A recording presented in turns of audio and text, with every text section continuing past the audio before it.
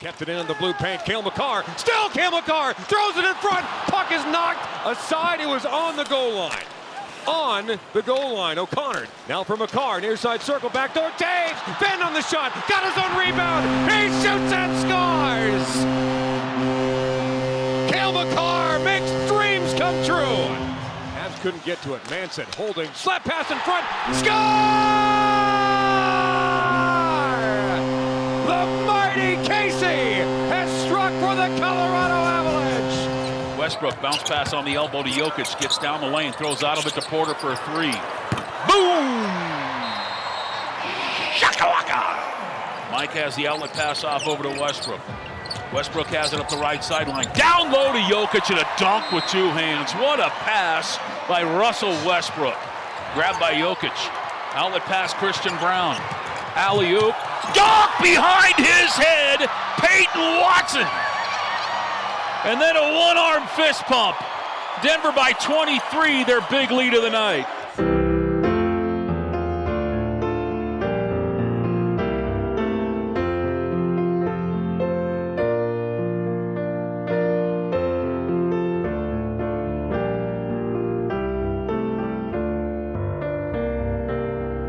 Happy New Year, everybody.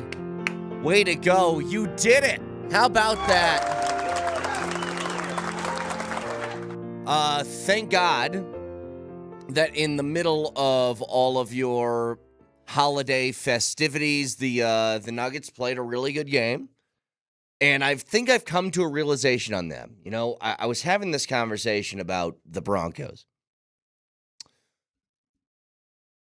And apologize for the way I sound. All those bugs that you guys got finally caught up. I thought I was in the clear. I am not. But I was saying this about the Broncos, that they are a team that midway through the year you had to shift expectations given the evidence that was put in front of you. In the case of the Nuggets, I think I just might have to do something. Like, the Nuggets are not a bad basketball team. They're 19-13.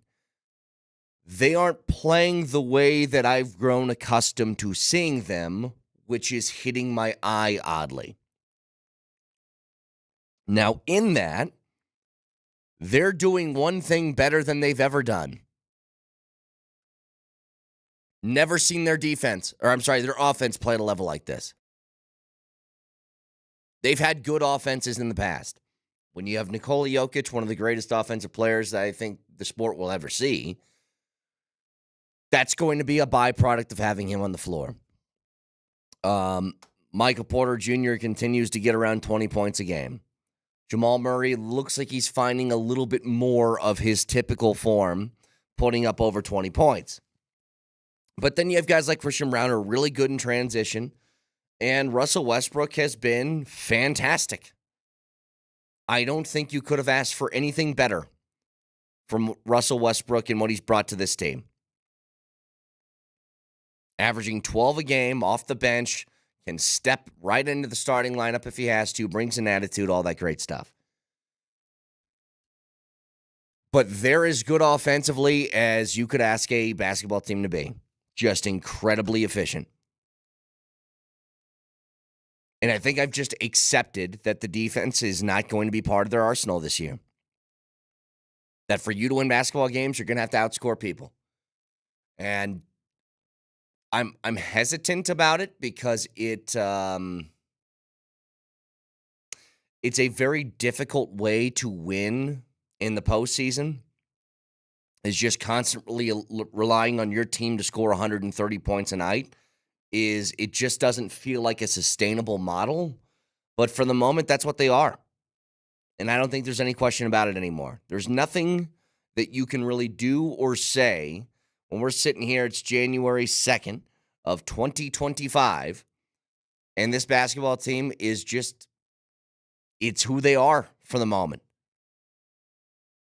Every night that the Nuggets take the basketball floor, and it'll happen tomorrow against the Spurs are probably going to put up around 120 points. And you're going to have to do 125 to 130. And you'll lose basketball games along the way like this, just like you did against Cleveland, where you scored 135, but you gave up 149. I think that's just going to happen sometimes. or the game they lost recently to Portland, 126 to 124. You're just going to have to eat those occasionally. But their offense is really good. Really good. And Brett, yesterday, I didn't realize this. The Nuggets played the Atlanta Hawks, which means that, by my count, for the first time ever, we got to see this man playing in Denver. I saw the draft. The first Sassafras. Zachary Rizzo. No, you got to do that French twang thing. I'm going to give it to you right now. You ready? French twang? It's Zachary Resache. No, it is. It's Zachary Resache. Resache. Whatever. That's Rizzo. what Are it you is. sneezing, Vic? What does that sound? That's what it is. Gesundheit. You know what's amazing? For somebody who was drafted first overall, I have never heard less fanfare about somebody in their rookie season. Now, look, he hasn't played well either. He's shooting 40% from the field. And he's got 11 points and 3.5 boards a night in 24 minutes. That is bizarre. That you're playing a number 1 overall pick and everybody's like, I've never heard of this man. But look, the Hawks got some good players on there. Like Trae Young is obviously incredibly talented. DeAndre Hunter's a really good player. Krejci can get hot at random times. Good to see David Roddy hitting the floor a little bit. CSU product. But bottom line is, I just think this is what the team is. And we can play the game of AG is still not in the lineup and all that stuff, and that's fine. If you want to go to that well, I suppose you can, because AG will make a difference defensively. We all know it. It's the greatest aspect of his game. But they're like this with him in the lineup, too. Now, it might not be to the tune of like 139 points that you gave up a few games ago, but it's still not great. I think to a certain extent, this is just who they are. And as long as you're able to put up points at this kind of rate, all it takes is a quarter to bury somebody. Like, think about what happened last night. You enter halftime, and it's 74-71, I believe. And it feels like it's another one of those games that's going to be 138-135. And then you had a really good third quarter where you held them to 24 points and you put up 41, and that was it. It was ball game from then. You're able to rest guys in the fourth quarter. Jokic only had to play 29 minutes last night. Porter, 24. Murray still got 36. But being able to give the big fella a break in a game where he's got 23, 17, and 15, like, I cannot believe that he's just continuing to improve on numbers every single year. Like, the one thing that people have said about Jokic, at least on the offensive side, is they would point to people like Embiid in the past or Luka or you name the other MVP candidate, Giannis, and say, well, he doesn't score like they do. And we all knew the answer was, well, that's because that's not what his game is. He doesn't want to go out and take 30 shots a night. But this season, Nikola Jokic is averaging 31 points a night. 31. Through almost 30 games this year. And I don't think that's some small detail that should be left behind. He's certainly taking more shots this year than he ever has. I mean, the highest shot total that he had per game was 18 attempts back in the 2021 season, or 2021. This year, he's averaging 21 shots a game. So a full, 3 more than he's ever taken per game. But I think that this is where the guys this is the IQ.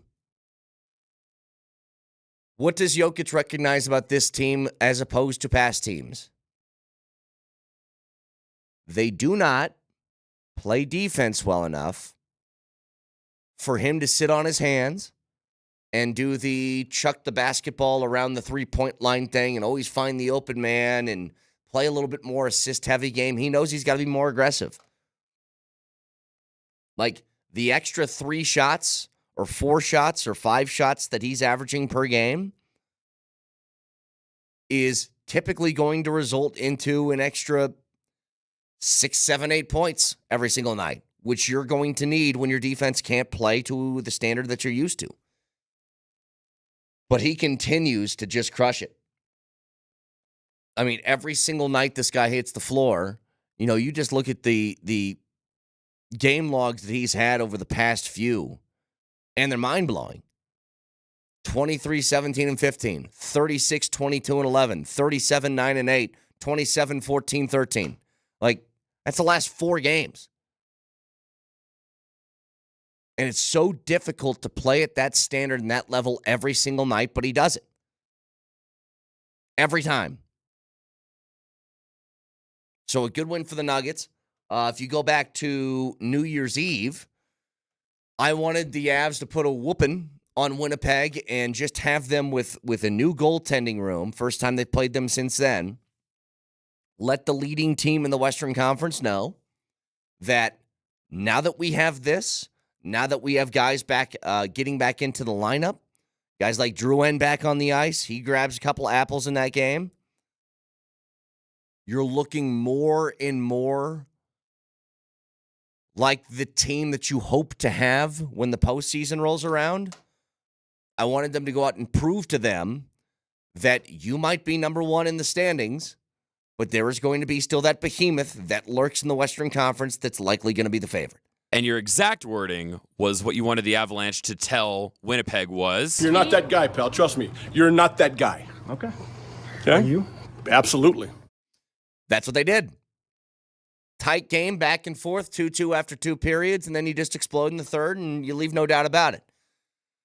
Really good to see Middlestat get back on the board because he was in the middle of a little bit of a lull there. By the way, we'll talk to Jared Bednar at 8 o'clock this morning, correct, Nelly? 8 o'clock this morning? Yep, and we weren't able to talk to him the week before because Christmas was on a Wednesday, so we haven't chatted with Bedsy in ages. I'm curious to see how he's feeling about this team. Yes, an extended layoff from the Bednar conversations, but we'll get to that at 8 o'clock this morning as he's got a team that is firing on all cylinders at the moment. No, it's amazing what it can do, what it can do, not just from, the pure numbers standpoint of having goaltending that's just better, but also just a team that continues to win. And Brett, I was there at that game. Hadn't been to the Avalanche New Year's Eve game ever, maybe, because I'm usually working, but it was awesome. The amount of times that Winnipeg had these breakaways where they had a clean shot to the net, and then maybe some of the Avalanche defense would get back and break up the puck a little bit. Yeah. Just feeling confident, like the goalie could actually stop pucks. Yeah. And sometimes when there were dust-ups in front of the net, Blackwood would stop him. I mean, he'd get his stick in there, he'd get his glove in there, and there were just I was still puckering a little bit a few times because old habits die hard. But at one point, I turned to some dude next to me in the stands that I didn't know, and I looked at him and I said, "Oh, so this is what it feels like to have consistently competent goaltending." And he went, "I know." Well, listen, there's an aspect to it. You can tell watching games. Like this isn't a super difficult social experiment. Watch any team, and it doesn't matter what the sport is, basketball, hockey, football, whatever. Watch how they play and how they respond when they have confidence in their teammates. It can permeate through a building, and it did that through Ball Arena on New Year's Eve. The idea that when you got a level of confidence in somebody that's between the pipes, it lets you play more free. It lets you not always have that creeping feeling in the back of your head that, hey, man, if I do make a mistake, if I try and get aggressive here and it doesn't work and it goes the other way, I have no confidence that that guy's going to stop the puck. It changes the whole dynamic. Like we've seen that in football. When maybe you got a defense that you really trust. And so you go, you know what? 4th and 3 on our own 45-yard line, maybe I decide to go for that because I know my defense can get a stop.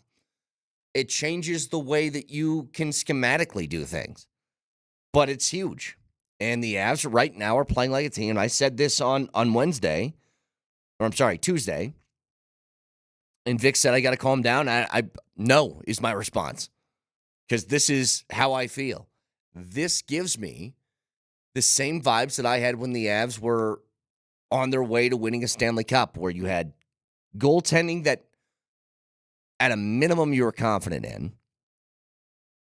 And you got a roster right now that if they played anybody today in a 7-game series, I'm picking the Avs to win. They have that look and that feel to them right now. So again, talk more about that with Bednar, 8 o'clock today, 303-504-0925. So, college football playoff games. Got a question about what you saw over the last couple of days. And obviously, the tragedy that went down that kept us from having the game late yesterday that will be played at 2 o'clock this afternoon in New Orleans between Notre Dame and Georgia. Still one more to go. I got a question, especially for those that think the College Football Playoff Committee messed this thing up. We'll get to What's it the next. question?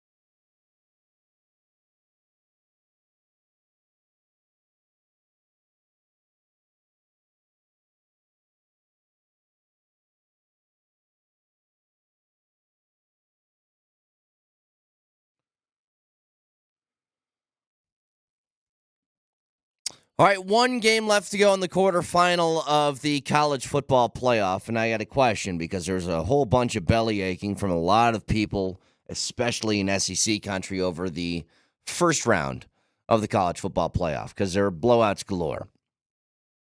Not really a close game in the bunch. And you can point to your Indianas and SMUs and teams like that, and you can say, ha, told you so, they aren't worthy. And all I think that is taking lowest common denominator arguments and saying, well, the teams that I traditionally know that are pretty good should be the ones that play in this every single year, which I can't stand. Because losing has to matter. And they point to those and they say, see, I told you so. At least they would have given a better game. And you know what? They might have. But I also watched Tennessee get their doors blown off by Ohio State in the first round. And then you get to the second round. Friday night rolls along, and it's exactly what I thought would happen. And look, I'm not blaming CU fans because they have now some blood feud with Boise State. Fine. But Boise State got handled easily by Penn State.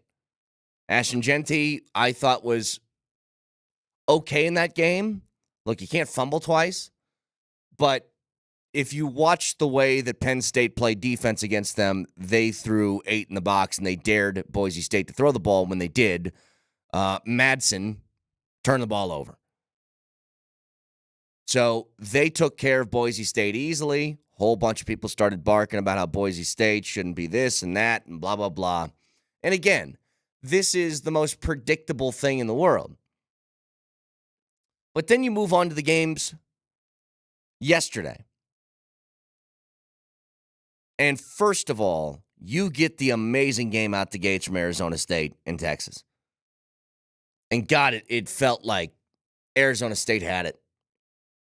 You know, they get the fourth and 13 in that first overtime for Texas, and somehow that results in a guy being wide open in the end zone. And the second that happened, you felt like it was done. Because immediately afterwards, Texas got the ball in the second overtime, scored right away, got the 2-point conversion, and it just kind of felt like all the wind was out of the sails for ASU. And obviously, they throw the pick on third down, game over. But Arizona State and Texas gave us the best football game of the playoffs so far. And really the only one that's been competitive. Because if you want to talk about blowouts, and you want to talk about how, hey, man, these scores are super indicative of how we knew these games would go, then what the hell do you do with 34-0 with a couple of minutes left in the first half? Ohio State beating the number one team in the country, the only unbeaten left, in Oregon, who plays in the Big Ten. And my answer is, this is football, and this happens sometimes. Especially in college, where it's a lot easier for games to get away from teams as opposed to the NFL. Look, blowouts happen in the NFL too. They're much fewer and farther in between. But when a team's hot for a day, like, this is the result that you get. And I just think all of the overreacting to especially some early games, or, hey, why the hell does Arizona State get the bye? How did they earn that? Well, they won their conference, and that matters. And sometimes you play in a good conference, sometimes you play in a bad one. Just like in the NFL. Sometimes you play in a good division like the NFC North, and sometimes you play in a bad one like the NFC South. And if you win your division, that's what you get, an extra advantage. Like, think about it like this, Nelly. I heard Mike Greenberg talking about this the other day, that there's a game that's going to happen Sunday night in the NFL featuring, for the first time ever, 2 14-win teams playing in the final week of the regular season. And one of them is going to have to start the postseason on the road between Minnesota and Detroit. And you know what my response is? Too bad. Like, you win your division and you won't worry about it. So whichever team comes out on the losing side of that, no belly aching. These are what the rules are. And I like that the division matters in the NFL. I do. Just like I like how now in college football, winning your conference matters. Because it did a little bit just from the benefit of getting an extra win on your resume, but it didn't have anything concrete. you could easily make an argument that a team that lost their conference championship game should be in the playoff over a team that won it because of, and this is what I couldn't stand with college football, the I think nature of it. And too much of college football is all tied to an I think. And so here's what happens. SMU gets blown out by Penn State in the opening round of the playoff, and you go, see, told you, because I thought Bama was better than SMU, because I thought Ole Miss was better than SMU. And here's the reality. Penn State could have won 38-10 against either one of those teams. You want to know how I know that's true? Because Bama lost to bleeping Oklahoma with like kind of their season on the line. And didn't just lose, got crushed. So beyond that, you get a game with Arizona State where people are looking at the Big 12 like, what a sad sack conference. Whoever comes out of that is going to get smoked in the postseason. Then Arizona State gets the bye, and everybody says how unfair it is that they get the bye, but a team like Texas or a team like Ohio State or a team like you name it has to go through an extra week's worth of games. And then Arizona State should have won that one. Like Texas was trying to give the game away, allowed them to get back into it, and they were taking full advantage. And by the way, Brett, what the hell is targeting? Ridiculous. If that's not a targeting call, that hit that Texas player put on the Arizona State wide receiver, if that's not targeting, then what is? You need, man, it's ridiculous. Because that call is the most bandied about, complained about, stupid thing that college football continuously, almost every single game that they play will have a call like that in which somebody gets a targeting and what everybody hates about it. And I think this is part of the reason why they didn't call it. You make that call in that moment. That guy's not only ejected in the game, that guy is ejected for the first, or he's out for the first half of the following game. And I hate it because I think it puts the refs in a tough spot because their responsibility now is not about just calling that game. It's about worrying about a game that could happen next week. And I just think it puts way too much pressure on them. But at the same time, that is a million times out of a million a targeting call. And look, we can sit here and argue till the cows come home about, oh, maybe the Texas player started his tackle first and then the Arizona State guy dropped his shoulder a bit. That's my point. It's never mattered. And by the letter of the law, that is absolutely targeting. And that's the way that the NCAA has been calling it for years in the so-called targeting era. And then in one of the most important games of the season, in one of the most important moments in that important game, the refs swallow their whistle. I just don't get it. I mean, you talk about late in a football game, everything on the line, potential upset about to happen. And this could very easily put them in a situation where they go out there and they win the game in regulation. And to swallow your whistle there, you just can't with it that clearly helmet to helmet. You can't. And so in the middle of all of that, Arizona State still had a prime opportunity to win. Like I said, if I gave them, hey, you guys score a touchdown, you're up 7 in the first overtime, and it's 4th and 13 for Texas, you take that every single time it's presented to you. And then you let somebody get wide open. Like, this is on ASU for allowing that. Now, I think they played a hell of a game. I'll tell you this right now. I'll take a Scattaboo on my roster immediately. Like, wherever the Broncos are going to pick in this draft, if you got a chance to take one of these running backs in Scattaboo or Ashton Genty, like, please let that happen. I just want somebody who's going to make a play. And that guy in the second half of that game did everything for ASU. I mean, you talk about leaving it on the line. It's remarkable. Well, didn't he get named the MVP of what was their bowl game again? They were the Peach Bowl. They were the Peach Bowl? No, actually, yes, that was the Peach Bowl, and he did get named the MVP. He said, I think it's the first time ever that they gave out the MVP of that game to a player on the losing team. Now, I think that that's kind of silly. Don't give an award to somebody who didn't win. That applies to all sports. You can find somebody, okay? Give it to a left guard then. If you can't find some prime name, then give it to an offensive lineman who played well and never get love like that. But, God, he was fun to watch. He really was. Texture says, targeting has been a joke since its inception. It pisses me off. It should just be a 15-yard penalty, helmet to helmet. Be done with it. Yeah. Like, the easiest thing they can do, because I really do believe that refs think about the future when they potentially make a call like that.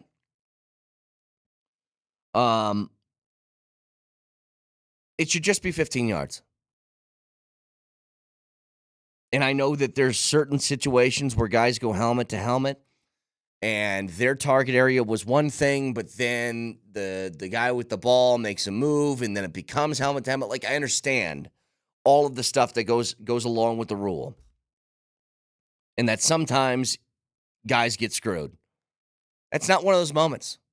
Like, that was just a bad hit that deserved to be flagged, and it happened in a big moment, and Arizona State should have had their opportunity. They should have. But Texas moves on. I can't believe Ohio State did that to Oregon. You guys remember that game, Oregon-Ohio State, earlier in the year? It took a Will Howard boneheaded mistake at the end of the game. What did they have? They snapped the ball with like 6 or 7 seconds left. He takes off on a run, and by the time he slides, the clock's at 0. And in this game, Ohio State immediately scores a minute into the game that you missed, or at least I missed the initial part or that initial touchdown because the double overtime game was still going, which ESPN have a little bit more lag time between the games. Like, they paid billions of dollars to have the college football playoff on their network. You can't say, if you want to catch the beginning of the Ohio State-Oregon game, catch it on ESPN News. You can't do that. Leave enough time to make sure that that game's going to be on your national feed. Because then, again, because of the moron, the idiot in New Orleans, that disgusting. What happened there, they pushed the game, the late night game, to today, and now ESPN is sinking more billions of dollars into a game that's going to be on at 2 o'clock in the afternoon. And it is weird to look at, Nelly, when you see college football playoff game, Georgia-Notre Dame's at 2 o'clock, and then tonight is like a Duke Bowl game at 6 o'clock on ESPN. The Gator Bowl, yeah. But you got one more left to go here.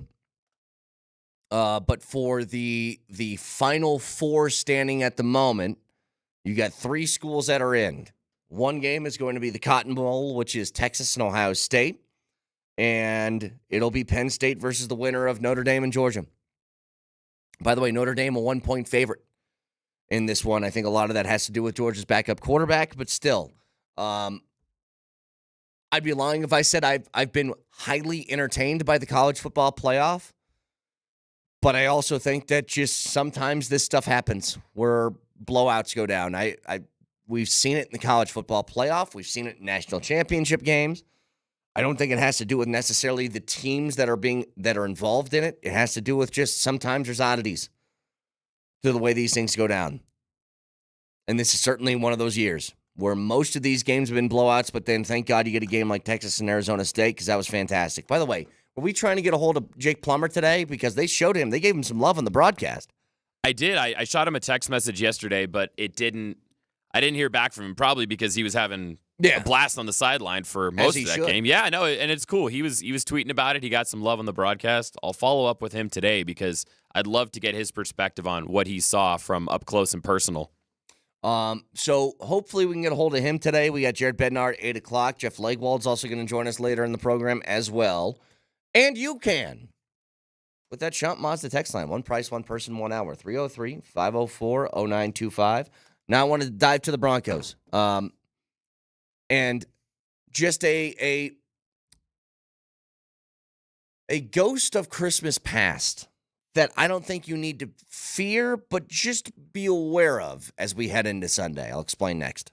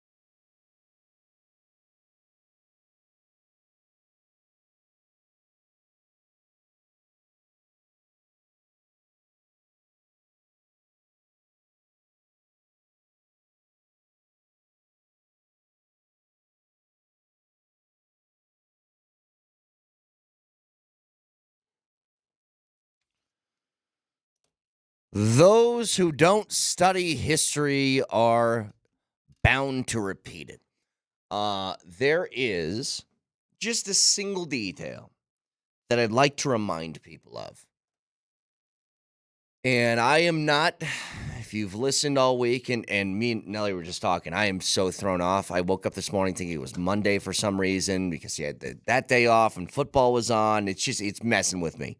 Like you throw a couple of weeks with a holiday directly in the middle of your week, I don't know where we are, what planet we're on anymore. And especially last week when we had the NFL play on Christmas Day, which was Wednesday. Yeah, and then there that's was the other Thursday thing. night football, and then there's football on Saturday, and then there's football on Sunday, and then there's football on Monday. I didn't know what the hell day it was. Well, and then the Broncos are playing on a Saturday, and that throws things off. But then there's college football on at the same time. But wait a minute. No. We're going to play football on a Wednesday, too. It's just so entirely confused. I felt like Robin Williams when he first comes out of Jumanji, and he goes up to the cop and he says, "What year is it?" Yeah. And he goes, "Oh, my car, it's probably like a 1995, whatever the latest model is." And he goes, "No, what year is it?"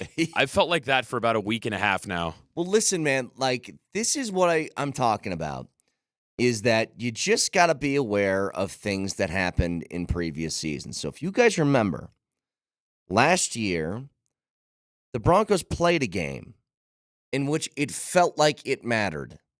And it did matter. So they start the season awfully, right? Their first few weeks of the year, defense is terrible. You can't stop anybody. You're 1-5 to start the year. You're already having conversations at that point about, all right, do you just trade away good players and tank the rest of the season? What do you do? And then what did the Broncos do directly after that? They rattled off 5 in a row. And they became a team that went from 1-5 to an above 500 6-5 football team. They played against Houston, suffered a tough loss there, back to 6-6. Then they beat the Chargers to push them to 7-6. They get bullied by Detroit. That put them at 7-7. And that left a ton on the line in Week 16 for that game against New England. And that game against New England was a game in which you were favored. Everybody felt as if you should have won. The Broncos were a almost 8-point favorite in that game. Why? Because New England was starting, who is their backup quarterback? Bailey Zappi. And New England went on to win that game 26-23, ending your playoff hopes, ending Russell Wilson's tenure in Denver, and ushering in this sort of new phase of where the Broncos are at. That's not what he wanted to cook. The Patriots, now, I'll say two things. The Patriots are worse than the Chiefs, even if the Chiefs bench their top 7 players heading into this game. But the Broncos this year are better than what they were last year. They are 10-point favorites in this game against Kansas City. And with the Chiefs playing some backups, starting Carson Wentz, the last thing you can do, and what I do if I'm Sean Payton, I know he hates to go back on previous years unless there were cool things that happened, but the bad things that happened in previous years, I would be telling them all about, for the new guys in that locker room and for the existing players in that locker room that remember this, I'd be reminding them of that game last year. Heavy favorite, should have won, playoff implications on the line, backup quarterback, prime situation to win, and you blew it. Be aware of the Bailey Zappi game and what that can turn into. Because remember, that game had an odd feel from the start. The Broncos get a turnover. They're inside the red zone immediately to start the game. They go forward on 4th down. They miss. And ever since then, it felt like the Broncos were playing catch-up. Why are you saying his name weird? I'm not sure that's how you say it. Oh, you're talking about Bailey Fazee? Bailey Fazee, that's the quarterback. Thank you. Yes. By the way, for new listeners, Mosier thought, I don't think it was heading into that game, but it was a few weeks prior to that. He goes, who's that backup quarterback in New England? Bailey Fazee? It's like, nope, it's Zappi, but I guess that's close. There is, in this game, a level of proving that you've truly turned a corner. It's felt that way. It's felt like with Bo Nix under center now, you feel a little bit more confident in having a long-term situation at the quarterback position. Just the entire sort of confidence and feel of the team feels different.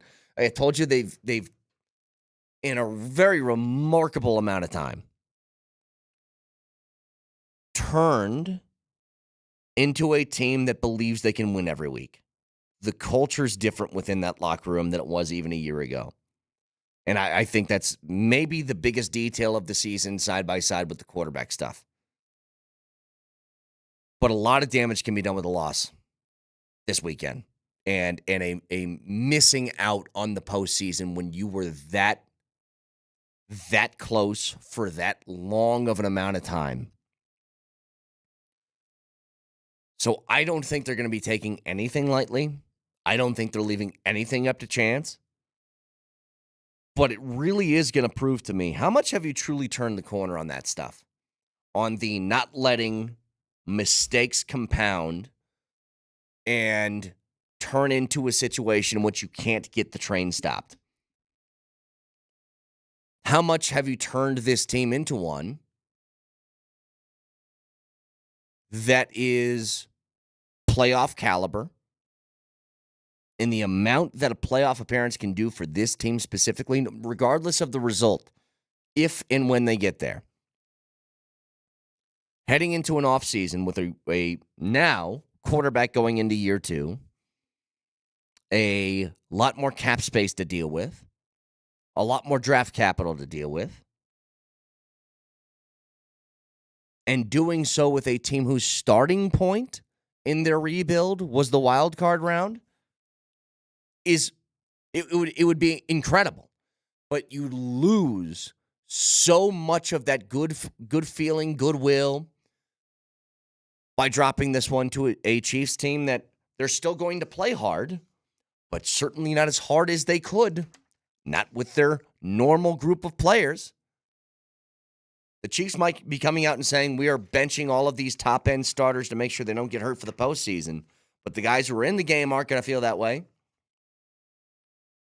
In that sort of division feel of not only does this game not matter for us, but dude, if we win, we can just send a giant bleep you to a division rival of ours. Like, there's a lot to that. There is. Let me like reverse the situation. Let's go the other way. Broncos are the 1 seed. They're locked in for this week. They say we're taking out Sutton. We're taking out Surtain. We aren't going to play Bo Nix, obviously. We aren't going to play Zach Allen. We aren't going to play Nick Benito. We're not going to play Bowles or Quinn Miners. All those guys are out. And then I tell you that all these guys that are going to play, so Stidham's going to get the start there. They'll find a backup corner. They'll throw a couple of backup offensive linemen in. They'll call somebody up from the practice squad, and little Jordan Humphrey's going to get more snaps at wide out with Cortland out. Like, all that different stuff still applies. But I also tell you, Nelly, if you beat the Chiefs with that group, that the Chiefs missed the postseason. You don't think the Broncos would be motivated as hell to try and make that happen? Oh, that would be incredible.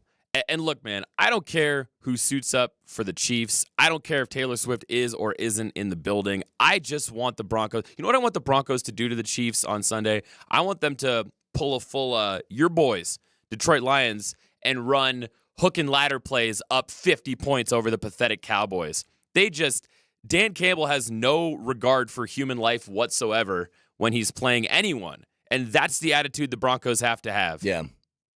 I think, look, this is a kitchen sink game. Now, I'm not saying run trick plays just to run trick plays, but if you got anything in the bag that you think that you've been sitting on all year that's going to work,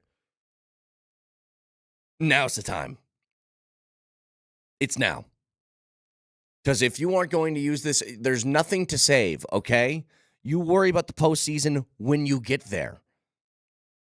Had you beaten the Chargers, had you beaten the Bengals, then you can start thinking to yourself, okay, we can save this and this and this for the wild card round against Buffalo.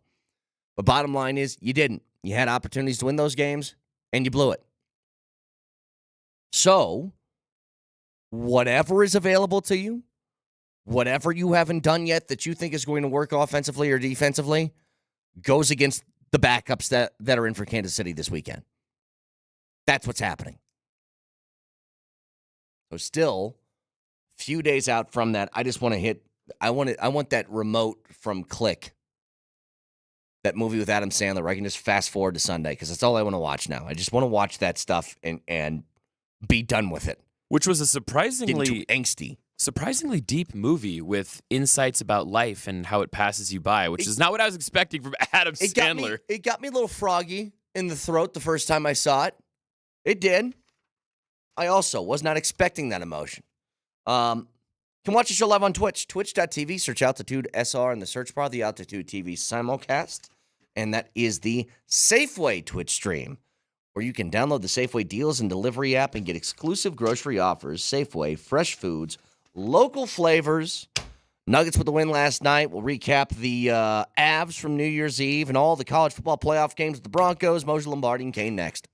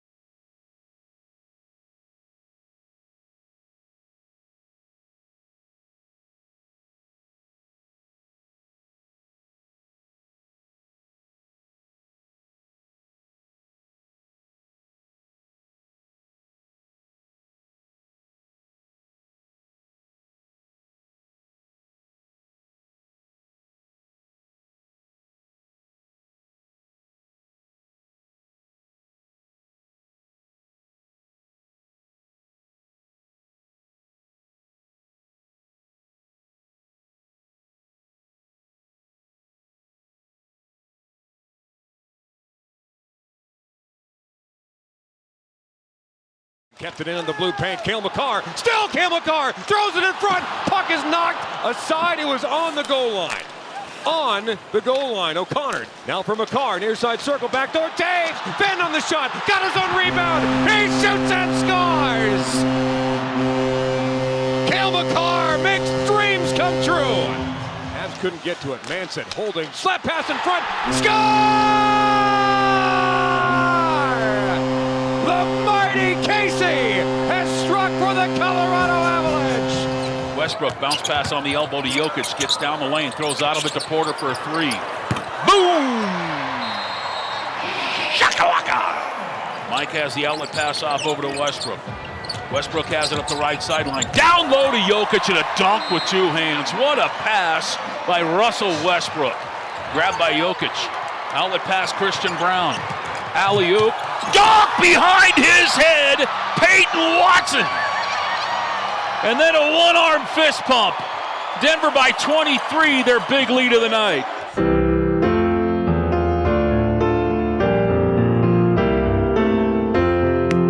Happy New Year, everybody. We made it. We made it. 2025. How about that? Happy New Year. I don't know how you guys feel this morning. Here's just kind of where I'm at mentally.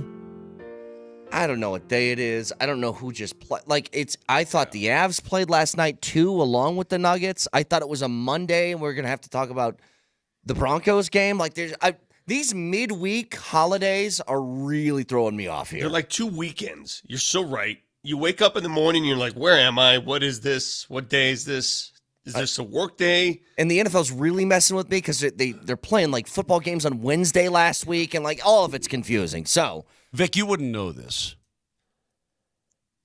because you're sitting there in the comfort of your little skit thing. But there was nobody on the roads today. I mean, I was doing like 80.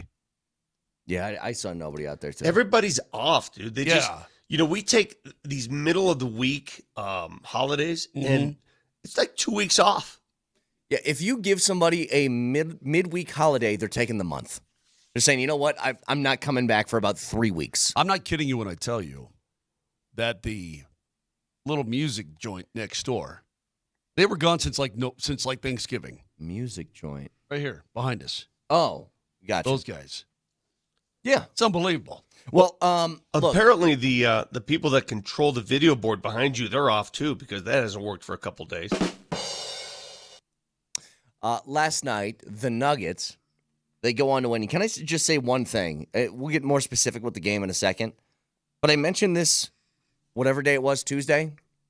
I think I'm there. I'm just, you know what? I'm just accepting the Nuggets. This is who they are. They're a really good offensive team and a bad defensive team, and that's going to be how I view them until it changes. Now, I think that comes with its own set of problems, especially in the postseason. Like, it's going to be very difficult to win consistently that way. Atlanta can fill it up. I mean, I will give the Hawks this credit. Yeah, but it doesn't matter, though, They can Moj. fill it up. You could be Utah, you could be Atlanta, you could be the Celtics, or you could be, the Pelicans. Yeah, It's you're right. like It doesn't everybody's matter. putting up 120 on the Nuggets. Like, You're right. it doesn't matter. Doesn't matter. Hey. So I'm just accepting it and just taking it for what it is. And the Nuggets played well last night. Their offense is incredibly good, so they're making it not matter, which is fine. Take it easy. In the words of Rocky Balboa at the end of Rocky IV, if I can change, you can change. All right? They can change. The defense can change. They showed us in the second half of that game last night they could change. First half was in misery. First half, final score of the first half, 74-71. They were on pace to score like 9,000 points. And then in the third quarter, they played a lick of defense. And in the fourth quarter, they added more defense. And you saw the final result. It's there. It can be had. It's there for the taking. It really is amazing. I've never heard a person in my life who was less talented at accents, Yeah. imitations, impersonations. I've never It is. heard. Like, it's incredible. You don't have one. I've Like, you don't have one thing. I've never heard anybody who couldn't do another person. You can't do anybody. I've been able to do I've been able to do other persons. Not well. Not well. What was wrong with my Rocky accent? What? Phrasing. What? In the famous words of Rocky Balboa, Moj,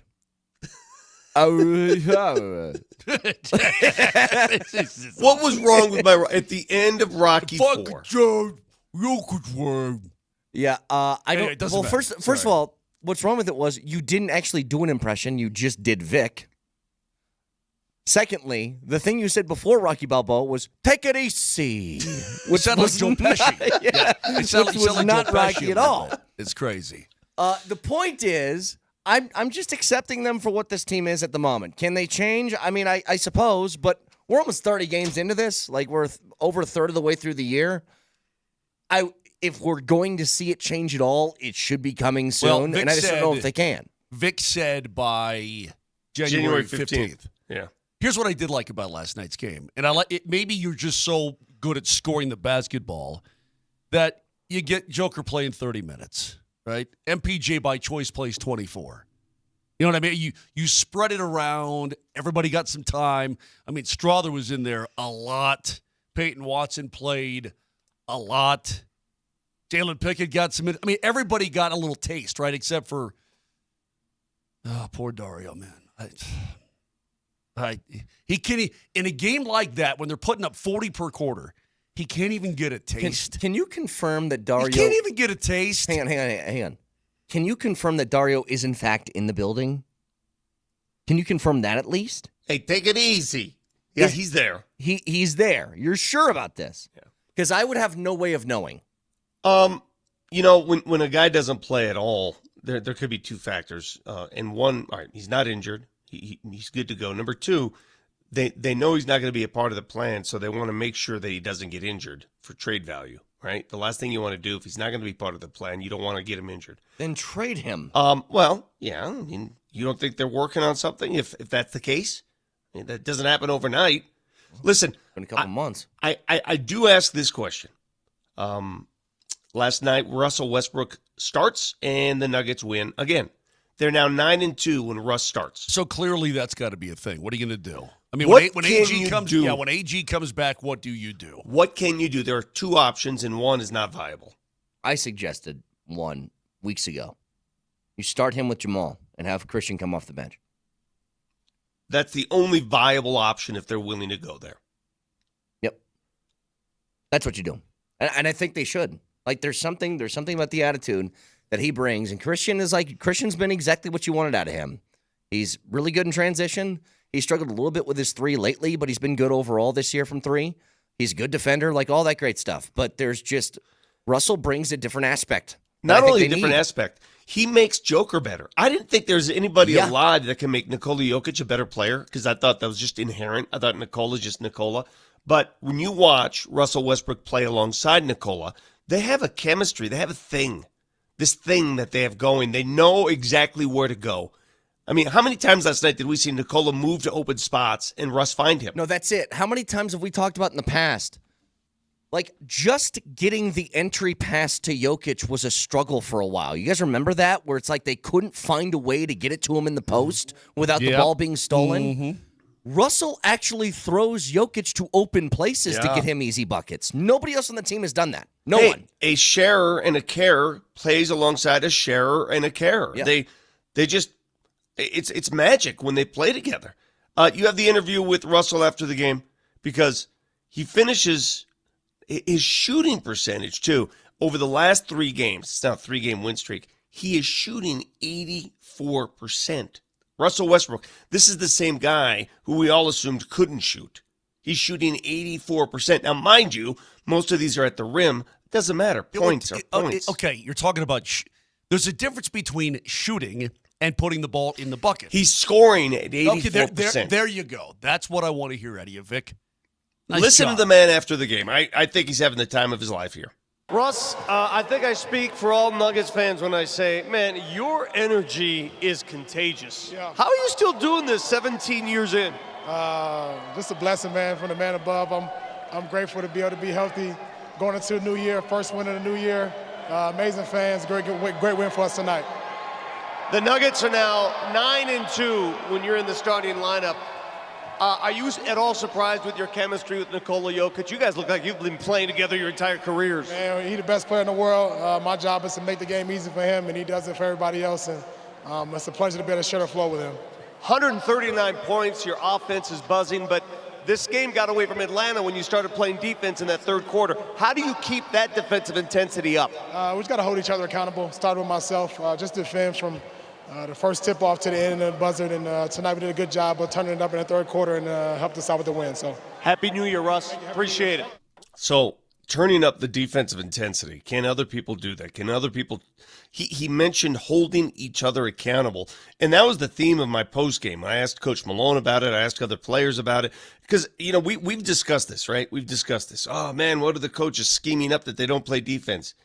It is from the inside of the room out. If they can't hold each other accountable, they're not going to get better there. That's where it's got to start. You've talked about it so many times, though, Vic, about it's got to come from within. I mean, coaches can only press so many buttons and say so many things and suggest and coerce and scold and all this kind of thing. The players have to be – it's got to be on them to a great extent. And so I love to hear him say that. I absolutely do. I think it's a great thing. I love the mentality and the attitude that he brings.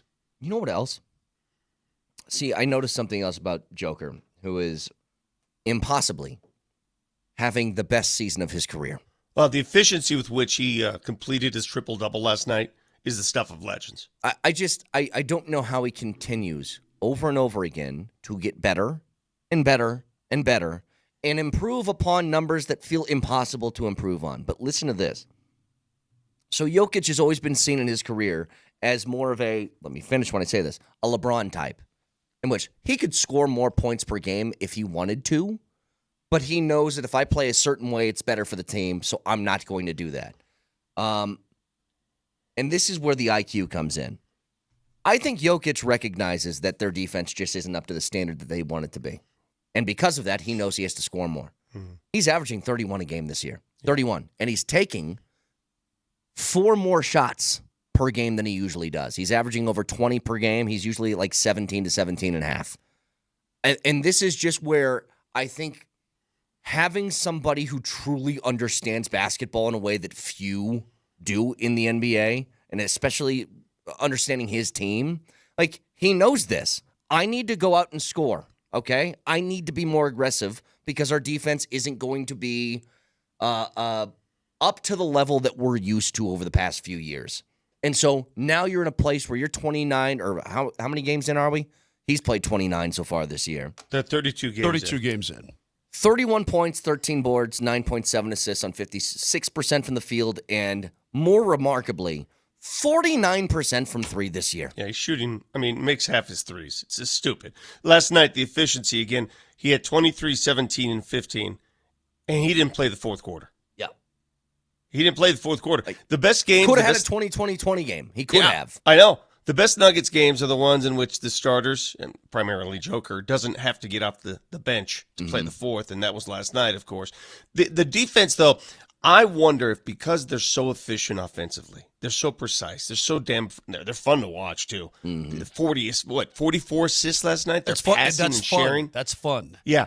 Because of that, Moj, I don't think they have enough on the defensive end. Maybe you got to let go of that offensive rope a little bit to get better defensively. Maybe. Hear me out a little bit. I dig what you're saying. A little give and take there. Save a little something for the other side of the court. I get that. Vic, I want to ask you about Joker real quick though. Is he having any fun this year? Because he doesn't. In years gone by, I could see him having fun. Yeah. He lets that fun side come out and.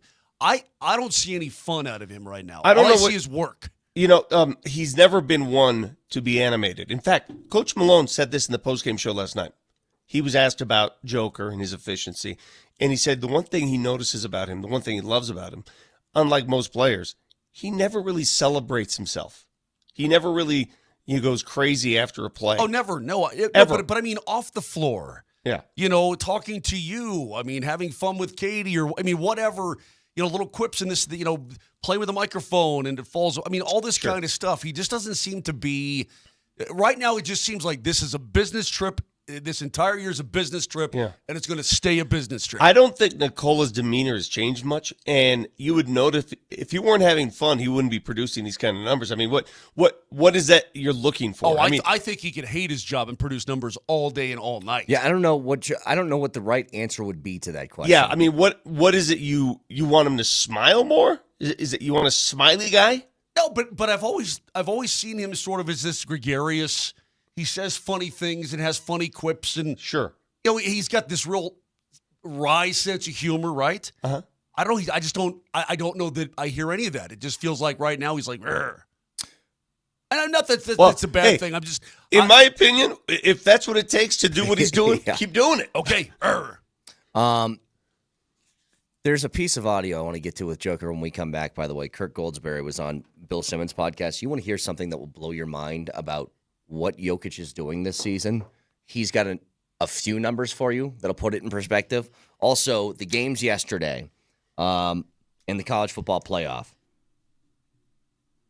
I think that people need to understand, and this is why the Lane Kiffins of the world need to take a step back and really evaluate what they're talking about, because it wasn't just Arizona State. It's also what happened with Ohio State and what they did to Oregon in the first half of that game.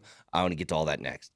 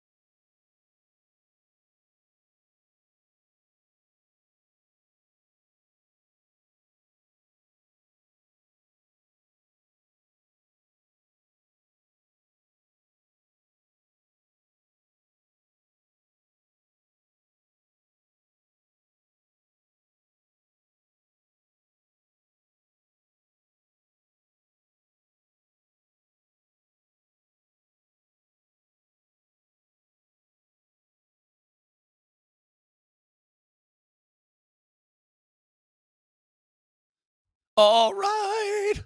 Oh, yeah.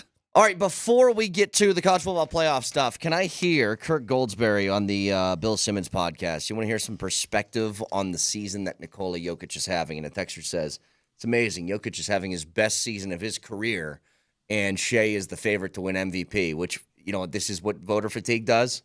It's also what winning does. I mean, when you're a team like Oklahoma City and they're buzzing, humming right along, to be totally honest with you, I don't mind it. I mean, he's the best player on the best team in the Western Conference. You get something for that. And look, if Jokic didn't have an MVP right now, then yeah, he should be leading the way. But this is kind of what happens when we talk about you win 3-something in a row, or 3 out of 4 years. Now trying to go 4 out of 5. Like there's going to be some fatigue. But here's Kirk Goldsberry on Bill Simmons' podcast. We don't know what's going to happen in this league. And I think he's a perfect embodiment of sort of one of those unicorn moments. We're like, what? This guy's going to come along. Here's a stat. He's currently averaging more points per game than Shaq ever did in his entire career, more rebounds per game than Tim Duncan ever did in his entire career. He is averaging more assists per game than Chris Paul has ever done in his entire career. And he's making 49% of his threes, which is like Kyle Korver numbers. This is insanity. Watch him, people. This is the best show in pro basketball. How is that possible? More points than Shaq, more boards than Duncan, more assists than Chris Paul, and a 3-point percentage at the level of Kyle Korver. He is the most complete offensive player we have seen, perhaps since who? Vic, it's okay. I think you can say arguably ever. I think we are in that realm. Like you're saying, arguably ever, he is possibly the best all-around offensive talent that might have ever existed in basketball. The other night, SGA had a 40-point game, and he was being touted. And I'm not trying to take away. I'm not playing this Joel Embiid thing again where we knock one guy. I'm not knocking SGA. I think he deserves to be atop the MVP favorites right now. I do. But he was being praised. He had a 40-point game. But it was a 40-point game with 2 rebounds and 3 assists. That was his line, 42 and 3. And he's like, oh, my God, SGA. And then I looked at Joker's line that same night, and I like, wait a minute. That dude had 23 rebounds and 11 assists. Yeah. Can somebody do the math to go along with 36 points? Can somebody just do the math about you add all that stuff up and see what that does to a team? Well, I can do it just for last night. He scored 23, but he had 15 assists, which at a minimum is going to be 30 points, and probably more than that because I don't know how many of those assists were 3-pointers. Not to mention the non-assists that he gets that turn into like free throw attempts. Like it's ungodly. Yeah. Like literally could be the best we've ever seen from an all-around offensive player. Now, get back to that in a bit. I do want to talk about the Avs too, Moj, from New Year's Eve. Do you really? I do. Okay, that sounds great. But before we they get look there, dominant right now. and we're going to talk to Jared Bednar at 8 o'clock this morning. 8 o'clock, coach. So, roger that. The playoff games yesterday, and obviously the tragedy of that moron, evil idiot in New Orleans kept from 3 games being played yesterday, and they will play that game, Georgia and Notre Dame, today at 2 o'clock.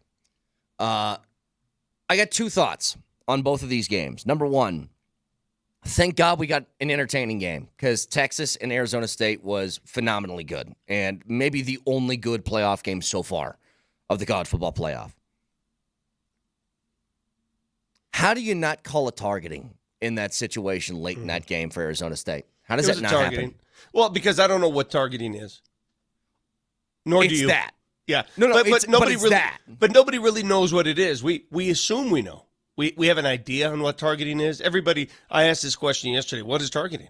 And I got 30 different answers. And if you get 30 different answers, you don't know what it is. We don't know what it is. Oh, well, it's when you leave your feet. Okay. Oh, it's when you lead with the crown of your helmet. Oh, okay. Oh, when you hit a defenseless player. Oh, okay. There are so many different variations of what targeting is. Oh, it's helmet to helmet no matter what. Oh, okay. What was that play? You guys tell me. It was hat on hat. Period. End of story. Helmet to helmet, correct? Yeah, hat on hat. And is that targeting? And all of that different the different qualifiers that they have for personal fouls. Receiver was defenseless. I don't really enjoy that rule, but that's something that they do. He immediately turned up. As soon as he turned upfield and looked upfield, he got hit. So was he defenseless or was he making a football move? I don't know. It's ridiculous. But here's my beef with it. And I don't know if this was the case or not, but I feel like this had something to do with it. It puts a lot of pressure on refs, especially in college, for that rule. If it was just a 15-yard penalty, that's one thing. But there's an added thing to it, isn't there? There's an ejection. The disqualification. But more than that, in that situation, Moj, that was an ejection. Plus, if Texas ends up winning, he doesn't play the first half of the semifinal of game. the Cotton Bowl, correct. And that's a huge, that's a massive punishment to throw at one guy for a singular play. Yeah.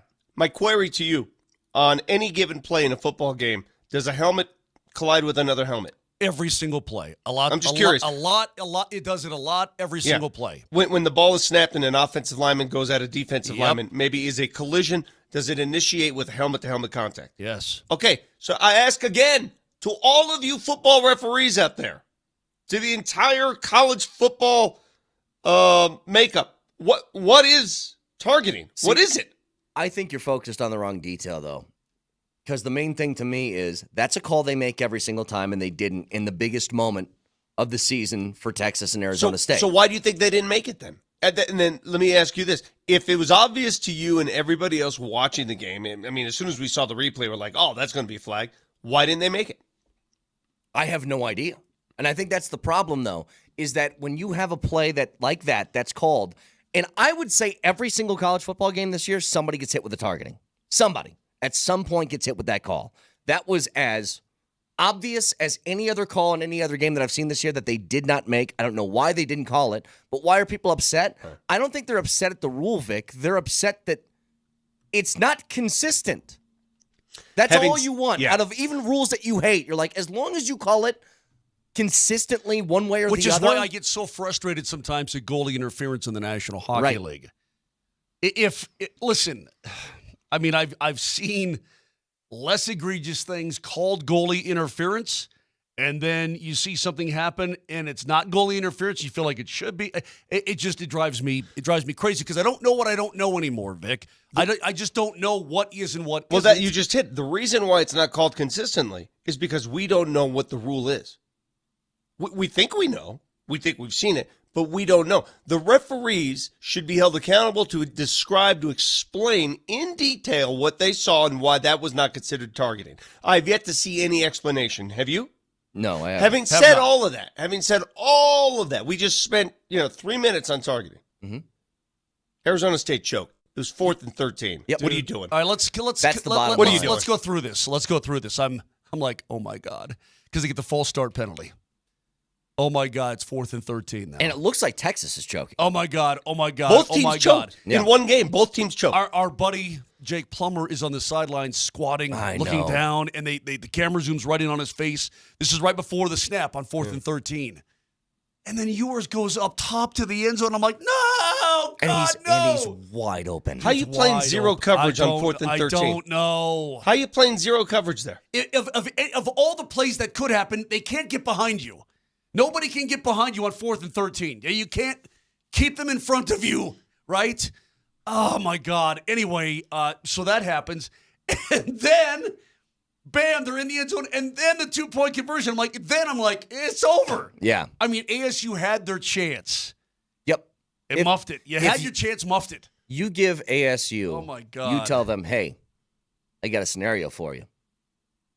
You're going into overtime with Texas. You guys score and get the extra point, and it's 4th and 13. You would think there's no way you're losing that game. No way. I mean, you can't get a more ideal scenario. I mean, the two choke jobs by the Texas kicker. It's funny how these CFP games come down to your kicking game eventually, right? Mm-hmm. ASU had no faith in their kicker at all. They didn't even attempt. How about ASU not even kicking the field goal in overtime, saying, screw that. 4th and 1, we got to go for it. How many teams do that? Let alone, because if you don't score in overtime, other team goes up, lines up a kick, and it's over. Yeah. They don't we're not even messing with it. I have nothing against Texas whatsoever. I mean, the Longhorns can win or lose. It doesn't affect my world. They don't look impressive to me. No, they don't. But I also wanted ASU just to win. I wanted them to win so badly. I think most of us did. I mean, I wanted the little engine that could to do something, and they did. But ultimately, Hey. it's Texas and Ohio State in the Cotton Bowl. Hey. Scattaboo, welcome to the Broncos. Play on my team any day. Dude, I love watching that guy. Dude, that dude was vomiting on the sideline mid-game. He comes back out. Dude, they used him so much. He was spent. I know. He was spent. Beyond spent. That dude was projectile vomiting. He comes back out, throws a touchdown pass, catches a long He pass. won the MVP. He won the MVP crazy. of the Peach Bowl, and they lost. Unbelievable. But his second half, he did everything. He's throwing passes. He's running through guys. The first down that he picked up late in that fourth quarter, or maybe midway through the fourth quarter, where it's third and 3, 3rd and 4, and he looks like he's about to hit the ground and somehow keeps his knees up and continues just to power through for an extra 2 yards in the first down. Yeah. I love watching that guy. Love it. That dude, man, first of all, every time I think of his name, I think of smooth jazz. I just think of Will Ferrell in what's that show? Anchorman. I think of him doing the smooth jazz. Just, Jazz The flute. Yaz flute. Jazz flute. Hey, Scattaboo. Hey, now. I just think of that. But his ability to stay on his feet, wow. Has That's anybody? special. He's really special. Former Sac State Hornet. Sucks. He got good. It Can't doesn't play- suck because we know who Scattaboo is now, and we wouldn't have known that when he was at Sac State. Well, I knew it. You did not know And that, actually. You watched his ass at CSU. I did not remember him. Hey, Scattaboo not only looked good, he looked good against an elite defense. Yes, he did. Well, He and didn't that's- look good against Weber State. That's the other thing I wanted to get to here, because we can go back to Friday night Okay. in Boise State, and I know that CU fans are like, I saw it, and I get it.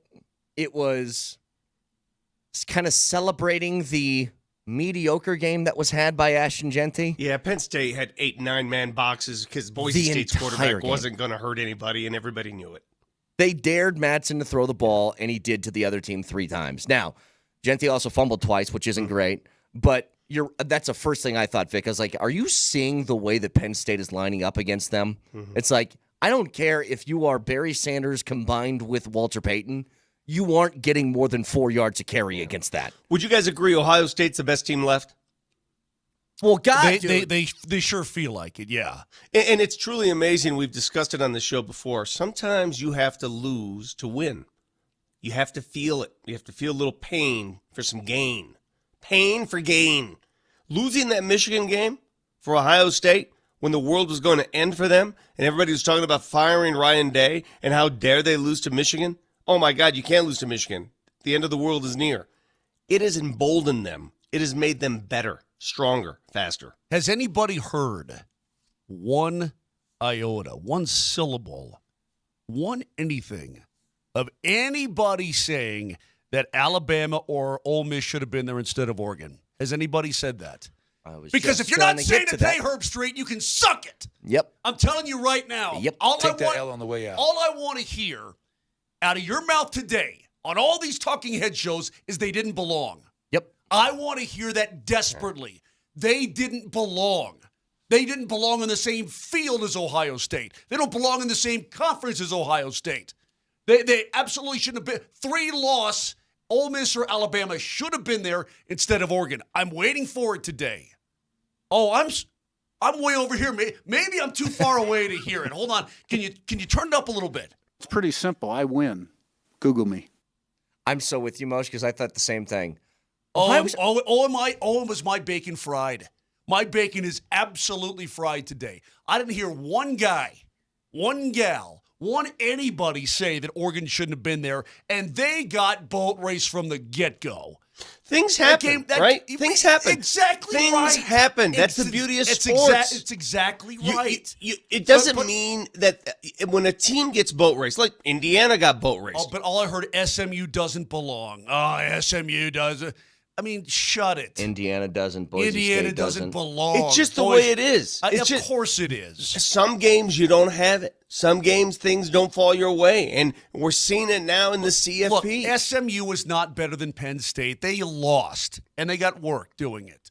But they deserve to be there. You know why Alabama's never deserved? Their quarterback's not good enough. He can't throw the ball. I watched most of that game against Michigan. He was terrible. Jalen Milroe can't throw the ball. No. Nope. Not good. No, but I'm with Moj. It's the first thing that hit me was I'm looking in the first half of that game. and Anybody say anything? It's 34 to nothing. 34 to nothing. And look, nobody's arguing with Oregon because they were unbeaten in the Big Ten, okay? Like, they deserved the 1 seed. But this is my issue when people play the results the way that they do. I didn't think SMU should be in to begin with, and then they lose by 28, so I'm right. Now, those same people probably told you Arizona State had no business getting a bye heading into the college football playoff.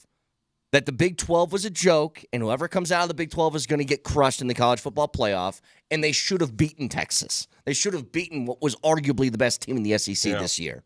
But that, because the result didn't go the way that they thought it would, nobody's saying anything about Arizona State Nobody's either. saying a word. Everybody's just mum today. Ooh. Yeah. In conclusion, I think Ohio State's the most impressive team left. Little Mr. Bill there. Little Mr. Bill, cat got your tongue. I think Ohio State's the most impressive team remaining. I think Texas is lucky to be there, and Texas's offense is so helter-skelter and inconsistent. I don't know what it is about them offensively, but I don't trust them. I don't trust Texas offensively. What? Sarkisian doesn't have the balls just to say start Arch Manning.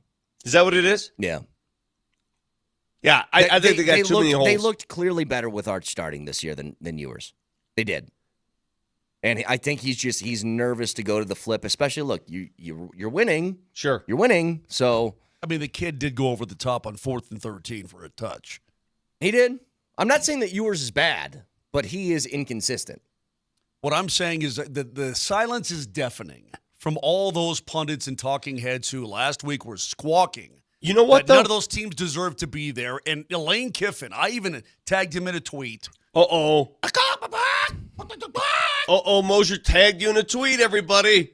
Hey, after all of this, right, we're having so much fun talking about the blowouts and, this team doesn't belong.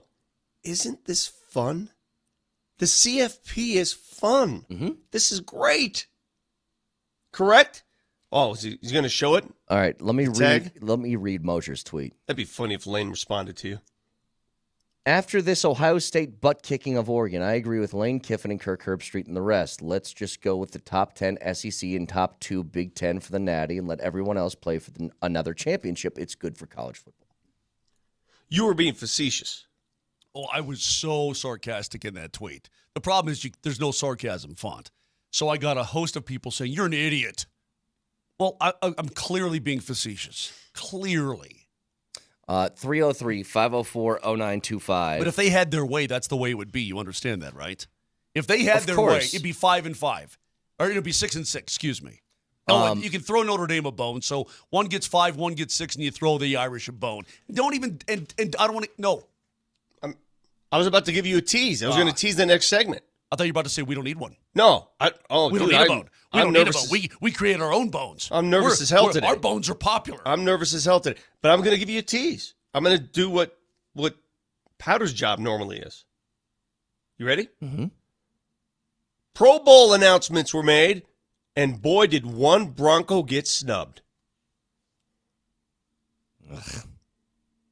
Get to Sounds that, Jared like Bednar. One of your Channel 4 crap things.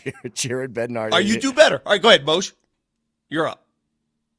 Pro Bowl announcements were made, and nobody gives a crap. News at 10. Pro Bowl announcements were made. You'll die if you don't listen to this next segment.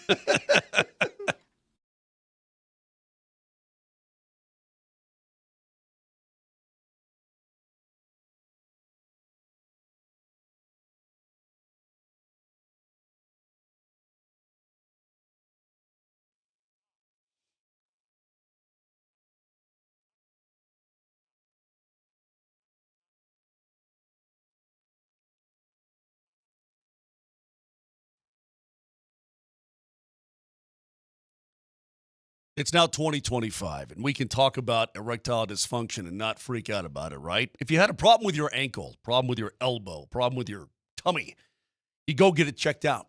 You'd probably do something about it right away. And have you failed to perform? Have you just laughed it off? No big deal, and that sort of thing. Do yourself a favor.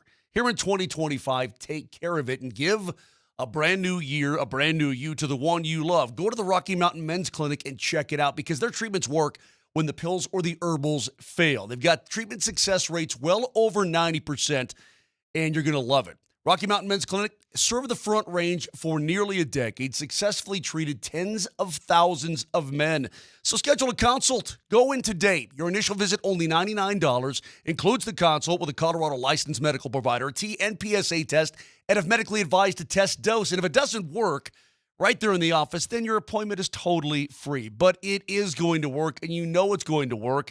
And you could have a better sex life right this second. They got 5 locations in Colorado to serve you, from Fort Collins all the way to Colorado Springs. So give them a call, 720-440-7900. Write it down. Don't be embarrassed. 720-440-7900 or go to RockyMountainMen'sClinic.com.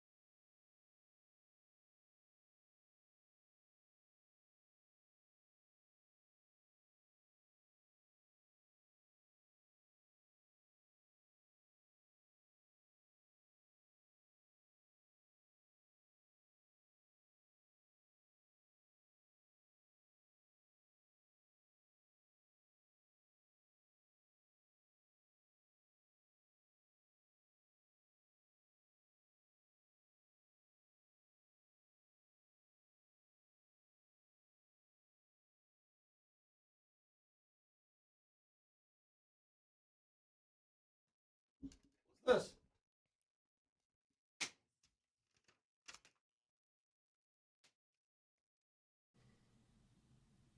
Well, go ahead, Vic.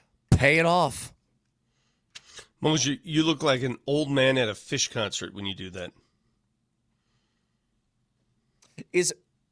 What's the average age for a Fish concert, would you guess? It's a great question. They are starting to get a little bit older. Bunch of stoners in their 50s? The average age is Kreckman at this point. Let me tell you something. It's the last place I would ever be. You and me both, actually. I'd rather be at the bottom of an aquarium. Like there's a certain level of like intense fandom with bands or musical artists. Like couldn't go to a Swift concert because I couldn't be around that kind of energy of people freaking out of seeing them. I can't be at a Fish concert or a Dave Matthews one because it's like, bro, I've seen this. So it's my 15th concert. You'll never guess what they did the last time. I'm like, it's all right, dude. Yeah. Did you say 15th? Oh, those are rookie numbers. Oh, I know. Dave. They're like 50. I'm just like, okay, 60th. I get it. You like it. That's totally fine. I'm sure it's great. I can't be around people that are that intense about their love for something, though. I've never been to a Fish concert, but if let's say Fish is playing Red Rocks, because don't they play Red Rocks every year, Nelly? No, they actually play Dick's Sporting Goods Park because they need twice the capacity of Red Rocks and then some. And then I don't even know who the hell they are. They're a bunch of Fish dudes, man. They play. It's a jam band. They're, they're actual fish. Yeah, they're actual a dolphin? bass on it. Dolphin's a mammal. Okay. It's the clownfish. Okay. A goldfish. Yeah, Nemo, Dory. Can I talk Pro Bowl? Yeah, but hang on one second. Do people actually watch the show, or do they just like stare at their own hands the whole time because they're tripping? What do fish people do? Hey, potato. You can watch your hands Little move column A, while the little show's column B. happening. They can multitask. Okay. Vic, All right, go please, ahead. go Pro ahead. Bowl, yeah. The Pro Bowls were announced, and the Broncos had 3 Pro Bowl selections. Can you guess the 3 that got in? I didn't see this, so All right, give me this the is a 3 that genuine got in. guess. It should be obvious. PS2. Yes. No. No, I'm hold gonna on, wait. hold I'm gonna wait on. on that one. Hang on. Zach Allen? Nope. Okay, hang on. He's the snub. Oh, Mims as a returner. Yep. And Second straight for him. Benito? And Nick Benito. Yay. Mims, Benito, and Surtain. Well, Benito should be a Pro Bowler. He's had a great year. 100%. Those are your 3 obvious. Now, the snubs. One is Zach Allen, who leads all interior defensive linemen, all of them, with 65 pressures. Yeah. You saw what he did last week. Man, he ain't even a first alternate. He's like 4th alternate. How's Zach Allen the 4th alternate on the Pro Bowl list? That's ridiculous. So he's not even close. That's a snub. And I thought the other snub for the Broncos, at the end of the day, Pro Bowl, who cares? But, right, it's a matter for the player, principle. it's a big deal, and there Yeah. could be some incentives tied Bonus. to it. Adam Troutman. The other snub is Quinn Miners at guard. Oh, yeah. Quinn Miners did not make it as guard. They went with Quentin Nelson of the Colts and 2 Chiefs guards, Trey Smith and Joe Tunney. How are 2 Chiefs guards? Their offense has not been spectacular this year. How does that happen? I don't know. Well, because it's the Chiefs. That's Yeah, why. but 2? Both guards? So Quinn Miners, I thought, got snubbed. And, yeah, you can go down the list. The other guy this is who was major. This is major. This is really big news. Well, the other guy who's a first alternate for the Broncos, let me see if you guys can guess who this is. Who is the other first? I could sit here all morning and don't look. I could do 3 hours of guesses. Okay. And you will never guess the other first alternate for Well, the how Broncos. fast can we name the rest of Nope, the roster? nope, That's I how got Go it. I know exactly what he's talking about. Who? The long snapper for Boney. It is. Yeah, how many shows did I need there, Vic? Okay, I gave you an You obvious did. clue. You did. I gave you the most if you said obvious there's one clue ever. more, I never would have got it. But that, I knew it was a long snapper just from that. Mitch Frabroni. Hey. You know who else made the Pro Bowl this year, guys? No Broncos receivers on the list, but Jerry Jeudy's a Pro Bowler. How about that? I'm trying to think of things in this world I care less about. Did you hear what than I a just Pro said? Bowl. Yeah, Jerry Jeudy's a Pro Bowler. Yankee Go back Dandy. into the studio. I'm done now. Thank you. Yankee Doodle Dandy.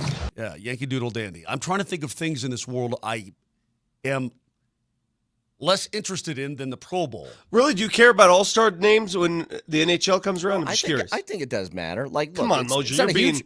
It's not a huge thing to me, but I do think it matters. You're being a wet fish, and that's fish, P-H-I-S-H. Don't be such a wet fish. Mahomes didn't make it. You know that, right? Wait, is being a wet fish a thing? Oh, wait. What is the term? What does being a wet fish mean? I don't know. Fish are supposed to be wet, bro. Oh, you're right. I misused the term. Wet blanket? A wet Yeah. blanket? Yeah.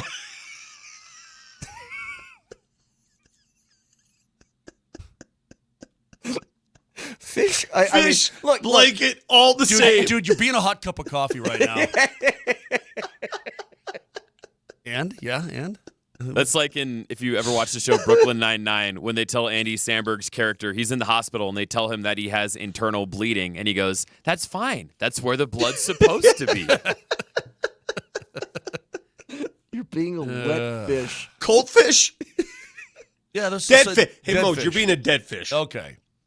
No, listen, it's great. Okay, great. I personally don't care. Being a real running horse right now, you know that? I'm I so, know. so It's sick of it. unbelievable. Hey, just for a couple minutes here, we'll talk to Jared Bednar at 8 o'clock, so right around the corner. Just be aware of the ghosts of Christmas past, okay? Because it was literally a year ago. The Broncos run a situation where maybe it's not win or go home, but it became that. They played a game where they were a 9-point favorite. They did it against a backup quarterback for a team that everybody thought that the Broncos should win. They had a 7-7 record, and then they played against the Patriots. And Bailey Zappi threw for like 300 yards, a few touchdowns. That's Fazee. He did that to you as a backup in a game that you were a heavy favorite, and then the entire team changed. You cut bait with Russell Wilson. You entered an offseason where you had to make the commitment to a franchise quarterback in the draft. And look, all of that has worked out well up to now. All I'm saying is any assumptions that the Chiefs and Carson Wentz were going to be some rollover and this isn't going to be a tough game, I think you're fooling yourself. The line has gone to 10.5, bro. So what? The line was 9 against the Patriots last year. Like, here's what I tell you, Moj. They're not going to lose this game. Shoe on the other foot, okay? Just from straight motivation. Hang on. Let's say the Broncos are the 1 seed. They're locked in. This game means nothing to them. They bench Nix, they bench Surtain, they bench Nick Benito, they bench Sutton, they bench all these different guys, right? And I tell you that with Jarrett Stidham and some backups in the starting lineup, nothing to play for. But you beat the Chiefs, you eliminate them from the postseason. And tell me how badly all of us in that team would want it. I've been telling you this all week. I know. I said the motivation for the Chiefs, you guys, it's hidden motivation, and if you don't see it, you've never been a competitor at all in your life. For those of you out there who think that the Chiefs are going to lay down, honestly, I don't think you've ever played sports. Nope. Have you played sports? Those of you who think the Chiefs are going to come in here and just say, take it. Have you ever played sports in your life? In your life. Get off the video games. Have you played real sports?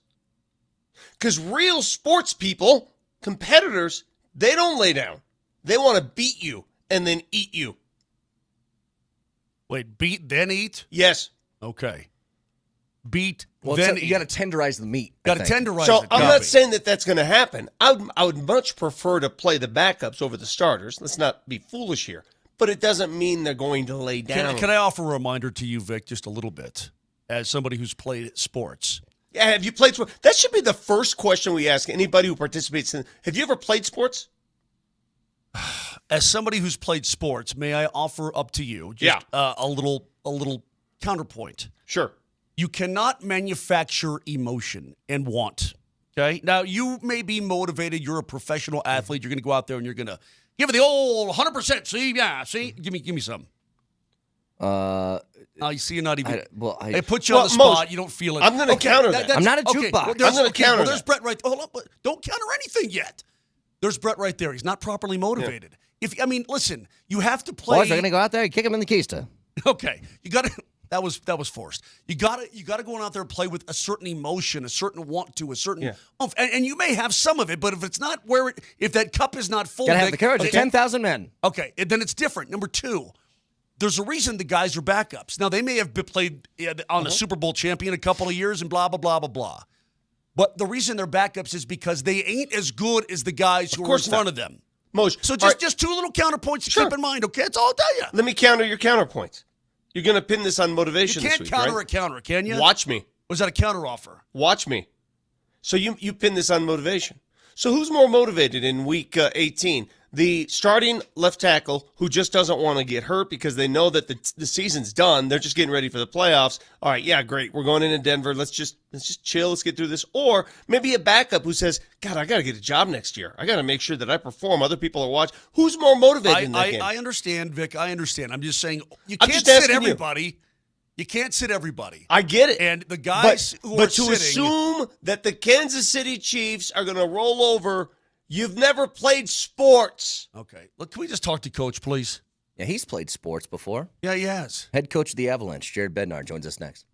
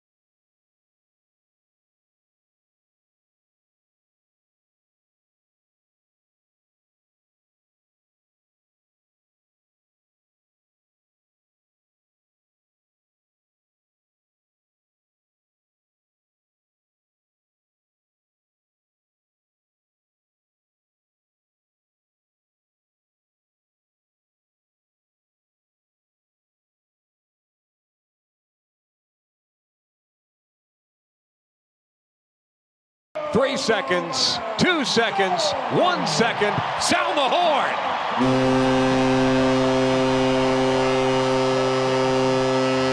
Happy New Year indeed.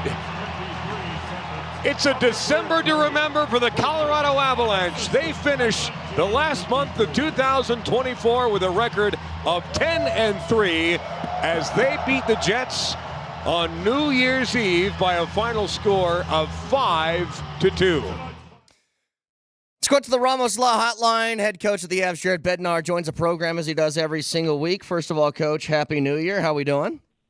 Yeah, good. Happy New Year. You know, going back to the game on New Year's Eve, not that you care what some stupid radio host has to say or thinks about your team, but this does kind of give me the vibe of what you guys had a few years ago, where it's solid, consistent goaltending and an offense that can roll on anybody. Like, are you guys finding that confidence again after kind of a herky-jerky start to the year with injuries and inconsistency between the pipes? Yeah, I think we are for sure. You know, there's areas of our game that I think we've refined and improved on over the course of the first half of the year, which I think is the purpose of regular season, especially early on in the year. You got to get the team has to figure out exactly how we need to play and how competitive we need to be and what our, plan is and how the structure can help us. I think it's the same sort of process every year, especially when you add new players in. And even though you want it to look the same as it was at the end of the previous year as early as possible, sometimes it takes a little bit of time. But adding the goaltending that we did and their solid performances since being here, I think has helped give our team confidence and play the way we want to play. And just seems to be a good fit with both guys. And, the team's faced a lot of adversity with injuries, especially over the first half of the season. And we just keep grinding and grinding. We haven't, had any big major setbacks, I don't think, with our play. We've lost a handful in a row. We've come back and responded well. So there's a good resiliency within our team. And we're still sort of facing it. We get Drouin back the other day and Nichushkin goes out. We're still sitting here. I've been looking at my board all year long, and we've had 5 guys out all year, which is a lot, and we're still in that spot. We just got down to 3 for one game, and I added a couple more guys to the injured list. So guys are still playing through it and finding ways to win. And a lot of guys have stepped up their game here recently, and the goaltending has helped solidify things. So we're getting some results. Who are the couple of guys you're talking about? We know about Val, and if you give us an update on that, that'd be great. Who's the other guys?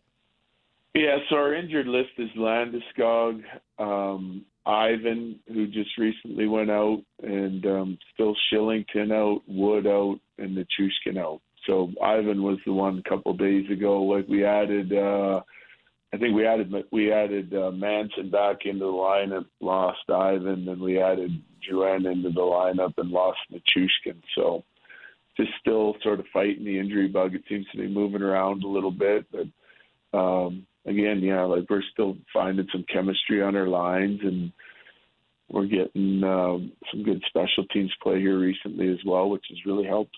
Is Nichushkin a minor deal, or are we worried about this one?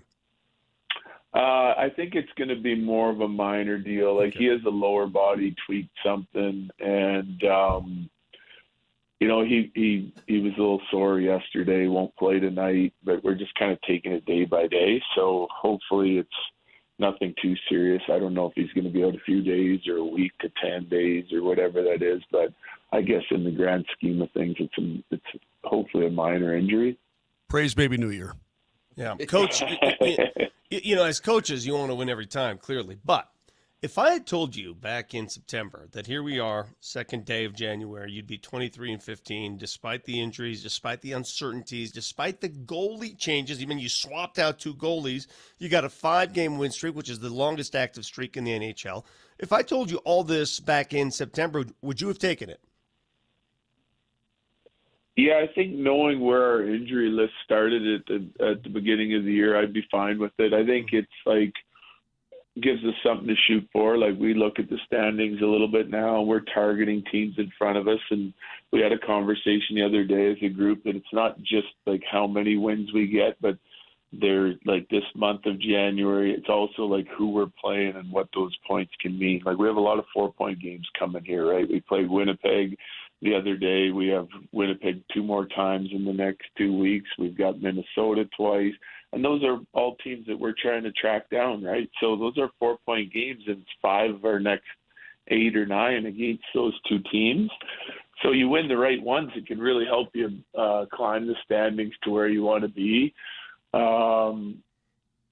Like, I remember sitting here at the start of the year with all the guys out going, okay, we got to hang around 500 would be a good record in the first 10 here, and that's what we did. And then we went 6-4 and 6-4 again, and the injury list never got shorter. It actually got longer for a while there. So it's been a little bit delayed for us to get playing the hockey that we want to and be like a 7-3 and 8-2, 10 out of 10 games. But the month of December went really well. I think our guys have had to adjust and really find the consistency in our game and the hunger and determination in our game. And I think that can pay dividends down the road, So I like where our team is at right now, partly because we're a process-oriented group. We're not just looking at standings. We're looking at our team game and how we're playing, and we feel like the results will follow and make the goaltending changes. And I feel like our team's just coming. I really believe that our best hockey is still yet to be played, and we're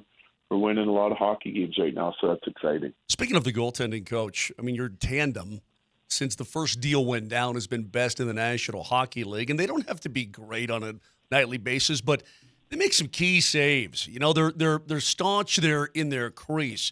What does that do for the fellows in front of them and the mentality that the team is playing with in front of their goaltending, knowing what they've got back there right now? Well, it gives you confidence to be able to stay aggressive and play our style, and knowing that if you do make mistakes and there's a breakdown, that they have the opportunity to bail you out, and they've done that. They're showing our team that they can do that, so we can continue to play the way we want to play. I would bet, I haven't studied it so much just recently because of the break, but I would bet that our team is scoring more. And I feel like we're doing a nice job suppressing shots. I'm looking at the shot totals on a nightly basis, and that number seems to be going down. But when we have a breakdown, it's just not ending up in the back of our net and keeping games tight. They're also giving us if we're slow starters or whatever, they're making a lot of saves in the first period and allowing us to get our legs, and then we've tightened it up and played much better hockey, and our starts have gotten better recently. So I think it gives the team a lot of confidence to be able to just continue to play our game and within the structure of our game and keep taking some chances to create offense. And it's helping on not just the defensive side, but it's helping our offensive game as well. Jared Bednar with us as he is every single week.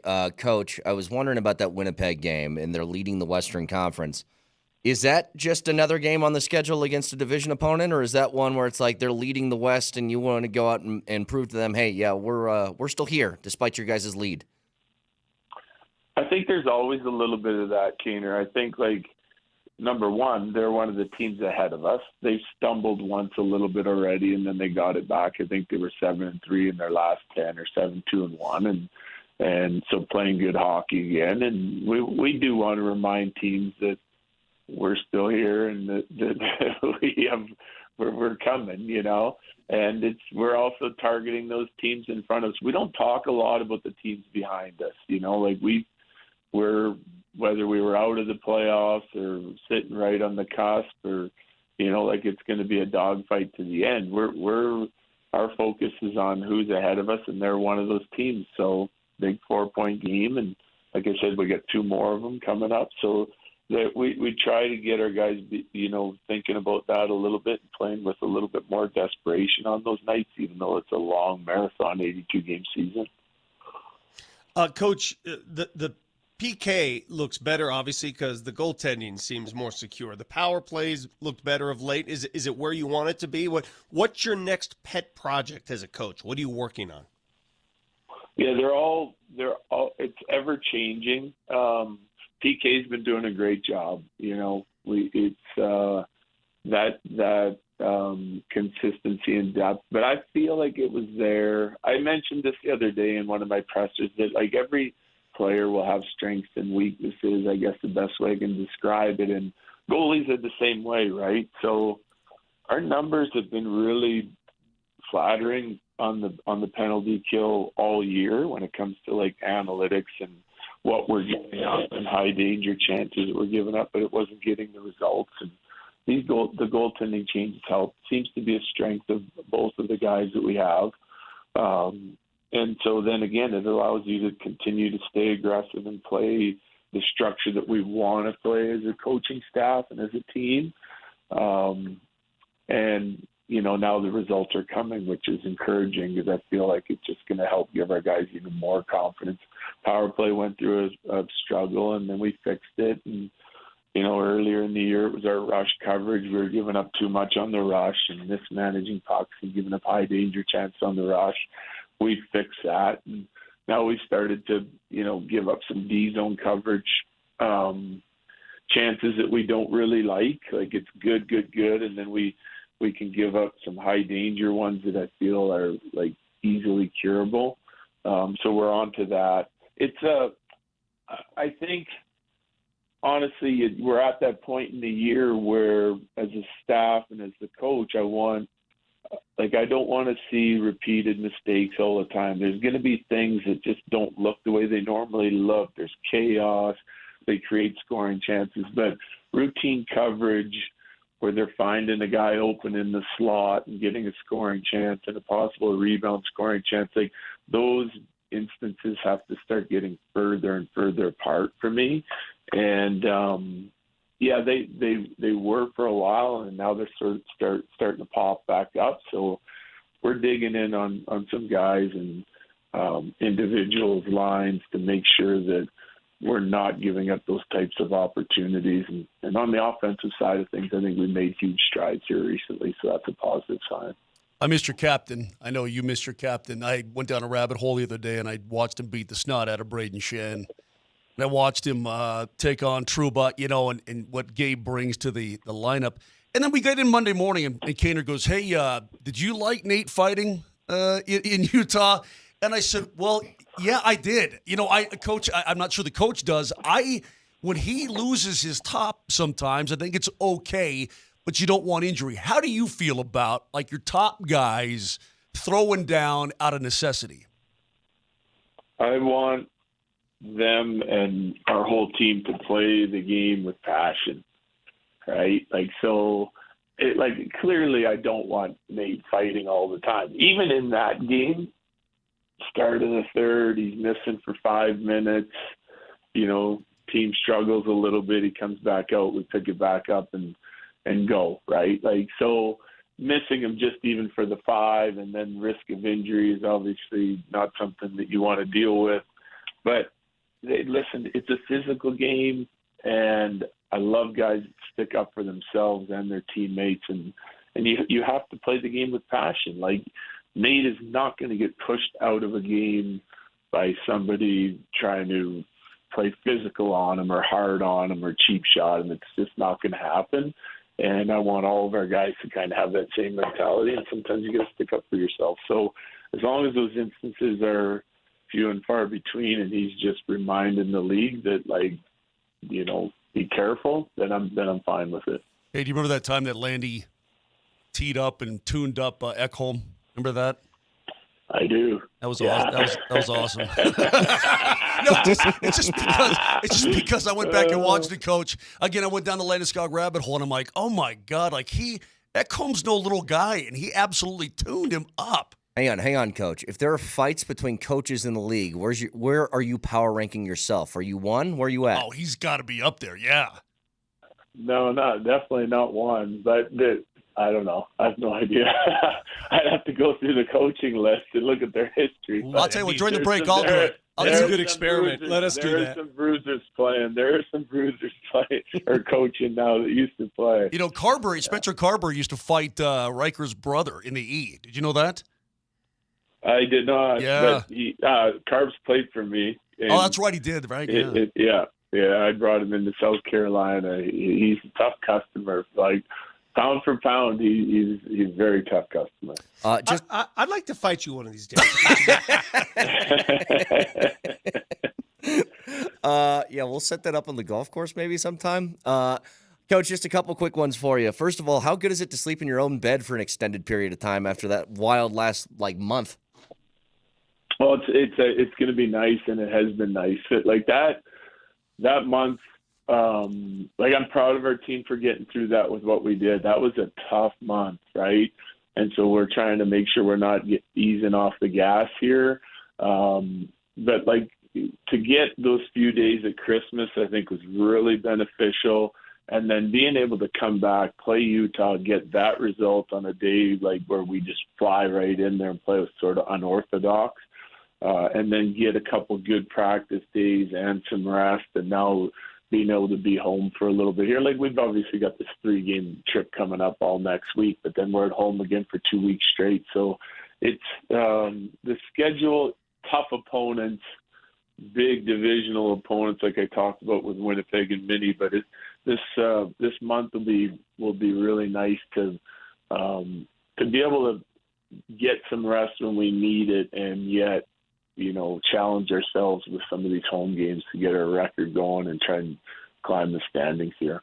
Last thing for you. I know as a former player, as a coach, you're goal oriented, but are you a resolution guy? Not really. I always, pick something, but I didn't this year because like I try to get like everybody else, slow down on the drinking, chewing tobacco, or whatever else that vices that I have, eat right, but I've been kind of trying to do that all season, so I kind of started them early. Like at the start of training camp, I wanted to be a little bit healthier this year, and been following through on that. So I've already kind of picked all my resolutions and started them in September. Listen, talk, it's talk. I'm going down the list. That's here. just called discipline. No, Coach, the easy resolution is the one I take every year. Just try not to die. I mean, that's mine. Coach, real quick, I'm going down the list. Rod the Bod's pretty tough. Talk, it's tough. There's a lot of guys you could take, though. There's a lot of dudes that you mean, come on, Coach. I put you in a ring with John Cooper. Let's go. Come on. That may be so. Yeah. Yeah. Old Craig. Yeah, we'll keep on for another 15 minutes. I'm just going to go through every single guy. You just say, can I take him or not? Head coach of the Avs, Jared Bednar. Always appreciate the time, Coach. Thank you, buddy. I appreciate it, guys. Bye. Head coach of the Avs, Jared Bednar, joins us every single week, and it's brought to you by Quantum Fiber. Internet that's everything you imagine, and then some. Visit quantumfiber.com.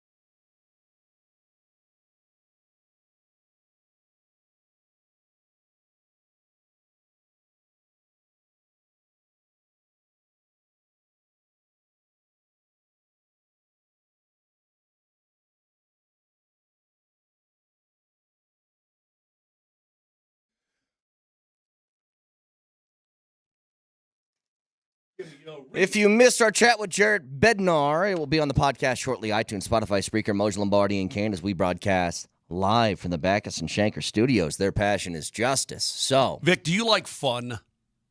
No, I enjoy just misery. Okay, then on a daily basis. you're out of this question. Brett, do you like to have fun? yeah. Okay, Nelly, do you like some fun? I like to have fun.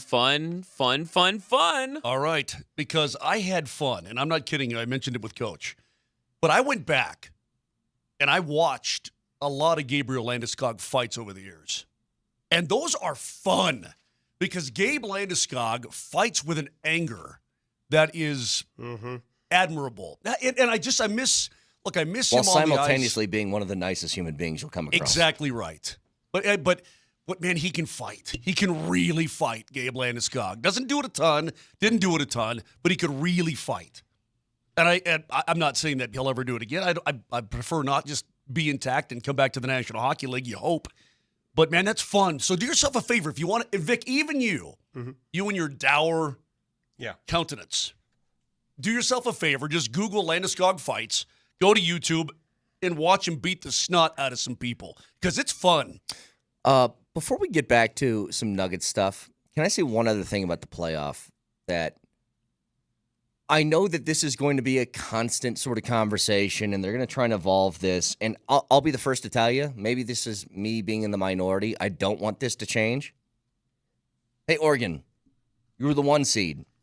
And other people, and in their defense, and Dan Lenning's defense, he did not complain about this, about the matchups that they get as a 1 seed.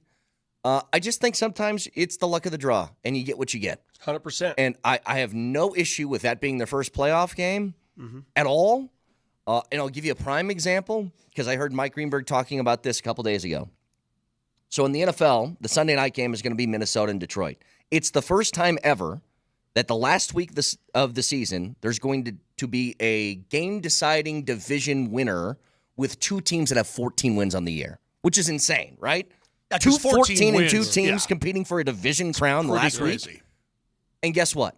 No problem with whoever loses that game playing on the road. Luck of the draw. This is just what happens sometimes.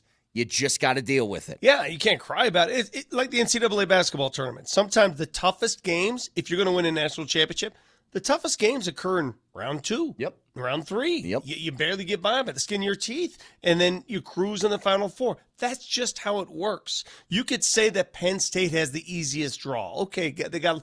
At the end of the day, you have to beat the best teams to be the best. That's it. Why are people so hyper-focused in college football on making sure everything in the process is so perfect and neat? You know why? Because I think a lot of it is territorial. This is my conference representing. We got to make sure that it's even, Steven. It's unlike the NCAA tournament, man. Everybody's in. It's not as prideful with your conference as it is in college football, right? It's one of the things that I actually love about the NFL is that there's some good divisions, some bad divisions, but I like that the division matters in the NFL. It's like the only sport where your division really matters outside of like baseball has that, obviously. But Vic, how many times have the Nuggets won their division over the last 3-4 years? And it's just like, okay. Yeah, they got to do away. In basketball, I think they got to do away with divisions. Well, in hockey, I mean, you get the first 2. I mean, you're home. You're playing your division. Understood, yeah. But there is football just has that weird sort of aspect to it where, yeah, you can have a 14-win team. And they could get bounced. You're going on the road. Yeah, they could get bounced, and there's no reseeding once the regular season is over. Right. And I'm fine with that, too. It's just the way it is. It just happened to work out that way for the college football playoff this year. And maybe next year it's going to look much better, or who knows, right? It'll ebb and flow a long time. But I'm sitting way over here, Brett. I'm far away from Connecticut, far away from Bristol, right? Yep. Is anybody saying anything that Oregon didn't belong to be there? That they shouldn't have been there? They don't belong. So can I ask you something? Shouldn't have had a bye. They got work. When people do that sort of evaluation in the college football realm, like, can I just ask this? Would they be doing that if Oregon, instead of going to the Big Ten, was in the ACC? Would that be a conversation? Unbeaten team the entire year, really started to catch fire towards the end of the season because remember they struggled early. Mm-hmm. But do you think is it just the conference they play in? Yeah, there's a certain degree, like Texas, for example. Texas this year, it's a little more gravity because you're in the SEC, right? Mm-hmm. Oh, mighty Texas. I told you before that game, Moj, did I not tell you next week? You told me, be careful, Moj. I said, be careful. I don't think Texas is that good. No, you did. I didn't think Texas was that good. I said it all week, and I still don't think Texas is that good. Their defense is elite. Their offense is just When they were up 14-0 and they had 2 plays and they had 2 touchdowns, I'm thinking, Vic, I'm going to stick it to Vic. Even though I don't want to because I want Arizona State to win, I'm going to stick it to him tomorrow. Credit the Sun Devils for coming back. They showed that they belong, and they said that afterwards, that we belong, and they should be proud of their season. I mean, it was a great football game. They had it. 4th and 13, they had it. They were on to face Ohio State in the Cotton Bowl. Dadgummit, all the heck. Nonetheless, I just don't hear. But I think you're not hearing it because Oregon's in the Big Ten. Oh, Oregon's in the Big Ten, and we don't talk bad about the Big Ten. Oregon got stomped. If they're I guarantee you, if they're in the ACC with that same damn performance they had yesterday, people are going, what a crap conference they play in. They were frauds all year and blah, blah, blah. I mean, some days it's just that. Some days you just get worked, okay? Yep. SMU deserved to be there. I don't care what anybody says. I keep forgetting that Oregon's in the Big Ten, to be honest with you. It still hasn't hit me. Every time I see him, I just don't make that assumption. I just can't see it.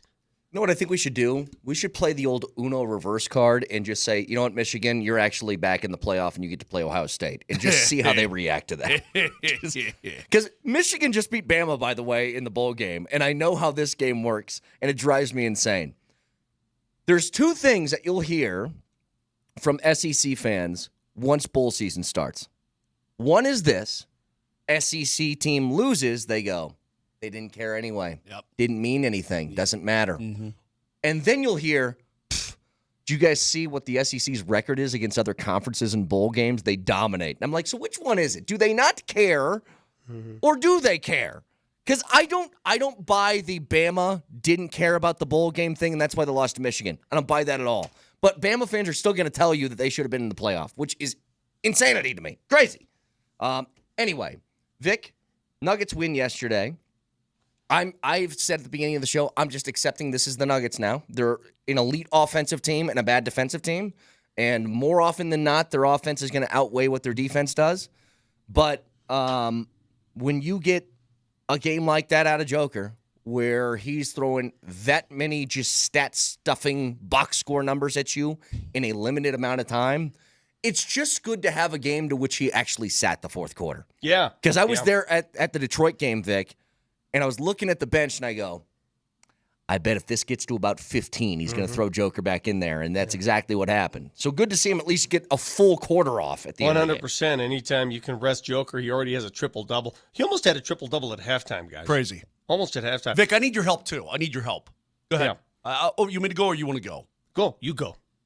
They took 33s, did the Nuggets yesterday. 33-pointers, which even for them is kind of a lot, to be honest with you. Yet then they get to 139. I would argue to you, because Atlanta took 46 threes, I would argue to you that the vast majority of teams in the league, if they're going to get to 139 points in a game, they're taking 53s, man. Yeah. You know what I mean? They're just throwing it up from half court all game long. But the Nuggets, they get to 139. Because they're the most efficient interior team in the league. Yes. Their shooting efficiency in the paint is tops in the league, and no one's even close. And again, we're not going to label this an offensive issue. If they're among the league leaders offensively, and over the last month it's been insane, they're averaging over 130 a game. If you can do that, enough with the three-point shooting. Enough. It's not an issue. You arrive at the same point. It doesn't matter. You score, you score. The issue is on the other side. And it's an issue I brought up yesterday. It's the first question I asked Michael Malone in the postgame press conference. Yeah, I mean, at halftime, I just told our guys, this is embarrassing. I mean, there were too many examples in the first half where we were just literally jogging back. And it looked like we're just trying to outscore teams. And, that might work in the middle of the season. That might work for a stretch of games, Vic, as you know. But so if we're going to be a team that's serious about winning at a high level and trying to make the playoffs and win a playoff series, you can't just give up 70-plus points in a half and allow teams to just outrun you in transition and crash the glass for offensive rebounds.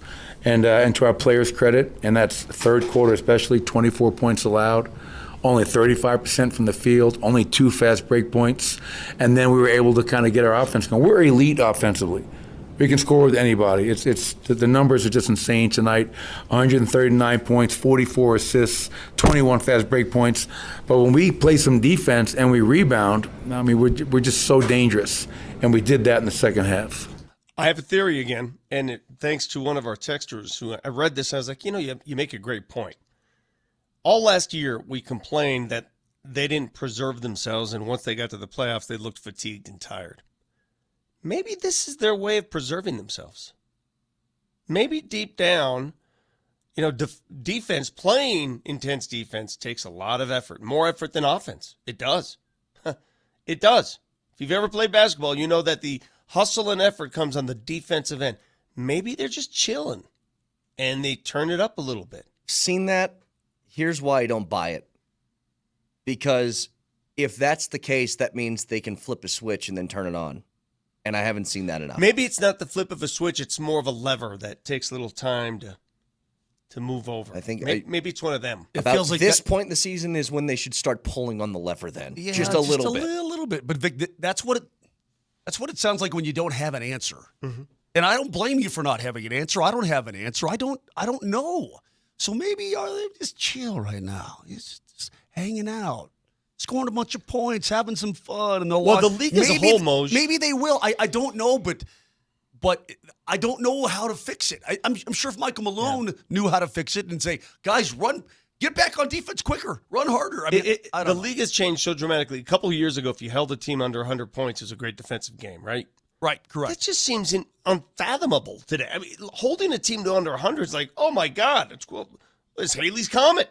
It just doesn't happen. Now I think the benchmark is to hold a team under 110. Yeah. I was just going to say, Vic, if you hold a team under 110, that's a good defensive game for you. From the Nuggets, it's holding a team under 115. Yeah. I got a question, by the way, on that subject that we'll get to in just a couple of minutes. I think, Brett, too, that's because teams, the three-pointer is so prevalent. It's easier to get to 110 than it was 20 years ago, 30 years ago. Well, then here's the major question. Ponder this during the break. If this is who the Nuggets are, if they're a team that's elite offensively and bad on defense, that's going to give up 120 every single game, can they win a championship that way? We'll get to it next.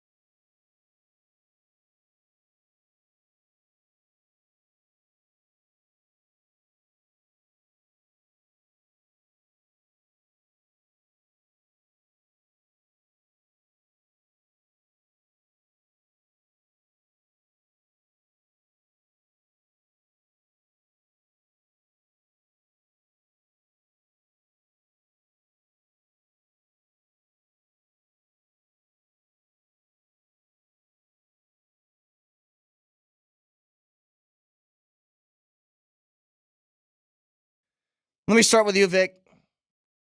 The way the Nuggets are playing, they're still a decent basketball team. They got a decent enough record. Can that win a championship that way? Not unless the defense becomes at least top 12. Well, that's what I'm asking. With the way it's currently, like, they aren't top 12 right now. They're, I forget what the number is. They're in the 20s. They're giving up 117.5 a game. Is that something you can win a championship with? Not right now, but I also assume, and it's not an assumption, I've seen it happen, defenses get locked in playoff games. Sure. It's a different game. Well, and that's why that's another thing where you have this really elite level offense. We all know when the postseason rolls around, offense is harder to come by than it is in the regular season. By the way, do you see where the Nuggets stand right now? They're all the way up in fourth place again. Yeah. They're fourth place, and they're only a couple out of third. It's just, look, I think we all kind of understand this, don't we? It's not about, with the Nuggets, it's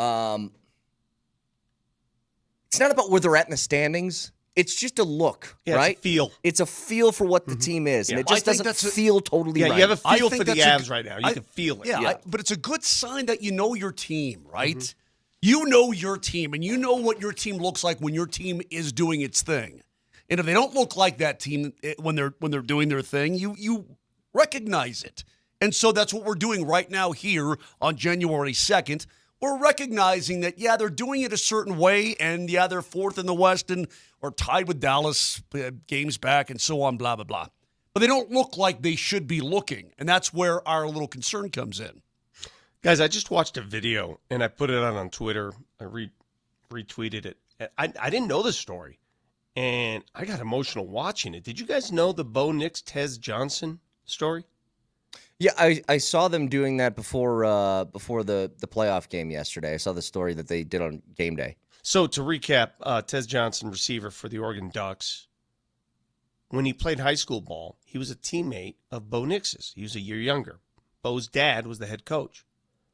Bo's family essentially adopted Tez Johnson. Not officially. He wasn't an official member, but one day Tez's mom said, "Hey, kid's acting up. Can you help me out, coach?" And Coach Nix at the time said, "Hey, yeah, I'll take him home with me." And he hung out with Bo and the family and basically lived there. And they lived together for 6 years. And then when Bo went to Oregon, Tez followed and played there. And it's just the coolest story, man. If you watch it, it's like, wow. And it makes me really, man, football's special. Football's family. Football's so different than any other sport. I think football is the ultimate team sport. I mean, we could talk about, we can debate this all day, but what a team sport football really is. You have to have every facet working for you to work. Just made me think. I need to find a way to do that. I want to adopt you. Can you live with us? Well, what I was thinking was maybe I take one of my vacations to Mexico, or maybe I go to like Puerto Rico or something like that, and just see this 16-year-old with a rocket of an arm at short. Just a rocket. You know, you look like you need a good home. That's what I need to do. What I'm going to do? One of those. I'm going to go maybe to Serbia and find a 7-footer with handles. Exactly. And say, listen, you need a good roof over your head. Yes. And my pantry's always open. Correct.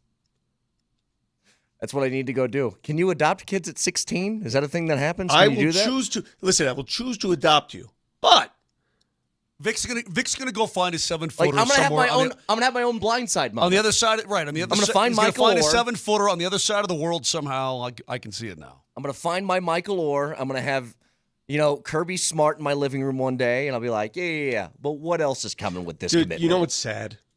In my extended Lombardi family, like when I say extended, my brothers and I, we don't have a single 6-footer in the family. Not one. 6-footer, let alone 7-footer. And my brother, Mario, he married a taller girl, and I think we're going to get our first 6-footer.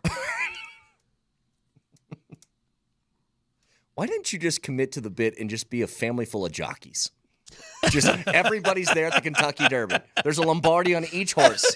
We're going to get our first footer of the family. And once that happens, when that day arrives, when we hit the 6-foot mark, oh, what a gorgeous day it will be. Oh, by the way, as we're on the subject of nonsense, I got a beef with you, Mosier.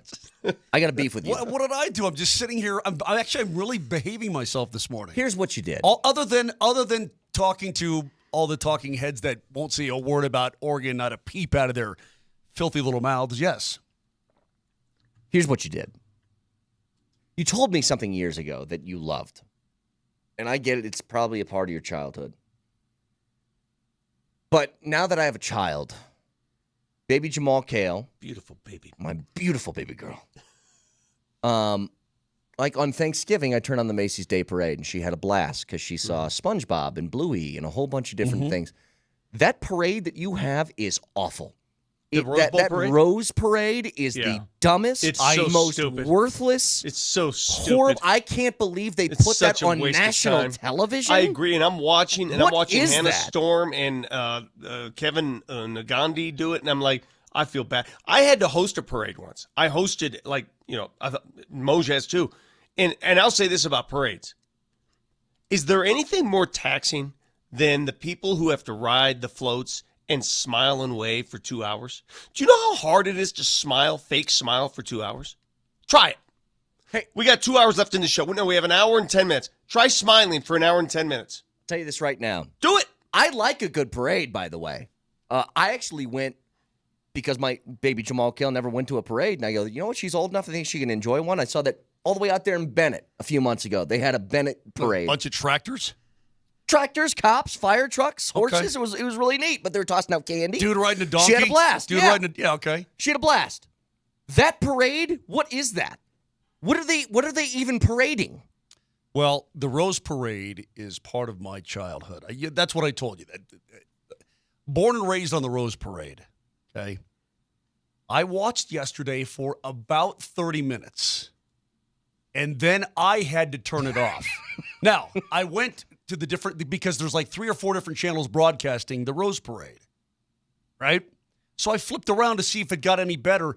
Some of these people that they have working these parades stink. Like they're awful. I mean, really, really bad. And then, I'm watching the trotting horses and some marching band from Podunk High School sucked. And I'm like, you know what? And then everything is corporate, right? So this is the Costco float, or all this kind of stuff, right? The Wicked had the float with the witch on the front, and all like, I'm like, oh, you're just there to promote a movie. You're not there to actually parade stuff. Hang on. You're not really making a float, man. You're there to sell a movie. Vic, I'm watching, and this is it's all fake. This is how I know that they knew it was a bad television product. They were interviewing some guy who I guess was famous. I don't know who this guy was. And the guy interviewing him says, what can you tell the people at home that don't get a true sense of what this parade is? And just by that question, I was like, oh, so you know this is terrible. And you're trying to portion of the interview. And that guy said what? Yeah. He goes, the detail on the floats is immaculate. Yeah. I'm like, all right. And then the next thing he said was, oh, and the smell. Because he went on for 2 minutes to talk about horse poop. Yes, I know. I was like, oh, and I'm great. like, this is you selling the parade to me? Can I say this, though? The people that clean up the horse poop, they're really awesome at their job. They do it fast and they do it well. He goes, yeah. And then there was a scooper who came behind him real quick. I'm like, really? Yeah, well, I mean, it's a necessity, dude, because there's a lot of animals involved. Actually, I want to see just a pack of sheep. Leave that to Pasadena. Down Pasadena Avenue. That's Pasadena local TV stuff, not national TV. Let me tell you, the anymore. only parades that I will attend are the parades in which are victory parades for a championship, and you get to march through your own hometown. Those are the only parades that matter. These other parades, these show-me parades, we're Moj and Brett are on. Moj and Brett are on at 6:30 in the morning, and then what are we having, Brett? Oh, we're drinking whiskey. A little whiskey, a little okay. So I challenge you guys. 6:30 a.m. We have about 3 minutes left in this segment. I challenge you. And then Vic gets up there and everybody's daddy and stuff. You're on a float. He's all daddying up there on the microphone. You're at the Rose Bowl parade. You're on a float, and you basically have to smile and wave. Watch how hard it is to do. Go ahead. Ready? We're on a float. Just for the rest of this segment, no matter what we say, smile and wave. You're going to wear yourself out. You got to do the princess wave. You got to do the. But you got to smile. Keep that smile on. I'm not doing it. No. Hey, I seem to remember See a time, how hard that is? I remember a time on this show when you guys were discussing parades, and I believe Mosier tasked me and Marty with building a parade float for altitude. And what did you call me? You said I was. yeah. You said I was a milk Cinder crate block or a milk crate? I think you said, That's "Hey, right. milk crate, go build me a parade float." Oh, that's right. I did. Yeah. And that I'm was sorry, even before. Nelly. That was even before I was My on bad. the show, I know. man. That's so, my bad. So the point is, I guess Marty and I should we have been building this float for this altitude parade you guys wanted to Hey, have? shut up, Nelly. How are those emojis coming? That's actually how I found that clip. Is when I was working on the emojis. Oh my God. So they're Is work that in progress. it's like the best insult of the year or something like that. Hey, If Jokic was on that, if he was talking about the what is it called, the Rose Parade? Is that just what it is, Rose Parade? And he said, "I don't want to do parade." And then much like the Nuggets parade, where he said, "I bleeping want to stay on parade," he would say, "I was right. This parade sucked. It's exactly what I thought. I wanna go home." I was in a parade one time, but it's not like you think.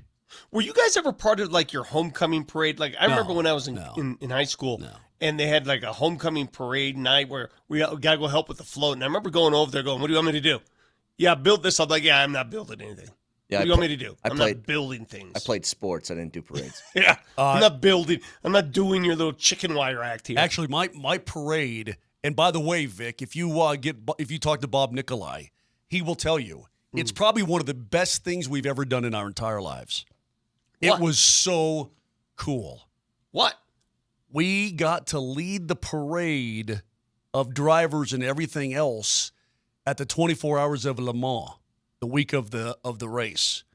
And we were on Harley Davidsons, and Bob was on the back of a Harley Davidson from the Le Mans Harley Club, right? And so he's filming he still has all the footage filming the race. We're riding through Le Mans. I'm up there, and so I'm on my Harley, and then you have to have they got a girl in the back, and she's got these signs, right? Like this kind of thing.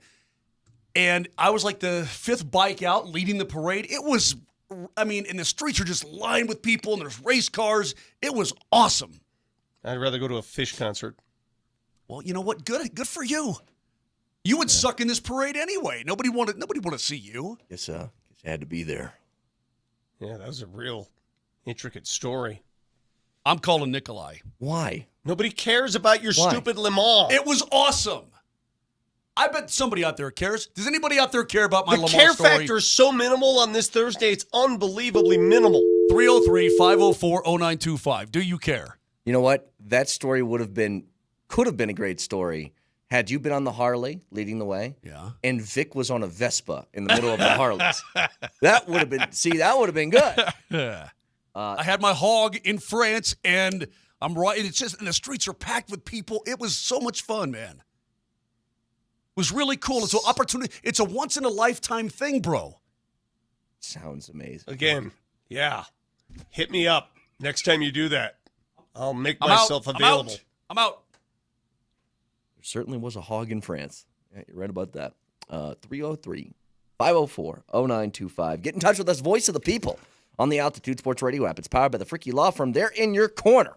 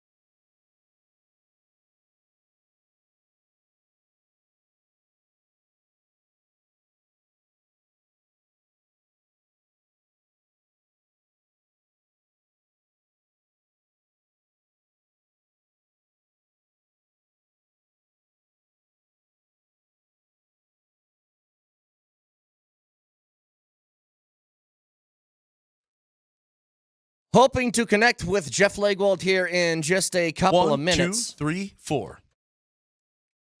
By the way, the vast majority of people, Vic, you may not believe this. The vast majority of people like my Lamar story. Hi, Jeff. Okay. So I'm just saying. That's all I'm saying. But here's the thing, though, Moj. You get mad at me when I just don't connect with the story and you say that I'm an idiot. Do you even know what Lamar is? You have no idea, do you? See, but hang on a second. What you told was a personal story that I'm sure was very fun for you that I in no way can relate to. Like, I have stories about my trips over to Cancun and Cabo and all these different places. You are incredibly boring. But I would say I had a really good time doing this and this, but it wouldn't be a story I'd share on the air. Yeah. You're mistaken. Sorry, Jeff, we're taking up your time. See, Mosier Jeff, believes just pipe down that, for a second. We got something to say. Yeah, calm down, Leggy. Mosier thinks that his personal adventures, like what makes him happy, like he thinks that we should care about that. And no point in my life do I care about what you do in your free time. Let's just get that straight. Let's find out from Legwold. And so with that, we got to the Ramos Law hotline. Car accident, you need a Ramos Law, medical doctor and attorney, ramoslaw.com. And Jeff Legwold, ESPN.com joins us. Hi, Jeff. How do you feel about parades, Jeff? How do I feel about parades? You know, I guess I don't have a strong opinion. I've attended many. You don't? See, Mosier's offended that you don't have a strong opinion. No, I'm not. No, I'm not. I've attended many parades. I mean, that's, you know, I go to the grocery store a lot, too. But that's, you know. That's Jesus, perfect. Lord. All right, so, Jeff, to the game this weekend. First of all, I want to start here. I know there's the perspective talk that you can have that, hey, even if the Broncos lose this weekend, if I told you they'd finish 9-8, and it's like, okay, yes, then I would have taken that before the year started. But things changed when they were 9-5, okay? Like, do you view this as Broncos don't win Sunday? Is this a massive disappointment? Well, I think if they don't win and then don't get the help to make the playoffs that they need, I think to me, the concern would be you'd be looking at back-to-back December collapses. Yes. Last year they lost 4 of the last 6, 3 of the last 4, and that means this year they would have collapsed in December again. And to me, that would indicate, you know, do you need to examine what you're doing, how you're doing it? Because, you know, I don't know if back-to-back seasons is a full-blown trend, but it would be back-to-back Decembers where a winning record was turned into a playoff miss. So, you know, I think that would be the concern.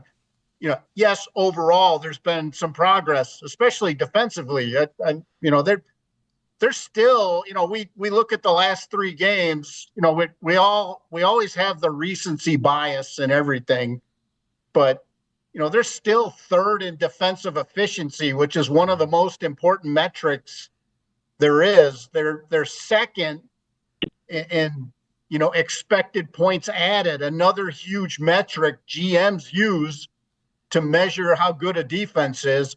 They're 5th in scoring defense. They lead in sacks. I think that's where the most progress has been.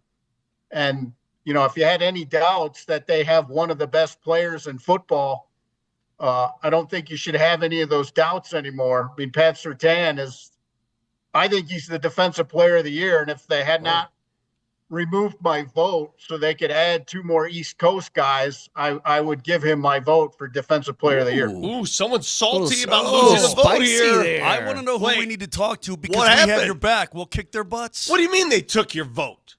No, I was just notified they wanted to add 2 more guys from the Eastern time zone. So there is no voter in Denver in the AP awards for the first time in my recollection. So if there's one thing I've been the Denver voter for 21 years, so I don't know why they don't have a voter here now, but they don't. Well, if there's one thing I know, Jeff, in sports, the East Coast is always underrere's so I'm glad that they got a couple more voices in there. They've had a very difficult time getting their voice heard. Yeah. I know that. Yep. Yeah. Here's the other thing. It's funny. You said one thing that shouldn't be a question anymore is the star on defense, and you said Surtain. I thought for a second you were going Benito because he's in the same sort of category to me. Oh, no. I mean, you know, I just think if you talk to people in the league, Pat Surtain's the best cornerback in football, and that's what GMs say. I'm not just saying that because I work here or whatever. That the guys who put teams together believe that, and Benito's. The Broncos better write a big check, or they'll watch Benito play somewhere else in a couple of years. Jeff, I've listened to you talk about the reasons the Broncos should be wary of a Kansas City team that's resting some players. Give me reasons why they should feel confident about taking on a Chiefs team that's going to be resting some very key guys. Well, Mahomes will be not on the field, so I think that's always a starting point. But since the Chiefs.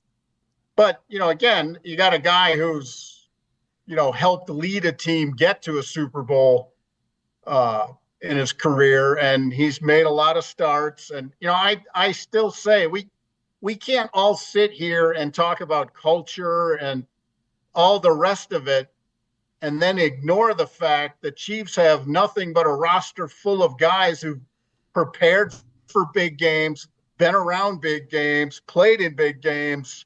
But this is not a big game. You can't. How do you manufacture that emotion? But for the backups, it is. If an NFL player hasn't played all season and he gets a chance to play, it's a big game for him. We forget that sometimes in the preseason. Mosier forgets that.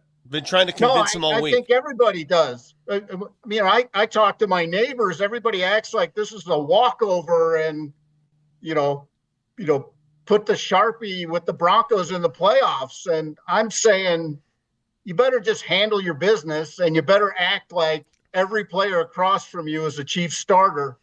Then you'll have the best chance of making the playoffs. Hey, man, they beat the Chargers, the Chiefs did, in a game that didn't matter with Blaine Gabbert as their quarterback in the final game. So they've done this before. Just don't assume. I think the Broncos will take care of business. I just don't like the assumption that it's a done deal.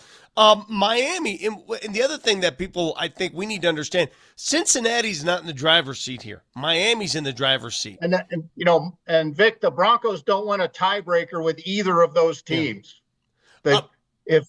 If Broncos finish 9-8 and somebody else finishes 9-8, the Broncos don't go to the playoffs. Why is that? Is that conference record? AFC record. Yeah. The Miami's AFC record will be better than the Broncos, and the Bengals beat the Broncos head to head. So, if the Broncos finish tied at 9-8 with somebody, they don't go to the playoffs. You don't strike me as a big conspiracy theory guy, but let me throw one out to you. I can't wait. Do the Chiefs? Is it about a parade? No, it's not. Okay. Do the Chiefs prefer a matchup with Denver potentially in the playoffs over both Cincy and Miami?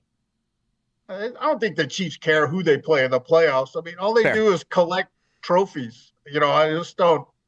They're the new Patriots. They don't care who they play, where they play. I mean, we've spent a season talking about how they don't look good. They're 15-1. So, I mean, I just don't. I just don't get all the discussion about the Chiefs having somehow backslid. Fair. Back to everybody else. They're 15-1. I mean, they clinched everything before everybody else did. The second part of it, though, and I'm with you. I don't buy into that at all, that they're going to lay down for the Broncos because they don't want to face Miami or anybody in the postseason. But I will say this. What Miami and Cincinnati pose as a problem that Denver doesn't is a consistent offense when they're healthy. Joe Burrow, other than Mahomes, again, it's just the Broncos' problem is right here in a nutshell. The AFC has most of the alphas at quarterback. And, if you don't get Mahomes, you're getting Burrow. If you don't get Burrow, you're getting Josh Allen. If you don't get Josh Allen, you're getting Lamar. I mean, you're down to 5 alpha quarterbacks. There's only 7 playoff spots. So if you're in the AFC, you need one of the best quarterbacks in football to miss the playoffs for you to get in. And, that's just where it's at right now. I don't recall a time where one conference had this many guys who were just like MVP candidates every single year. And that's what's crazy, though, because on top of that, Vic has mentioned this before, and I think he's right. The biggest issue that I see with the Broncos, because if you look at the explosive numbers, everybody's like, why don't we throw the ball downfield? The Broncos are really good at getting explosive plays. Their issue is they go 3 and out a lot in between. Yeah, they don't go just a lot. They lead the league. 27.5% of their drives are 3-and-outs. They had 2 3-and-out drives in overtime. That's terrible. Saturday. Yeah. I mean, That's that's not a playoff offense. 27%. You're worse than Carolina. You're worse than Cleveland. You're worse than Tennessee. I mean, they're last in the league. They have the most 3-and-outs of any offense in the NFL. It just seems that I can't get a read on what they want out of this offense. One week, you're playing the Cleveland Browns and you're chucking the ball down the field every time. Then the next week, you're just throwing screens. I mean, why is that? Why is there so much? Why is it a home run or nothing with this offense? That's the way it feels like to me. Because they're getting very specific looks from defenses, Vic, and because the quarterback's in the gun all the time, and they don't challenge all areas of the field when he is in the gun. So they can either put him under center and offer more variety to defense, or they're going to have to be more accurate when they throw. His big play numbers are pretty good, but his accuracy numbers are not, and his yards per completion are not. So it's a low impact offense that isn't always accurate. And that's a tough mix to overcome against good teams. I mean, the teams they've beaten, I got to look down to when I look at this, but the teams they've beaten this year have a winning percentage of .346. Those are their wins. The teams they've lost to have a winning percentage of .679. So good defenses flummox them, and they have a difficult time. Why don't they put him under center more? Why don't they get that play action working? Why don't they get that running back downhill? You know, I give Sean Payton credit. He's running more play action than he ever has as a head coach. But that said, it's not always fooling everybody from the gun, because you're sort of surrendering half of the field in the run play. So I think it's just a comfort level. Everything they do on offense right now is to make a rookie quarterback as comfortable as possible and to protect him. I mean, look at Caleb Williams' sack numbers. It might take him 2 years to recover from this. You can't get hit that many times. Nothing ruins a quarterback prospect like getting hit. And, this one's going to leave a mark in Chicago.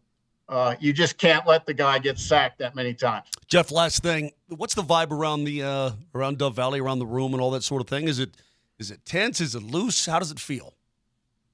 Moshe, I think they, outwardly, it feels pretty normal. And yesterday they're in the locker room and they're watching the bowl game. Like the rest of America. They're putting in the work.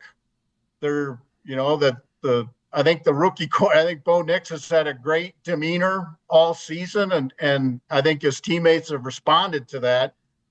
But I think the real question is, in the moment, this team hasn't always shown the maturity in the big moments, the football maturity. I mean, not as people, but do you make the plays when you have the opportunity? And that goes to Sean Payton too. I don't know that I've had defensive coaches tell me this year, they just feel like they can wait it out, and they'll get a mistake. They'll get a 3-and-out. And, I think that's what a playoff team would do too.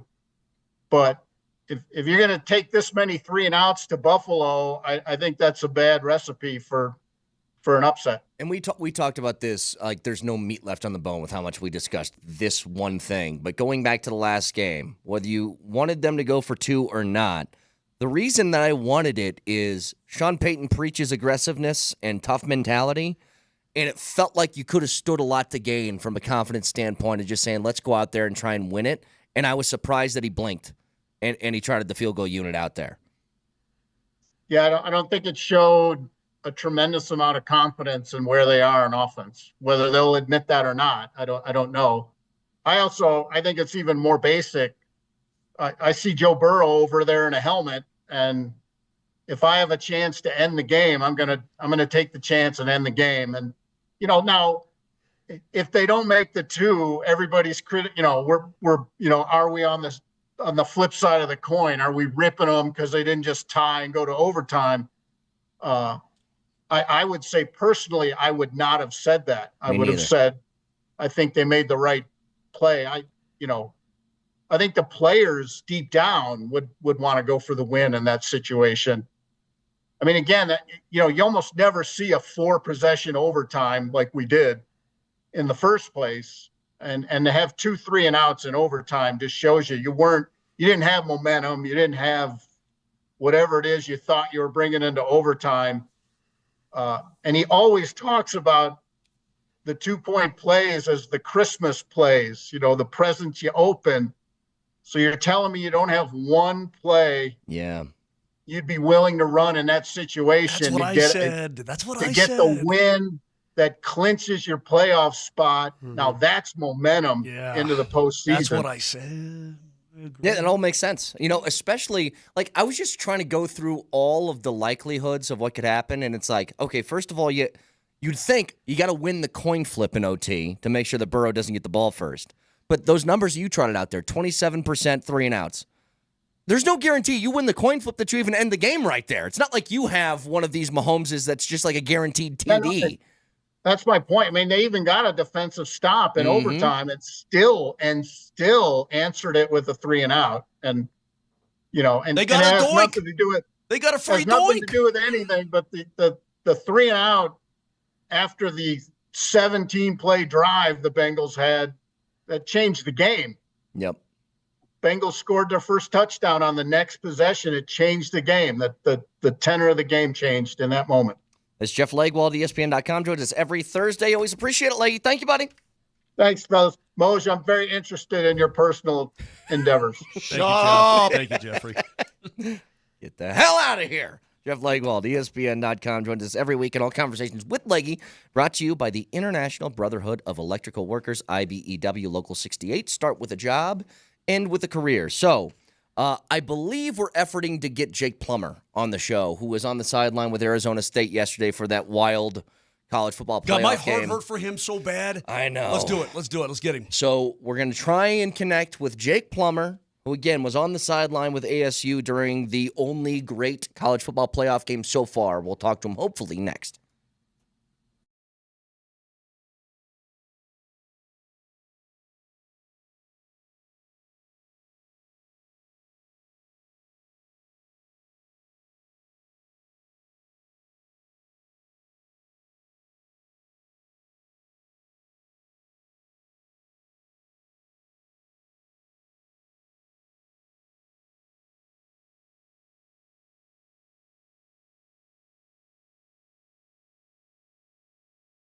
It's now 2025, and we can talk about erectile dysfunction and not freak out about it, right? If you had a problem with your ankle, problem with your elbow, problem with your tummy, you go get it checked out. You probably do something about it right away. And have you failed to perform? Have you just laughed it off, no big deal, and that sort of thing? Do yourself a favor. Here in 2025, take care of it and give a brand new year, a brand new you to the one you love. Go to the Rocky Mountain Men's Clinic and check it out because their treatments work when the pills or the herbals fail. They've got treatment success rates well over 90%, and you're going to love it. Rocky Mountain Men's Clinic served the Front Range for nearly a decade, successfully treated tens of thousands of men. So schedule a consult. Go in today. Your initial visit, only $99, includes the consult with a Colorado licensed medical provider, a TNPSA test, and if medically advised, a test dose. And if it doesn't work right there in the office, then your appointment is totally free. But it is going to work, and you know it's going to work, and you could have a better sex life right this second. They got 5 locations in Colorado to serve you, from Fort Collins all the way to Colorado Springs. So give them a call, 720-440-7900. Write it down. Don't be embarrassed. 720-440-7900, or go to RockyMountainMen'sClinic.com.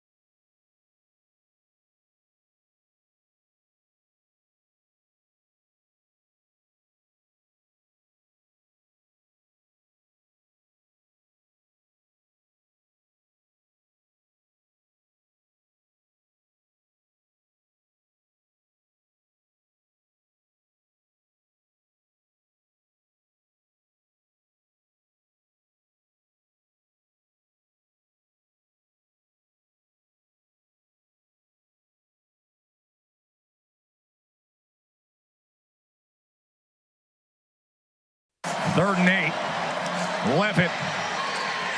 That ball's intercepted. It is intercepted. Makuma seals it. Hook 'em horns. They're headed home to Texas to play in the Cotton Bowl. Texas advances. Makuma seals it. All right, sounds like we're going to get Jake Plummer in just a couple of minutes, who was on the sideline with ASU for that game. And he got some love on the broadcast, too. So we'll get back to that in just a second. I want to read a text, though. Texter says, Lakewold contradicts himself so much, saying the Broncos don't make plays when they need to, yet they are 9-7 knocking on the door of the playoffs. I can translate that. There's been a lot of plays that have been key this year. And how many on offense? That's what he's talking about. You've had key plays that the defense has made. Nick Bonito taking, the double reverse pass to the house when it was a 4-point game is a giant play. Now, you can point to the Marvin Mims touchdown with no time left on the clock.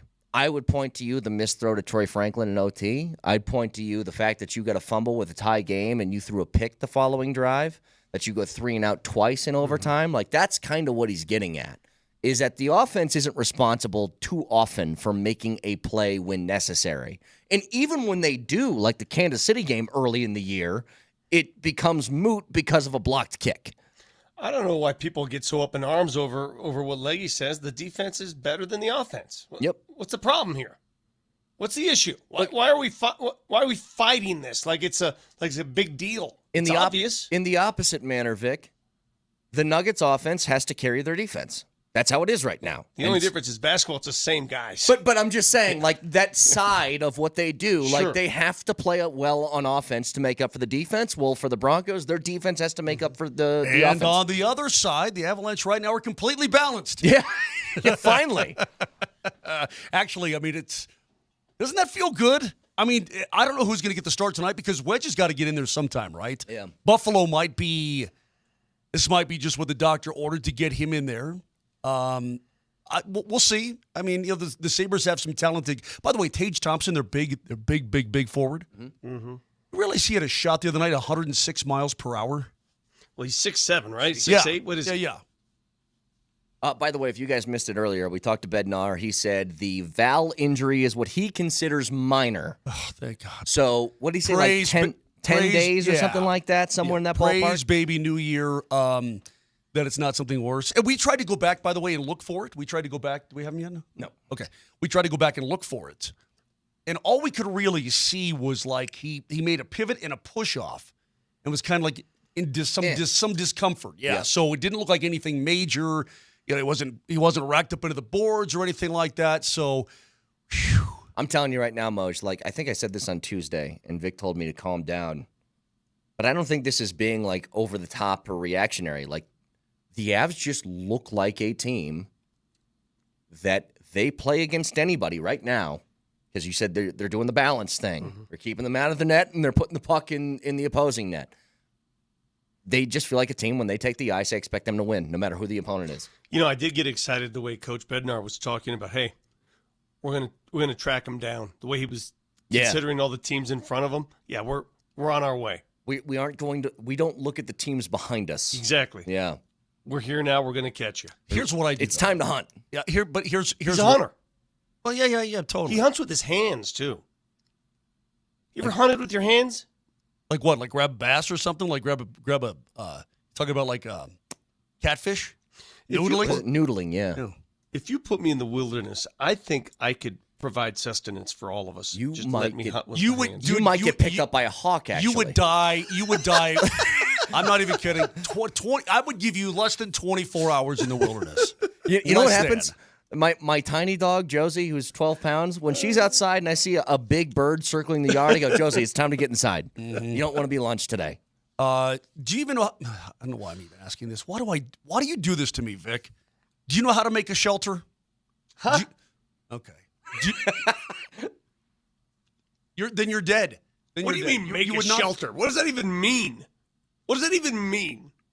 You would not be able to provide any food or any shelter for anybody. Okay. We would eat you first, okay? If Brett, me, and Nelly were out there with you, you would be at first. You provide nothing to the situation. You'd want some of this. I'm sweet. Not much fat on me, though. You eat a lot of lean meat. Well, good. Lean protein is where it's at nowadays, right? You know what, Moj? If I just dropped you in the Amazon, you aren't building a shelter either. Yeah, Don't shut act like up. you're some sort of like Eagle Yeah. Scout, okay? Yeah, there are no Diet Cokes and 7-Eleven burritos in the It's Amazon, like dude. you aren't getting power tools in the middle of the What cracks forest. me up is that you doubt my skills and my ability. No, you have way 100%. more survival skills than either me or Vic. I'm not doubting that. But for you to be like, I would build a log cabin in a day. No, do you know how to build a shelter? I'm dead serious. Nobody cares about your stupid shelters. I don't need to build. It's 2025. Well, then you're gonna die. I ain't building shelters today. Then you're dying. Here's the thing. My wife knows this, okay? As a man, you're tasked as the protector. I can do a pretty good job of that inside my four walls, okay? Mosier? If I was dropped into the wilderness with my wife and beautiful baby girl, Jamal Kale, and we're in the middle of the wilderness with nothing, I'm looking at everybody saying, guys, hate to say it, we're dead. Daddy's going to do his best, but we're going to die. And with that, let's jump back out to the Ramos Law hotline. Car accident, you need Ramos Law, medical doctor and attorney, ramoslaw.com. Always a pleasure to be joined by this man, and I wish it was under better circumstances for our boy Jake Plummer, but Jake got a lot of love on the broadcast last night. Jake, I know you're hurting, buddy, but that was a hell of a game. How you doing? I'm doing well. I'm not hurting that bad. Just my voice a little bit from talking to a lot of, real loyal Maroon and Gold Sun Devil fans and, getting after it on the sideline. I got caught up for sure in what was going on and transpiring there. As what a game. I mean, it hurts for sure. I'm sure the fans that live and die by this are hurting today, and I am too. I've been just kind of shaking my head like, dang, we did it. We got there. We just didn't win. And I'm so proud of those kids and those young men for what they did, for them buying in and just fighting and continuing to show the passion that we really want to see from the teams that represent the Maroon and Gold and Sparky and the Pitchforks. And I really tip my hat to Kenny. He's really a class act. He teaches the right message and he says the right things and he speaks from his heart and he doesn't have a muffler on what he's saying. He's not getting told by people how to act and do things. And you're seeing that transpire under the field by kids playing hard, playing for each other, and really what a phenomenal football game. I'm really just kind of still shaking my head like, dang, I wish they would have pulled that out. But what a game. What a game. Jake, 4th and 13 in overtime, and I agree with you on everything you said about Dillingham, but 4th and 13, man, if you had to do it all over again, do you want to be playing cover 0 on 4th and 13? You're doing cover 0 at that moment because that's what you feel is the right thing to do, and you trust your players. And whatever happened, I mean, whether it's just not letting guys behind you, you forget sometimes, or guys making a good play, and that's football. Other teams make good plays, and we made some good plays. If Texas had lost, why would you let the running back throw a touchdown pass? Like crazy stuff. Or how can you not keep Sam in the pocket on 3rd and 15? He went and scrambled and made an amazing first down there. And you can say all you want about, looking back on plays and looking back on things that could have gone different. But all in all, this team just kept scrapping. And that's what that's what my boys that I played with, that's what the people that I have talked to and know well in this program want to see. And that's that fight. That's that passion. That's that fire that makes you want to turn the TV on and root for these young men to go out there and play. And we saw that. They didn't stop. They didn't give up. They just kept scrapping. They kept fighting. They kept doing what they knew how to do, and that's go play as players and make it happen. I think they represented the Big 12 beautifully, Jake. And your guy is my former guy because I'm a Sac State alum, obviously, right? And Cam Scatterboo comes from Sac State, goes to ASU, and man, this kid was so awesome. Watching him barf and then watching him just, play after play after play. And I'm like, this guy is leaving everything out there. How do you not admire the way that the kids play for the coach and play for each other? It was a great thing to see. And I almost puked myself on that 4th and 13 touch, man. It was just tough to see, It's that player, Cam Scatteraboo, what a phenomenal football player.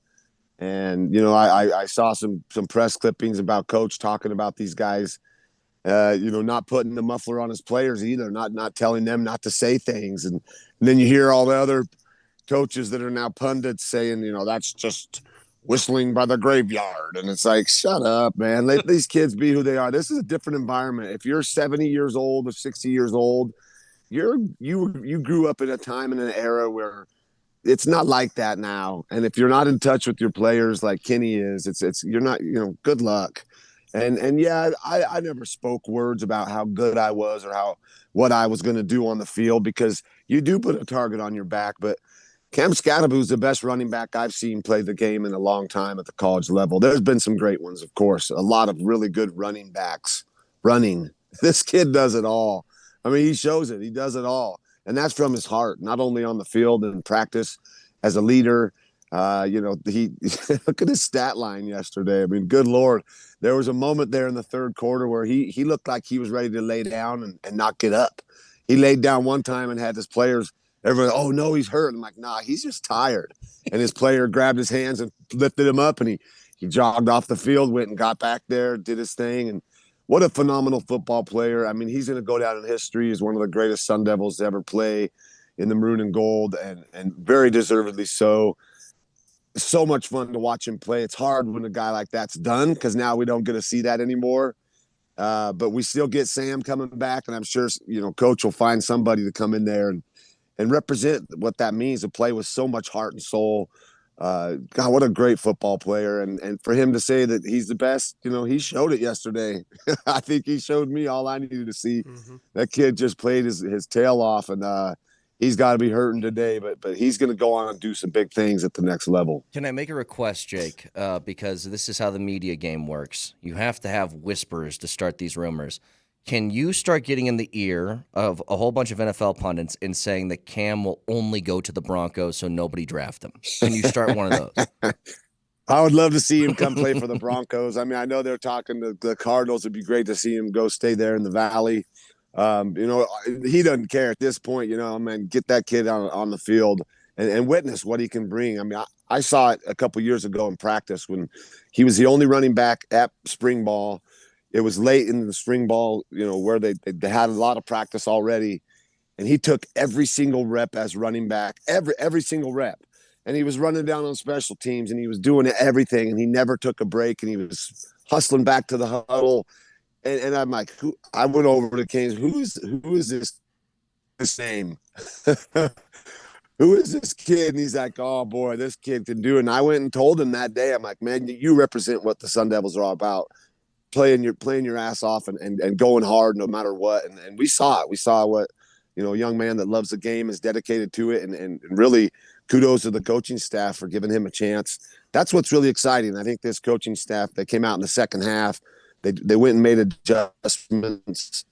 They made some good adjustments and back in that ball game.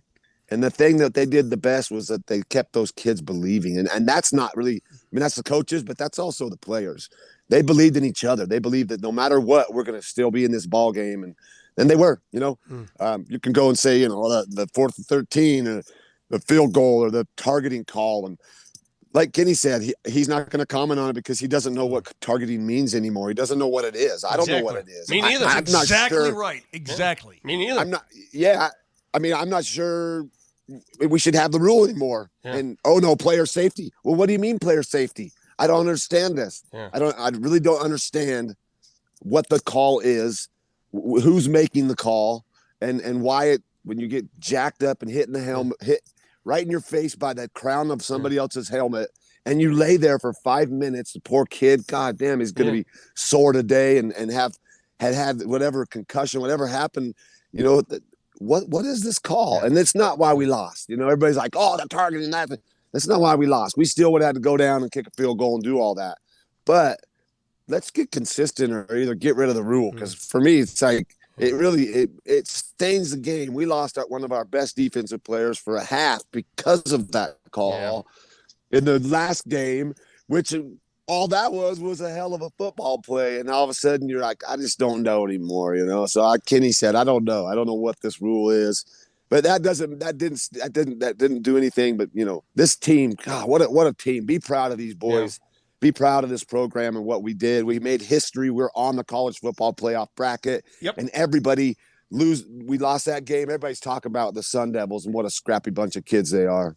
Well, it was the best Sun Devils team since the one I saw you play in at the Rose Bowl 25 years ago. I was at that game, and you came this close to a perfect season and a national title. So I hate to bring up that memory, but I know you're proud of your Devils. Stupid Buckeyes. You're proud of your Devils, man, because it's been a long it's time okay, since they've man. been there. Yeah, you know, that's it. That's where you got to start. You got to start somewhere, and right now that's where they started. You know, this program. Kenny talked about it. Even Kenny said. He's told me and Gus Farwell, I mean, we're a year early. I didn't think we could do this till maybe next year. Yeah. So everyone's supporting this team. Keep believing. Keep supporting them. Mm-hmm. Know that Kenny and what he's doing. He's a hometown kid, born and raised there. He loves the Sun Devils. He ain't trying to go anywhere. Mm-hmm. And we got a lot of these players coming back, and that shows commitment, and that shows that this matters to them, that they care. And that's all I want to see. I want to see players in this new age of the portal and transferring for money and all this stuff. I want to see players stay and build something, you know, that we can all be proud of. You're the best. Yep. Always appreciate the time, Jake. Thank you so much, man. Right on, you guys. Have a great Happy New Year, buddy. Peace. There you go. Jake Plummer, former Broncos quarterback, and obviously former Sun Devil, where they came. Hey, that 97, that 96 Arizona State team played in that Rose Bowl in 97 against the Buckeyes. Man, that was a hell of a football team, dude.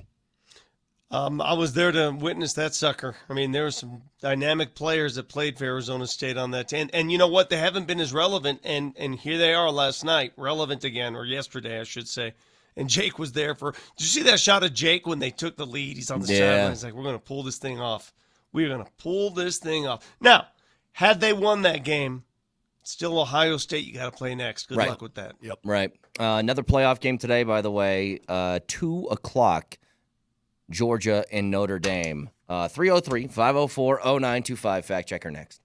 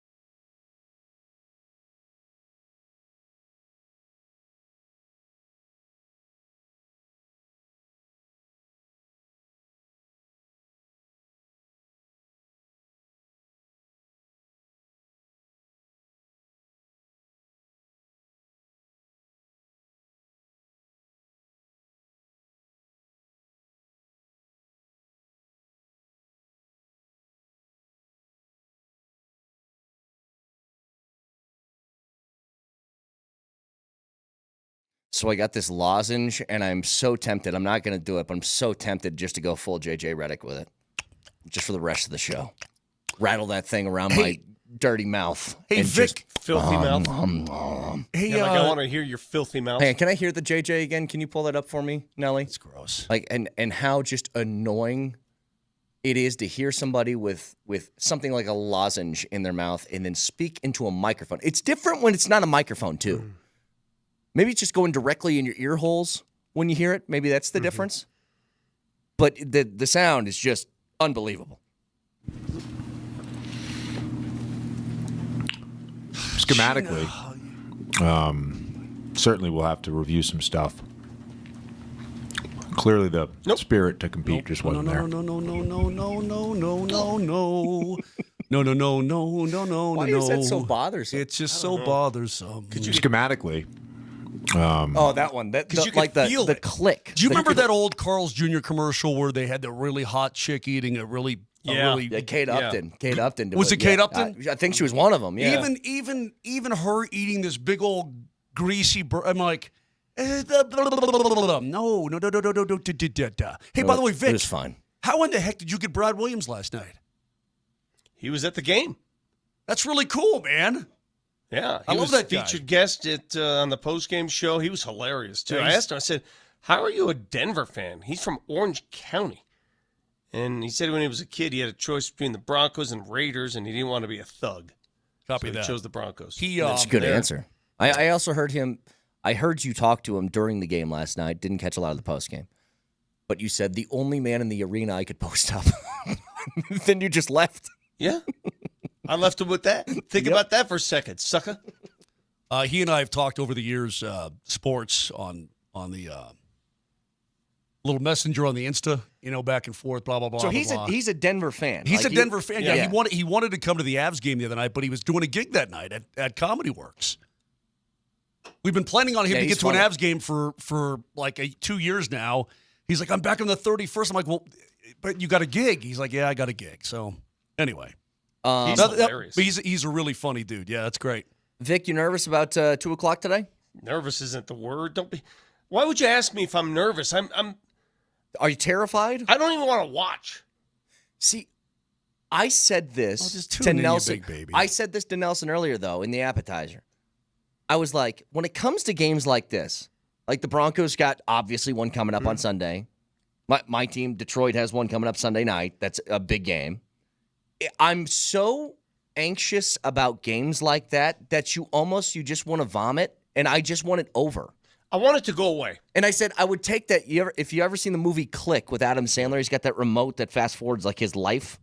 I want that until not when the game starts. I want it after the game's over. And you know what's funny? This is how selfish and greedy we are, sports fans. We're bad humans. We're so greedy. Here's how greedy I am. It's unrelatable. It's selfishness. I'm thinking about a game today that features a team that just 2.5 months ago, after losing at home to Northern Illinois, the season was done. It was over. I said, they're done. You can't lose at home to Northern Illinois and expect to do anything. The season's over. And here they are with a chance to advance to the Final Four. It's just stupid. And why should I be greedy? Why should I be selfish? I should be like, yeah, everything's a bonus after that. But that's what we do. And that's Broncos too, right? We should be happy. But we're not. No. Because every week is a different chess piece that you want to overtake. By the way, Texture says, don't ever call Nelly Nelson again. Hand up. That is my fault. My fault. That's my bad. stupid of you. Yep, Yeah. that's my It's bad. embarrassing. I take full responsibility. Never doing that again. Yeah, it's a mentality. You and I share the same mentality. There are sports fans out there where when your team plays, you're Mr. Positive. You know what you are? You're like the smiling person on the parade float, just smiling all the time and waving. That's not me. Okay? Brett and I, we're sort of cynics. No, not sort of. We're cynics. We're pessimists. We expect the worst. And if the best happens, great. I always expect the worst outcome. That's just man. the way I was raised. Hey, man, during the Cup run of 2022, I didn't feel this way about the Nuggets whatsoever. I felt so good about them. But even though the Avs went 16-4 in the postseason, dude, even that Stanley Cup final, I'm there in Tampa going, Yeah, but that's that team that you call games. Most of the time, you're the happy-go-lucky wave from the parade float guy, and you know it. By the way, Moj. By the way, Moj. Not true. Not true. You're going to sit here and tell me when the Nuggets were 2-2 with Phoenix, you didn't feel nerves? Get the hell out of here with that. Like, get all the way out. Screw the Suns, man. You're such a fickle liar. You're so bad at this. You're so bad at life. I don't know if I'm generalizing. Because I have Georgia by 200. Georgia by 200. Bring it on, man. Make it as bad as you I hope want. this Stockton kid, I hope this snot-nosed freshman throws his ass all over the field today. Dude, drags it up and down the field all day long on every gold helmet he sees. I've never had a team. Brett, are you with me? Hey, give me back your rosary. Yes. Now. But hang on. You know what just hit me talking about Notre Dame?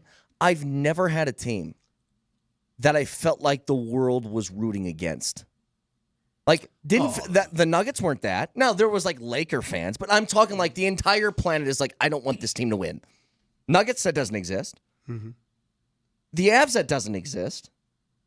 Certainly not the Rockies.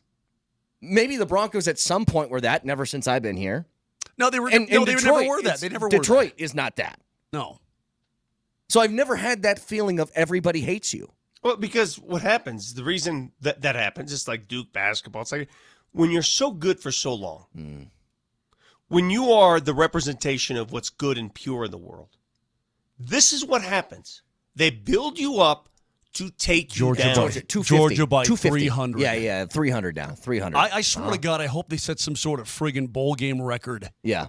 Like, what's the most points ever scored in a bowl game in history? It's like after the third quarter, Marcus Freeman is walking midfield, meeting Kirby Smart and saying, you know what, I just think if we concede, is that going to be okay? Has anybody ever gotten a 90 in a bowl game, like a Camellia Bowl back in 1932? When you represent the best of the best, when everybody you're surrounded by, they know they can't be you. They can't do it. They could never get into that school. They could never gain entrance. I get it. I understand if the Rudy disdain. Rudiger can get in there, anybody can get in there. When you have to settle for Sac State and whatever the hell school you went to in Omaha, then I understand why you are the way you are. It's good enough for Tom Hanks. It's good enough for me. A second. I'm looking something up. When you have to settle for your safety school times 5, like the school 8th on the list, I get it. I There you do. go. Army hung 70 points on Houston in the 2018 Armed Forces Bowl. I want 73 tonight. 73. 73. God, I hope this Stockton kid is the second coming of Joe Montana. You can listen to us anywhere, including Avs games, on the Altitude Sports Radio app that's powered by the Will Height Law Firm. Entry lawyers, go to willheightwins.com. That's willheightwins.com. Give us a fact checker, Nelly.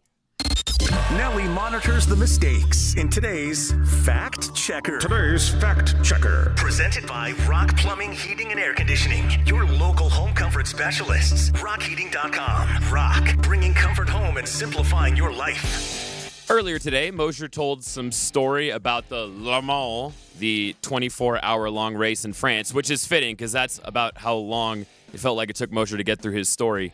And Mike from Lakewood actually chimed in with me earlier, and he threw down some ideas for you, Mosher, that might improve your story for if you decide to tell it again. Damn, man, I had perfectly good raisin toast I had to throw out. I lost my appetite after that story. I would prefer watching Khloe Kardashian get waxed in her intimate areas to hearing the Le Mans story again. And Khloe Kardashian looks a lot like character actor Steve Buscemi. Oh, God, that's so good. That guy, I want that guy as a co-host on the show. Mosher, you're out. Who is that guy? That was Mike from Lakewood. Mike, you're on the show starting tomorrow. Mosher, out. That is the best call we've ever gotten. Ever. Which Kardashian? Did he say Khloe? Khloe. She doesn't look like Buscemi.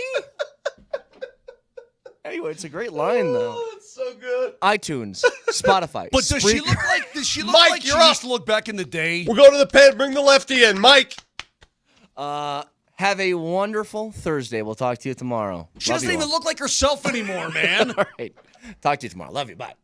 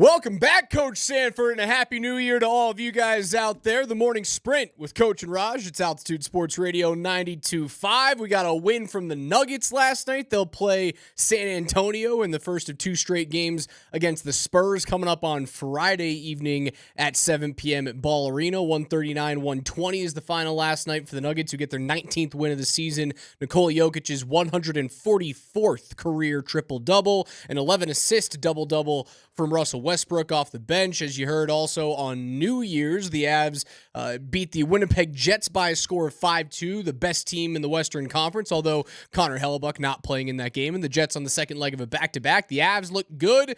We had a crazy college football weekend. The Sun Devils were dead 3 plays into the game, and then we got a double overtime thriller. Ohio State was dead 3 weeks ago when they lost to Michigan, and now they put up back-to-back 40-point games, and they look like the team to beat. Coach, welcome back. It's great to see your face in studio. We'll start right there with college football in your weekend. 1, how was it? And 2, I'm very sorry that your Boise State Broncos looked outmatched. Yeah, it's okay. It's all right. You know what? That song that we heard right there from KJ Granderson and the beautiful montages, I requested that last night because I needed it. It's pick me up. Yeah, today's a new day, and there will be sunshine. And you know what? It's a new year too. It's 2025, baby. It's a new year. It's a new year for your Denver Broncos. Whatever happened in the last 2 games, who cares? Clinch the playoffs. You're playing the hated Chiefs. Let's go. Play your best football. It's the Super Bowl for you. I don't care who you're playing against. I don't care what quarterback's in there. I don't care what tight end's playing. I don't care what running back's out there, what O-linemen are. Play your best football. You got the Nuggets looking like a January that looks a little familiar. Maybe the defense wasn't there, but that looked familiar. Jamal Murray looking like, oh, wait, I remember that guy. It's pretty fun to watch. And the Avs are just, man, they look like a team on a mission right now. They look confident, man.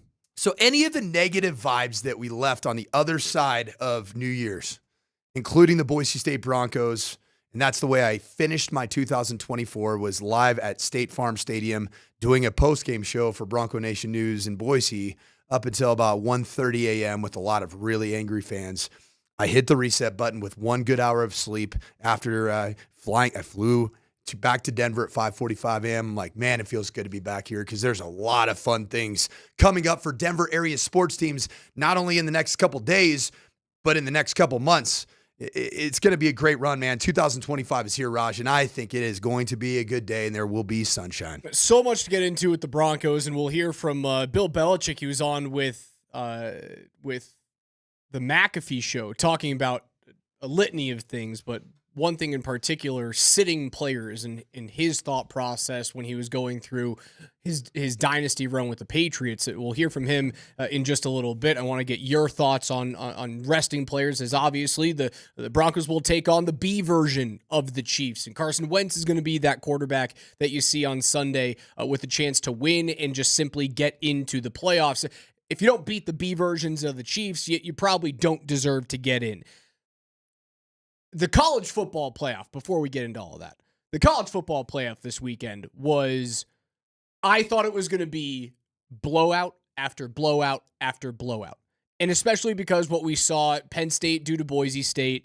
Yeah, but even that game, and I know the final score is a 17-point differential, missed field goal and you're 3 points away from, you missed that field goal in the fourth quarter, and the final score was indicative of the matchup. Penn State, I had a chance to see him in pregame warmups, by the way. I think Drew Aller is going to be the real deal. He's really? Dude, yes. He's a young player. And Matt Miller of ESPN, who I actually talked on the phone yesterday with, he tweeted out yesterday after watching him in person, going through just seeing, he's 6'6" and a quarter. He's like Justin Herbert body type and arm talent. He said that this is a Matt Miller tweet. He is opting to come back for the 2025 season, but if he indeed did declare for the draft, he'd be quarterback 1 right now. And he said he's talked to plenty of executives that feel that way. I'm just telling you. So why not come out? There's no reason not to come out then. Well, if that... You're a top 5 pick. Obviously, if that becomes the narrative, then you come out. I think I don't think he's ready. And Matt Miller's point is it is an indictment on the QB draft class this year. The depth of it, for sure. that Drew Aller, who's nowhere near a finished product, not even close. Like he has crazy amount of ability. He can run. He's 6'6". He feels like the next Justin Herbert type, where it's like it's going to click, and he probably needs one more year of college before it does click, so he doesn't get thrown into a terrible situation and he's not ready for whatever that looks like developmentally at the NFL. But Matt Miller, he is the best guy in the NFL draft coverage for ESPN, and ain't even close. He spends copious amount of time watching film, breaking it down, and it sounds like there's a lot of people right now that are not super high on either Shedeur Sanders or Cam Ward.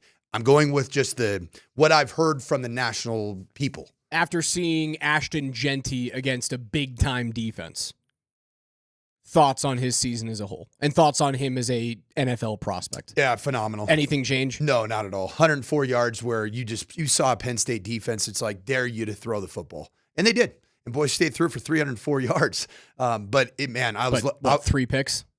Yeah, 2 of them came when you were kind of in. One was an arm punt on a 4th down and a desperation. One's on the final drive of the game. So the game was lost because Penn State was a better football team. And they had a better plan on both sides of the ball. They outcoached Boise State. But yeah, Ashton Genty, some of the 10-yard gain he had, it wasn't the breakaways that he's had all year. Even he had against Oregon earlier in the year, which, they proved to have some warts. Man. We'll get to that. But Ashton Genty he is the best back by far in this draft class. And there's going to be people that jump on the text thread and talk about Cam Scatterbo, who was phenomenal. But in terms of what the NFL is looking for in a running back, Ashton Genty, if he's available in the 20s, Broncos got to take him. You have to take this player. 104 yards versus 8 9-man boxes, and the entire intent from Tom Allen, the defensive coordinator at Penn State, was eliminate this player. Still didn't really. 104 yards is still a good game. It's essentially like having the way that he had 104 yards against Penn State and their front, which will all play in the National Football League, and against a structure to stop just one thing. That's like having a 100-yard game in an NFL contest, and he did it. We got an all-time classic in the Peach Bowl. And this was something that I thought 3 touches into the game for Texas was going to be a 40-point blowout. Right? You score on your first drive of the game, 2 plays, you go down the field, you touch the ball next on a punt return that gets taken to the house after Arizona State started off the scoring with a first possession field goal. It was 14-3 with, 7 minutes off the clock. And you thought this thing was going to be, at least I did, I thought it was going to be the next blowout that we'd seen in this slate of CFP games. And at 24-3 with 10 minutes to go in the 4th, magic starts to happen. And that game alone has erased any of the boring games that have come before it. The problem that yesterday showed in terms of yesterday and the 31st. My days, I don't even know what was that? Monday? Tuesday was New Year's Eve. Yesterday was New Year's Day. Okay, so I kind of my mind is thinking it's a weekend, Raj. Like I'm thinking I think it's Fridays. a Monday. My body thinks it's a Monday I just don't know. I have no idea what it is. It's just I just know it's a day that ends in a Y. It's a mess. Yeah, it's a mess. Anyway, so the Boise State game, Boise State had the bye. Penn State came in with momentum after winning a dominant game against SMU at home. Ohio State has momentum after winning a dominant game at home. And Boise State had a pretty long layover as well because they played one of the earlier the Mount West Championship game was a bit earlier. So you had the layoff. Arizona State, who wins the Big 12 championship, had that layoff. I still think it's a little bit like the NFL playoffs that if you get that first round bye, it's overrated. It's a bit overrated. Like I almost think that the Kansas City Chiefs, outside of just the rest and recovery piece of having an aging roster, they'll be sitting guys for 20 days. I know it's a problem, Raj. Like that's a problem. Because you want to know what the first quarter combined in the 3 games that we saw between a first round bye team and a team that had just played a home round game in the first round? It was a 42-3 score. I was going to say the only score was the field goal from Arizona. 42-3. Take the first half. Combined points in the first half for all of those teams that had the bye. 17 combined first half points. 1 touchdown from Boise State, 1 touchdown and a 2-point conversion for Oregon, and the field goal for Arizona State. And what I would tell you is that, like, the first quarter of the Boise State game that I was in the building for, I mean, that looked like it was going to be a boat racing. Just like it was 14-0 before you could even blink your eyes. I mean, it was, and then you started to see like middle of the second quarter into the third. But by that time, it's too late. Yeah, and then the same thing happened with certainly with Oregon and Ohio State, because they kind of come to life. Oregon showed a little bit of life in that third quarter. There was halfway through the third quarter, you went, okay, if you can go touchdown, stop, touchdown, then the fourth quarter gets squirrely. It could get weird. But that's not what happened. And then went touchdown, stop, and then Ohio State scored in their next possession, and it was back to being an 18-point lead. And if you eliminate the Arizona State start, and it's part of the football game, but I'm talking from the context of having too much of a layoff, it leads to ring rust. Just like if a boxer hasn't fought in 12 months, there's ring rust. Or in the case of Mike Tyson, hasn't fought in 10 years. That's called ring rust. And I think he'd fought some stupid exhibition before recently. But I think that there's a solution for this in the college football playoff. And I think it's this. The top 4 seeds, however you're going to have to redesign the seeding process. The seeding is the only thing that needs to change. That is the only thing that needs to change right now. I think you give the top 4 the option to play a home game, because if you're healthy and you want that momentum, or you can choose to get a bye and then you reseed based off what those 4 teams choose to do. Or you could add more teams. You could add more teams 16. And then you just play. You got to win what it would be. You have to win 4 games to win a national championship. Yep. That's it. And if you go to 16, it would make a ton of sense, because you still you have the conference champions that they're automatically in any conference. And most of those games would be blowouts, but like you'd get the odd upset. Most of those games would be worthless. Those first round matchups, like 1 versus 16. Let's think 2026 when the Pac-12 with Boise State and CSU. And I don't know if that team, I don't believe that conference is going to be worthy of an automatic bid to the college football playoffs, per se. But let's just say that you choose to think of them in the Power 5 conferences. Okay. Sure. Even though they're really not. Either is the ACC, really is the Big 12. You can, with 16 teams, you could then lump them in. Correct. Be my guess. And then one group of 5. Or you just say that it's the 4 Power 4 team conferences get auto bids no matter what. And then you give one group of 5, and then the other 11 spots would it be 11? Yeah, the other 11 spots would be just truly for rankings. Yeah, up to them. And then don't use conference champions for seeding. Don't use it. And then let those top 4 teams. Well, we'll see. I mean, if it's 16. You can use you can use conference championship games in the conversation. You should not be locked into, like, if you happen to win a conference championship game, it shouldn't lock you in to a certain slot. I still think you should get your 16-team bracket or your 16-team list and then somehow sift them into a bracket. That's the only way to fix this type of blowout scenario. With this particular set of seeding, I would have liked to see the first round bye teams this year all play against each other in this round, the second round. So instead of like a team that's coming off momentum and it has great form, I would have loved to have seen like Oregon. Oh, wait, so does that mean like Oregon, Arizona State, and then Boise State versus Georgia?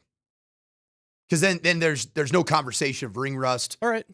Or, like I said, in the future, you could give, if you stay with the 12-team format, you can give the top 4 highest rated teams the option of one or the other. And if you have a lot of guys that are out with injury, then you'd probably take that first round bye. If you feel really good about your depth in your roster and you're just like, we just got to keep playing, then you can say, hey, we want a home game. And then you can build into it. Just like these teams that they have the home game. They looked awesome. Ohio State is a different team than they were 3 weeks ago because of that home game. And now they're the odds-on favorite to win this whole dang tournament. Rest versus rust. It matters in college football. Will it matter this weekend for the Chiefs sitting Patrick Mahomes and other stars against the Broncos? They are 10-point dogs against Denver. All the Broncos have to do is win, and they're into the playoffs for the first time since winning Super Bowl 50 back in 2015-2016 season. That's Coach Mike Sanford back in studio. I'm Alex Ryan Emmy. 303-504-0925 is where you can reach us in the Shop Mazda text line.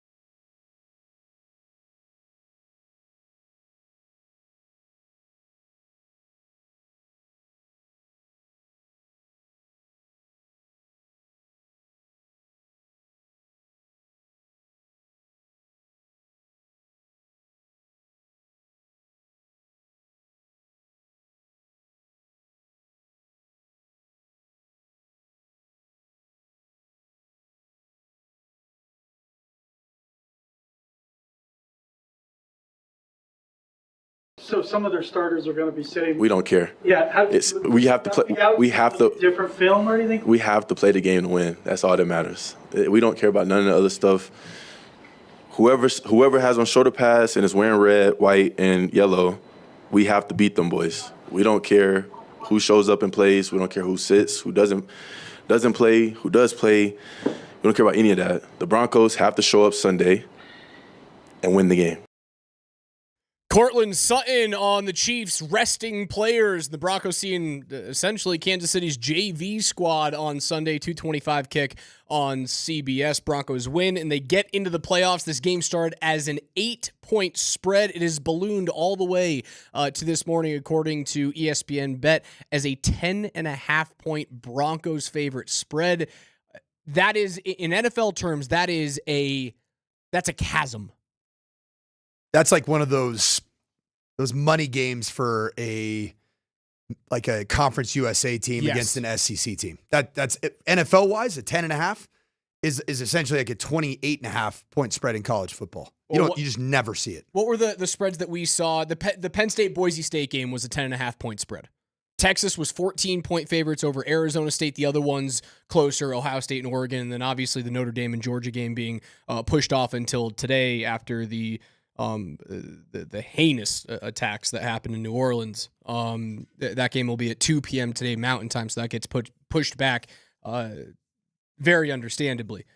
It probably should get pushed back again. Yeah. I think it's going to be a pretty empty stadium. I actually looked at, first of all, people are concerned about their own safety.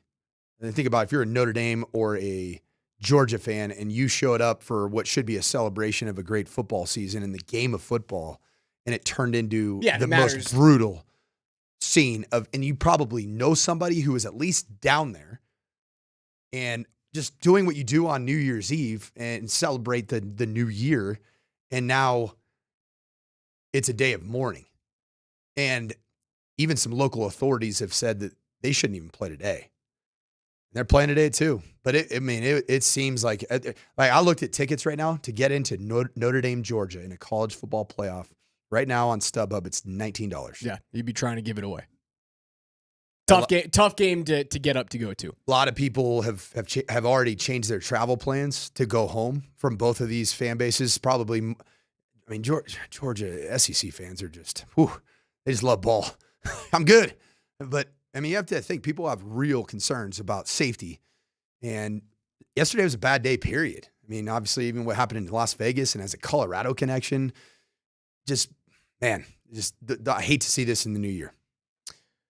That game gets pushed back to 2 p.m. Mountain today. Again, Broncos on Sunday, 2:25 against the Kansas City Chiefs. And this whole conversation around this game has been based on playing against Kansas City's backups, playing against their reserves, and Carson Wentz coming in as a quarterback who still has a little bit of runway left on his career, trying to prove something to as many as 6, 7, 8 quarterback needy teams that I still have something left in the tank. This is going to be his one chance to do so because Kansas City's already locked into that first round bye. He's not going to be playing in the playoffs unless something happens to Patrick Mahomes. This is your one shot.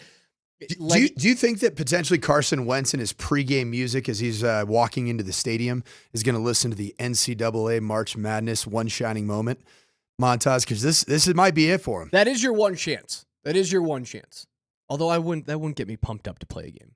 One Shining Moment's not for me. The ball is tipped. I know it's a little ballady for me, and for some reason it just doesn't speak college. I remember you were anti it last year. It's just not me. It's why I think I didn't like you last March. I know. You were so anti, man. Gosh. I'm all in on the tournament. Give it to me. Yes. Uh-huh. Like it feels like I'm watching a 1980s family sitcom. I'm about to watch Full House.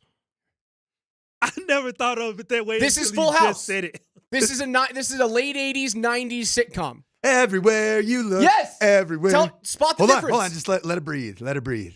This is Carson Wentz coming into the stadium. Yes, he is. 32-year-old shooting star. Nobody knows how good Carson Wentz is at this stage of his career. Demps hated me for not liking Here he this is. either. This is it, the crescendo moment. This is all he's got. All right. Get it out of here. Doesn't do it for me. He's going to be coming out firing. You don't think he's going to want to throw for 300 yards in this game against a defense that ever since let's call it week 14, week 13, hasn't been able to stop a passing attack? You don't think he's kind of licking his chops? This is a game that feels like it's going to be close in the fourth. I think Denver gets it done, but I think they're going to have to come from behind at one point. Like, I think Kansas City's going to get out early, and then Denver's going to have to storm back and take a lead at some point, and it will be close enough in the fourth to make you think, does this team really deserve to be in the playoffs or not? So Carson Wentz has started 68 career games. His last start, gosh, I'm trying to think. Oh, it came week 18 last year with the Rams. So so we can look at that one. Let's see what he did in week 18 with the Rams just last year. I'll have to look that up. Week 18 against the Rams, 17-24, 163 yards. Wait. Was week 18 versus the Rams, was he playing for the Chiefs at the time? Oh, hold on. Lindahl wants something here. Andy, what's up? You couldn't wait until 3 p.m. What are you upset about this morning? Oh, no, I'm just calling to defend you, Raj. Thank I'm the you. only guy at the station that will. That song sucks so bad. Yes! I don't know why anybody's into it. I don't care what version you pull out. We just got done battling for a trophy, and you want to bring out some, bad 80s music from the elevator? Thank you. To celebrate? What the hell? Wow. You know what? Today was supposed to be a new day. It's a new year. And I thought Andy, my guy, new year one of for my a new favorite song. people on planet Earth, that Andy would choose that 2025 would be the year that Andy Lindahl doesn't look up at the sky and start screaming at the clouds out of anger. But here he is yelling at a beautiful song, a ballad that gives me the goose pimples every time I hear it. May as well watch Seventh Heaven, Andy. Hey, you know what? I actually think Andy needs a little Kirk Franklin in his life, because I think Andy needs. Don't play it again. No, Don't play it I'm not again talking now. about this way. Andy needs some Kirk Franklin just to get him in the right headspace for what's going to be. There he is. There we go. This is for Andy. This is for you, Andy, right here.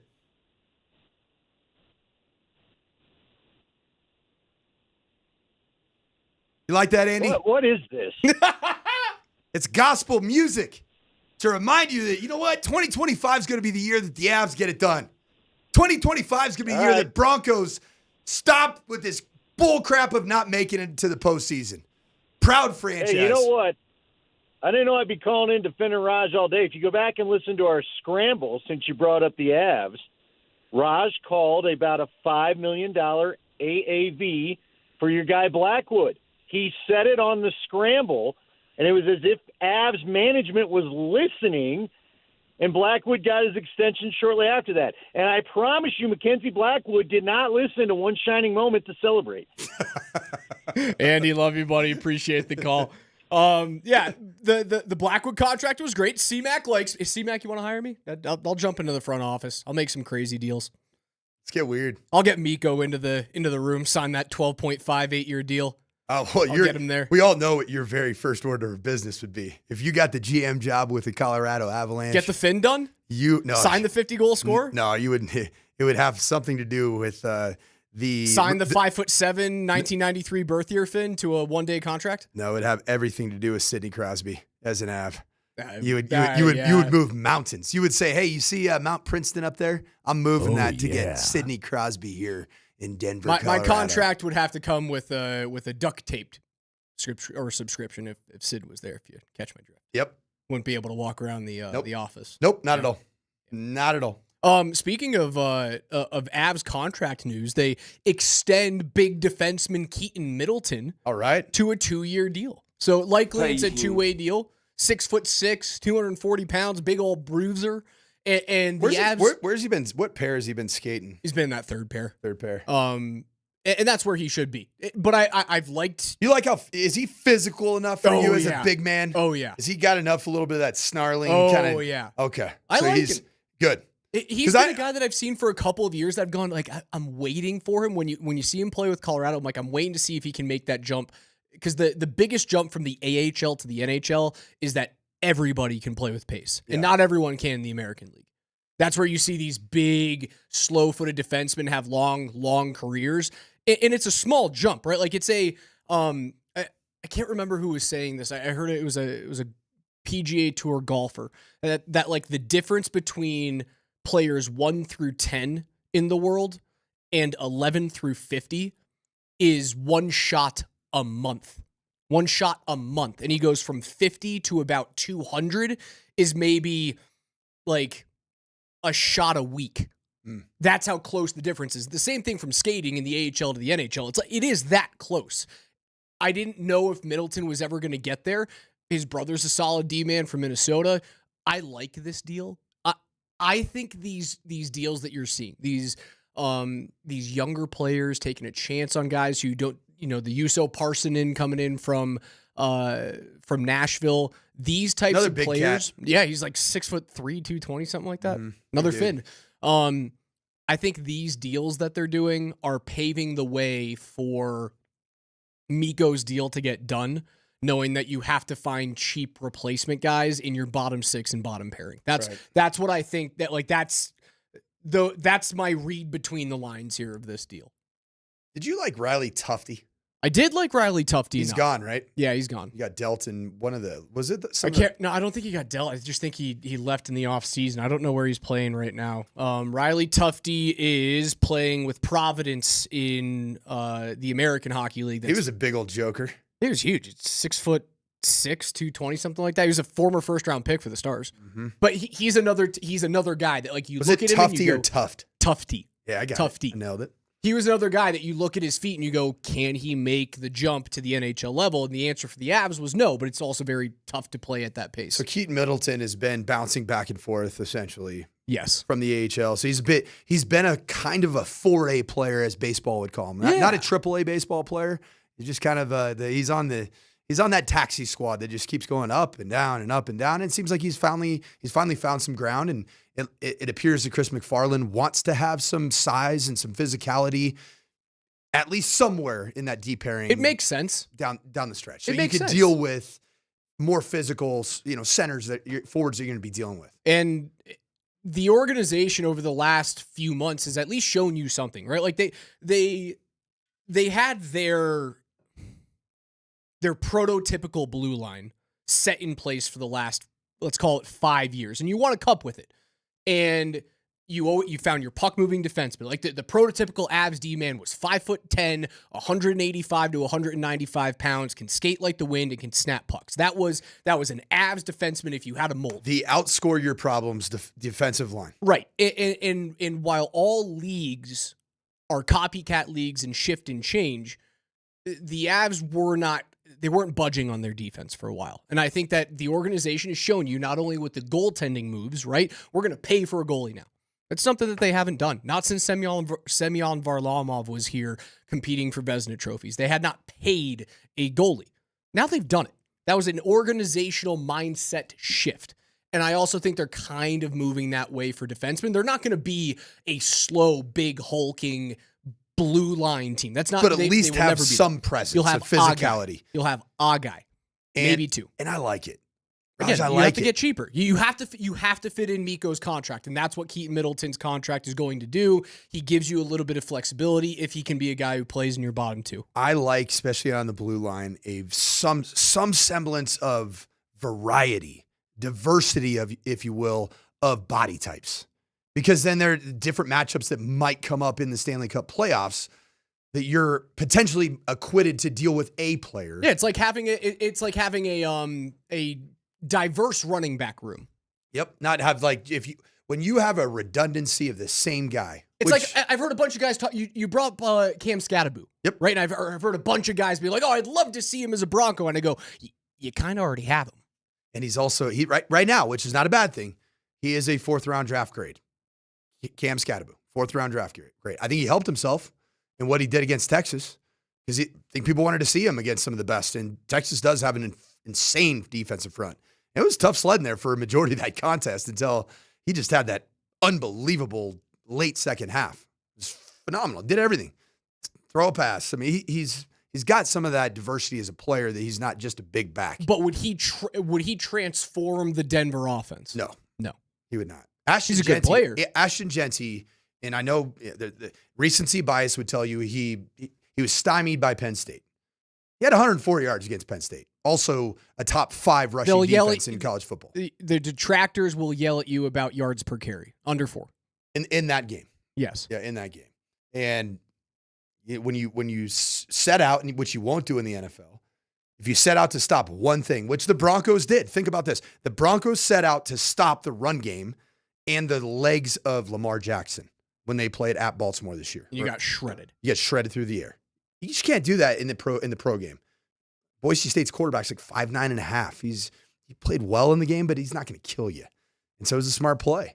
And yeah, so I think that players right now that I've seen that I believe are transformative for the Broncos in nature, Tyler Warren, the Penn State tight end. He's going to go in the top 10. After what Brock Bowers did this past year, he might have the same grade, if not higher, because he's even got more versatility than Brock Bowers does, who was a great receiving tight end. Tyler Warren can do it all. Like fullback, he'd throw passes. You can line him up. I mean, he's such a versatile player. And so I'm really excited for this draft. I am very excited to see where the Broncos end up finishing. And what I'm more excited for is Sunday, to see this stupid 9-year drought end.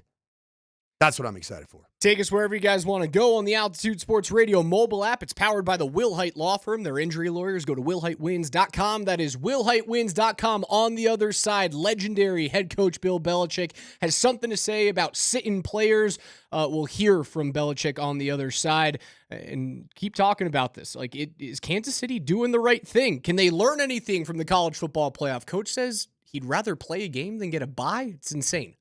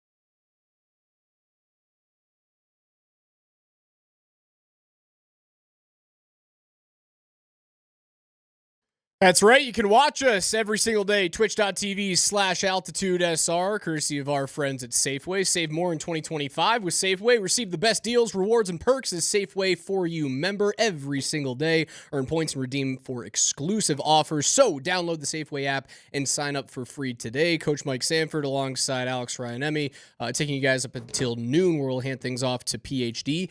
Avs will take on the Buffalo Sabres this evening at Ball Arena. 6:30 pregame show, 7 p.m. puck drop with Connor McGahey. Little Avs and Sabes, baby. Avs and Burrs. The Avs You're a and the Burrs Burrs. guy. Burrs. The Burrs. They don't call them that in Buffalo, The Yeah, they do. The Burrs. They don't call them the Sabes? The Burrs. B-R-E-S. The Burrs. Get Rob Trigiglia. I saw him walking around the studio. I bet. Ask Rob what the nickname is for the Buffalo Sabres. I believe he would say the Burrs. I swear, is there a worse overall like health condition than Buffalo fandom? Because it's almost like people that either like have 7 degrees of separation with a relative or just automatically Buffalo sports fans, never lived there. Or like in the case of D-Mac, I think he was there for a couple months and he claims he's a knower of all things Buffalo. Well, he worked. I think he wasn't there very long. It wasn't long, but I think he was there for like a year or two. Hope he's listening. He's getting a little riled up here. Just always something with Buffalo. I hope they get something done this year, man. Speaking of Buffalo this year, Barnwell came out with his NFL first and second team All Pros because we got Pro Bowl votes today in players, and Zach Allen gets snubbed. Quinn Miners gets snubbed, and both of those guys pop in on Barnwell's All-Pro selections. Both on first team? Both on second team. Okay. Both on second team mentions. For offensive tackle, Bowles behind Penei Sewell. Miners gets in as a second team as well. You get first team looks for cornerback in Pat Surtain, which is legit. And Allen gets a first team nod from Barnwell as defensive tackle. And PS2 is trending in the direction of being the defensive player of the year as well. The Vegas odds, I mean, something shifted dramatically. He's the guy. Well, he definitely has a chance to put a stamp on I'm the guy with a big time performance. Like if he gets a pick this weekend, it's over. It's likely over Even right now. Even a big like a major third down PBU or just blanket somebody where it's the Broncos end their postseason drought. Boom, there you go. What was it? Was there anything in particular in the Bengals matchup that just made you say that he is the guy, the best player in the entire NFL defensively? Because the line shifted pretty clearly here over the course of the last 7 days. I would assume it's something that he didn't do. I think it's the numbers that T. Higgins put up against Riley Moss and going, look at this guy against Jamar Chase. They're not the same. Yeah. Because for a long time during the season, it was, well, you have this two-headed monster. You found cornerback 2 for the Broncos, and Riley Moss is the guy that can kind of force teams to throw at Pat Surtain. And unfortunately, he comes back from injury. He's slowed down a little bit, maybe a little bit of rust, right? Like that's been the theme today, is talking about rust for football teams. It was his forced fumble. He forced the fumble and recovered. And then recovered fumble. it. That's the play. That's a play. It's the national headline play for the very lazy voters. Got to spend some time around some people on press row, and I'm like, these guys decide the Heisman? Okay. Speaking of ring rust, this is what Bill Belichick had to say about sitting his starters.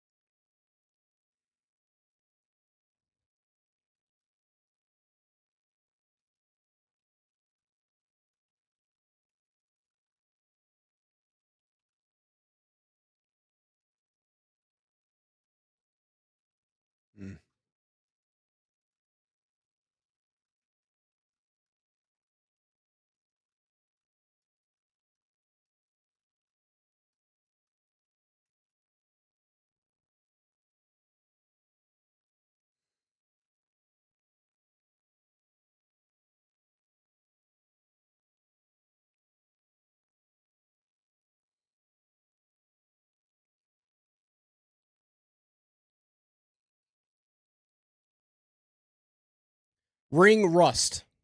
You've mentioned that with these college football games, you would rather take the home game rather than taking a bye and having nearly 20 days off. If my roster, say, put myself in the position of head coach and given a choice with a modified college football playoffs like selection situation where you reward the top 4 teams in seeding if you stay with 12 with a decision, I would choose the first round home game unless we had a banged up roster, did not love the depth, and didn't feel great about where the state of our team was potentially in 9 days. Or the matchup. It'd be, well, even then you're still. It's like putting a bullet back into a gun playing Russian roulette. Unless you really like what you got, man. And in the case of like Penn State, for example, Penn State playing in front of 107,000 fans in a whiteout against SMU. Yeah, I'll take that. Oh, and by the way, we're healthy. Yeah, I like that. Let's kind of get that bad taste out of our mouth from the Big Ten championship game, losing that contest, and let's go get some momentum, steal it back by way of a game that we feel very comfortable in. But it's cool for the Chiefs to do it. It makes sense for the Chiefs to do it, to take the 20 days off. The reason for some of their stars. The reason for the Chiefs is they've had it's been a long grind for a long time. You look at the amount of extra games and extra field minutes. Yeah, they played more games than any team in the NFL over the last 4 years. Way more. And not only that, you're re-upping a bunch of vets because you don't want to break up the core. And so that core is aging and it's had a ton of work. Yeah, I think it makes sense in the case of the Chiefs, but if I were Kansas City, I don't know exactly who is going to be. Do we know who's being rested for this game? Like exactly? What has been said is obviously Mahomes out for the entire game, but they will be rotating players in as the game goes along. So Adam Schefter tweeted out that the Chiefs could rest players like Ted and Travis Kelce. That would be, he shouldn't play at all. Would you agree with that? It's Travis Kelce and everything he's done in his career, and he's aging. He looks arthritic at times, even right now, even as effective as he still is towards the tail end of the season. He looks like a guy that should not be playing at all. I wouldn't play Mahomes, Kelce, Pacheco, Hopkins. Chris Jones, did you say? Jones, I would not play. Yeah, because he's been battling injury anyway throughout the course of this season. And I wouldn't play, I know he's young, but I wouldn't play Trent McDuffie. I would sit him down. I would keep my star corner's legs as fresh as possible. Multiple offensive linemen and other defenders to get most, if not the entire game off as well. Can't give your whole offensive line the game off. No, it's not possible. Yeah. It isn't possible to sit all 22 of your starters. A lot of teams don't feel very good about their 7th guy, let alone their 9th, 10th guy. You know, just in terms of, I mean, you don't want to run.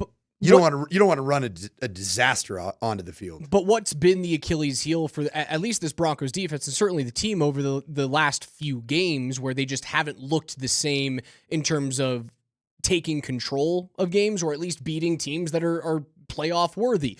It's been when you get into the depth, when you get into backups, 3rd string, 4th string, you don't have what other teams do. So it'll show you what that depth has on a more level playing field. It'll at least show you that. If you can't beat this team sitting that many players, you don't deserve to get in. 100%. And if that's the case, it'll be a very, I think it'll be a very dark time in Denver Broncos football history. You lose to the Kansas City Chiefs, resting, we'll say at least 5. There's going to be 5 players. You named them. You went through them that are difference makers and are winners and proven winners. And you don't get this accomplished, it'll be a dark time. What happens if Samaje Perine gets, 22 carries and 118 yards. 118 and 2 touchdowns, and you're looking back and you go, God, how does that one happen? That's all I'm thinking of. I can't get the loser mentality out of my mind. It's such a play. It's a virus in my brain right now. I can't get it out of my head. And I don't know how, by the end of tomorrow's show, I vow to all of you, I will be positive Raj. I will be, they're going to get this thing done. I'm not worried about, God forbid, what happens if they lose. Is it still a good season? By the time the show ends tomorrow, I will be Mr. Positivity. Raj, you know what you need? You need to listen to the podcast from Tony Robbins. And then right after each episode is done, you need to listen to some Kirk Franklin. And then go back to Robbins. And then back to Kirk Franklin. And so luckily, we were really prepared today to give that to you. Welcome back to the studio, Coach Mike Sanford, KJ Granderson. I'm Alex Ryan. Hour 2 is coming up next. We'll have NFL notes at 11:15.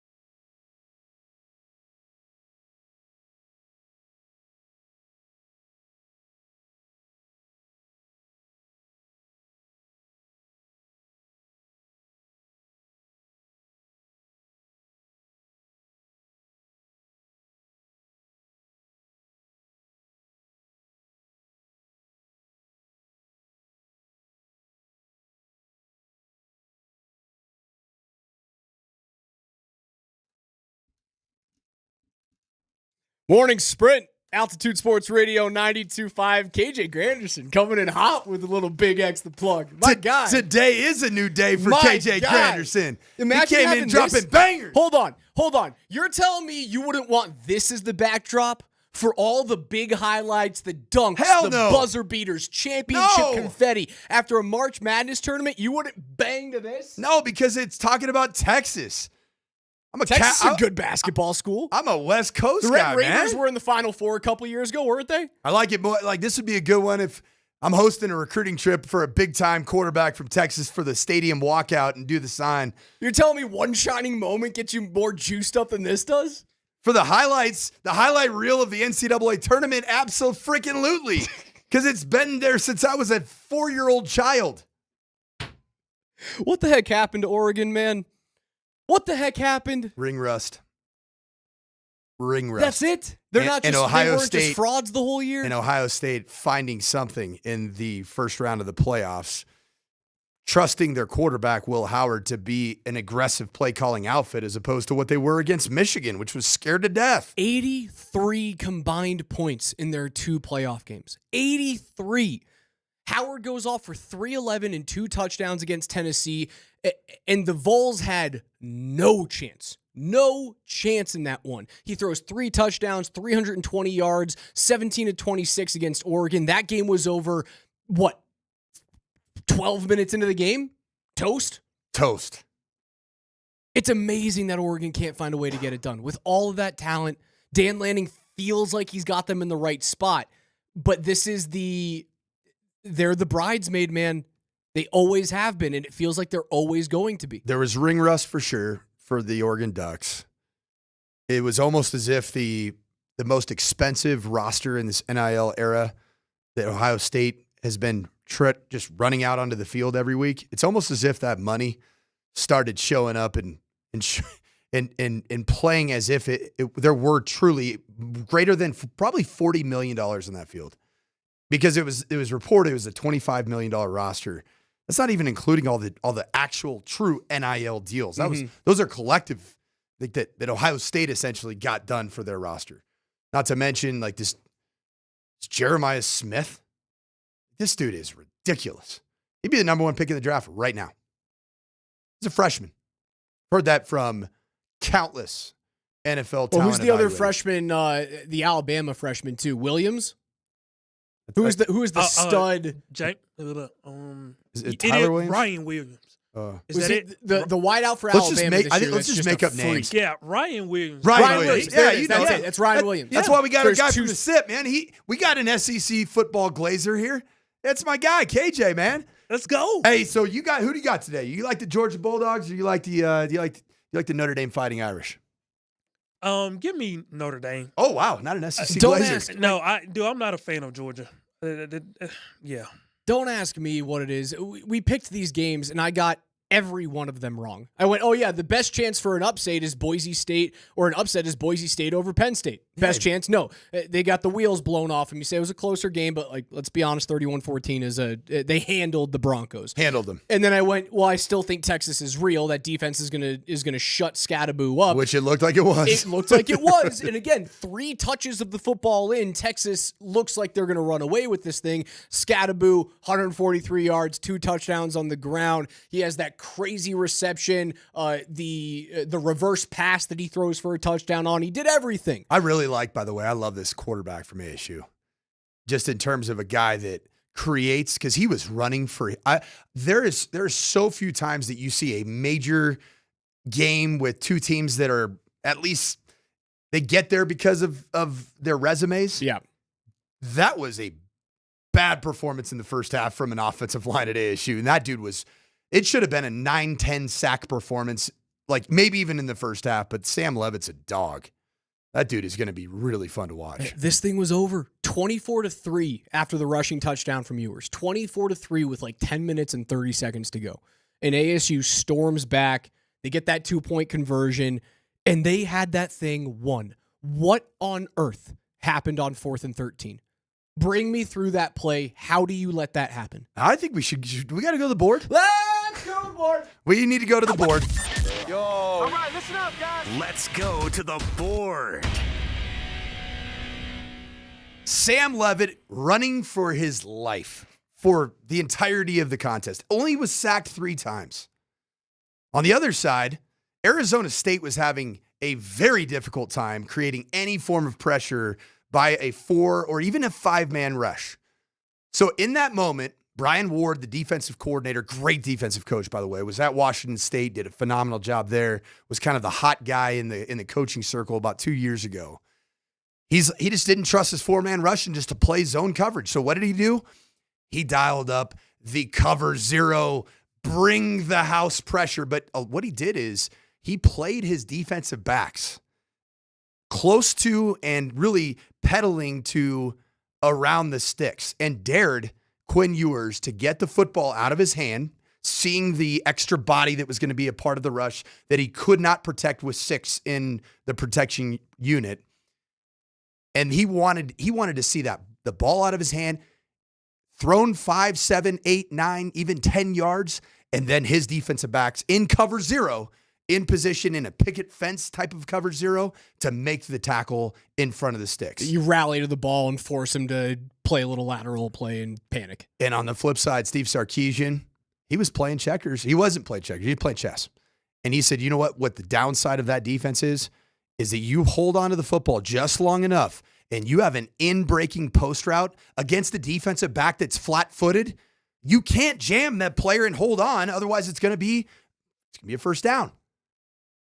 So they run that inside post, just gets enough time in the backfield. Quinn Ewers throws the ball off his back foot like we've seen Jordan Love. It was a little underthrown too, man. Absolutely. He almost blew it. He almost did, but with that style of cover 0 on a critical down, if you just say, hey, the cleanest play so we can protect is to throw the ball at or near the sticks and run for it, you're most likely going to be stopped.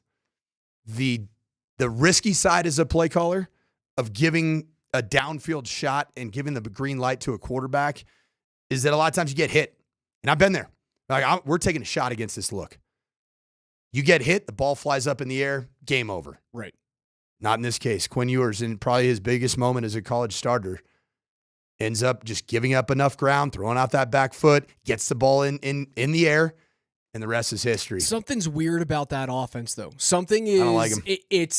Something feels inconsistent about the offense, and as good as Matthew Golden was last night, like 7 receptions, 149 yards, that huge touchdown, again, in overtime on 4th and 13. He's the guy who comes up big for you.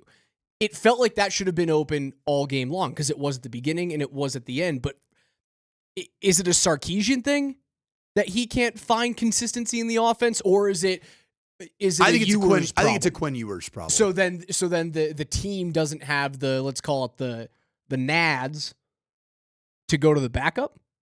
They haven't. Would you do it?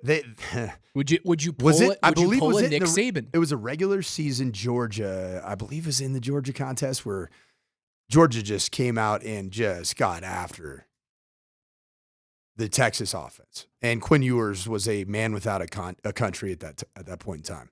And they ended up throwing Arch out there for a series or two. I can't remember. 3 of 6, 19 yards, and he took a sack. If I'm no interceptions in that game. I do not see any interceptions. No. And it might have been he got banged up, or I'm sure that's probably how it was sold optically to make sure that there was no controversy. But what did Arch Manning do in his performance in that game? Because it wasn't. He ran a little bit, but Manning was 3 of 6 for 19 yards passing. What did Ewers do in that game? Sorry, I don't have it in front of me because it started bad. Like it was bad. Give me a second here. Ewers 25 of 43, 2 touchdowns and a pick.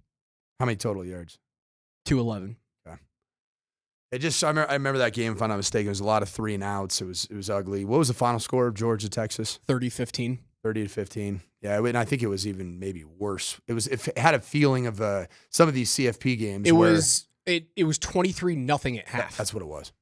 And then Texas came back to make it 30-15, and you thought that this could be an exciting fourth quarter. Georgia scores another touchdown. Here's the 12-minute mark, and then it was toast. Here's the problem right now with the Texas Longhorns and the Steve Sarkisian, Quinn Ewers relationship. The 333 didn't have nads on my 2025 bingo card. just throw those nads right on the bingo card. Just Just you know what? Throw the nabs in, instead of the dauber. Just put it on like the stamp pad. Throw your nads on it and use What's your a stamp pad? You ever like a stamp? Oh, Like yeah, ink like pad. an ink pad. Okay, Yeah, for a all right, stamp. got it. Throw your nads on there and I then was like, use, how often are you using stamps? Use your nads to actually stamp your bingo as you're playing bingo in 2025, and you get a double stamp. When's the last time you played bingo? Oh, I love bingo. What a great game! I haven't played bingo in. Tell you what, I bet you I haven't played bingo in 10 years. if 15 years. you're balling on a budget in Las Vegas, go to a local casino on the outskirts of town and go to the bingo hall. You'll have a heck of a time. Just a few creatures out there. Back when I was making $18,000 supporting a family annually, I was making that as a graduate assistant at UNLV. That's exactly what we did. We couldn't afford to go to the blackjack tables because you can't reach back. You reach in for some more chips. There's no chips left. So you just go to the bingo hall and buy in for $8 a game. That's an hour for $8. That's a hell of a deal. That is a hell of a deal. And you keep It's showing up, entertainment, baby. You keep showing up. They'll give you a free drink card, and you can go get some prune juice and Werther's Originals. And you're playing. I mean, you are playing with the oxygen mask mafia of Nevada. It is so much fun. You don't say. It's a blast. I highly recommend 10 out of 10. That's a tattoo to get, the oxygen mask mafia. My guy. Coach is back from Arizona. His Boise State Broncos, unfortunately, they bit the dust. They're done. They get beat by Penn State, moves on to a semifinal. 2:30 p.m. today is when you'll catch that final quarterfinal matchup between Georgia and Notre Dame. On the other side, KJ Granderson brings us through the biggest news in the NFL with his NFL notes.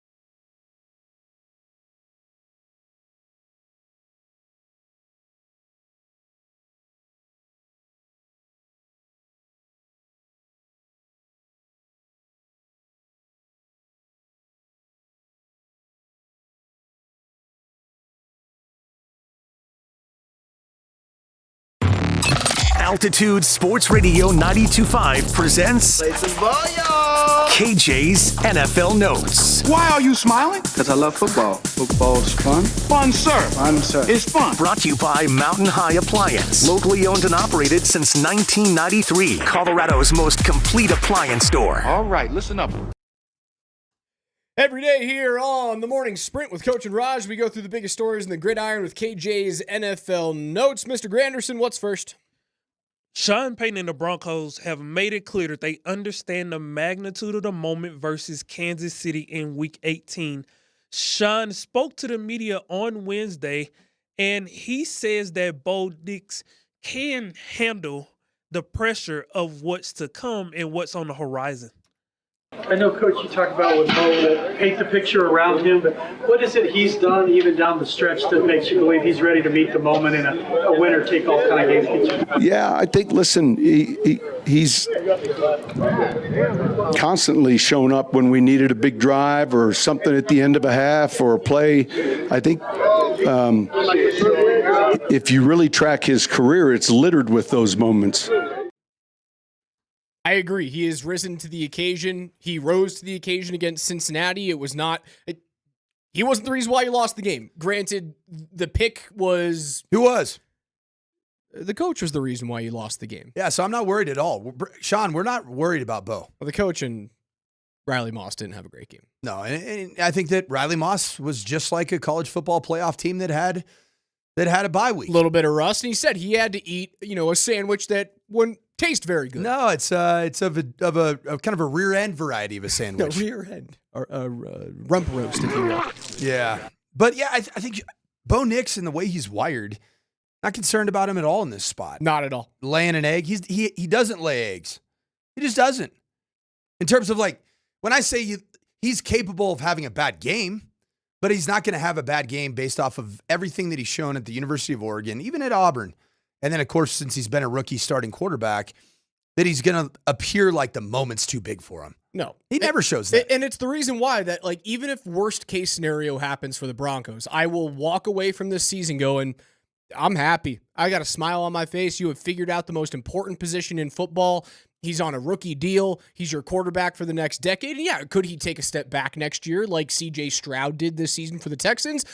He can, but he is something to build around. He is your guy, and he's not the reason why, like if the worst case scenario happens, he's not going to be the guy that the blame falls on him. Well, likely. I would say this season, the storyline has been the Broncos have beaten teams they should beat on games and times of the season. Yes. And that's a good thing. And what is this weekend? It's been predominantly because of the defensive unit. But what is this weekend? So if you lose this game, what is the side of the ball that has failed to deliver in big moments? I think it's been the offense. Well, who is the face of the offense? For every offense, it's a quarterback. So I'm not saying that I'm ready to blame Bo Nix in the event that the Broncos lay an egg.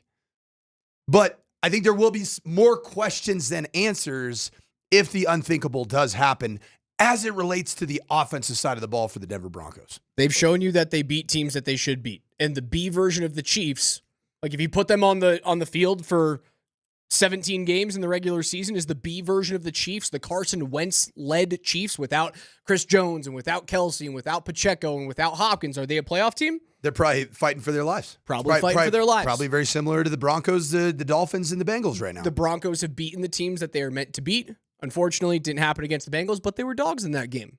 They're going to be fine. They're going to get in. I do too. They will get in. I have a lot of confidence that Broncos country needs to show up to that stadium, the fan base, like it's a freaking playoff game. In those beautiful uniforms. Show up like it's a playoff game. You can't lose in those uniforms. You can't do that. Do not show up.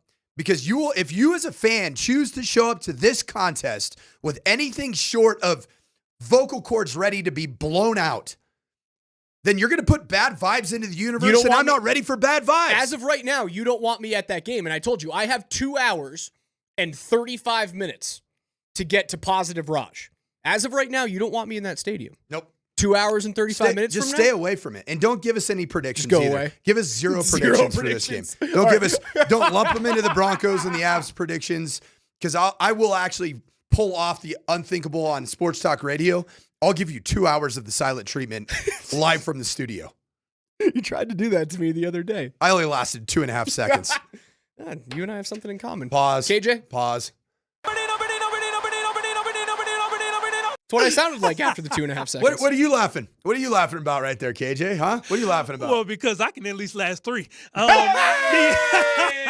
My man. The NFL released their 2024 Pro Bowl rosters for the AFC and the NFC. The Broncos have 3 players. The obvious one, Patrick Surtain, 3 and 3 years consecutive. Nick Bonito is a first-time Broncos outside linebacker who is now a Pro Bowler, and you have Marvin Mims representing the special teams. Here are the Broncos' top snubs. First alternate, Quinn Miners, Mitchell Fraboni. No second alternates. Their third alternates are Garrett Bowles and Will Lutz. Fourth alternates, Bo Nix, Zach Allen, and Mike Burton. Fifth alternate, Brandon Jones. I'm going to ask you guys, who was the Broncos' biggest snub this year? Zach Allen. Zach 100%. Allen. Zach Allen has Allen. He's got a chance to be a first-team All-Pro. Quinn Miners too, man. I think the way that this offensive line protected Bo Nix this year, a rookie quarterback, and the pressure that was placed on the offensive line, you could say that Bo Nix got rid of the football. He's a guy that doesn't hold on to the rock, but I thought that this offensive line deserved to have some representation in this game. There's a very good chance that Bo ends up being a Pro Bowler this year because of how many guys opt out of that game. And look at the quarterbacks ahead of him in the AFC. Look at the guy, like Patrick Mahomes is not a Pro Bowler. Amazingly, because of what Josh Allen and Lamar Jackson have done this year. Those guys aren't going to play in that game. Nope. And Bo's a fourth alternate. Bo's going to play in the Pro Bowl. He will be a Pro Bowl quarterback this year. That's so cool. It really is awesome. And it's cool in name only now because of how many guys opt out. The one that matters is, like, the one that tells you were you elite this year or not is all pro. What was the year there was a bunch of opting out of the Pro Bowl? And was it like Baker Mayfield didn't even really necessarily have a great year and he was a Pro Bowler? I can't remember what it was. Alternate It quarterback. was like a seventh. But you know what? It was precedent for Baker Mayfield to go forward in the coming years and say, you know what? I belong. He does belong. Yep. Baker's legit. Legit. And at the time, it was like he was a cast-off and a first overall draft pick that's been a bust. So yeah, I think this is good. Even if it's for name only, would you have taken it if we're at training camp in August and you'd be like, you know what, Bo Nix he's gonna be a Pro Bowler because he was an alternate, but he got in. Would you take it? Yeah, oh, heck 100%. to the yes. After the crap that we've seen for a decade, come on. You take it and run with it. KJ?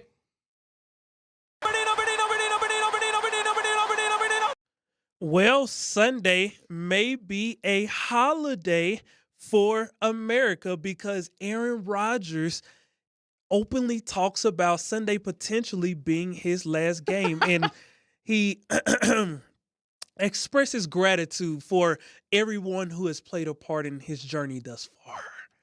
Like when you reflect on that at all, what goes through your mind? Just a lot of gratitude for the last 20 years and the many countless lives I've encountered and amazing teammates and coaches I now call friends. Experiences I've had, memories, a lot of great memories, a lot of great people that impacted my life. Ones that know and ones that might not even know it, by just side comments or putting an arm around me at the right time. But not just those 20 years, I had great college coaches at Cal and junior college and high school coaches. And, this game has given me a lot. I've given a lot back to it, and I'm thankful for it. I'm not thinking, I won't be thinking about that come game day. I'll just be enjoying this. I'm trying to stay in the moment, but of course it's been a long career. I'm really proud of what I've been able to be a part of, what I've been able to accomplish, and also looking forward to a nice mental and physical rest.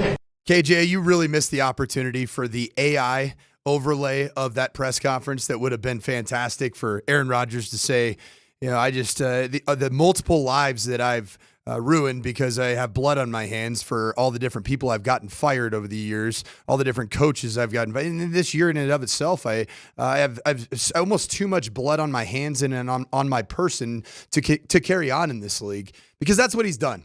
And while Aaron Rodgers was must-see TV for years as a player. First ballot Hall of Famer. He is awesome. The tail end of his career has not been pretty. I would have liked to have him thank Pat McAfee for having a massive platform to mansplain his side of the story week in, week out. It's just turning into a tired act, and I am ready for it to end. I don't know about you, Raj. I'm ready for it to end, but I think it's ridiculous to look at Aaron Rodgers in the end of his career and go, well, he's not who we thought he was. He's one of the probably 5 best quarterbacks to ever play the game, at least in terms of like 4-time MVP, Super Bowl champion. He'll throw for 500 touchdowns after this week. I think he sits at like 499 or something right now on passing TDs. He's top 10 career in passing yards with 62,000. First ballot Hall of Famer, all timer. The end was ugly, and it was very ugly. He's just a weirdo too. And it was. Are you gonna watch that Netflix thing? I am, yeah. Because I like weird. I like sickos. Because I am like a sicko. Sickos. I am a sicko. So, yeah, misery loves company, babe. I hope Marky grabs that. I like sickos. KJ, what's next?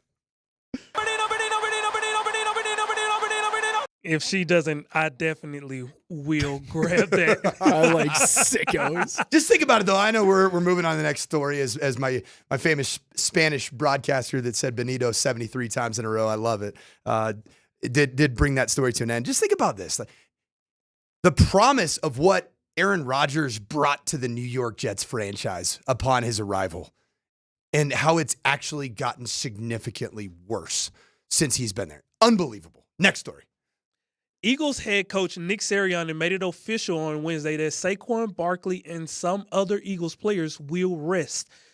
This officially ends Barkley's quest to break Eric Dickerson's all-time single-season rushing record.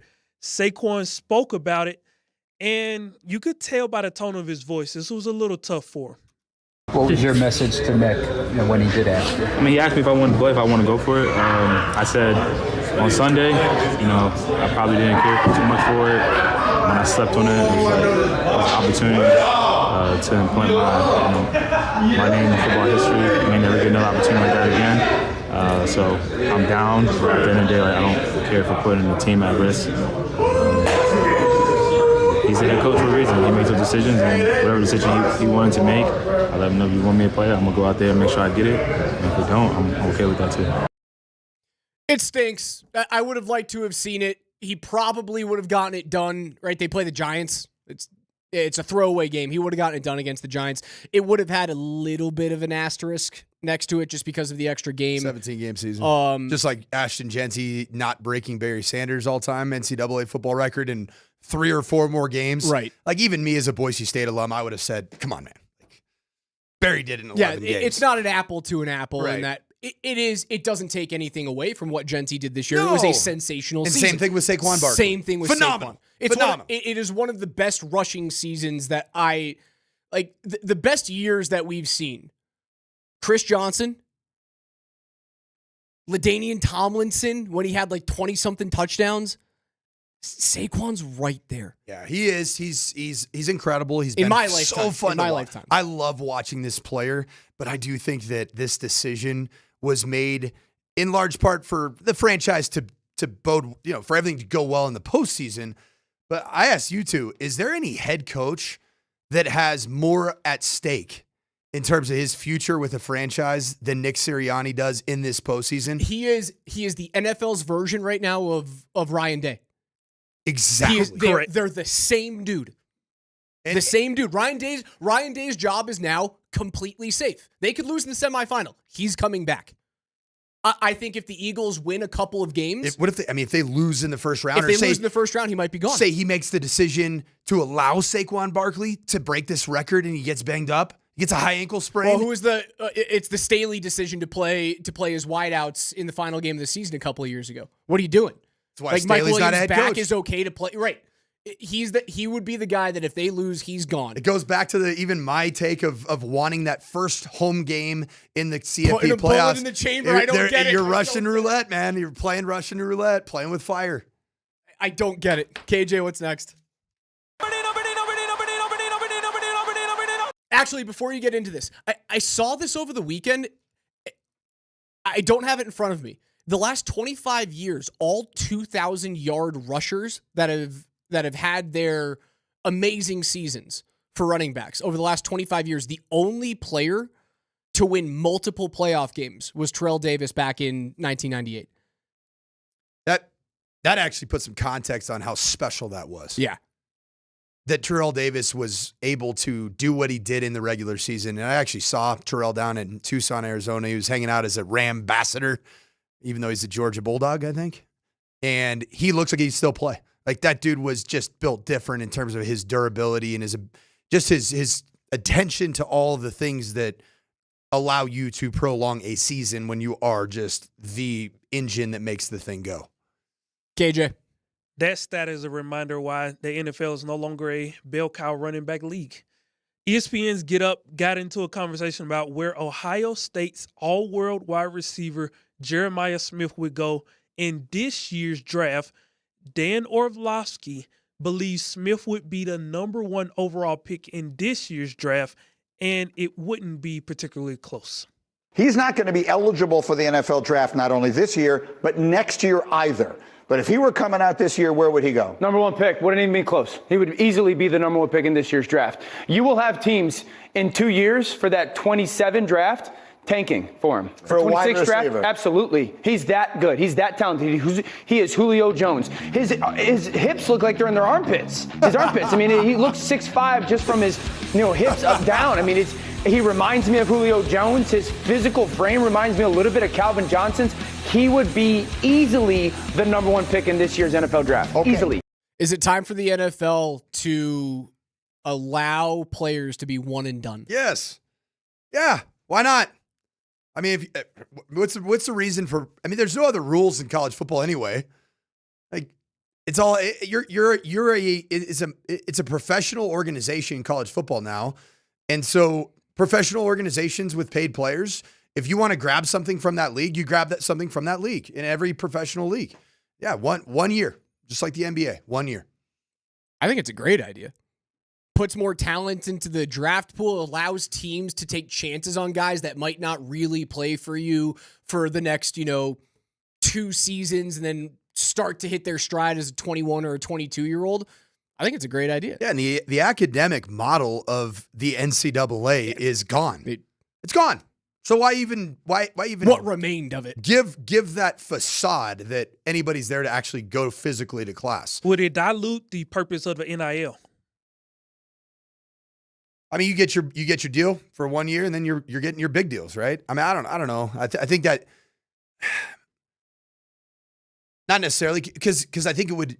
In fact, I think some of the players and the reason they didn't allow for this to happen was readiness, NFL readiness, physically, because the game is so much more physical, as we all know, in terms of how the game is played in the NBA. But it was also that you wouldn't have a long list of players leaving after their first year of college football with bad advice. Well, now the incentive to not test the NFL waters, get drafted really late or not drafted at all after one college season, is that you have NIL to make that a very viable option to stay. So I think it would actually filter out all the players that are like, oh, I'm going league. No, you're not. Well, yeah, you can still make $2.5 million next season annually at Ohio State, Penn State, or Alabama, Georgia.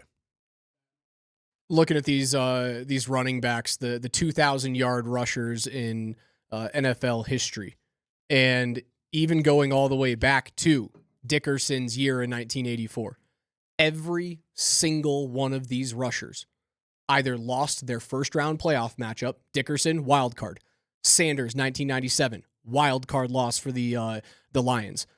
Davis, 98, 2,008 yards, Super Bowl champion. Let's go. 2003, Jamal Lewis and the Ravens lose to Tennessee in their first-round matchup. See ya. 2009, CJ2K. Chris Johnson and the Titans. Oh, okay. They don't qualify for the playoffs. Adrian Peterson in 2012, wild card playoff loss at the Packers by 14 points. 2020, Derrick Henry and the Titans, they lose wild card round to the Ravens 20-13. And then Saquon is now 2024, 2,005 yards, will not play this week against the Giants. Can he be that first guy since TD to win a game? Not just a Super Bowl, a game. If this team doesn't win a game, then Nick Sirianni's words that he spoke to the Kansas City Chief fan base will be talking to himself. NFL Notes are brought to you by our friends at Mountain High Appliance, Colorado's most complete local appliance store with locations in Denver, Louisville, Littleton, Colorado Springs, and Glenwood Springs. They offer every major appliance line and brand, and you can find them at mountainhighappliance.com.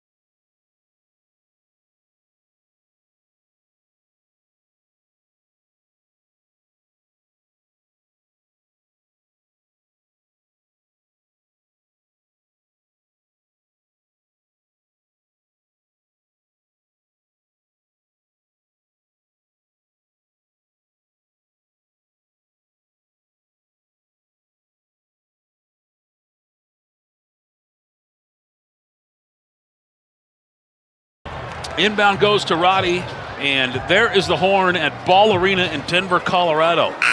Nuggets get a triple-double from Nikola Jokic, 23, 17, and 15. They get a double-double from Russell Westbrook, 21 points from Jamal Murray, and 21 points from Michael Porter Jr., and the Nuggets blow out the Hawks 139 to 120, the final tonight from Denver. I know all stats are made up at some point, but feels like we see these every other week from Nikola Jokic. The first time in NBA history where a player has had a 20-point, 15-assist, 15-rebound triple-double in 30 or fewer minutes. Stupid. It was as efficient as we have seen Jokic this year. And that's coming off that 30-point or 37-point performance where he went like 13 of 30-something from the field. And you're like, oh, that was a little weird. This is what we expect. As a over-consumer of all things football myself, very guilty. The unfortunate aspect of everything that happened in New Orleans did lead me to be able to watch the entirety of that contest, and it was fun to be able to tune into Altitude TV. And one of the stats that I saw that was on a little storyline after the first quarter that stuck out to me was that Nikola Jokic was the only NBA player since 1996 to 1997 with 11+ points, 7+ rebounds, 6+ assists in a first quarter. That's insane. It's also what we've been waiting for the Nuggets to do with Joker, where you open up a big enough lead and he has done enough where you don't have to watch him play the fourth. And it never got close enough for him to go back in. It did a couple of nights ago against Detroit, right? Like they get to within 15 points and Joker comes off the bench and you go, before you know it, now he's played another, 32, 34-minute night and he sits down at 30. MPJ only plays 24. He goes 5 of 9 from 3, 21 points. You get double-digit scoring from all of your starters. You get another double-double from Russell Westbrook, who drops 11 dimes on 16 points. The team doesn't miss a single free throw against Atlanta. That's what I hope to see in the second half of the season. You get more of these games where you open up a lead and you can look at Joker and you can look at Russ and you can look at MPJ and go, still loving Russ in that starting five. I love him, dude. They're 8-12 when he starts, or 8-2 in 10 games. That's not very good. 8-2 in 10 games when he starts. I love that. I still stand by the fact that Christian Braun as a 6-man is I think it's the gift that will keep on giving when AG comes back. Yes, I see it. I feel it. I think Michael Malone's going to see it and feel it because he wants that energy from the start. And you could point to a couple things in this game. Like one of them was the defensive woes for the Denver Nuggets are well documented. They're still there.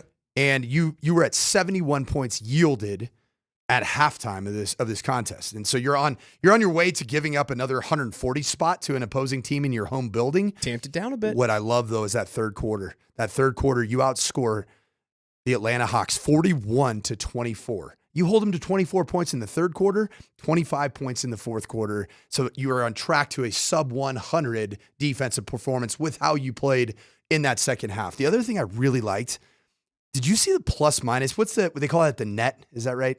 So the plus minus the scoring differential for each starter when they were on the floor versus when they were off the floor. The starting five for the Atlanta Hawks, Trae Young was minus 25 when on the floor. 30. And he put up 30 points. He was minus 25. On the flip side, Nikola Jokic was plus 31. The starters haven't been the issue for the Nuggets, right? Like the starting five has always been fine. It's what happens when Nikola goes off the court. Can you hold your own? They did against Atlanta. Atlanta's a fine team, like 18-16. They're middle of the road, but they're fine. It's not a team that you can sleep on. The Nuggets can't sleep on any team the way that they've been playing this year. The starting five's been fine. And looking at Russ, this is a stat from ESPN. When he starts or when he plays with Joker, Gordon, MPJ, and Brown, 133 points per 100 possessions. That's a terrifying 5-player unit to look at on the other side. Another development that's been fantastic over the course of the last, I'd say, 5 games is what we're seeing right now in the confidence level of Julian Strawther. Right now, he is the guy that you feel just coming off the bench that he can create. And he's not just a shooter. He finished out, 60% from the field last night, 50% behind the arc. Ended up with, 50% from the field and 1 for 5 from 3, but 13 points. I like the fact that he is starting to feel the physical nature and the confidence in his own physical abilities to take the ball to the rim. And that to me, coming off the bench is massive because you have a creator that is growing in confidence in his second year, and he is the best scoring option right now off the bench. How about Russ's little defensive performance in the fourth? Like 12 minutes or something to go, or 10 minutes or something to go in that game, and you're up by 13. Russ is diving on the floor for balls at 36 years old or whatever he is right now. It has to be infectious. That type of energy has to be. I think that Russell Westbrook listens to all of our fine sponsors that talk about men's health. And he is not a low T guy. He's a high T guy. He is. He's got the T is there. T's there. T's a capital T. Yeah, he just throws out the T on a nightly. It's pretty awesome. I love watching that guy play. And it's such a shame that you're getting him at 36. Is it though? No, because I think it's the returns have inspiring. been awesome. I was reading articles this morning on ESPN talking about like the big offseason acquisitions for contending teams. And originally they gave the Russ to Nuggets move a D grade, and they've upgraded to a C minus. And I go, are you watching what he does when he's on the court? Lazy take artist, national lazy. Take. A lot of them. When he starts, this team is good. He gives every piece of energy he wants. And the takeaway was, well, when he plays with the second unit and Nicole is not on the floor, he's not good. Like the team is also not good. But that's who the Nuggets have been since 2018. When Nicole is not on the floor, they're not a good basketball team. Nope. They were deep enough to get it done a couple of years ago, and they were just dominant on a 16-4 playoff run. But that's who they've been. They've been that top-heavy team. So to say it's a detracting part to that addition? Nah. Raj, do you realize that in 2 hours and 6 minutes, we have college football playoffs at 2:00?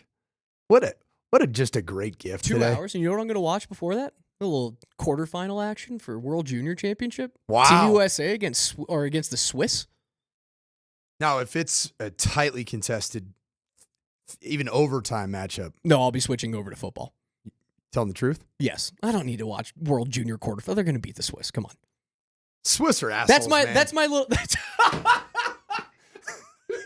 What are you talking about? I mean, they border with Roger Federer is a fine guy. No, the Swiss aren't. They're actually like the most neutral people ever. So they're that's like the definition of Switzerland. Yeah, I was just the French. The French are when you sit on a fence post, you get called the Swiss. And they share at the Alps with the Swiss, with the French, the Swiss and the French. Great skiing, good chocolate, probably good coffee, good breakfast pastries. No doubt, they have good knives. They have good knives. They have good really, watches. Really good. Good knives. watches. Great banks. If you got the money. It's going to do it for us. PhD's coming up next. For Coach, for KJ, I'm Raj. We'll talk to you guys tomorrow morning at 10.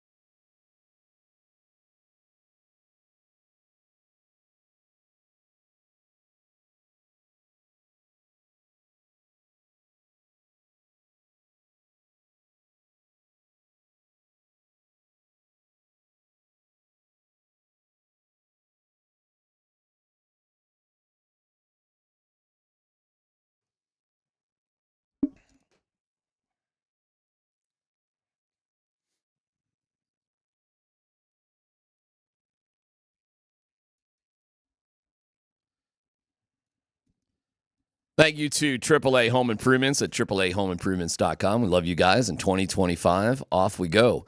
Michael Malone will join the show at 2:20. Very interesting stretch for the Nuggets. We'll get to that in a second. Tyler Columbus, Happy New Year, brother. Hi, buddy. How are things here in 2025 for you? Well, we're off and rolling. You know, today's a weird day. It's a weird day. You know, you've been on vacation. What day of the week is it? Nobody really knows what it is. But you're back to work. Yeah. I'm happy to be back to work. There's a lot of cool things going on, that's for sure. And the Broncos are now 10.5-point favorites over the Chiefs. All right. 10.5-point favorites. The Chiefs have announced they're sitting Mahomes, and we have to pretend that Carson Wentz is an NFL quarterback. And, I don't know if you're feeling any different about things. You were a bit like nervous Nelly about just taking it too easy. But every indication is this should be quite the walk in the park for the Broncos. Yeah, I don't know, man. I mean, I'm just I just hate that we got to this part, that this is what we're counting on. That we had the chances to go into the playoffs feeling great, and now we're banking on beating the JV squad from the Chiefs. So I just kind of hate that we're here, to be honest. Okay, so how does that impact how you feel if they make the playoffs, when they make the playoffs? I mean, I'm not going to be sad that we're in the playoffs because we beat the Chiefs. No, I'll be excited. I'll be excited that we're there. It's just it's a bit of a buzzkill because there's so many great things going on for a long time, and you look back on the last month, and it's just tough to find what the good stuff is. Although, look, we got a few Pro Bowlers, which is cool. That's pretty cool, right? So we got Pat Surtain's a Pro Bowler, we got Marvin Mims is a Pro Bowler. And why am I trying to blank? Nick Bonito. Nick Bonito, thank you. Mm-hmm. Zach Allen was not a Pro Bowler, which is an absolute joke. Yeah, that's too bad. Yeah, That's a snub. come on. What are we talking about? Zach Allen was arguably the MVP of the defense this year, even above Nick Bonito. So there's a lot of good stuff going on. I just hate the fact that we're banking on beating the JV squad to get in. Well, you know what? I mean, there's a scenario too. They could really back in if. We'll know on Saturday, because if the Steelers were to beat the Bengals and the Dolphins were to lose to the Jets in New York, Jersey, the Broncos would automatically make the playoffs. So there is sort of a back-in way. Yeah, the Jets ain't beating nobody. It would be surprising. And frankly, I'd be surprised if the Steelers beat the Bengals. And Miami plays the Jets at the exact same time the Broncos play the Chiefs, so it's kind of a moot point. You never know in that Steelers-Bengals one. I agree with you, but that game's always tight, so you never know in that one. Well, the Steelers already have made the playoffs. Everything's on the line for the Bengals. I mean, if they want a chance, they've got to win that game. Steelers are already in. It's really whether the Steelers are going to be the 5th or the 6th seed, because the Broncos don't have the tiebreaker over them or the Chargers, so that's kind of a moot point. So they're battling for either 5th or frankly, who does Baltimore have? Is it the Browns? Yes, I think it is. So they're still sort of trying to figure things out. But Baltimore is favored by, I think, 13.5 points. I think it's the biggest spread of the entire weekend. Is that right? 13.5 is enormous. You're going to see a lot of teams do quirky things here. Oh, yeah. Like the Patriots. The last week of the season is just weird. This Patriots-Bills game is a really interesting one. Because there's no reason for the Bills to play anybody either. They are. The Bills are what? They're playing. Oh, okay. All right. There's no reason for them to. And there's zero reason for the Patriots to win. I was watching Bill Belichick talk about the Week 17, Week 18 situation with the starters. And, he was always of the mindset that he was playing his guys. And his justification for it was, I can't say that – Tom Brady and Edelman are more important than my practice squad guys. So I can't risk injuries to them. Now, if there was a dude that was legitimately battling injury, he's like, that's one thing. I'll keep him out. But other than that, I'm playing my guys. That mindset's so far gone. It's so ridiculous. It's so far gone. Yeah, and Sean Payton yesterday was like, listen, you got to do what you got to do. And when he was rolling with the Saints, he sat guys on purpose because that was just the best thing to do. Belichick's Neanderthal sort of thinking on that. Don't forget he also wants like four-day practices and stuff. And Belichick definitely rolls in the old school, kind of like in a ridiculous fashion. Andy Reid doesn't. Andy Reid does not think like that. I don't know why Josh Allen's playing in that game. That's weird. I have no idea. I don't know. We'll see. I mean, I don't know. I don't know if there's a reason why Buffalo feels like they need to win. for some sort of reason. Look, there's a lot of coaches that just want good energy. It's as simple as that. Coaches want good energy going into the playoffs. Well, I'll give you this. New England's not going to win this game, man. Or they're talk about a team that is going to do everything. And usually you have a coach fighting for its life. And I don't think Mayo is fighting for his life. I don't think so. And by the way, there's nothing, I don't think would be angry at the organization like Lovie Smith was years ago with the Texans. I think the Patriots will just want to lay down to get that number 1 pick and be happy with that.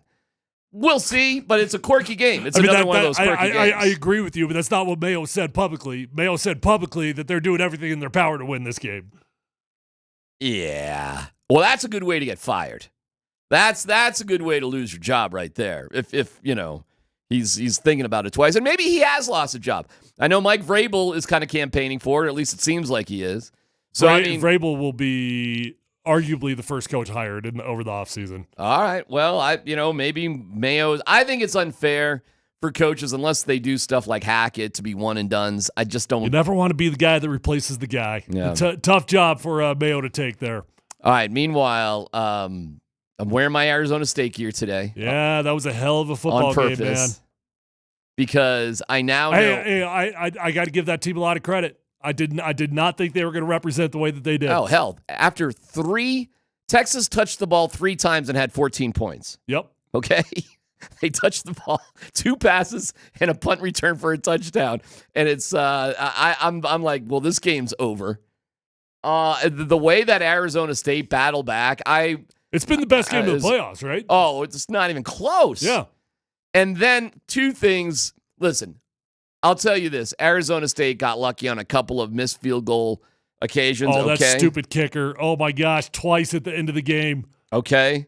However, that being said, if that's not helmet to helmet, what exactly would helmet to helmet ever be? So I got to admit that did confuse me a little bit, and I wonder because it was face to face. Is it the crown? Is it because it wasn't the crown of the helmet? Tyler, I heard the explanation. I didn't understand it. I don't understand it today. I think it's because it was not the crown of the helmet. I have no idea if targeting is how that call's not targeting.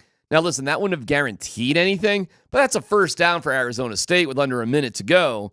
And, we'll see what happens from that point. I knew the second that Sarkisian went up to his kicker and he's trying to give him a lot of love right before the kick, and he's like smiling and acting like, I love you, I trust you, I know you. I'm like, dude, don't talk to the kicker. You're icing your own kicker right now. You think you're helping. You are not helping that dude. I couldn't believe it when he doinked the second one. The first one was 48 yards, like, okay. But then you doink the second one. Well, that dude was like money underneath. What was the stat? He was money like under 50 yards or something. Something like that in the world of kicking. And Cam Skattebo. Okay, let's have a conversation here, my man, about Cam Skattebo. Yeah. Where do you think he's going, and how would he look as a Denver Bronco next year? I think best case, he might be a second rounder. Maybe. I still think he's probably a third rounder. I was looking at projections. He's projected third right now. Yeah. Look, there's a lot of stuff with him that you look at and you're like, does that translate? Is it going to translate? I don't know. I like football players. That dude's a football player. Mm-hmm. So I think he's one of those guys that you look at and you just got to ignore the measurables because he's not going to impress you in a lot of areas. I think best case scenario, he could be a Peyton Hillis in the NFL. Where, Peyton Hillis got on the cover of Madden. Yeah. Got himself a free agent deal with the Browns. Right. Now, those running backs don't last very long. And generally speaking, it's kind of like they've got heroic spans and then they disappear. Sure. And so he could be one of those dudes that you just draft. You're like, look, maybe we put him as a fullback. Maybe we put him, maybe he's going to be an all-star on our special teams. And then you just see what it's going to work out. Because this, at the very least, that dude would be a baller on special teams. And best case scenario, maybe the game does translate. I know that I like the way the dude plays ball. The attitude, and maybe it's a little bit too much attitude, but you want to talk about sort of an arrogant team. Welcome to your Arizona State Sun Devils. But how else are you supposed to compete against these big boys if you don't carry yourself a certain way? And they did. and it resulted in just one hell of a college football game. And you know, I was bummed, of course, that they lost. I mean, it's 4th and 12 in overtime. You're up 7, man. It's 4th and 12, bro. Like, you can play all your guys at the goal line. Just try to keep everything in front of you. You're going to be okay.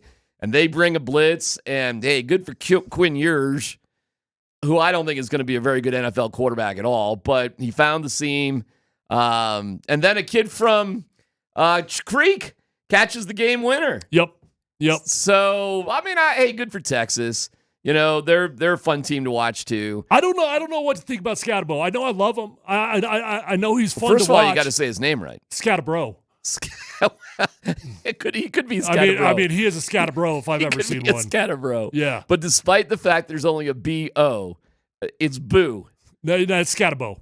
Scatterboo. Scatterboo. Scatterboo. Sorry, I don't know your Arizona State guys. I have been talking about him for a while, though. It's not the first time that I've been annoying you guys. The whole world's been aware of this dude. He is as fun as it gets to watch. I got to admit, though, I just look at him and I'm like, I just don't know that that's going to translate. I don't know. You're not going to be able to bully people like that.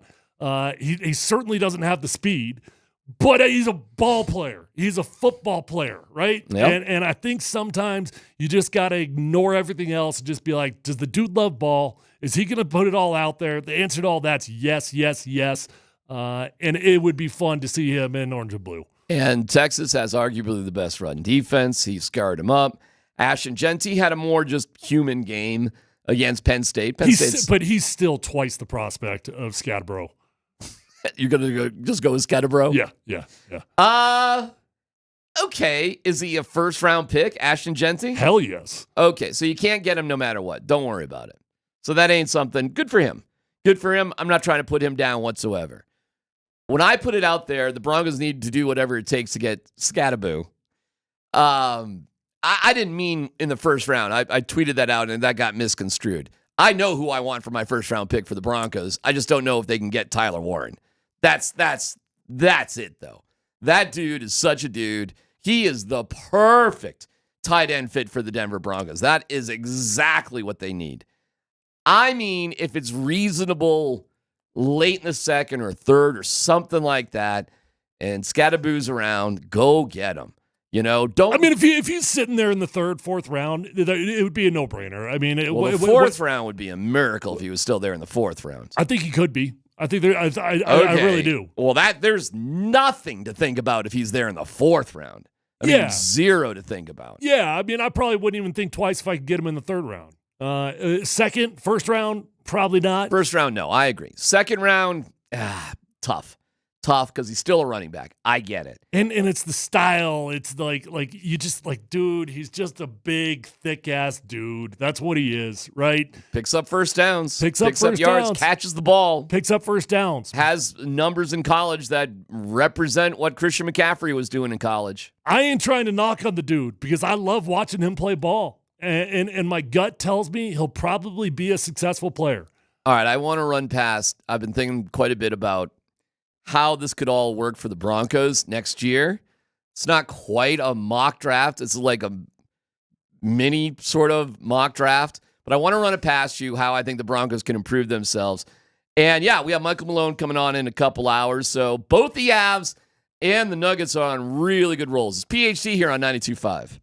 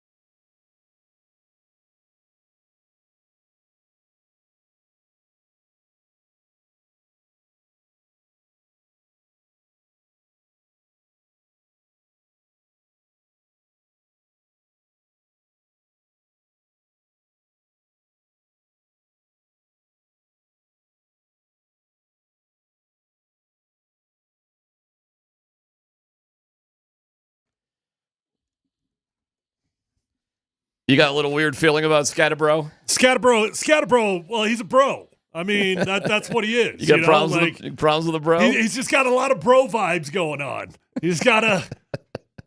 Yeah, he's you know what? He's annoying. That's what he is. He's Dude, annoying. When I was down there for freshman orientation for my older son in what year is it? 2017, I guess. I'm there, man, and like, first of all, I'm parents of freshman girls. How do you do it? And I'm at freshman orientation. I'm like, holy guacamole! Like, what time's the pool open? Those girls might not come out with a degree, but they come out with something down there at ASU. Oh my God! And then the guys are walking around, just all, hey, it's warm. I get it. If I looked like that, I probably wouldn't own a shirt. But there's a certain vibe down there at ASU. And by the way, ASU's like a city. It's not like some. It's just downtown. It's an ugly campus. It's one square block of high rises. Yeah. It's not some sort of pastoral. Nothing like you literally you literally wouldn't even know it's a campus. It's just part of the city. It's hard to tell where the city of Tempe ends and that begins. It all kind of melds into the same thing. I mean, they have a quad and stuff, but I don't know. It's a big city. So the vibe there is just different. It's very, very, I don't know. It's like New York City in the desert. So you have kind of this attitude of like that. You go down to Arizona, and I know you were recruited by Arizona, totally different vibe in Tucson. Looks much more like a typical college with the same type of buildings and the campus and all that sort of thing in the middle of this tiny little town. At ASU, there's planes because Sky International Airport's like 3 minutes away from the campus. It's like 2 light rail stops. It's there's all sorts of stuff going on. So when you walk around there, man, there's this Mill Ave is a huge nightlife sort of district area. Arizona's got like 3 bars, like nothing. There's something. I loved Tucson. I liked it. Yeah, if you like laid back, sort of more mellow, that sort of thing. Like my younger son hated ASU. He thought it was like, this isn't college. Yeah. But my older son was built for it. He lives in downtown Denver now. He likes that vibe. He likes like the big city thing going on. But I could sense the attitude. Yeah, I mean, look, get-go. Scatterbros, he's just like he's a little bit. He might be a turd. He might just be a turd. Well, he had a hell of a day yesterday, man. He's fun to watch. He won the offensive MVP, first time in Peach Bowl history where the losing. Yeah, that's stupid. I guess offensive MVP can go to the losing team. MVP cannot. It was offensive MVP. Right. Yeah, right. They split it up there. So. Wait, who won MVP? I don't know if I think they do an offensive and a defensive thing. I don't know. Oh, really? I don't know the history of the Peach Bowl awards. I just know they gave him a trophy when they lost. Like, here, you lost. I did see him holding his quarterback's hand for the entire. He was presser. holding Sam Levitt's hand. That was something to watch there. He was. I can't say I've ever seen that before. Like, are we interlocking fingers? Are we grabbing over the fingers? How are we holding hands? It was interesting. By the way, Quinn Ewers should definitely, in my opinion, take the $6 million offer to go to a Big Ten school next year. That guy ain't going to make it in the NFL. He is not going to make it in the NFL. And he's not going to go in the first round, so I don't know where he's going to go in the draft. Is there allegedly a $6 million offer on the table? Yeah, that supposedly is the rumor, that a Big Ten school's got $6 million to pay him for next year. Because they're going to... I asked a coach the other day what the going rate is for, like, a starting left tackle. Like for an elite left tackle, what's the going rate? Mm-hmm. About $1.5 million, right? For like an elite one. Okay. Going rate for a good quarterback, about 2. Okay. Elite, yeah, 5+. Well, I think he would fit into that category. And for a Big Ten school, I mean, what's the big deal? Hey, you got to hand it to Ohio State, man. They get Kyle McCord. He wins them like 11 games last year. They tell him to pound sand. He goes to Syracuse and does amazing. He does great at Syracuse. Ohio State doesn't even care. Of course, their quarterback can't even get on the podium. God, how about that game? And what they how did to about Oregon. Dan Landian after the game? Did you hear what he said? Why? He took some stupid little shot at Ohio State in his post-game presser. He was like, yeah, They beat the tails out of us, just like Michigan beat the tails out of them. Come on, dude. Well, there you go. Come on. I mean, do whatever you want, but are you gonna be surprised if Ohio State wins at all? I won't. Oh, that's a good team. That's a really good team. They had a bad day against Michigan, of course. Yeah, but they're a really good team. I don't think Texas is that great. That has to be the most talented roster in America, Ohio State. Don't you think? Yeah. It's ridiculous. And then this stuff in New Orleans, man, it breaks my heart. Just so sad. And I don't know, man. Super Bowl's in New Orleans this year too, and I'm glad they. I think it's fine that they moved the game back. I can't imagine the logistics of that. That must be unbelievable. What's had to happen in that city in the past 24 hours to make this happen, logistically, security wise, everything. But I guess you just figure things out. What are your thoughts about what happened down there, what transpired, and them moving the game? Well, I mean, yeah, just a really sad day in America. I mean, a lot going on yesterday between that and Vegas and, New York last night. And there's just a lot going on. So I saw some people that were like, moving the game is letting the terrorists win, right? And no, it's fine. Move the game. Move the game. Do what you got to do to be safe. I totally agree. Yeah, you're not letting anybody win. You're trying to be safe. Who knows what's going on? Listen, I love New Orleans. I do.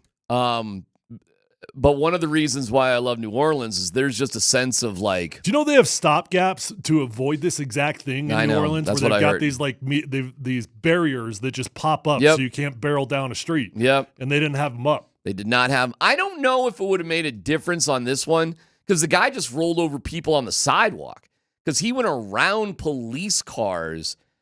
Unless those pop-up barriers are on the sidewalk too. I don't know if they are.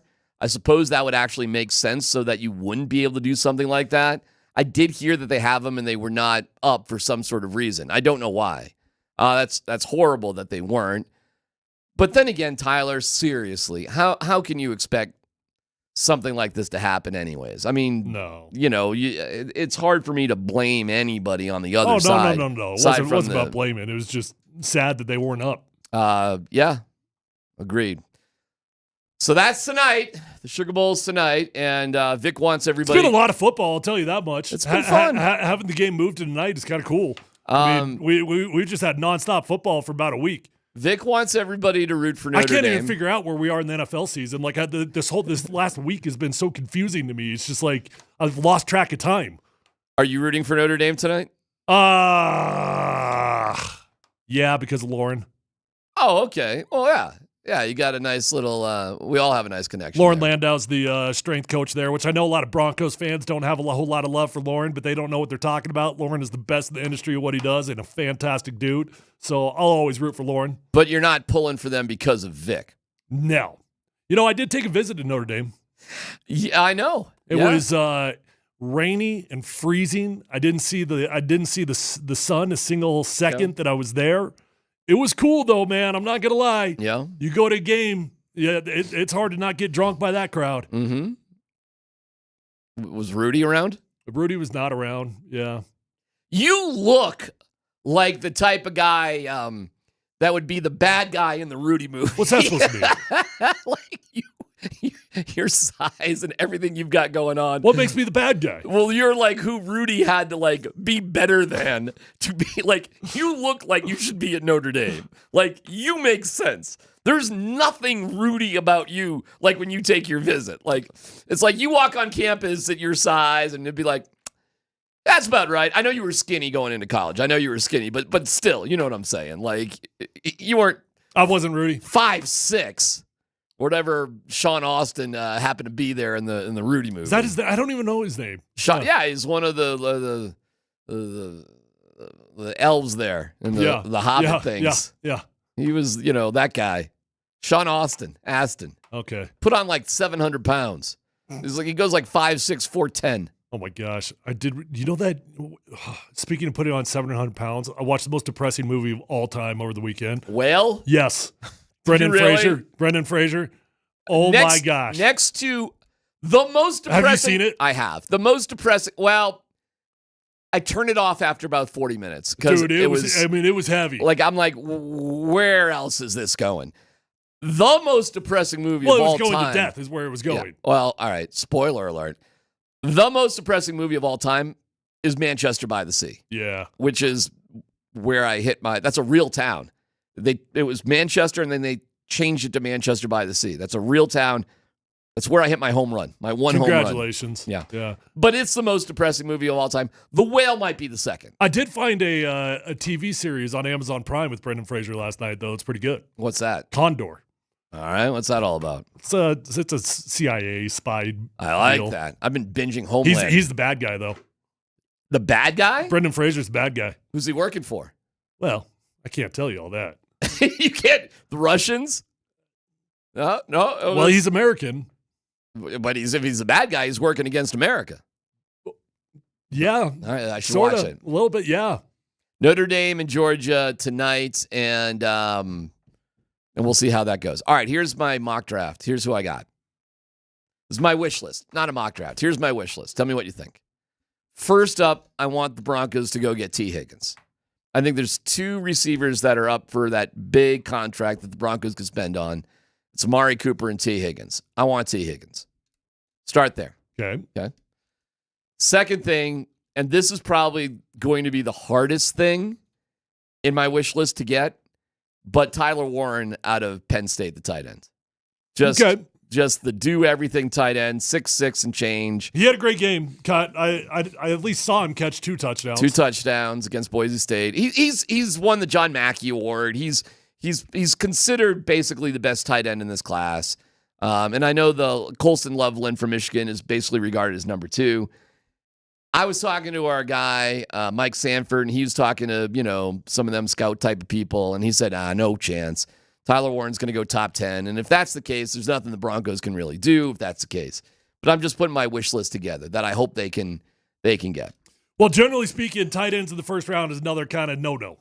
You generally don't do it. We did it a few years back. Why am I drawing a blank on our dude that went to Seattle? Noah Fant. Noah Fant, yeah. We did it with Noah Fant. And actually, if you go back and look at Noah Fant's numbers, he's been a very productive tight end. Sure. Not elite by any means, but he's been a 500, 600-yard type of guy every single season, and has been okay. But if you draft a tight end in the first round, the dude better be on a Hall of Fame trajectory. That's the path he is. Now, I get it. That kid looks like it. But you look at what has happened over the years, generally speaking, tight ends in the first round are a bad idea. Even Kyle Pitts. That hasn't looked so great out there in Atlanta. I get it. It's a little risky. Right. But it's for him. Either you're going to make a play for him in the first round or you're not. I'm not advocating. Well, it sounds like he won't even be in play, though. I agree. So I said. So if you want a tight end, you're probably looking at the Michigan kid. Right. And then maybe we can talk about a second-round pick for that. I'm just giving you my wish list. That's all. I'd be surprised if he's top. Mike said he was top 10? That's what he said, yeah. Wow. Yeah. That seems really high to me. It seems high to me, too. I like our guy, Mike Sanford.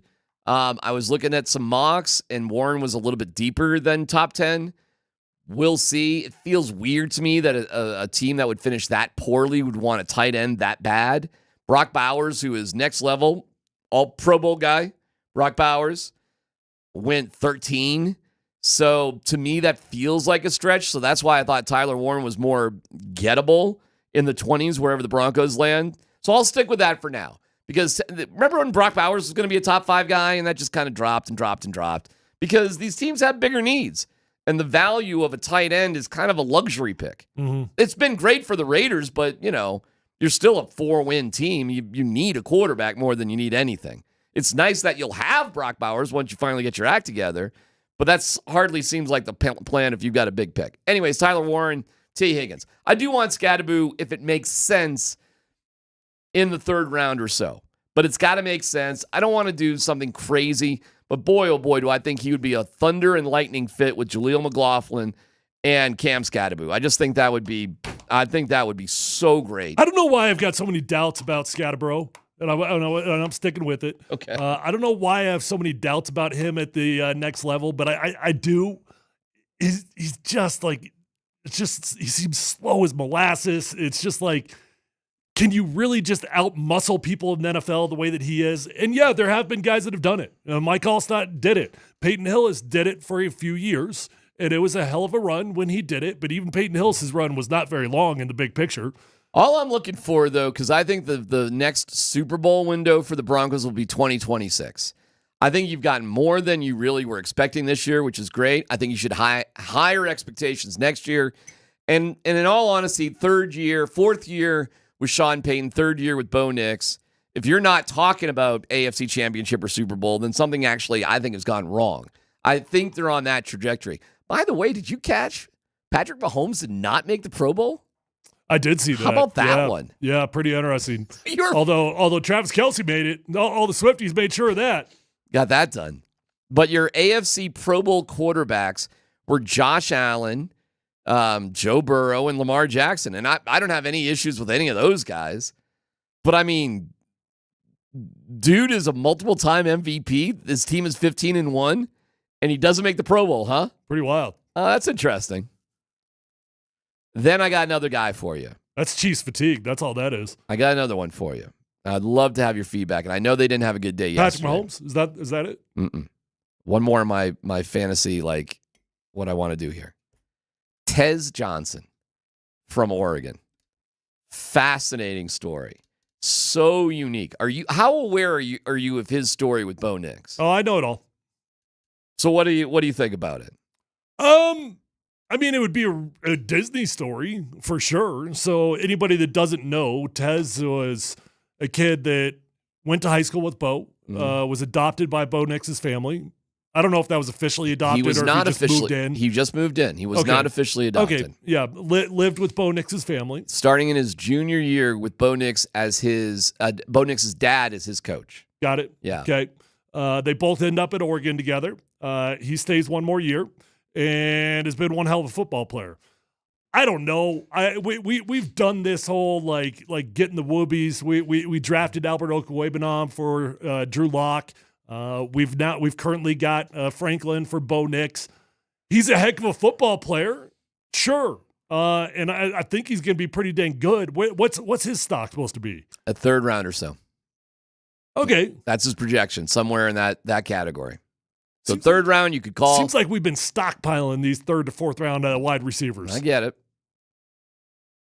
it. But I think it's so absurdly unique that... I mean, you just want the story? The story is incredible, but his ability and what he can do and the chemistry with Bo is... I mean, it's kind of ridiculous. Well, guess who else had that kind of chemistry? Franklin. No, not Well, No, not Watch, go back and watch. Those dudes were unstoppable. Yeah, but they weren't brothers. they weren't like that. Okay. They were good and the whole thing. Well, to be honest, actually, if anything, that would actually kind of bother me. To be honest. Why? Because I think it'd be for a quarterback. It's look, man. When you've got like a guy like Terrell Owens on your team, right? Yeah. You've got an obligation, a responsibility to keep the dude happy, to feed the beast, right? Yeah. And that works when he's Terrell Owens. But when you feel a responsibility to somebody else because he's your boy, because he's your literal brother, because he lives with you, it can get in the way of the game plan. All right. It worked out pretty well when they were together at Oregon. Yeah. And Tez Johnson has been his own man on his own there. But he's been the top player for Oregon many times, big times. T. Higgins is interesting. You could look at the free agents wide receivers, and it's not going to be very overwhelming. There's a handful of guys that are big names but are over the hill. T. Higgins would probably be at the top of the list, but he's another dude that, are you ready to pay T. Higgins $40 million? $40 million? Yeah. I got to pay him $40 million? I don't know. What's the going rate, 35? 30 puts you in the top 12. Okay, so 35 is about top of the line? Golly, man. I wasn't thinking that much, but... Well, what do you think he's going to go for? I thought $30 million, something along those lines. Okay, I mean, maybe I put him in the top 12. I tossed 40 out there, not even thinking. I just threw the number out there. But I mean, whether it's $30 or $40 million, it's a whole lot of money. If you do that, I don't know what that means for Courtland Sutton. And if it means you got to move on from Courtland, then I guess so be it. I like Courtland a lot, and I think he's earned a role on this team. I think I'd prefer to go draft a young guy. Well, that's why I want to draft Tez Johnson. Yeah. I do. I can move on from Franklin. I don't really care. It's a 4th-round pick. It's not really working out. If you got to move on, you got to move on. That's not a big deal to me at all. Marvin Mims, he's a keeper. Ain't no doubt about it.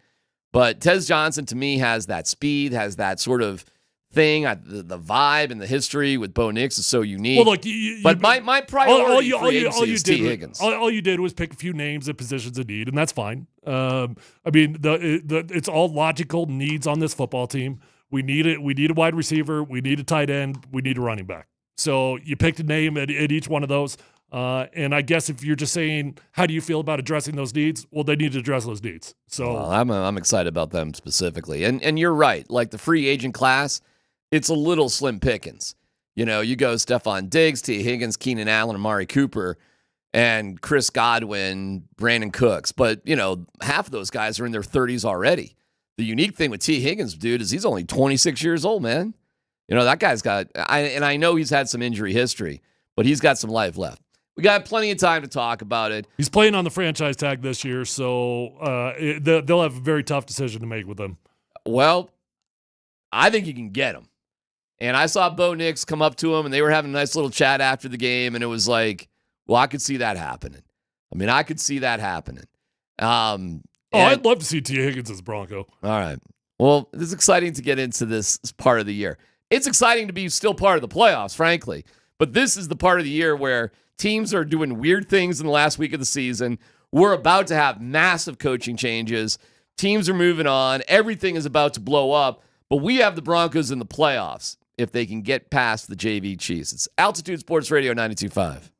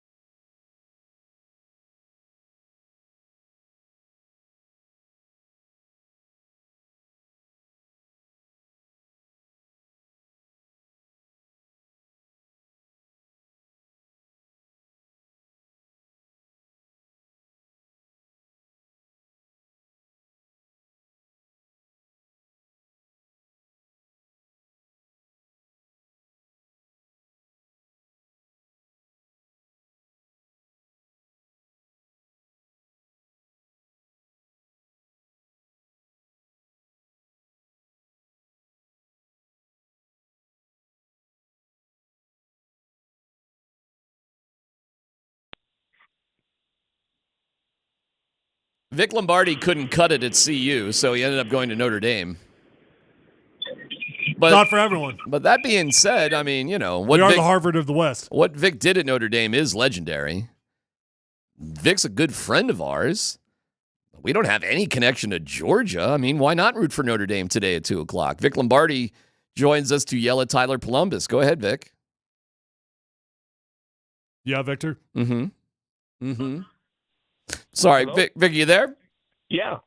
Go ahead and yell at Tyler. Go ahead. I'm not going to yell at him. I'm just sad that a friend of mine, somebody that I have so much in common with, somebody who's been a cohort, a colleague, that would actually want me to feel pain. I mean, what do you mean? If your teams are playing, I pull for them. I want you to enjoy life. I want you to go home and smile, spend time with your kids, smile. I mean, why do you want me to feel pain? No. I'm actually not following you. I already said, I'm rooting for Notre Dame because I've got so much love and respect for my good friend Lauren Landau. Lauren Landau, not me. That is done so much in my life. And then I asked you specifically, well, would you root for Notre Dame just because of Vic? And you said no.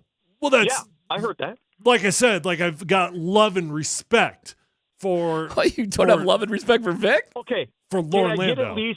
Can I get admiration instead of? I don't need love.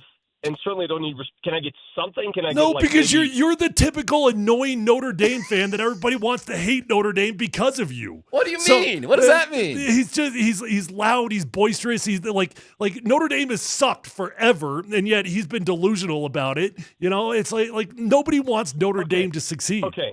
All right, hold on a second. Hold on. And I'm glad I'm on your airwaves because I have a chance now, unbiased opinion to form here. Yeah. Okay, go ahead. I want you to define the word suck because you say Notre Dame has sucked forever. Yeah. And I want you to define that word. What is the definition of suck? And tell me if this particular institution applies to that definition. Go ahead. Well, overrated. How about that, Victor?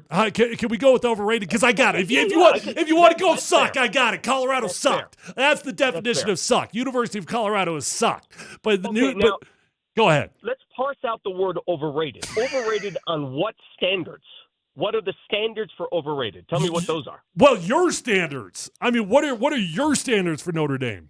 Okay, my standards, and they've changed over the years. Now, I want you to know something. Mm-hmm. This program has not won a national championship since I was in school there. Oh, wow. It's been that long. Really? It's been that long. Yes. Oh, I'm surprised by that. Yeah. Yes. So the terms for years were to win a championship or bust. So under those definitions, yes, they've been vastly overrated. And if they can't win a big bowl game, then we're going back to the drawing board again. But my expectations have changed. For me, and this may sound field day, I just want to be in the mix. And Notre Dame has been in the mix pretty much every decade that they've played football, which is better than most institutions. Would you agree? Oh, yeah. They've definitely been a relevant football program for sure. Relevance. And that's all I want, relevance. They're here. And for you to even think that it's okay to root against Notre Dame when they're playing the big, bad, evil Georgia SEC. Think about this, people. Everybody listening today. I don't know. At what point did you hear me? Would you just shut it already? At what point did I say I was rooting against Notre Dame? I actively said I'm rooting for Notre Dame. I feel it in your voice. I feel it in my core. You might say it, but I don't feel it. I just don't. Listen, man, for the record, Victor, Jesus doesn't love Notre Dame any more than anyone else. Oh, my okay? Lord. But Jesus loves me more than anybody else. He wants me to feel joy. Hey, do you, Ryan Harris and David Bruton all get together somewhere today and just, bro it up somewhere? Do you have a poster of Touchdown Jesus somewhere that you guys get and pray and, light candles or whatever you guys do? No, but I could totally understand why people would hate cult that it is. It is a cult. I get it. I totally get it. And I admire the fact that you guys are having fun with it. But I never expected to be here, this team, because when they lost to Northern Illinois, think about how crazy this college football season has been, guys. The best team in the game right now has 2 losses, and that's Ohio State. Right. There are teams in this semifinal that in years past they would never have a chance to even proceed. If in years past Notre Dame loses a regular season game to Northern Illinois, season over. It's done, booked. but that's how crazy the CFP is. Yeah, It's been fun. It has been fun. Hey, are you nervous that Notre Dame's actually favored in this game? Oh, I would not want that. They're not favored in most books. Most books. I got him at a point. I got him at a point and a half right here. I'm looking at ESPN's line. Yeah, I don't like it. I explained this on my radio show today. There are two kinds of sports fans. There's the ultimate optimist who's always smiling, the pageantry, sitting atop the parade floats. I'm not that. I am the pessimist, the cynic. I think of the worst possible scenario. That's how I stand. All right, let me test that. Do you think there's any ways the Broncos can lose to the Chiefs on Sunday? 100%. You got a former NFL player at your side right there. Every NFL player, I don't care what, you want to win. Hey, Tyler, can you explain to him that players want to win? He doesn't understand it. I've been fighting this fight for 5 years with him. He cannot conceptually understand that players on that field, like for the Chiefs this weekend, this is the opportunity of a lifetime for those guys that are on that field right now. Yeah. Yes. Yeah. Yes. Here's, T-Mac. yeah. Try playing sports once in your life, damn it. Okay. You want to win. All right. Yeah, we can play that game. Here's the difference. It's not the players on the field. It's the money on the field. That's what it really is. They're all NFL players. I mean, I get it. But how much money is sitting on the bench and how much money is on the field? And that will tell you. So does that mean that teams with lesser payrolls have never beaten teams with ginormous payrolls before? Does that never happen? Dude, there's any given Sunday moments. That always happens. But I mean, the line went up, Vic, from 9.5 to 10.5. If the Broncos were to lose this game, it would be one of the most epic failures in the history of the organization. I mean, it would be ridiculous for them to lose this game. I don't disagree. I think the Broncos will win, and they'll win handily. I do. Okay. But I don't expect it. I hope it. I hope it. Anything can happen. Just like the Denver Nuggets can lose to a 16-loss-in-a-row Washington Wizards team. Yeah. We've seen it time and time again. Anything can happen in sports. That's why we watch. Yeah, we have Michael Malone on at 2:20. The Nuggets are so fascinating right now. They've won 4 games in a row, scoring more than 130 points. I'm sorry. They've won 3 games in a row, scoring more than 130. They scored 135 and lost. This is a form of basketball, Vic, that I'm like, what is happening here, bro? This is crazy. You know what? Ask him this question. I often, somebody texted this in and they made a good point. Remember how we complained last year that the Nuggets used all their energy and by the time they got to the playoffs, they were all worn out? Yes. I wonder if this is a subconscious, just psychological, hey, we're conserving ourselves until it's time. I just wonder if this is the case. I know what the coach is going to say. The coach is going to say that's BS. You got to play when you play. But I just wonder if that's happening. Hey, I just want to congratulate you on finding an interview with the one dude in the Denver Nuggets crowd that is shorter than you yesterday, and Brad Williams. I looked long and hard. It's the first interview of my career of someone, the subject matter shorter than me. Thank you, Tyler. Appreciate you. Hey, listen, best of luck. Why do we care about Georgia? And by the way, it was cool for me to see so many people rooting against Texas because, it's not like a Mr. ASU, but, I have my connections there, obviously. So I just liked it. It was fun. It was fun to see people rooting for the school that you root for and nobody else pays attention to. And that was cool, too. Yeah, it was great. And, the SEC is evil. No doubt about it. Yeah, so why would we root for an SEC school ever? Or frankly, a Big Ten school? It's not allowed in Denver. If you're not a Georgia alum and you root for Georgia, what is wrong with you? What is wrong with you? We have no connection to Georgia. None. Zero. I like Sean. Here's the problem. Moreno is a good guy, but that's it. I agree. Like TD. Notre Dame, generally speaking, is just as evil as the SEC. Yeah, Tyler's kind of right. All right, Vic. We'll talk to you later, pal. I love you guys. Goodbye. Too. Good luck. Go Irish. Champ, TD, Sean. Any other Georgia connections? Champ's brother. Champ's brother, Boss. Yep. Got Boss Bailey as well. Yep. Okay. Anything else? Feels like we should know some other people from Georgia. I guarantee you that we had more. I promise you. We had to have, right? I promise you. Okay. Well, that's at 2:00 today, so we'll keep tabs on that as that's going on. It's PhD here on 92.5.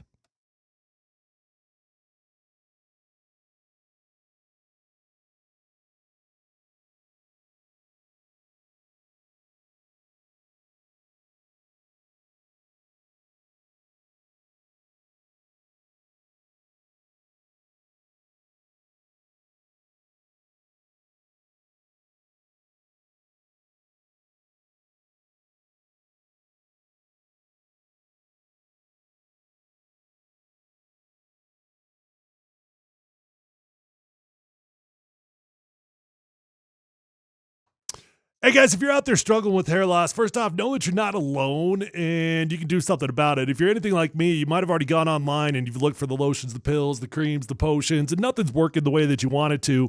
Guys, invest in yourself. How about a New Year's resolution that's going to work? Get your hair back with my friends over at Advanced Hair Restoration. Guys, they've changed tens of thousands of lives with their Advanced FUE. Nobody can offer anything like the Advanced FUE found at Advanced Hair Restoration.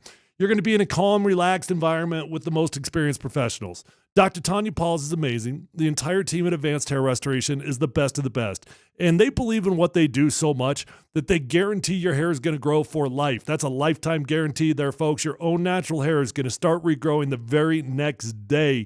And it's a comforting feeling knowing that they believe in what they do with a lifetime guarantee. So pick up the phone, call today. You're going to get $250 off and $250 free hair grafts, but that is a limited time offer. Call 720-459-HAIR. That's 720-459-HAIR or advancedhair.com.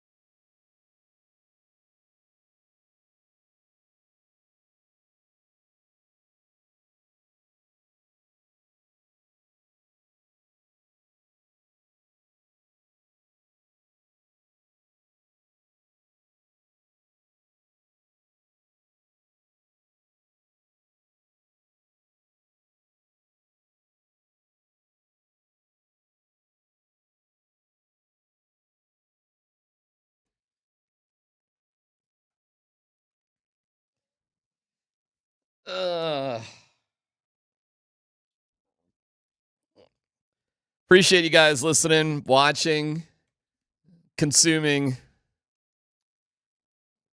Michael Malone joins us at 2:20.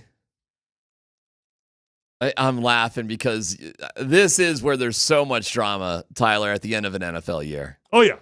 You know, there's nothing like that last game of the year. It's just different. Like, because preseason is so different, you never really know what you're going to get the first 2 weeks, but everybody's trying. Everybody wants to succeed. The last week of an NFL season is... Oh, especially on dysfunctional teams, because Yeah. you can taste the freedom. All of a sudden, you start speaking your mind on things that normally you wouldn't speak your mind on. You're like, I'm going to be out of this building in a week. I don't really care what anybody else thinks. Oh yeah, this is the time of the year. In all honesty, at Dove Valley yesterday, I think fans should be encouraged to know, yeah, okay, it sucks losing a couple games in a row, and it would have been nice to wrap up the playoffs already.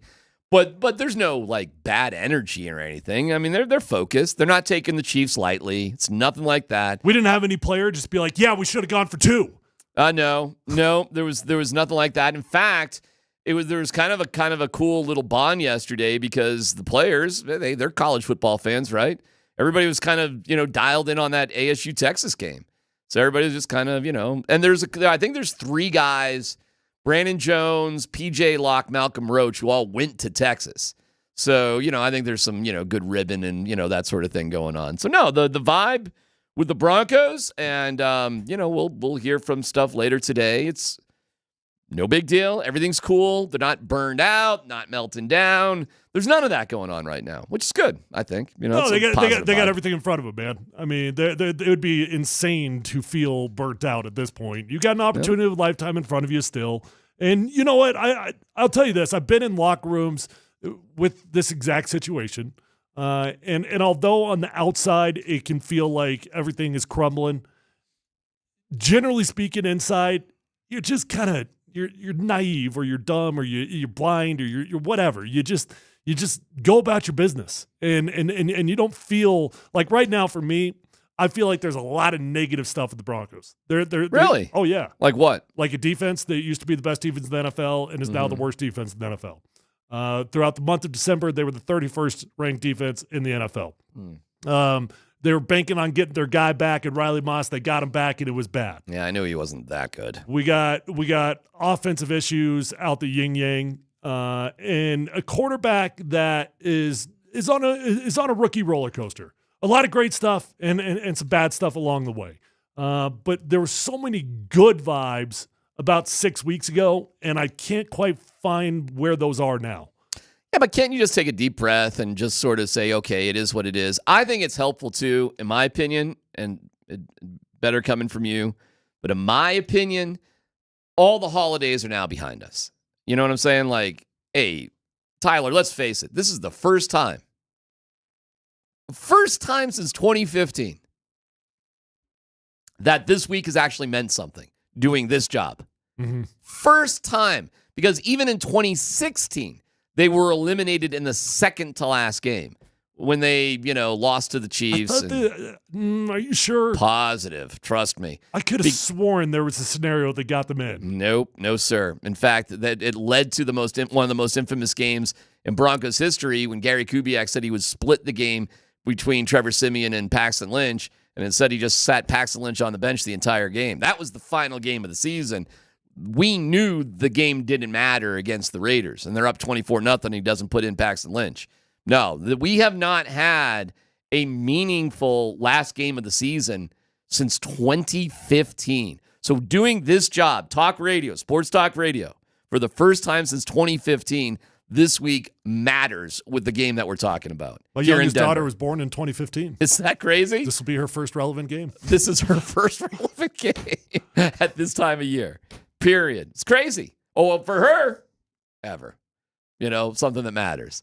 And there is a quirky... She couldn't care less, for the record. But she's not sucked into it yet? She's not feeling the Broncos? No. She doesn't watch football. She's a swimmer. Happy birthday to her, by the way. If that's right around the corner. Is she was born like right now? No. July. Oh, July. July.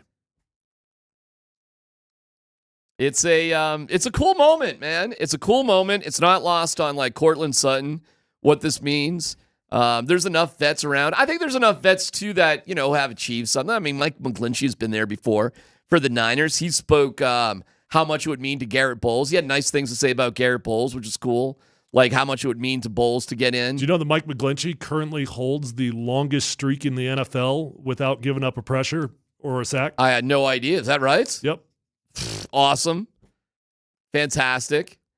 I don't know, man. I get what you're saying. Like, it hasn't been great over the past month defensively. Oh, we've been in scramble mode for about 5 weeks. Okay. That's just the reality. We've been in scramble mode. We played a lot of bad teams. We put ourselves in a position to have success, and you handle your business against the teams you're supposed to do. And now it's getting real, and I think the pressure is mounting. Let me put some scenario past you. Would you feel not as excited for the Broncos to make the playoffs if on Sunday it's pretty apparent the Chiefs are laying down? Like if the Chiefs are just, it really doesn't feel like they're giving it their all, or they're not calling the game the same. They're keeping things very vanilla. If you see that, and the final score is something like, I don't know, man, 27-10, something like that, are you going to have a vibe of like, this kind of stinks? Well, to some degree, I'm already there.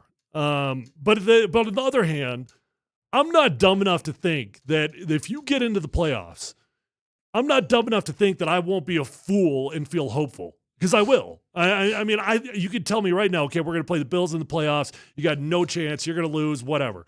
I promise you that week, Broncos fans will feel all the hope in the world. Of course. Because you're playing in the playoffs. Something right? can happen, yeah. So I'm not going to act like I won't feel that. But I already feel that way to some degree. Yes, had you beat Joe Burrow, I would have felt radically different going into the playoffs. I would have felt like you earned it. Now, it doesn't really feel like you're earning jack squat. Really? Why haven't they earned it if they beat the Chiefs Who again? they beat that they weren't supposed to? Buccaneers? Jets? Okay. At the time? Okay. At the time? I guess. Well, at the time, the Jets had just come off a win. Yeah, okay. They had Aaron Rodgers. You're playing at home. Yeah, you don't get to count that one. You don't get to count that one? Hell no. Nobody really thought they were going to be It's like the worst team in the NFL. As it turns out, but not in week 4 they weren't. It doesn't matter. It doesn't matter. They are what they are. We know what they are. Who else? I mean, maybe the Bucs, I guess. You really did beat the Chiefs except for that stupid field goal. You really did do that. It was right up until that field goal block. But you didn't. Okay. Wow, so you just don't think they've really earned it, huh? I think they got the right year, the perfect situation. Everything was just like gifted to him this year. You got you got the rookie quarterback. You got the easiest schedule to mankind. You got the NFC South. Mm-hmm. You handled your business the way you were supposed to. It's that game against Cincinnati could have changed the entire narrative for me. And unfortunately, even though they played well, I walked away from it like, God, our defense is gone. What happened to this once vaunted defense? This defense is a flat-out liability right now. Okay. But don't you have to survive a season too? Like, Miami was a playoff team. Now they're not. Maybe not. Cincinnati was a Super Bowl contending team. They'll be lucky to make the playoffs. Yeah, Probably not. Yeah, but what I'm getting at there is that a lot of times, like, everything's got to go your way. Look at the injury list for the Denver Broncos right now. There's hardly anybody on it. It's insane. Yeah, it's crazy. Look at the 49ers. Look at the Lions. Look at New Orleans. I mean, teams that were decimated with injuries. Like, all these things have gone in the Broncos' favor this year. So you're saying the Broncos are lucky? A little bit, yeah. And they haven't. No, but hold on. I don't want that to sound like I'm this dead, because I promise you, if they get to the playoffs, I will feel blind hope. I will. I'm feeling pretty pumped for the Broncos, man. I'm excited for them. I'm proud of what they've done. I think succeeding with a rookie that they were picked by Vegas. 5.5 was the over/under. Way over that, man. And so the schedule wasn't different. So how do you go from being such a dog with the same schedule to succeeding? And I would make the argument, they made teams look bad. And they did their business against teams that they should have taken care of business. Like, what game have they lost this year that they should have won? They haven't. So they've won the games they should have won, and they lost the games they should have lost. Yeah. All right. Well, as it turns out, that's pretty Look, good. Look, all I'm really getting at is like true, authentic hope in the playoffs. And I would have had true, authentic hope in the playoffs if you found a way to beat Joe Burrow. Now we'll go into the playoffs, and I'll be excited to be there. I'll be happy to be there, but I won't feel true, authentic hope. Tyler, I'm rolling with you on this, that's for sure. Sean Payton had a moment, and he blinked. He had a moment. He had a moment to realize, hey, this is gravy right now. I can't believe we're in this situation. I've got 2 yards. 2 yards. One play, 2 yards with Bo Nix to make a statement. Mm-hmm. And Sean Payton blinked. And it feels like he's got regrets about that. And that might linger for a little bit. I just can't get over, did he forget that Joe Burrow was on that field? It's the decision not to go for it makes so little sense at this point. It's hard to imagine any scenario that justifies him going for 1 instead of 2. It looks so much worse with time right now. Yep. It was bad kind of at the moment. It looks ridiculously bad as you move forward. It was the stupid replay, man. The stupid review. It took 156 minutes. Sean Payton had time to sit there and think. He already had the play call in, man. He knew what he wanted. He was going for 2. He went to his sheet, like on that giant menu that he's looking at. Yeah. He's got a little category that says 2-point plays, okay? Yeah. And you'll have 2 plays on it, maybe 3, probably 2, right? So you look down at that little category. You've already written down the 2 plays that you like, and you called it out. And Bo Nix is running around. He's got 2 fingers up. We're going for this sucker. And then they took 156 minutes to review it. And somebody chirped in his ear and said, hey Sean, just a quick reminder, if we get a tie, that's as good as a win for us. And he had second doubts. Michael Malone will join us at 2:20. No Dumb Questions coming up at 1:30. And the most bizarre stretch of Nuggets basketball, maybe in the history of the team, is going on right now. I don't know how sustainable it is. I don't even know how entertaining. Maybe it's got to be entertaining, but they've really not. This is such a throwback to what they're doing. Details about it next.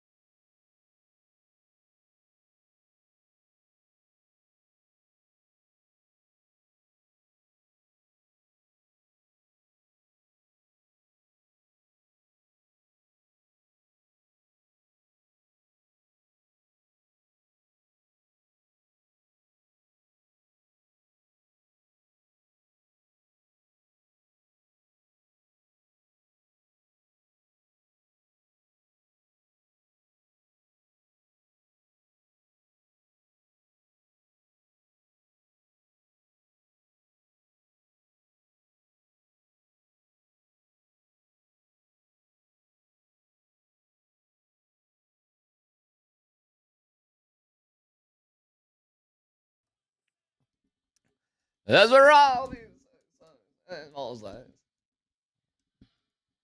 dude, we used to play this, man. Fatty's Big Chance, me and Andy's band. We used to play this song. Turn up a little bit there.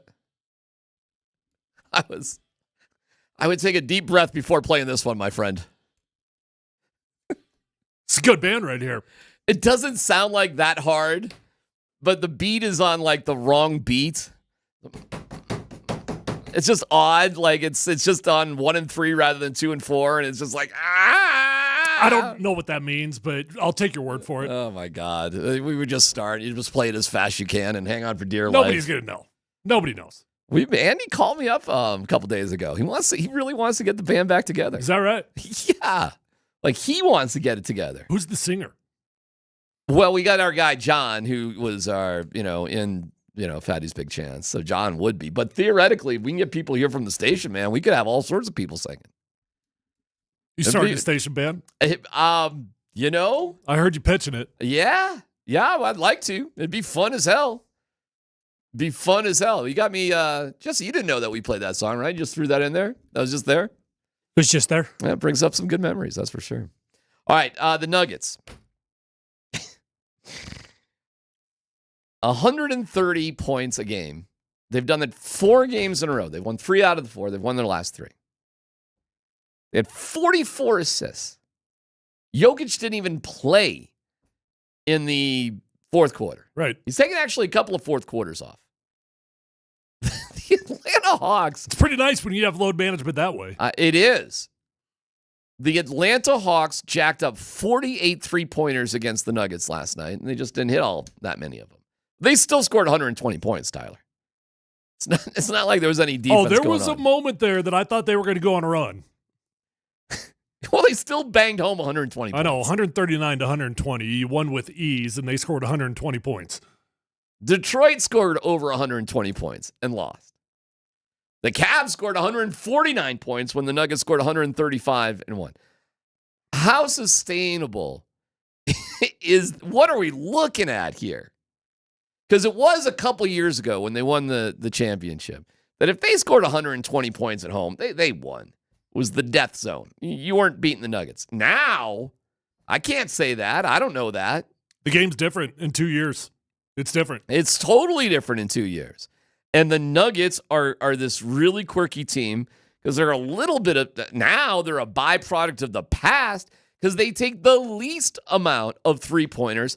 However, yeah, they're so good offensively. I mean, I think I heard Malone, or maybe it was Jokic. Yeah, I think it was Jokic after the game. He said something like, if we could just have a resemblance of a defense, we're pretty unstoppable. Well, Malone, and we'll have Michael on in less than an hour, he chewed him out at halftime. Like, what are you guys doing?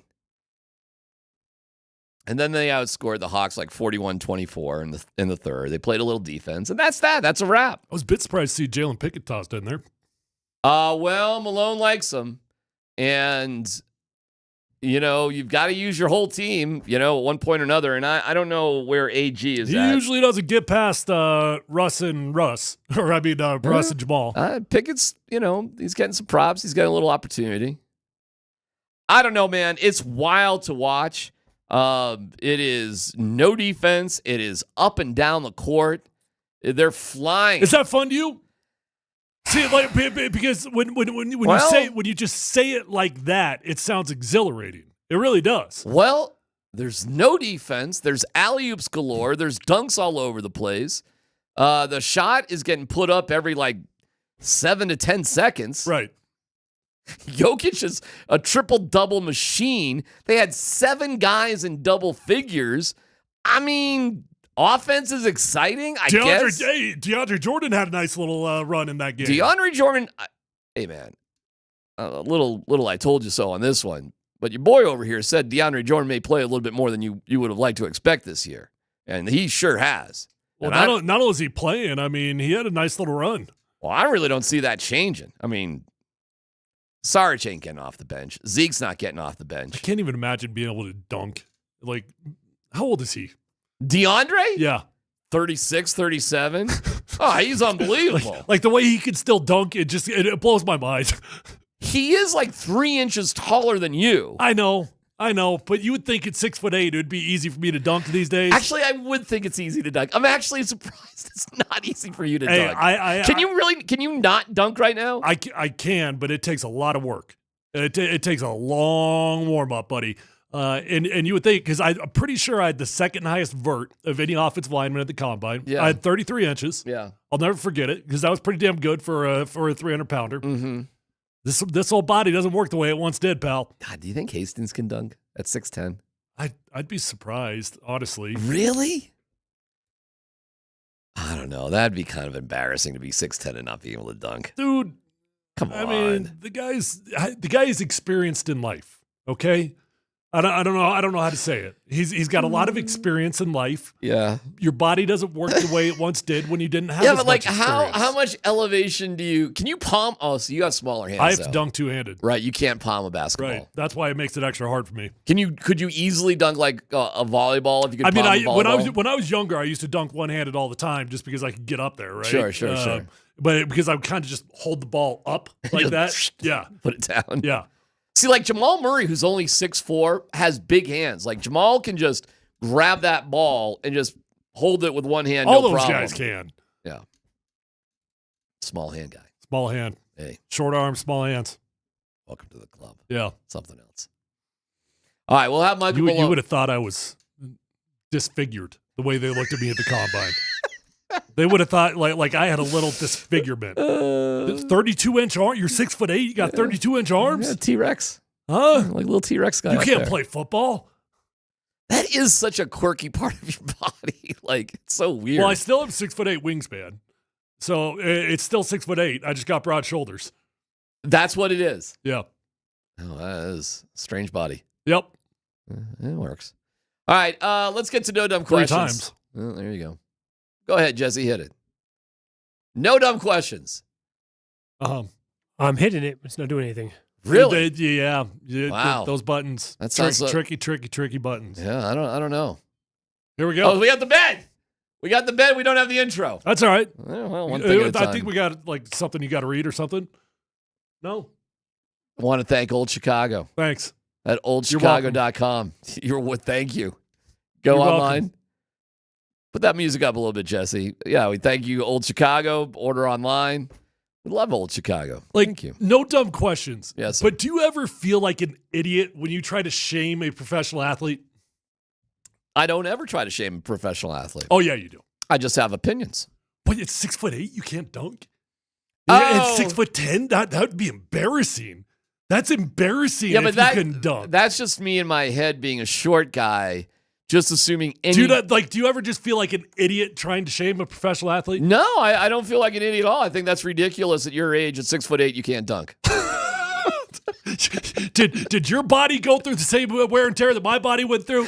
Yeah, but dude, like, how high do you have to get up off the ground actually at 6'8"? I'm not even talking about in a game. I'm just talking about like, I'll give you 10 minutes to warm up or whatever. Yeah, Come on, man, you could dunk. I'm actually believing in you. I'm not giving you a hard time. I'm telling you. No, you're not. But no, you're trying to shame me. You're absolutely thinking you're getting a comedy routine on You're me. probably good with a tennis ball. Yeah. You could probably throw down a tennis ball. Volleyball, easy. Well, I can't do any of it. I'm not even I can't do crap.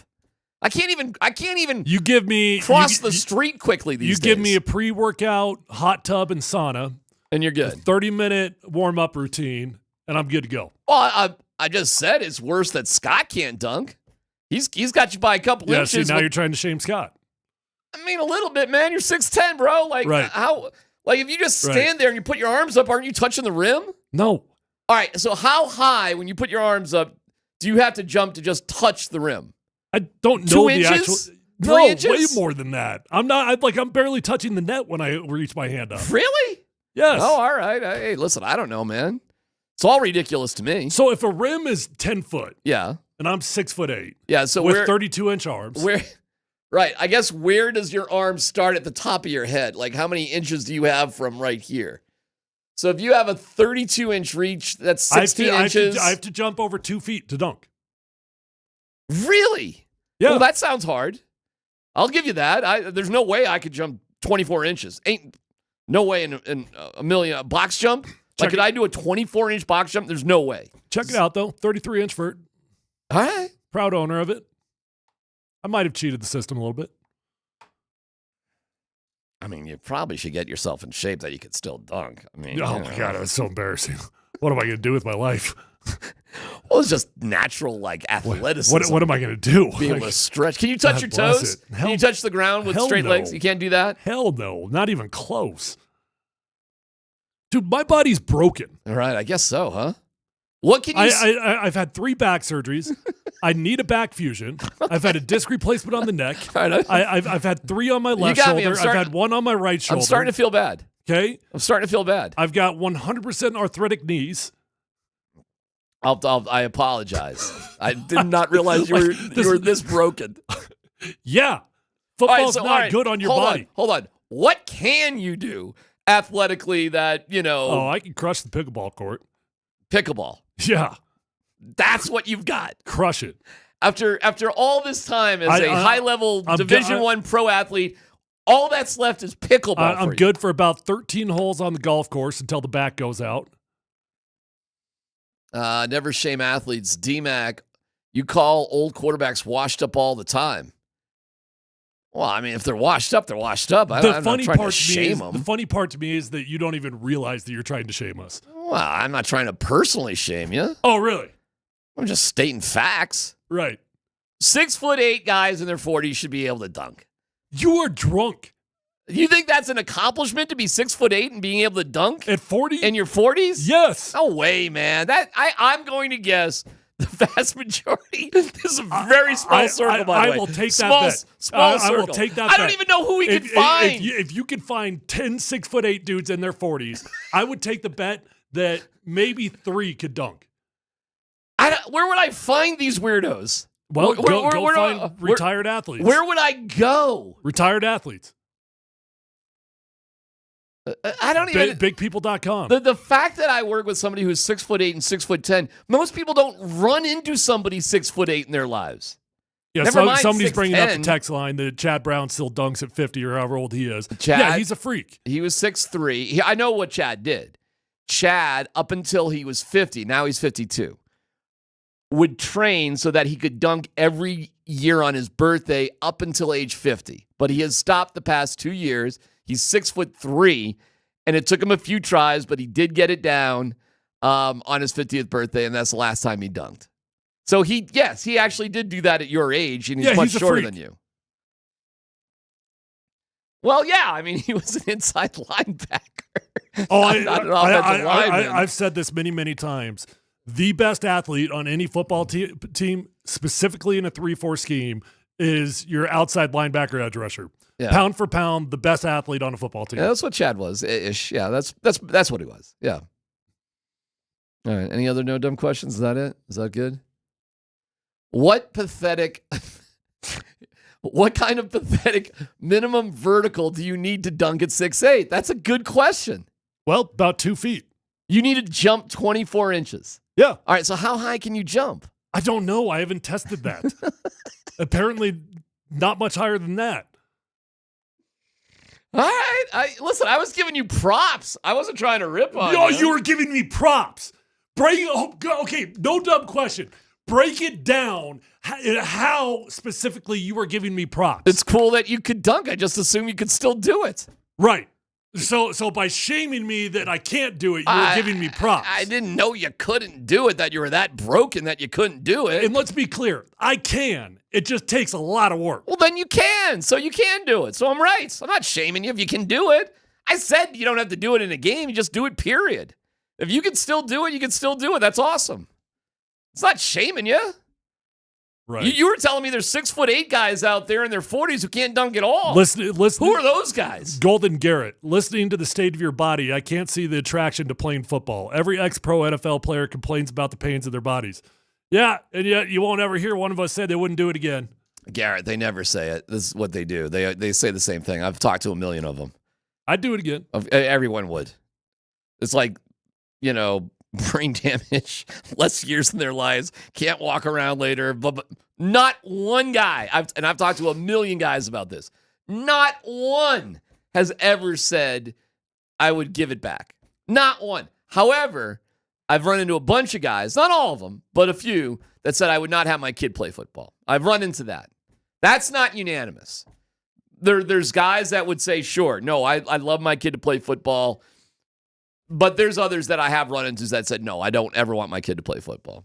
That seems to be more of a... I definitely did not so-so encourage thing. my kid to play football. Matter of fact, I told him he could not play until 8th grade. Mm-hmm. And then I just said, it's up to you. If you want to, you can. And he is, so far, And he right? is. But you're coaching him. Yeah. Matter of fact, I just had breakfast with the Ponderosa High School head coach today. Did I'm you gonna really? coach Pondo next year. Is that an official thing? Yeah. Yeah, that's happening. So that's an announcement right there? I'm coaching in Pondo. Hey. What's their nickname? What's their nickname? If you're 6'6", 275 pounds, you want to be coached by a pro? Yeah. You want to learn to play like a pro? And you live in the Parker area? If your parents will move to the Parker area, come to Ponderosa. If you're the Parker area and you don't want to go to Legend or Valor, but let's face it, Valor's really Highlands Ranch. It's really not Parker. It's on the other side of I-25. Valor's Colorado. Congratulations. What's your offensive line? Is that what you're going to coach? Freshman team O-line.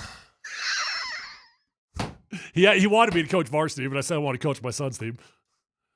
So you're making the announcement today on this show that the new freshman offensive line coach, well, maybe assistant offensive line coach, is a Super Bowl champion. Yeah.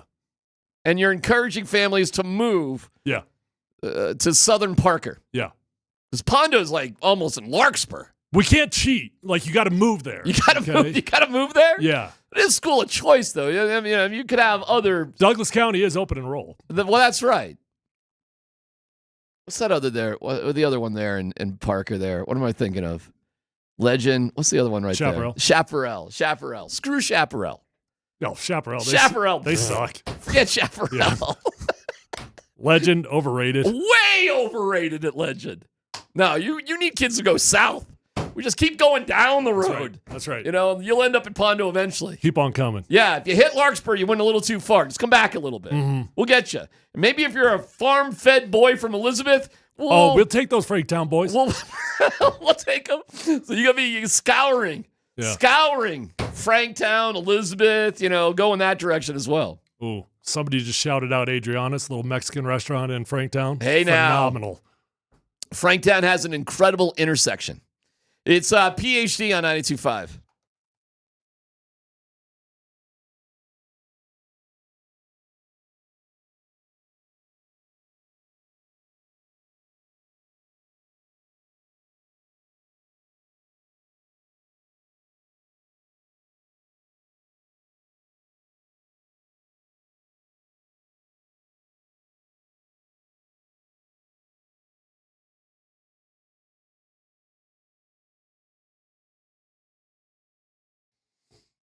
All right, we welcome to the show our boy Adam Schefter from ESPN.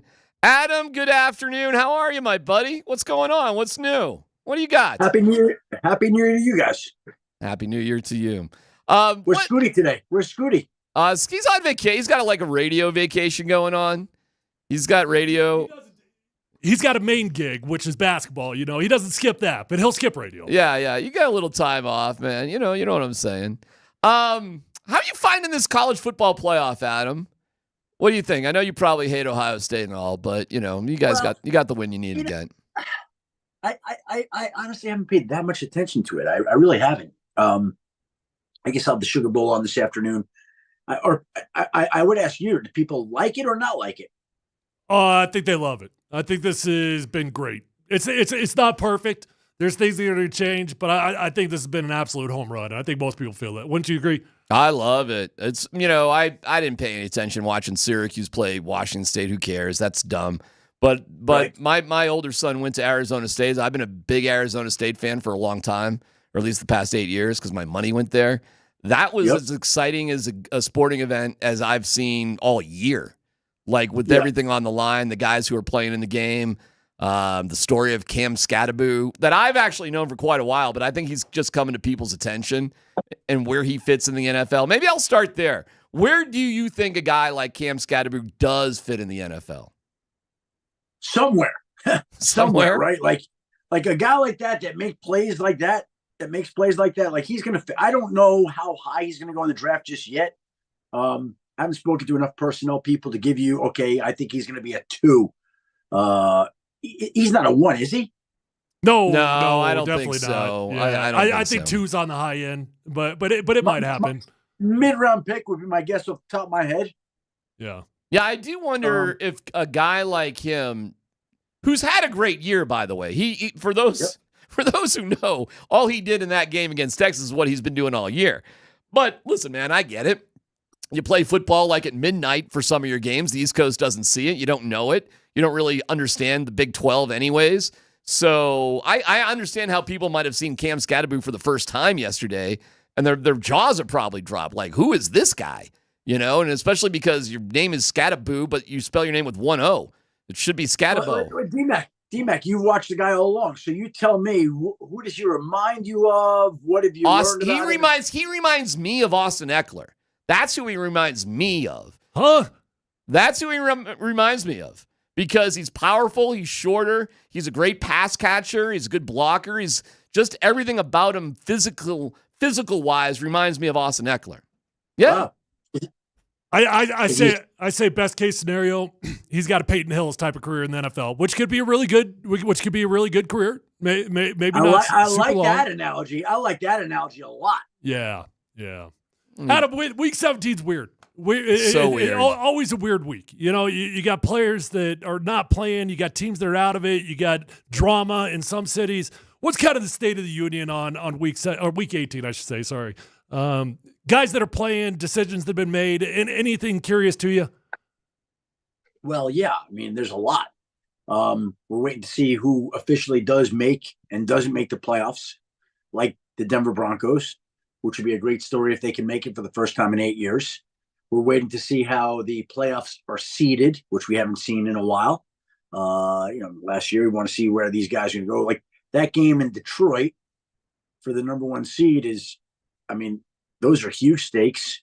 There's big regular season games every year. This is as significant as any of them that's been played in recent memory.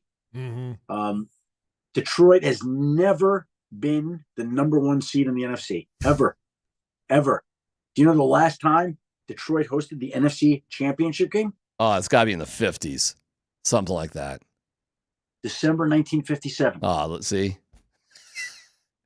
You know, it's funny. We've got Brett Kane, who you're on with the morning guys. He's a huge, even though he's from Nebraska, he's a huge Lions fan. But he went on the air just a few weeks ago, and he was just like, season's over. We're not doing anything.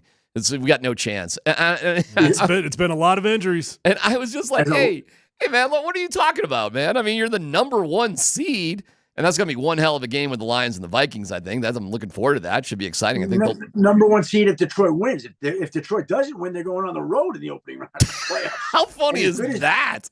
So as good as the Lions have been all year, if they don't win Sunday night, they're on the road as the 4. That's crazy.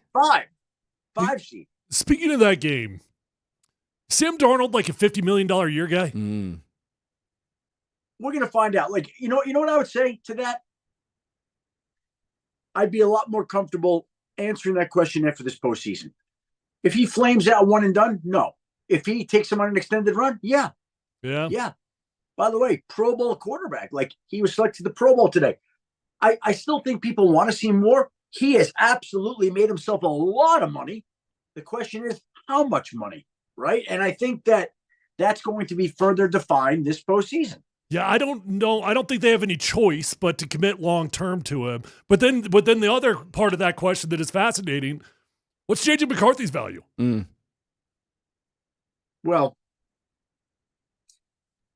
again, if you're the Vikings, do you, I'm just asking, do you even consider trading him? And there are going to be so many teams that need quarterbacks. I got at least 7 quarterback needy teams, 7. And there's 2 in the draft. Mm-hmm. There's Sam Darnold in free agency. That's if Minnesota doesn't re-sign him, which it certainly looks like it could. Yeah. there aren't enough quarterbacks to go around. So one of these teams that doesn't get a quarterback, what would they be willing to offer for JJ McCarthy? Right? Well, I mean, we can just reverse engineer it. If the draft was this year, where would JJ McCarthy be going? It's ranked. Well, Shadur, Cam Ward, pre-torn ACL, right? No ACL involved, or are we factoring him with the ACL? Well, how bad do you think the ACL recovery is going to impact him as a quarterback when so many guys have recovered so well from ACLs? So I don't know. I guess you'd have to do your own medical, but most guys at that age bounce back from ACLs pretty good, frankly. Yeah. So I don't think it's a huge negative. Do you? No, I mean, it's not ideal, but not anything he can't get past. I think that if he had been in this draft this year, I think he very well might have been the number one quarterback pick. Really? Certainly in the conversation. Oh, yeah. Okay. Well, then listen, this is not hard then. If you're the Saints or the Raiders or the Titans or the Browns or the Titans and the I guess. I mean, all you have to do is all you have to do is ask yourself, would I rather have Shadur, Cam Ward, or JJ McCarthy? And well, that's why I say he's going to be worth a 1 and then some. Like, I agree. By the way, I don't think the Vikings would trade him for a 1. Right? It would have to be something that I think would make them want to trade him. Really? Wow. Not even want to trade him. I don't think they'd want to trade him. You could afford he's on a rookie quarterback contract. You could carry that. Holy cow, Adam. I don't know, bro. Like, if you're the Vikings and the Giants at 4, offer 4, and you're the Vikings and you're playing, your draft pick is what, 27, 28? And you can move up to 4 in this year's draft for JJ McCarthy? And we're assuming you just gave Sam Darnold a huge deal. I am assuming that. That's not enough. That seems unbelievable. Last year, JJ was what, the 10th overall pick? Something like that, right? Forget how it went, but it was like that. Yeah. I think he's worth at least a 1. At least. That's what I think. I do too. We're spitballing here, right? Yep. Is Shadur Sanders the number 1 quarterback off the board? What are you hearing? What are people saying about him? I think he would be, but that was not a great bowl game. No. And there's still more conversations that'll be had, but I do think he's the top quarterback here.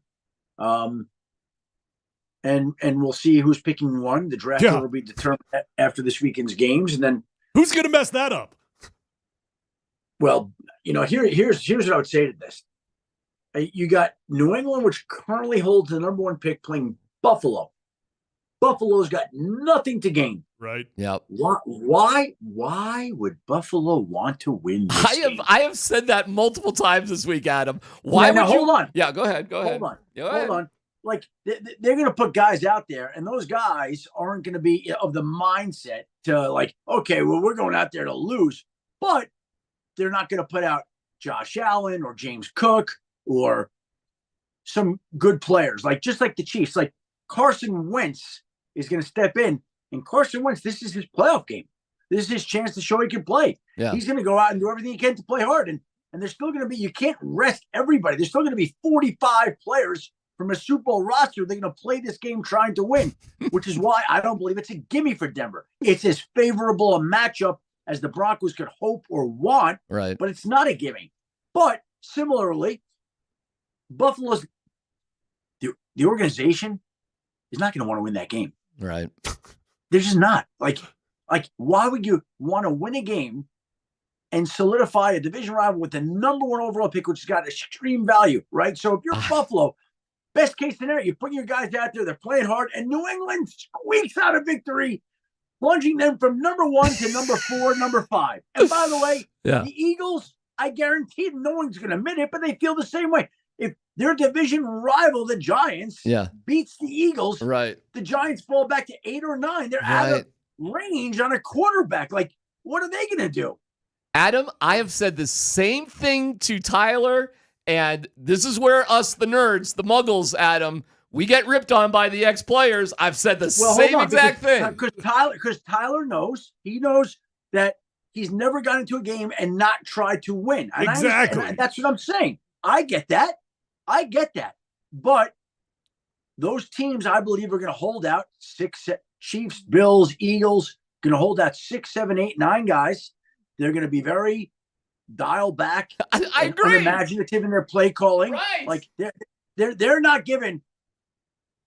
They're not going to give everything. The players are going to try as hard as they can because that's what Tyler does. Yeah, And well, that's and what those guys do. especially the guys that are on the field because it's the opportunity of a lifetime for them, right? Correct. Like they don't Correct. get that chance, so they're Correct. And doing by the way, everything. and anything can happen because of that. Because they're going to be 45, 50 guys. They're going to be busting their ass Right. to try to win that game. What do you think about Kansas City? Because a lot has been said about that as well. Obviously, they're not going to play their starters, but there's all that being said about they can prevent the Bengals from getting into the playoffs. All they got to do is lose, right? Is that? I don't think that. I don't think that's the reason, and I don't think that's what the Chiefs are thinking of. I think they're thinking, okay, no Kelsey, no Mahomes, no McDuffie, no Karlaftis, no Chris Jones, no Jawan Taylor. Like they're thinking guys that are banged up. We need to get them right. We need to get them healthy. We've been ascending as a team. We're climbing into position. That is their priority, is getting these guys right and making sure this team is well positioned for the divisional playoff game as it can be. I don't think the Cincinnati Bengals are saying, boy, we're worried about Joe Burrow in round 2, so we're going to lose this because the Bengals could beat us. I don't think they're thinking or operating like that. I agree with you for the record, but that's been a conversation. I don't know. I got it. No, I listen. If we're giving them truth serum, who would they rather play in the first round, Denver or Cincinnati? Give me Denver. a break, of course. Of course, but you don't want to play Cincinnati. But they feel like they're the Chiefs. They're home. They'll take their chances against anybody. For you, and this is the last one. We know we gotta let you go here. Actually, I don't know if we No, no, I don't have to let you No, go. Right, you're no, not. You keep me all night. I'm watching Keep me all ESPN night. right now. It's got nothing to do with Adam Schefter right now. No, they. By the way, you see how unshaven I am today? No NFL Live because of the Sugar Bowl. Oh, the game's about to start, right? It's about to start. Yeah. I was supposed to be on the Sugar Bowl zone, so whatever you want. All right. How about this? Better for you next week, the playoffs or the coaching firings? What's bigger and more meaningful for you next week? Not even close.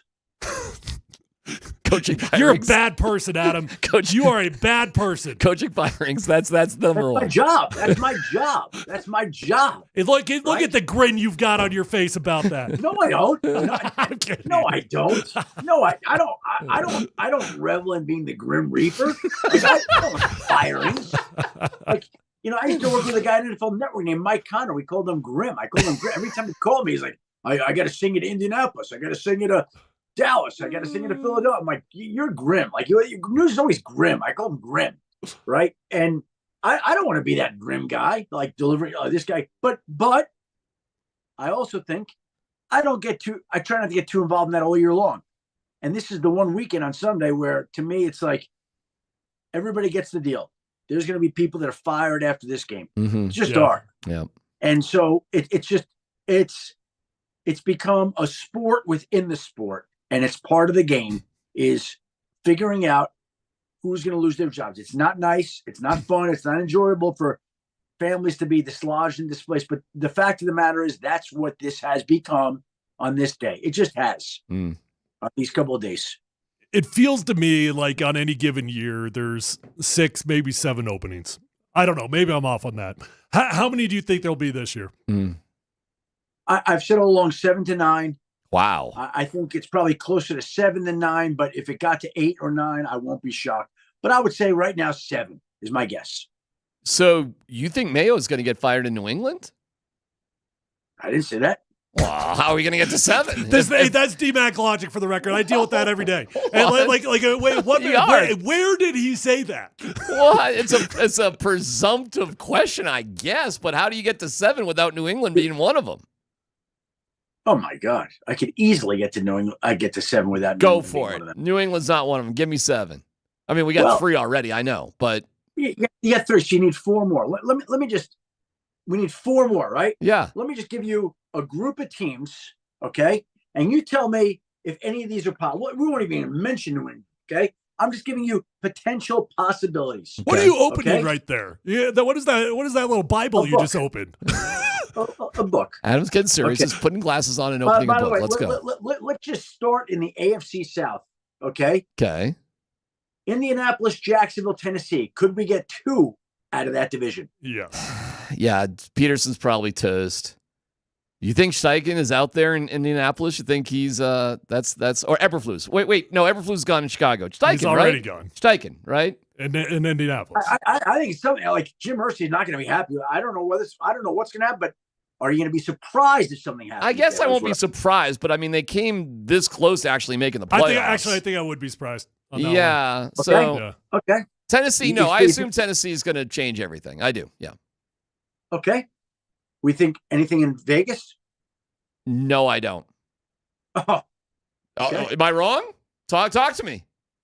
Oh, I think we're getting something in Vegas. Really? After 1 year, they're going to move on. Really? From Antonio Pierce after 1 year? I don't know what we're getting in Vegas. I think we're getting something in Vegas. Yes. I thought there might be this weird world where it's Deion Sanders with Shedeur, but then they won a couple of games. And I'm like, oh, I don't think that's happening now. So Hold on. Did I not give you one or two in the AFC South? Okay. One. We'll all right. We're one. playing this We'll game. say Okay. one. All right. We'll say let's just say the Raiders. Mike McCarthy's contract's up. That's 6. He's not going anywhere. He's staying with Dallas. This game with Jerry Jones, he's not going a damn place. You know he's coming back. You want to bet on that?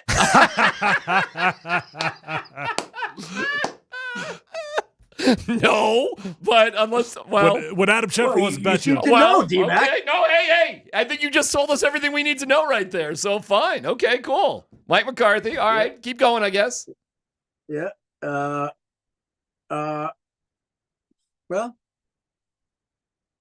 I don't know if there's anything else that you look at and you're like, we've already got New Orleans, Carolina's safe.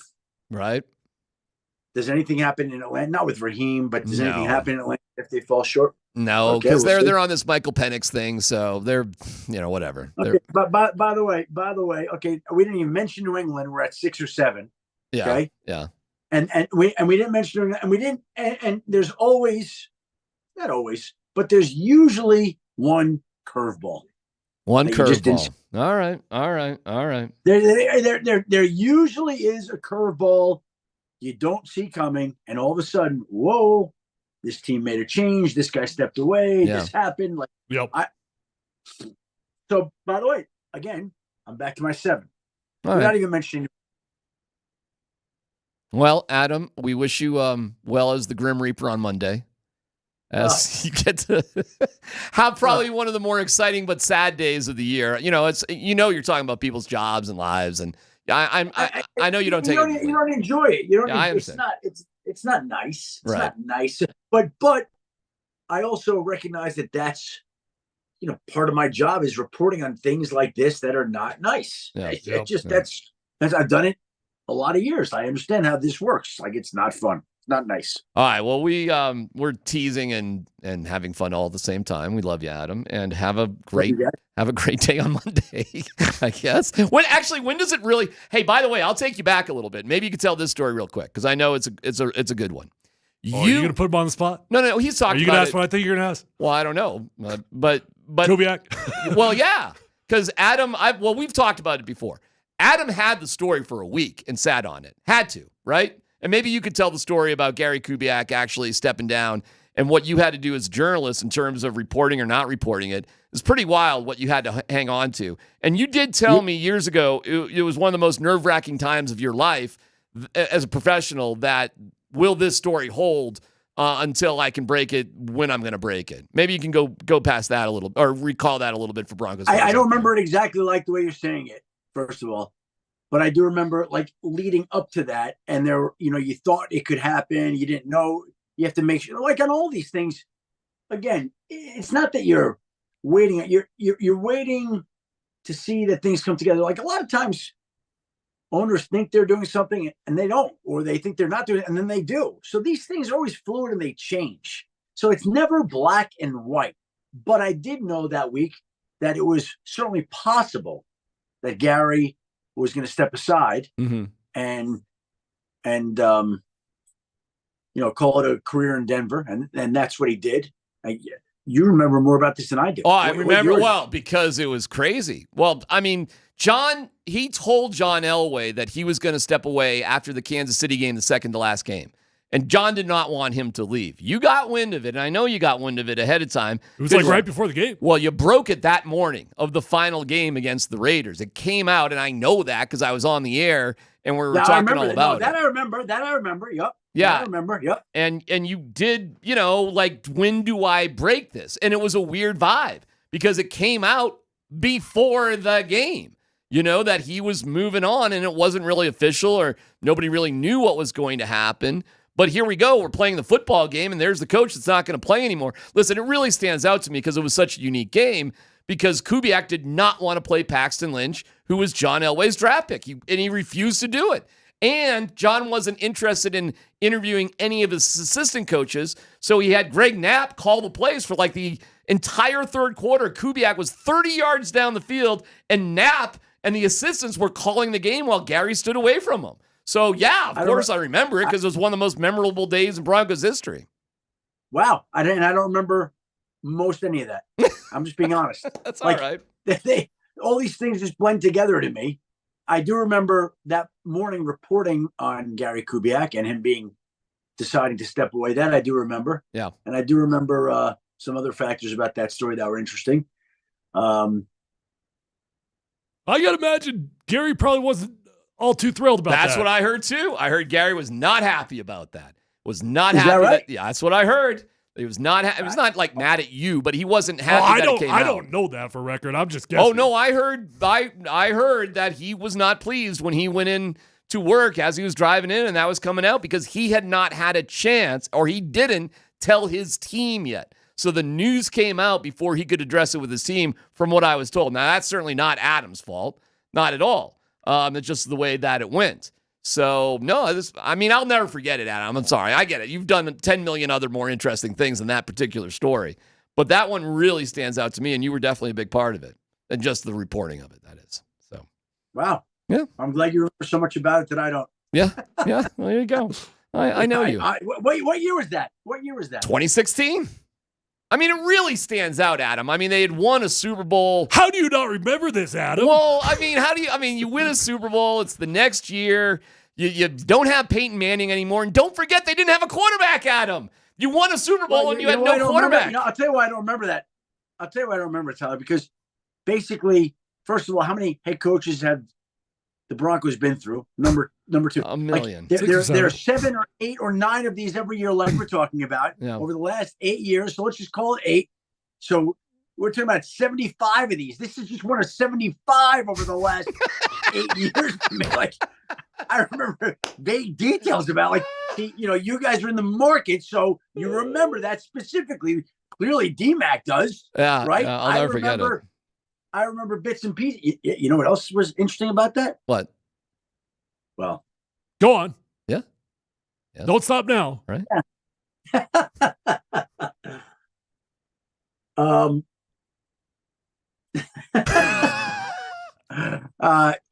We'll just leave it alone. Oh, no, you don't. You do not get to do that. You do not get to do that. That is not fair. Tell us what you don't forget. Hold on. You got to tell us what you're going to say. There's he was having relations with somebody. What's that? You said it, I did. So you're not going to tell us? Well, no. I don't mean to be like that, but terrible. Shame on you. Shame on you, Adam Schefter. Somebody was going to be pissed off. You can tell. Shame on Adam Schefter. That's terrible. You wouldn't do that on sports. Yeah. Not worth it. No. Oh man. No. Okay. I could just be quiet. I've learned my lesson. Yeah. About kissing and telling. All right. Well, another time. All right, Adam. We have to let you go. How about that? How funny is that? We got to let you go. So, yeah, I know. We got Michael Malone. We got Michael Malone coming up. I got to take a break. We got a coach of a team who won't tell us anything coming up next. Good luck to the Nuggets tonight. Good luck to the Nuggets. Yeah, okay, they're not playing tonight, but appreciate you staying tuned to what's going on. Whenever they play. Good luck to the Nuggets in your next game. Okay, thanks. Bye, Adam. We'll see you later. Happy New Year. Bye. Adam Schefter brought to you by the Colorado Credit Union. Love where you live. Love where you bank. Visit ccu.org to learn more. Somebody was going to give. I know. Somebody was going to be pissed off if you told the story. All right. We'll never know. All right. Michael Malone will join us next right here on PhD.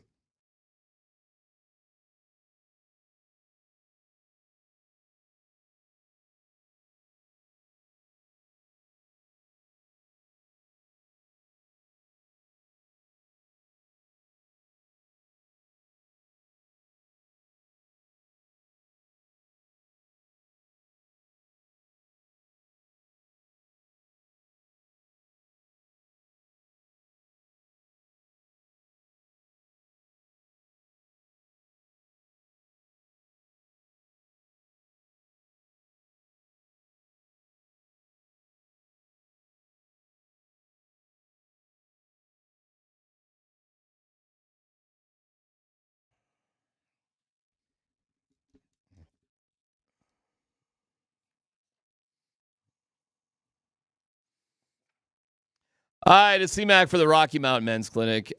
Here we are in 2025. It's time for a new approach to everything. And if you're suffering from erectile dysfunction, okay, here we go. This can be a new year for you. This is a great New Year's resolution to get love and intimacy back in your life. And the Rocky Mountain Men's Clinic, they can do the trick for you, that's for sure. They're there when the pills or herbals fail, with success rates well over 90%. Some treatments can have you last an hour or more. It's the Rocky Mountain Men's Clinic. So here's what you do. Schedule a consult, $99, a T and PSA test. If advised, a test dose. And if it doesn't work in the office, the visit is free. Simple. If you're like most men, you could be having sex the day after your appointment. They have 5 locations, so it's convenient for you. Fort Collins, North Denver, Central Denver, Castle Rock, and Colorado Springs. Just put this number in your phone, 720-440-7900. 720-440-7900. Visit RockyMountainMen'sClinic.com. That's RockyMountainMen'sClinic.com.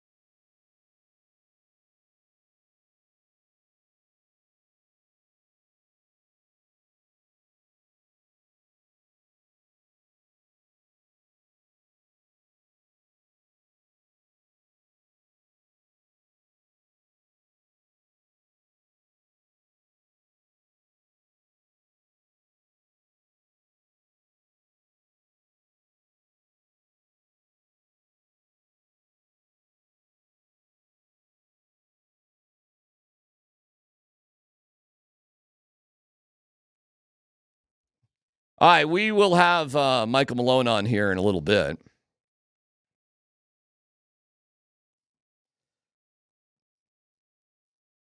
Nuggets have been interesting. Feel more hope. Yeah, it's been good.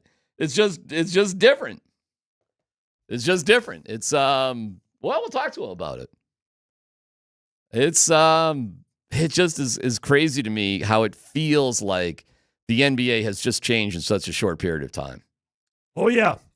But so I don't really have an answer of like what it will take to win a championship, what teams will be okay, what teams won't be okay. What's amazing about it is I don't know. More times than not, you kind of look back on phases of life or watching sports, and you're like, wow, man, you look back, the game's just nothing like it was 10 years ago.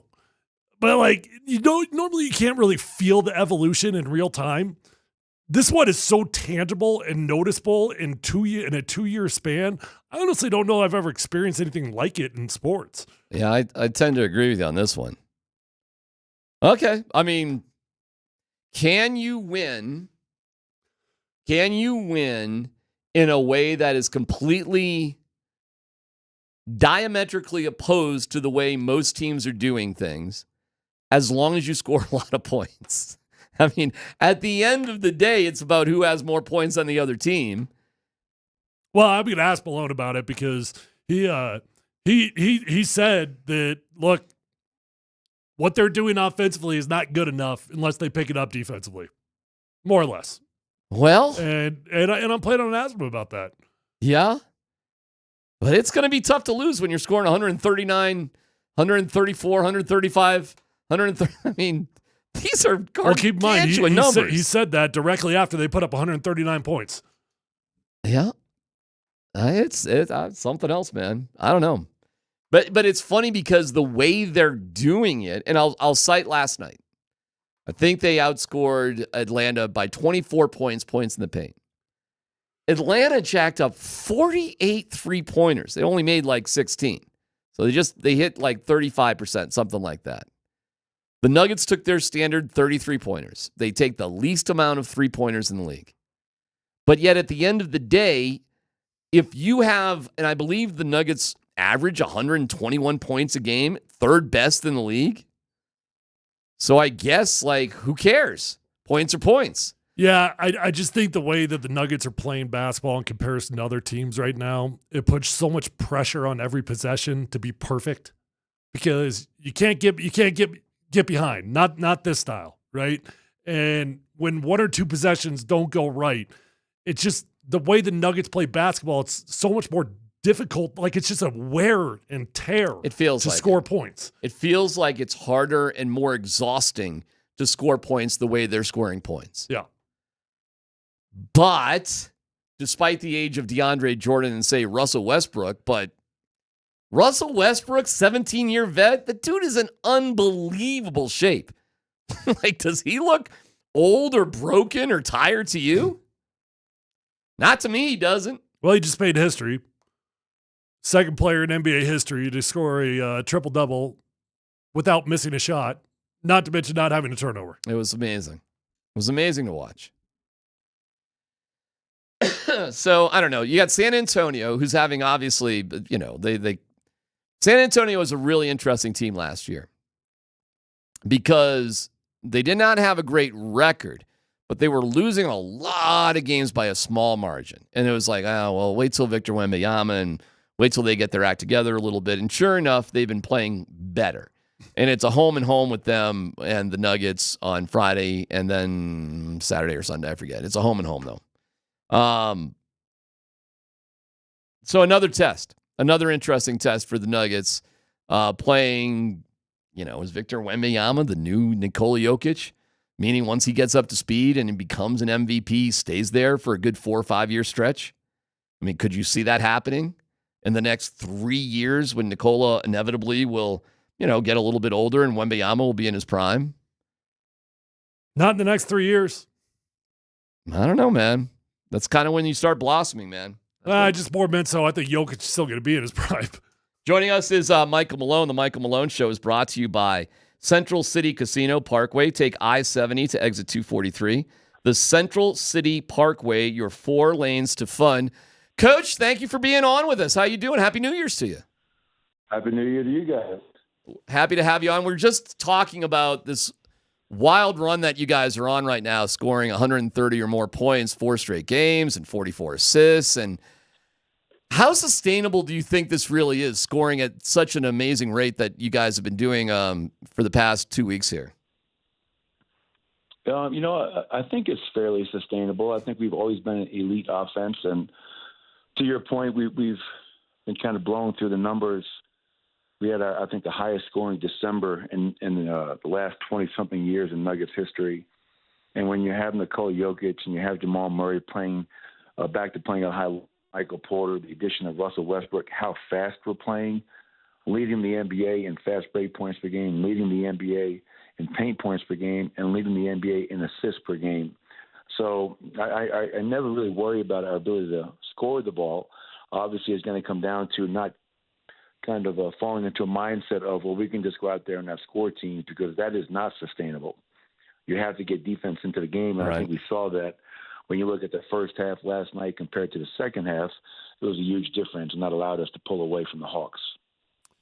Coach, we were just talking about how much the game has changed in the last 2 years, and it's amazing to see how different it feels just since you guys won your championship, and specifically with the 3 balls and how many are being shot right now. I'm kind of curious your thoughts on the evolution of the game. Well, the funny thing is, there's such a big debate going on right now about three-point shooting or teams shooting too many threes. Mm-hmm. And I think the most interesting thing about our offensive explosion, as you alluded to earlier, is that we're last in the NBA in threes attempted per game. Right. And we're still putting up these numbers. So there's still lots of different ways. And obviously for our roster, like last night, we scored 76 points in the paint. We scored 21 in transition. And so you can score like Cleveland does, like Boston does, and shoot 40 to 50 to 60 threes a night. Or you can be a team that takes 30 to 35 to 36 threes a night, and you prioritize attacking the rim, attacking the paint, getting to the foul line, and scoring that way. And the one thing I know about this game, having been around it my whole life, it's always changing. It's always evolving. The game is, to your point, not the same as it was just a few years ago. And I think, that's part of the beauty of it. It's not the same thing every night. And depending upon who you watch, it's going to be a different style of basketball as well. So, Coach Malone, there's more ways to skin a cat, right? There's multiple ways, all sorts of things. Is it more tiring and exhausting over a longer period of time to play your style rather than teams that are just jacking up endless amounts of three-pointers? Just from the logic that, I guess, points in the paint, you're running up and down the court more than teams that are just hanging out at the three-point line? Well, I think the most important part of the question is, you have to play to the strengths of your roster. When I was coaching in Sacramento, the knock was, Malone just wants to play half-court basketball. And our roster in Sacramento, that was what was best for our roster. Mm-hmm. And we played around DeMarcus Cousins. He was the best player, and I was going to make sure we featured him, at every opportunity because he was so talented. And now you have a roster that we have, and now we lead the NBA in fast break points, as I mentioned earlier, as well as in the paint. But that's who we've been. We have been a top 5 offense for 6, 7, 8 years running, and we've always been a team that dominates the paint and very efficient from three. We shoot a very high percentage, but we don't shoot a ton of them. And it's not because, hey, we're saying don't shoot the three. We want guys to shoot the ball when they're open, but we also want to play with an attack mindset, and playing with an attack mindset lets you be a team that can live in the paint, get to the rim, but also get to the foul line, which hopefully enables you to control tempo and set your defense. So it's not just that we're not shooting threes. I think as a coach, your responsibility is to look at your roster, see who you have, and play to the strengths of those players.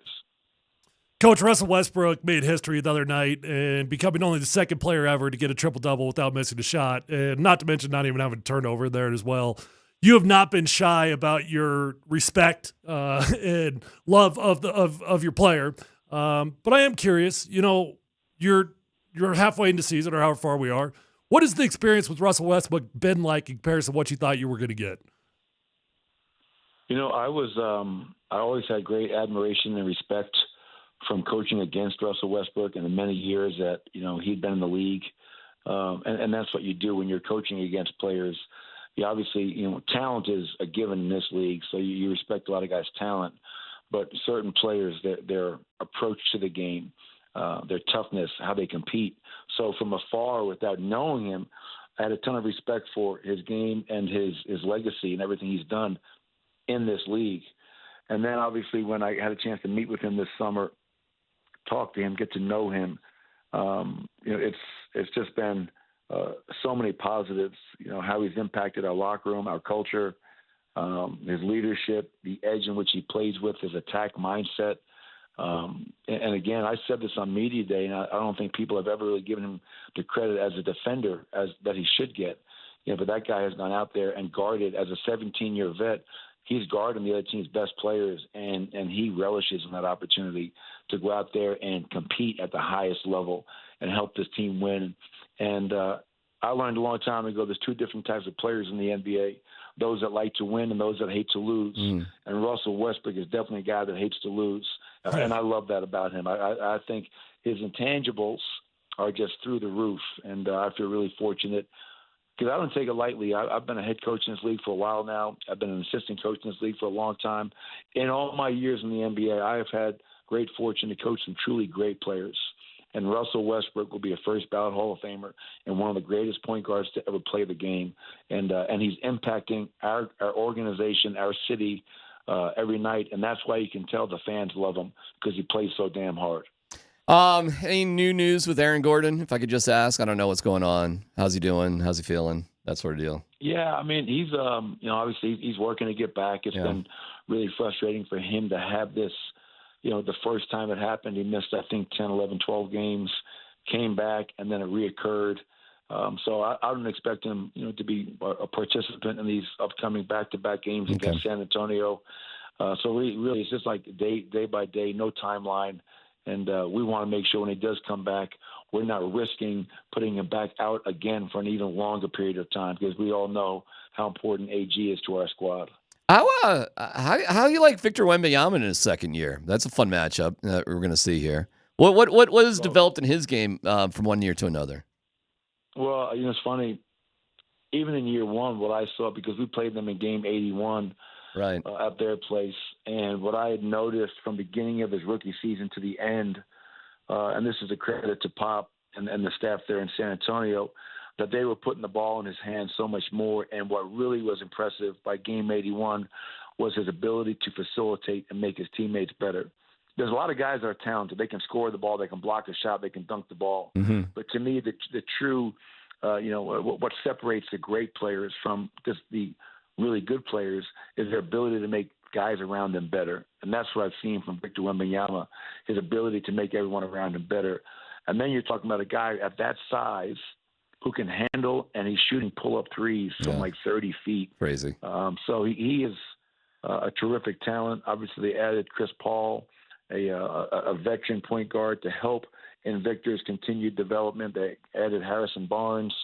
They're definitely a tough team, and hopefully we can find a way to continue playing at the level we've played at. We're 8-3 in our last 11 games, finding a rhythm. Hopefully we can get healthy, and we just got to stay the course. And by the way, I appreciated the shout out the other day, letting everybody know that you know what my name is and everything. Appreciate that, Coach. Well, I heard you were almost getting almost like a complex. You're like, geez, Coach mentions everybody's name in these press conferences. Not one time, because I was always like, who's the goofy guy with the hat on? I never knew it was you, T-Mac. All right, I know we're good. You sort of, even though we've talked on and off, I mean, literally for like your entire career on a variety of, because I've been fired in different places. That's all right. And I've been sitting in front of you. No complex. So you really didn't know who I was. I mean, I was right about that. Really, I mean, you kind of knew who D-Mac was, but you weren't sure that was me. That's the way that was. Exactly right. But now like the cat's out of the bag. Yeah, that's right. It's no longer a mystery. That's right. Now we're good. Now we're good. Now we're good. All right, Coach. Where's Scott Hastings today? He's taking a radio vacation. He's not taking a TV vacation. He's taking a radio vacation. Wow. Yeah. What do you think of that? That sounds a little sketchy to me, but exactly. I have a feeling on that. And finally, you got any you do any New Year's resolutions? You do any of that stuff? Yes, no. You like that stuff? I'll be honest. I really don't. I throughout the year, not just because it's a New Year's, but always just try to challenge myself to first and foremost be a better husband and be a better father. And obviously, that's where it starts for me. That's my family is more important than anything, and be a better son. Obviously, my mother's back in New York, and if I can do that, everything else kind of takes care of itself because that gives me the balance that I need in my life. But I don't mean to go too personal, but somebody did tell me, and if I'm wrong on this, I apologize. Is your daughter committing to playing volleyball at North Carolina? Did I hear that right? Yeah. You Wow. heard that right. Wow. That's Congratulations. amazing. I appreciate it. She actually she graduated Mountain Vista High School early, and about a few weeks ago, and she's actually flying to UNC Chapel Hill tomorrow. Whoa! And she's going to start her career at UNC, and we're excited for her, proud of her, and I got to make sure my wife is okay. She's going to be. My oldest daughter's up in Boulder at CU. Yeah. We'll have another daughter over in Carolina, and now my wife is stuck with me, so she's nervous. Well, hey, congrats! That is a hell of an accomplishment, amazing. man. That's wild. You're gonna miss your daughter, man. She's going off this quick. That is wild. I didn't even think of it like, oh man. All right. Anyways, congratulations, Coach. Congratulations to her, and we appreciate it. Thanks, pal. All right, guys. Hey, Happy New Year. Appreciate you guys, and I'll talk to you next week. Okay. Thanks, Coach. All right, Coach Michael Malone, brought to you by the Central City Casino Parkway. Take I-70 to exit 243. The Central City Parkway, your 4 lanes to fun.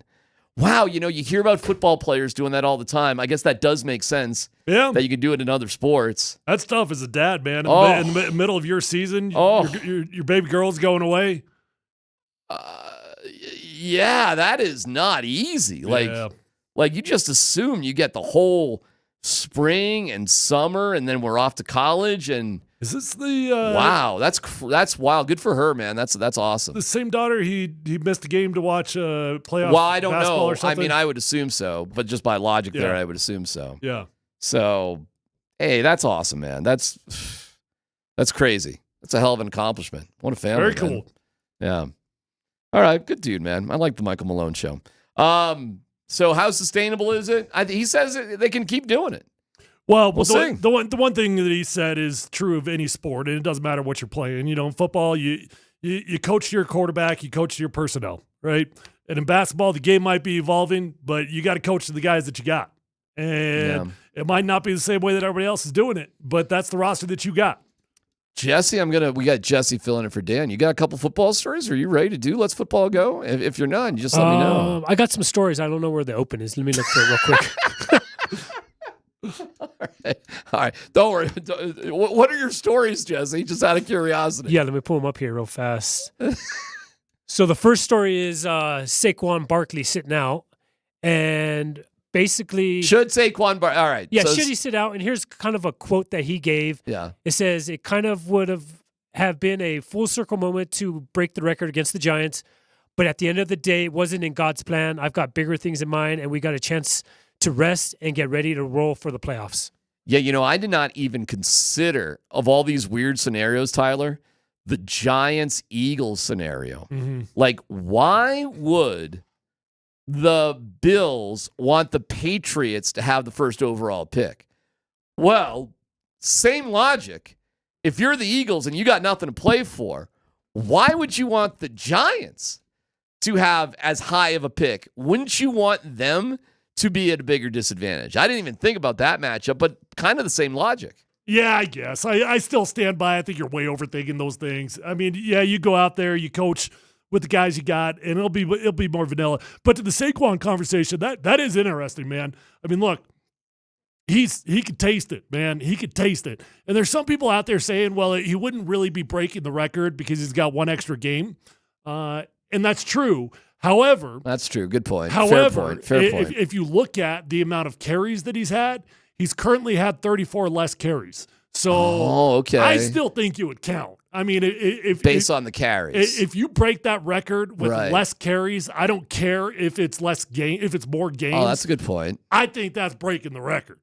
All right, so he's sitting out because they got bigger fish to fry. And this is the second time this year he's done it. He was going to break some single game record earlier this year, and coach was like, "Hey, do you want to go back in there?" He's like, "No, put the young guys in." All right, what's your next story there, Jess?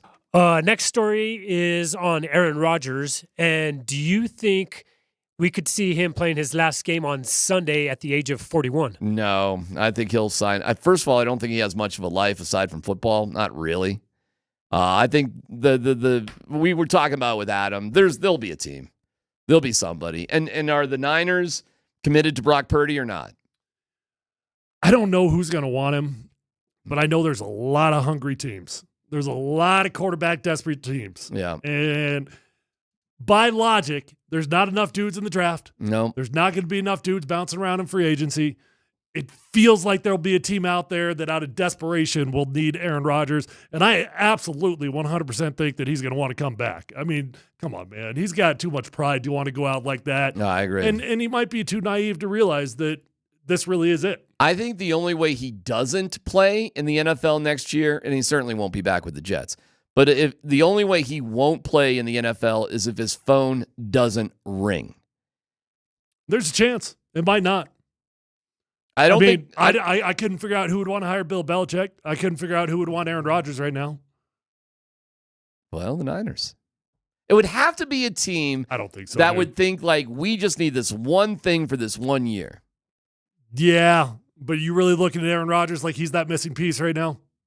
I don't think the Niners are looking at it that way. What are your options if you're the Niners, if you're not committed to Brock Purdy? Well, you ride with the dude. Well, first off, you don't have to make a decision on Brock yet. Okay. So yeah, would Rodgers I mean, all right, hold on. you're 1 year ahead. Would Rodgers come in as a backup somewhere? No, hell no. Sure? Yes. Hell no. Okay. And ain't nobody wanting that circus as a backup quarterback. If he was willing to come in as a backup, he probably would have multiple offers. But it's I don't know about that. Oh, as a backup? When the circus outweighs the talent, you no longer have a job. Is it a circus with Aaron Rodgers? Yes. You come think on. so? Yes, of course it is. When the talent outweighs the circus, there's always a job. But I think we're getting close to the other side of that thing. All right, last one there, Jess. What do you got? Washington Commanders offensive coordinator Cliff Kingsbury said he would be open to be a head coach again.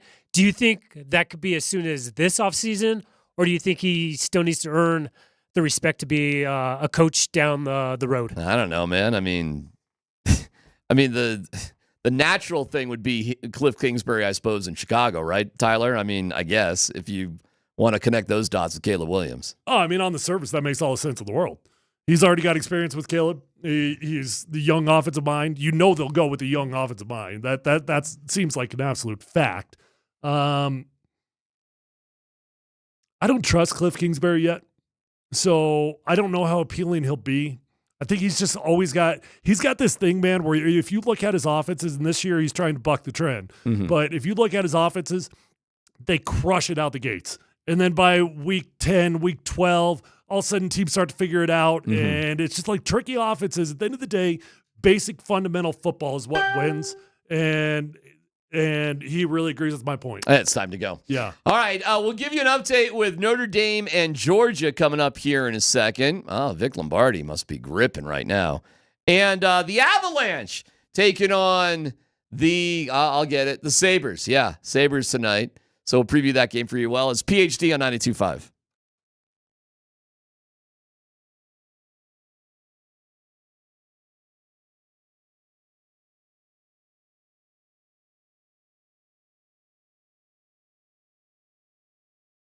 Hey guys, if you're out there struggling with hair loss, first off, know that you're not alone and you can do something about it. If you're anything like me, you might have already gone online and you've looked for the lotions, the pills, the creams, the potions, and nothing's working the way that you want it to. Guys, invest in yourself. How about a New Year's resolution that's going to work? Get your hair back with my friends over at Advanced Hair Restoration. Guys, they've changed tens of thousands of lives with their Advanced FUE. Nobody can offer anything like the Advanced FUE found at Advanced Hair Restoration. you're going to be in a calm, relaxed environment with the most experienced professionals. Dr. Tanya Pauls is amazing. The entire team at Advanced Hair Restoration is the best of the best. And they believe in what they do so much that they guarantee your hair is going to grow for life. That's a lifetime guarantee there, folks. Your own natural hair is going to start regrowing the very next day. And it's a comforting feeling knowing that they believe in what they do with a lifetime guarantee. So pick up the phone, call today. You're going to get $250 off and $250 free hair grafts, but that is a limited time offer. Call 720-459-HAIR. That's 720-459-HAIR or advancedhair.com.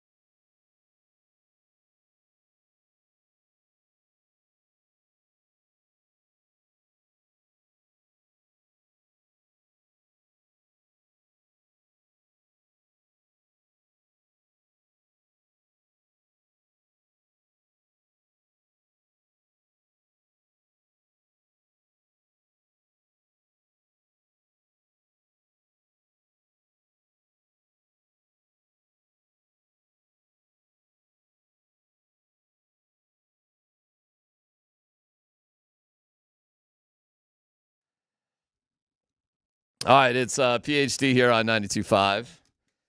Look at Michael Malone. Where's Scott? Yeah. Where's Scott? Radio vacation. Be back on Monday. I can't figure out if I'm on vacation. Well, you got to open an email. That's not what I meant. I just meant it's a weird week.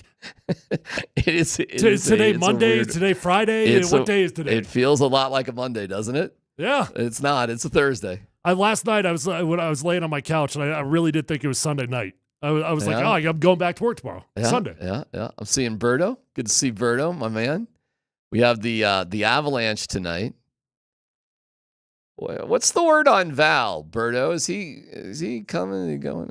I'm talking to Berto. He doesn't have a microphone. You're doing that. You're trying to suck Berto in the second you see him again. No. He works hard enough. Yeah, the Avs actually got an unbelievable win against Winnipeg the other night. That was great. Holy cow. New Year's Eve. It was a close game. I saw something cool, and I don't know if you caught this, but Keaton Middleton, who is a defenseman, big dude. So I'm in there on Tuesday morning. We weren't on because we had very important bowl games to play. So I like going to the morning skates. I really do love the whole culture of morning skate for hockey. It's really cool. It's very chill. It's easy to talk to guys. Coach Bednar is awesome to talk to. So hardly anybody was actually at it. It was voluntary. But I saw Keaton Middleton in there, and he's talking to Mackenzie Blackwood. And I'm like, this is kind of cool. Like, they seem to have a lot in common, and they're chatting it up, and they're buddies, and they're having a sense of humor. And I'm seeing a goalie talk to a position player, like in a friendly sort of way. Mm-hmm. Do you know how many times I saw that with Georgiev? That would be 0. That would be a big fat nada. 0. Never saw that in 2 years. Just Georgie kind of just chopping it up with the guy in the locker room. Yeah, well, that's what we hear about both these guys. Both these new goaltenders. They're locker room guys. Middleton just signed an extension, right? That's what I'm talking about. Yeah. Just signed a 2-year deal. Yeah. He is huge. He is not just hockey player huge, because they're not the biggest guys in the world. He's just like big, period. Like, he's 6'6". Football player big. Basketball player big. Like, he is a big, large, intimidating looking dude. And Blackwood is 6'4", and Middleton makes him look small. I always wonder if you're 6'5" or taller, how did you end up on skates? I totally agree with you, bro. Like how did you land on hockey? I do not know. Manson's kind of like that too, because he's a taller dude like that. But Manson's dad was a hockey player, an NHL guy. So you kind of just, it's all in the family. Peter McNabb was a big guy. But there's not a lot of big, huge dudes that play hockey. And Middleton's one of them. I'm glad he's on the team. I think it's a good hire. And I'm glad that he's going to be around for a little bit. He has that physical presence, Tyler. You don't need it all the time. But the Avs got hockey's different too, but you like it when you got it. You like it when you got it. And there are occasional games that you got to have that guy, and they got that guy. And he can play too, so it's a nice combination. I don't know how much he'll be used in the playoffs. We'll see how everybody's health is. But I'm glad that he's signed up for another couple of years. So we'll be out there tonight, the game right here on 92.5 with Connor as they take on the Buffalo Sabres. My old team, Buffalo. So we get a little Buffalo action here tonight. And will we have a little Buffalo action a week from this weekend, either Saturday or Sunday? You know these scenarios like the back of your hand. Break it down. What's the scenario in which it would not be Buffalo? There is none. Oh, there isn't. It's either Buffalo or it's nothing. Okay. Because you can't get past the Steelers and the Chargers. You can't. The Steelers and the Chargers could get over the Steelers just on wins and losses, but the Broncos can't get over on either of those guys. It's the 7 spot or nothing for the Broncos. Well, you get there, right? Just get there, and I promise you this: you'll feel hope. You'll feel naive hope. You couldn't care less than Buffalo Bills, and you know what? You'll convince yourself. You just went toe to toe with Joe Burrow. Why can't you go toe-to-toe with Josh Allen, right? Now, different teams, radically different defenses. Yep. But you did go toe-to-toe with Joe Burrow. You lost the game. I was looking at the forecast in Buffalo 10 days from now. It's cold. Actually, we have a cold snap coming in here. Enjoy today and tomorrow because it's going to get cold here and it's going to stay like that for a little bit. And that's the same in Buffalo, too. It's going to be, in the teens. It's been freezing the last few days. It's about to sink even deeper into that. Super. Yeah. So enjoy it while you can. I don't know. Listen, how do you beat Buffalo in Buffalo? I don't know, man. I think this may be one of them examples of like, hey, it's awesome. I to be hope there. it's as cold as you can possibly get. I mean, are we talking about snow? Is there going to be snow? Well, there's always that possibility, sure. I hope there is snow. I mean, I'm not convinced that Buffalo has a home field advantage based off of cold. I think cold affects everybody. It hurt them last year against the Broncos, didn't it? Yeah. If you want to look at it that way. Then we got to get past the JV squad first. You're way overlooking this thing. I'm way overlooking it. Oh, I'm way far. I'm just sort of not gloating about how easy this is going to be on purpose to give respect to karma, I guess.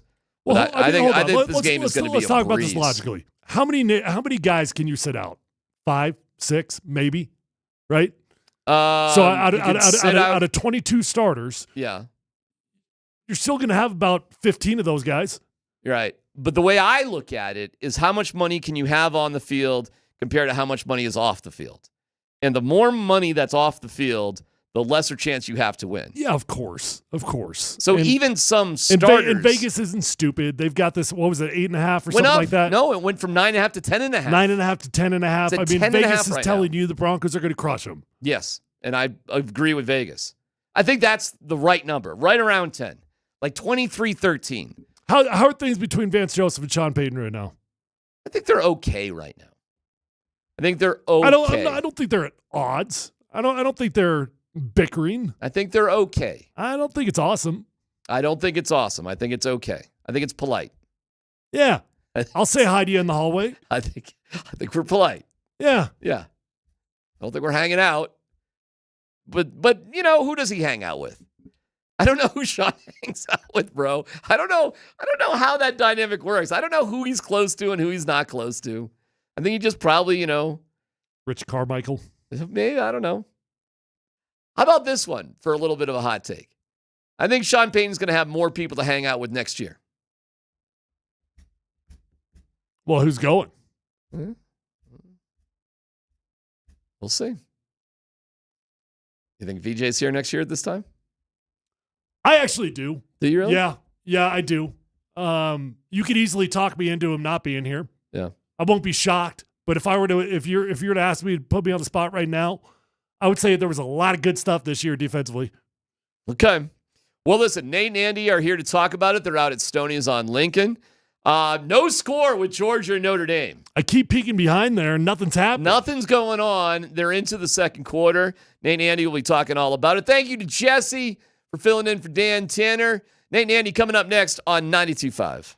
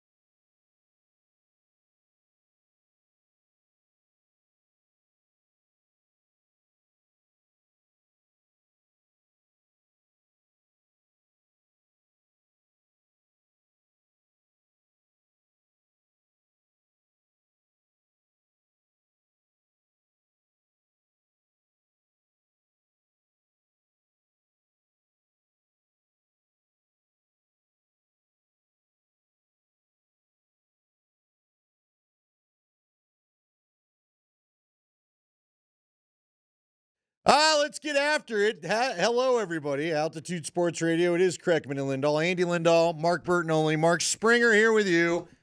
Nate's taking another day to decide what to do with the stash, and then he'll be back tomorrow, I guess. So pleased to have you along. First off, I need this on the text line, 303-504-0925.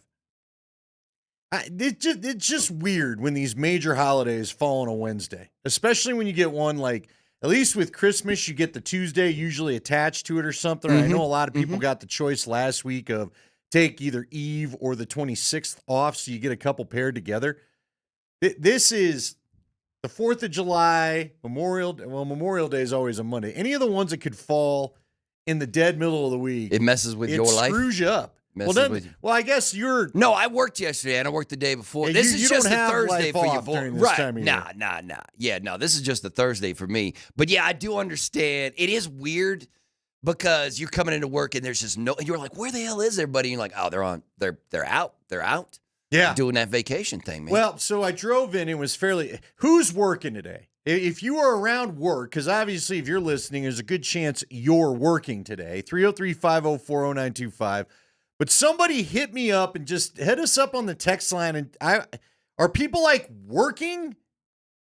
I don't know. I don't know what this is. I think most like, people did are most back of to us work, go right? back to work? Is this the official start of real life again? Yeah, after unless you all had that a little stuff? pull and took Thursday and Friday off and then just got this whole week off or whatever, man. Like, nah. I think everybody's back to work today. Well, let us know because I'm curious. I tend to think you're probably right, but the traffic today. Little light. Yeah. Little light. Coming in. I mean, look, this is what I love about my shift is that I don't have to deal with rush hour. Anytime I actually drive in rush hour, I feel bad for people that every day have to deal with that. I don't know how you deal with it.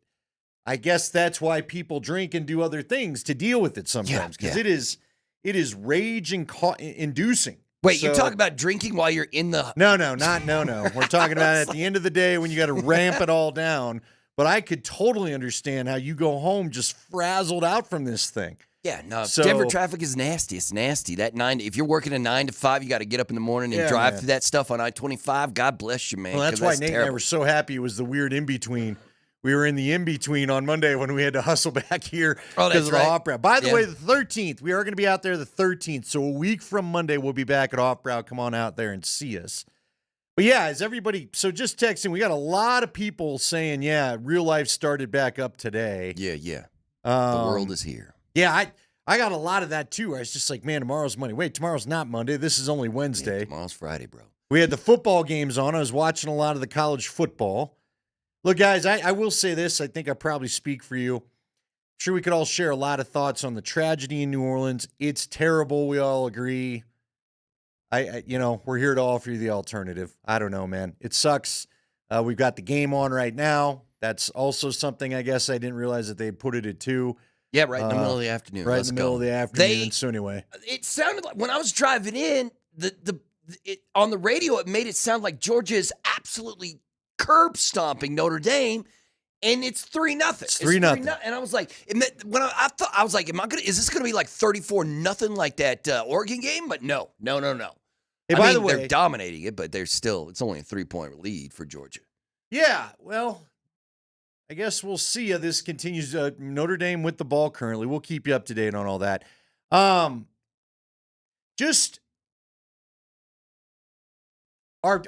first off, Connor McGay, he's going to join us at 3:20.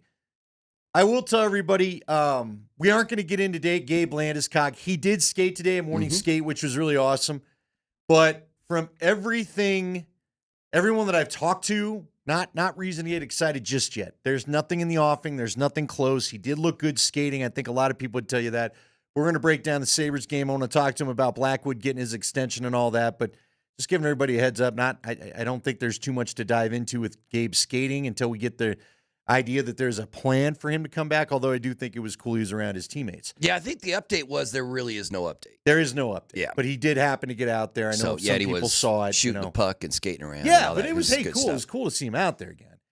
But, we'll just keep our finger. Look, here's real quick. I do want to get back into the college football and some of the results we saw yesterday, and then we'll talk some Broncos. But if I could have one, let's put it this way.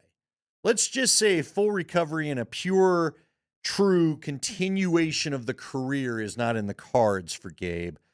I would at least like to see him get one more playoff run in. Oh, okay. I see what you're saying. You know what I'm saying? Yeah, I see what you're like, saying. obviously, we all want Gabe just to be back to being Gabe and back in all that stuff. But look, man, the more time goes on, the more I'm rooting for him. I'm not confident that it'll all just be back to normal. But I would like to see him be a part of one more playoff change with this thing. You know what I mean? Mm-hmm. I just like to see him play another game. Just see if he can continue to play the sport he loves. I just want to get just one more. Give me another game, man. Just get out there again? Yeah. Just one more time. Because it's been so long and he's been rehabbing so long. Although, I think Lonzo, who had the same surgery, has been in and out of the lineup this year in the NBA. But he's played 15, 20 games, something like that. So maybe you can get back to that. Even if Gabe can't go every night, maybe he can play 60 games a season or something like that. Even then, I don't know. Yeah, but once again, it's probably useless to speculate because he'll be back when he's back. He'll be back when he's back. I completely agree with that. But if we could, if he could just get one more playoff run out of that knee, that'd be pretty sweet to me. But we'll see. All right, real quick with the playoff action yesterday. I don't know how many people watched the games. I know I was. By the way, do you do a lot of Christmas decorations? Because you're single, no, right? Zero Christmas decorations. You don't even put stuff boy. up. Did you? No, I don't put. No, man, it's wait because then you got to take it back down. Hell no, I'm much too lazy for that. Did you? Are you one of those freaks? Like my dad does that. He'll put he was at my house for Christmas, but his house was decked out with all the lights and all that kind of stuff like that. Are you all in on that? Yeah, man. I grew up in a Catholic household, and my mom we've had was that hardcore discussion about it for a while. Yeah, and we so had she that. had this tradition where when I was growing up, we couldn't have the tree up until 2 weeks out. And the whole neighborhood would be decked out. Yeah, and I'd be like, come on, man, this sucks. Can we get our tree up? I mean, what? We're going to bring down the whole religion just because the tree goes up? Come on, let's calm down. So, yeah, as a kid, I've overcorrected, and now we put it right up after, or I guess as an adult. Are they still up? No, I did it yesterday. You And took I just all the wanna know if I'm decorations bi- down. Now, I don't need to hear. I know there's a lot of. I know I'm a Colorado native, so I know the tradition is supposed to be keep it up until the stock show. I need that tree real estate in my room. You need it my all living out. room. I Yeah. need it back, man. Okay, man. I need that thing back. So my family always goes out and sees the Cleveland side of the family, my wife's side of the family. Every year they leave right after Christmas, and I just sat. You at got a home bunch and- of family in Cleveland? I don't. My wife does. No, I hate Cleveland. I don't was go about to there. say how right. I don't go to Cleveland. What are they doing still living in Cleveland? I don't know why. I don't know. This city sucks. And then, of course, there's the Browns-Broncos stuff. So, of course, but yeah, I took it down. You don't have anything? Yeah, I didn't even put no anything bah up. humbug. or Spring- anything? I felt kind of no spring to you. I know. Did you have spring is- deco? Did you put up a bunch Do of you Christmas do a tree decorations? spring? homie? I've never asked. No. you. I know you're Yeah. Jewish, but yeah, come on, Sean. No. There it is. Come There on. it is. Yeah. No. Yeah. So yeah, I don't know. How much money you think you spent on Christmas decorations? How much money you think you spent on Christmas this year, brother? No, the Christmas is the problem. Trust me. You know what? We ain't airing that laundry. I'll just put it to you. Dad's a little like, look, we were allowed to give a list as a kid, but the list was you might get two things off. Yeah. Not the whole damn thing. Yeah. But I mean, my kids give a list and somehow it's all fulfilled. You've been married a long time now. So how does that work with the wife? Does she just expect you to know what the hell she wants? Or does she tell you just like, yo, man, just go get me this? Boy, you want the honest answer? Yeah. For me? Yeah. I just buy it and say, here, just give me this. You buy yourself Well, I wanted a present, guitar man. pedal this year. There's this little company called Wonder, Oneder. People see me The wearing the shirt Oniders? sometimes. Wait, you mean from the movie, from the Tom Hanks Well, no, movie? it goes by Wonder is how he says it. But Okay. it looks like the Oniders, yes. Okay, yeah. But no, he's a former musician. He had a band called, and I'm going to forget it, The Shallows or something. He had a band that I liked, but then the guy started making pedals, and I found out about him because he made a Less Than Jake pedal. Our guy, Chris DeMakes, who sings our Ska Friday song, it was literally a Less Than Jake pedal themed after one of their album covers. So I started by buying that. Then he made a No Effects pedal, and then he came out with the Get Up Kids. So I got the Get Up Kids pedal, And when it showed up, You're like, this I is was my like, "Here, Christmas just wrap present." this.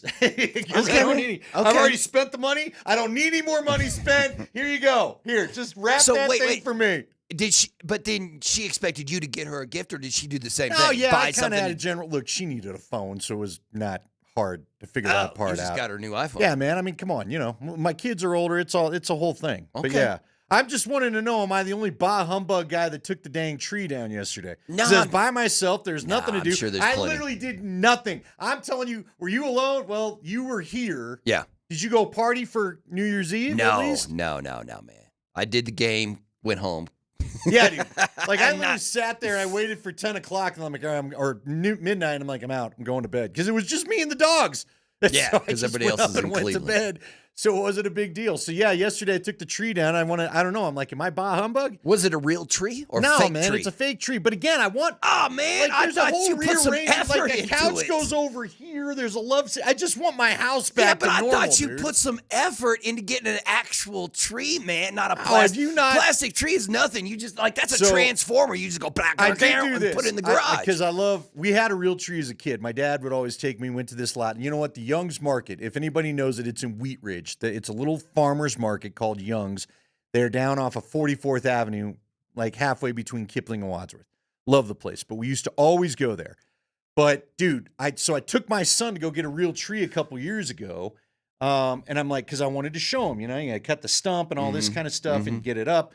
Man, the thing was spider infested like 3 weeks in. And I'm like, nope, I'm out. No more real trees. Yes. Or I had one year where I traumatized my daughter, and I didn't mean to. I won't say where we got it from, but it certainly wasn't Young's. But I got it right after Thanksgiving, like literally the Saturday after Thanksgiving. We put it up, and it it was the fire hazard of fire hazards by December 15th. Nice. Like the pine, it was the Charlie Brown pine needles falling. Yep. And so I was like, I took it back to where I got it from, and I go, guys, this is ridiculous. Yeah. And they agreed, so they gave me another one. But my daughter, she got up that morning, I'm stripping the Christmas tree. And she's like, well, I'm not a Christmas tree. She's like 5.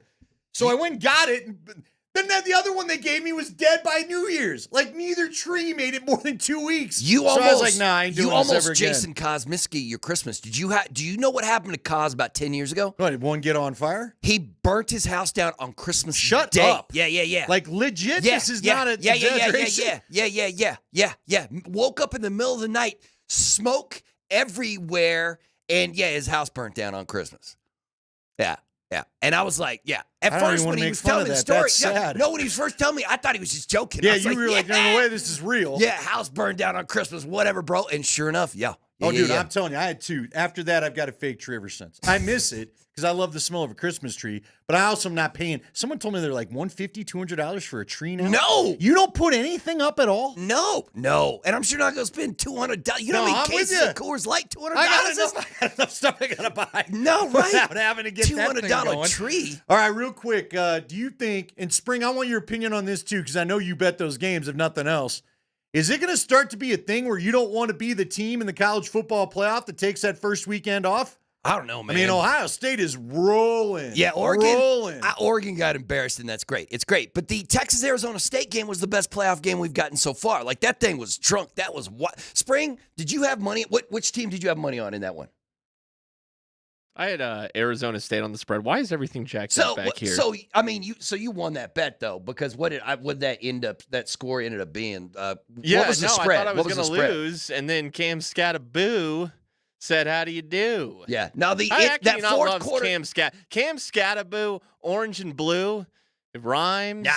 Come You know on. what? I saw today. CBS has Genty falling to the Broncos at 20. Because it was D-Mac who was jumping up and down talking about Scattaboo, like Broncos got to get Scattaboo. But if Genty falls all the way to 20 when you're sitting there, then you take Ashton and you don't even talk about it, right? I take You don't even Ashton thinking over about it. Cam, but I take Cam. But all day. Scattaboo's a lot. I don't know how that translates to the NFL. Because he's a football, like that dude's a football player, right? Scattaboo is a football player. How about him just retching his guts out and still playing? I'll go back in. Yeah, no, that dude is great. You're like, that's -2 on that carry. Oh, how'd he get 5 yards out of that thing? He just bull rushed 4 dudes. You know who he reminds me of? There's an old Nebraska quarterback named Tommy Frazier. Oh, I remember him. And Tommy Frazier used to just go, blah, blah, blah, blah, blah, just blow through like 4 or 5 dudes, and you're like, well, you think he's going to get like 6 yards and he gets 18 or something because he just, and that's Scadaboo's like, I'm like, damn, man, he's all over the place. What? I always think about this. Tommy Frazier never had a shot in his day of playing in the NFL. He Yet had the dude was just a blood clots, football I think, player, right? Yeah, after there was college that, they too. found out he had some But medical like they issue. wouldn't know what to do with him, Right? Know what I back then- mean? Right? No, back then, no. So what could he do today? Like, Man, what? he could do anything. They'd make him a quarterback today, Tell you what, right? we got to get going. We got to get to Connor McGahee. But I want you to do this. Get in the hunt early with me and Berto. The old shout out to Irvin Joe we like to do sometimes on this show. But get in the hunt. What player, like Heisman winner, what do-it-all kind of option guy do you think could have had a chance in the modern NFL where they're not afraid to get a little more creative with their offenses? Now, again, it is unfortunate about the blood clots for Frazier. But I'll tell you what, if take that condition away and Frazier's playing now, I promise you some NFL coach would figure out what to do with him. Don't you think now? How many guys? We could go through the list of dudes. Yeah, The I'm sure NFL Sean, just didn't I'm know what sure to do Sean with. Payton would just love to get his hands on a player like that where you can put him all over the place. You know what I mean? Play him like Slash. He's Joker guy. 303-504-0925. Give us some of your players. We're going to talk a little Avs with Connor McGahee next.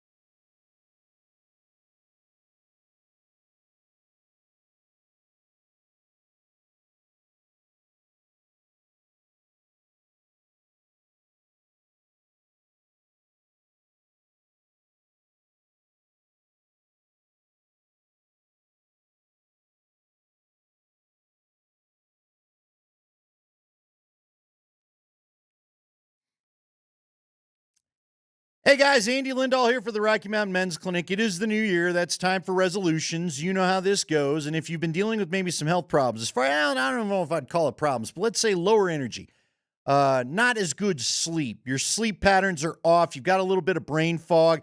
For me, it was waking up and just wanting a nap after 2 hours. I hated that.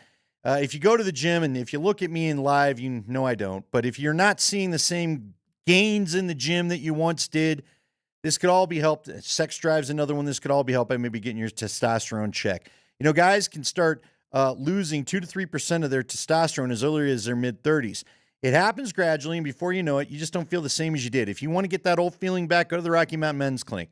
Schedule a consult with the Rocky Mountain Men's Clinic. They'll draw your blood. They'll have your results in 30 minutes. You'll go over your results with a Colorado licensed medical provider. And if you decide to start on a TMPSA test, on testosterone after the TMPSA test, the $99 fee will be waived for that appointment. So if you're looking to get the high energy back, better gains in the gym, sleeping better, and most importantly, your sex drive back if you're dealing that, or depression, don't let that linger on either. Go to the RockyMountainMen'sClinic.com, schedule an appointment there, or call them at 720-440-7900.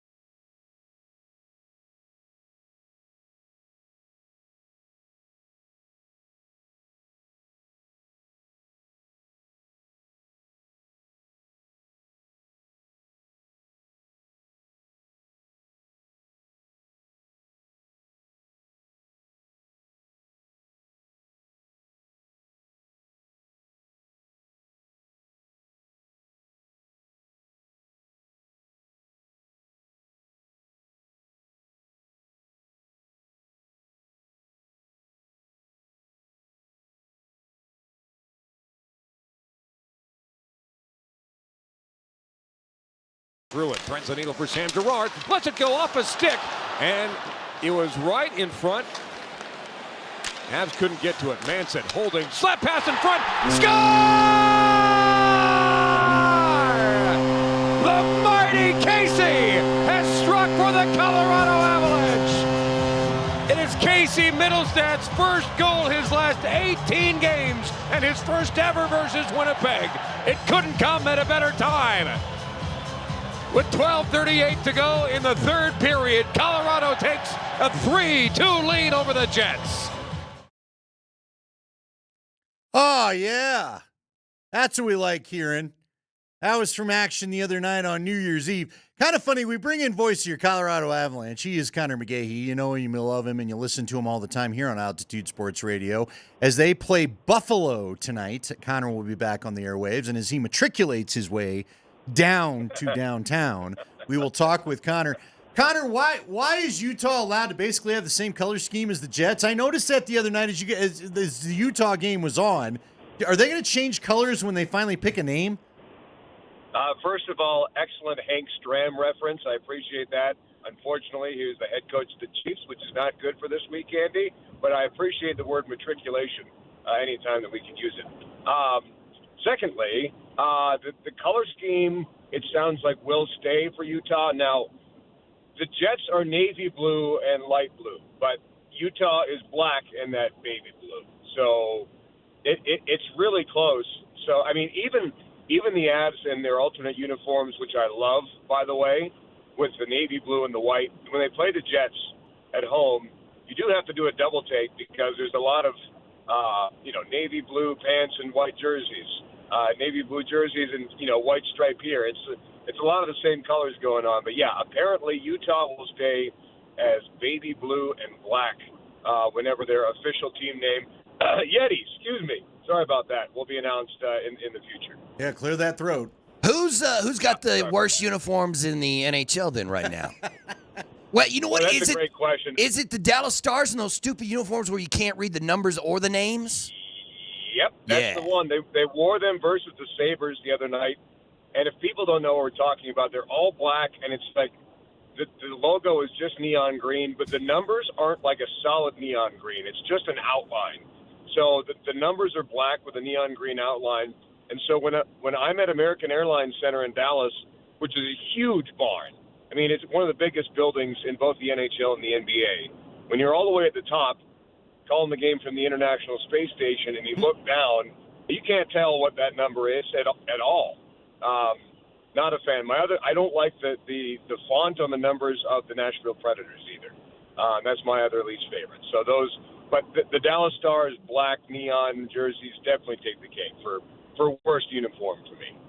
Yeah, I know this is just broadcaster grapes, but I feel you. I've told you in the National Lacrosse League, inevitably every team shows up and 9s and 8s and 7. They all look the same. Drives me crazy. Anyway.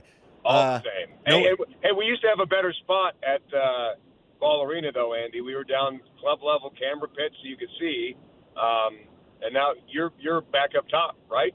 Yeah, well, we're honored to be in Peter McNabb's broadcast booth, which I always think is cool. Right. And at one point, I'd like to say something about it, but that league maybe doesn't understand the specialness of that. But yeah, I don't know, Connor. See, like you, what's funny is you were active, Josh was active, Mark Stout. Those are Josh Gross, Mark Stout, the other two play-by-play guys I've worked with from the color chair. You all are very, you get up, you move, you call the game with your body language, if you will.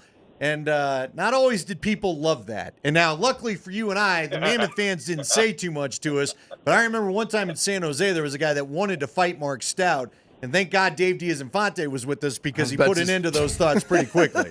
So, yeah, I don't always love calling a game from the club level. Yeah, to have DDI with you sure helps a lot as some personal protection.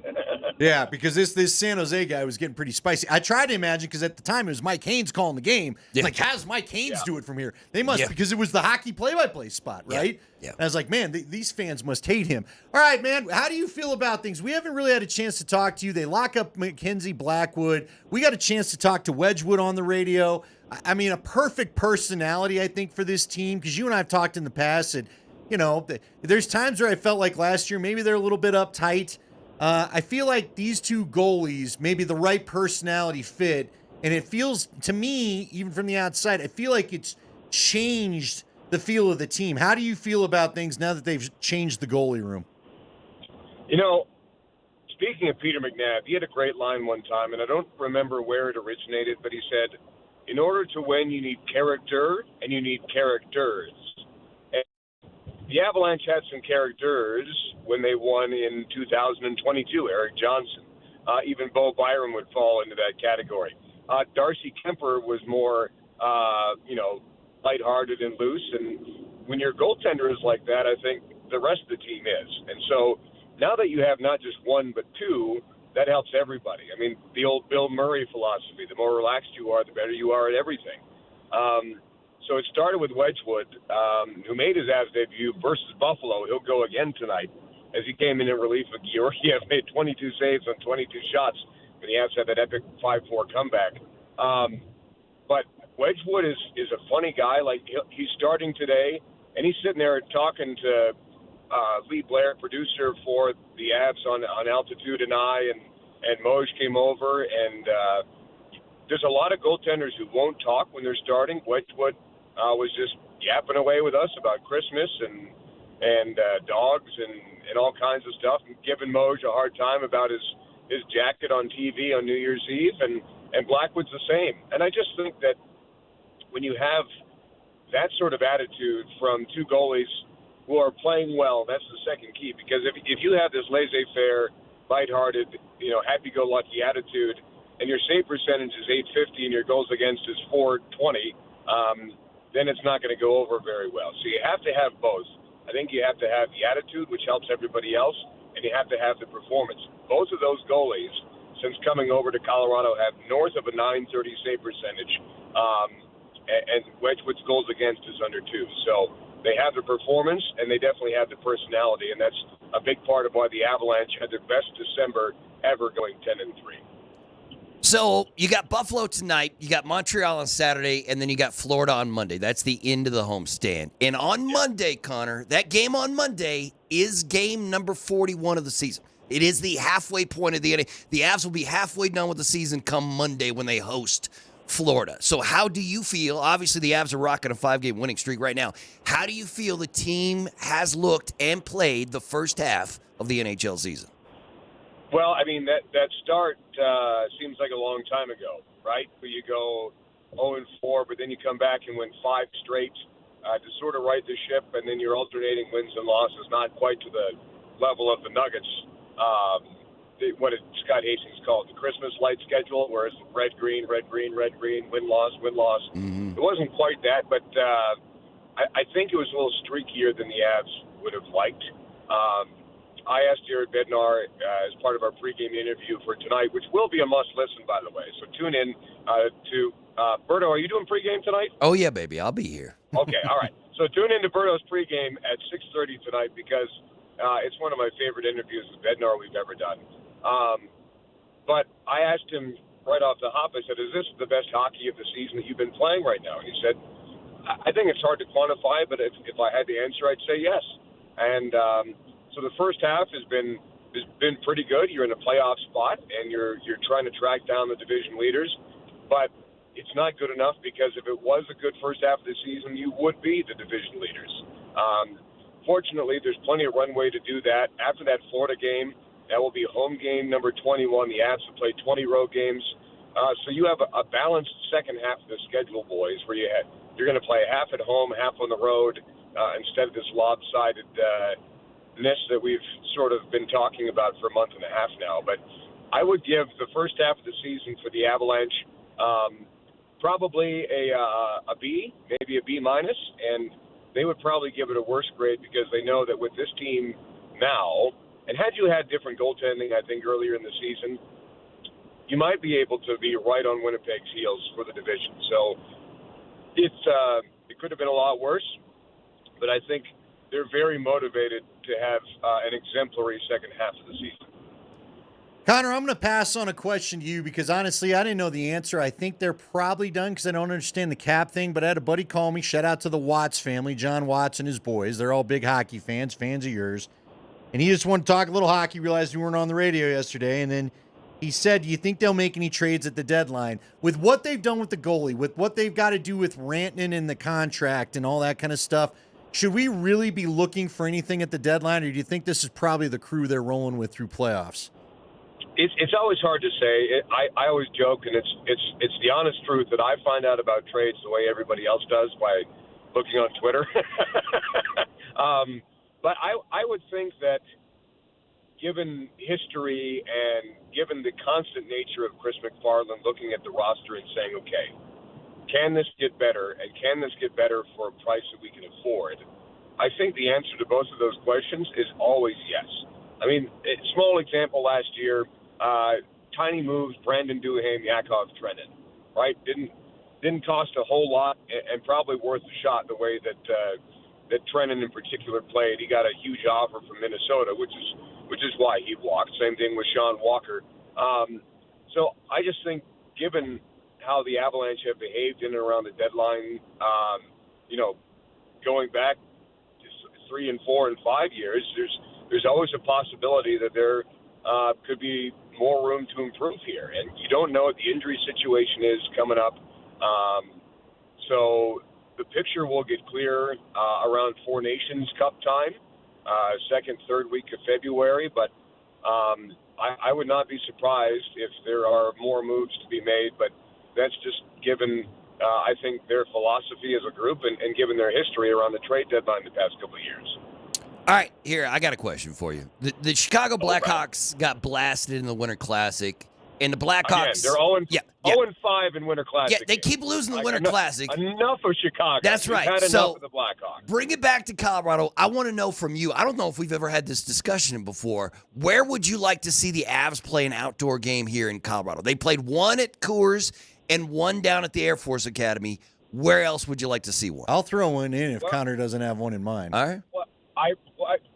Andy, I think you and I probably have the same answer, and that's Folsom Field. Yes. Yeah, that'd be pretty dope, right? That'd be pretty dope, right in front of the Flatirons. Yeah, and it's set up for it a little bit more. You don't have to do a ton to it. Obviously, CU has been in the spotlight the past, couple, 3 years with all that's been going on with Prime and the Buffs. So, when you're picking spots for outdoor games, I think visually you want the appeal for people who are watching on television, and that's a majority of your audience. That's why they picked Lake Tahoe, where the Avs and Golden Knights played. I think you can't get visually better than the Flatirons on a winter's night, a winter's sunset. I mean, it would be absolutely perfect. So I doubt, because of how many times the Avalanche have been involved in outdoor games and international games over the past 5 and 6 and 7 seasons, that will come anytime soon. I mean, Utah is the new shiny toy. I bet you they play at Rice-Eccles Stadium there in Utah. Oh yeah, coming up pretty soon here. But if it fell back to the Avalanche to host one, and they've hosted 2 and played on the road for 1, I wonder if they'd let them host a third one. But I think the obvious choice would be Folsom Field. Yeah. Hey, real quick, what about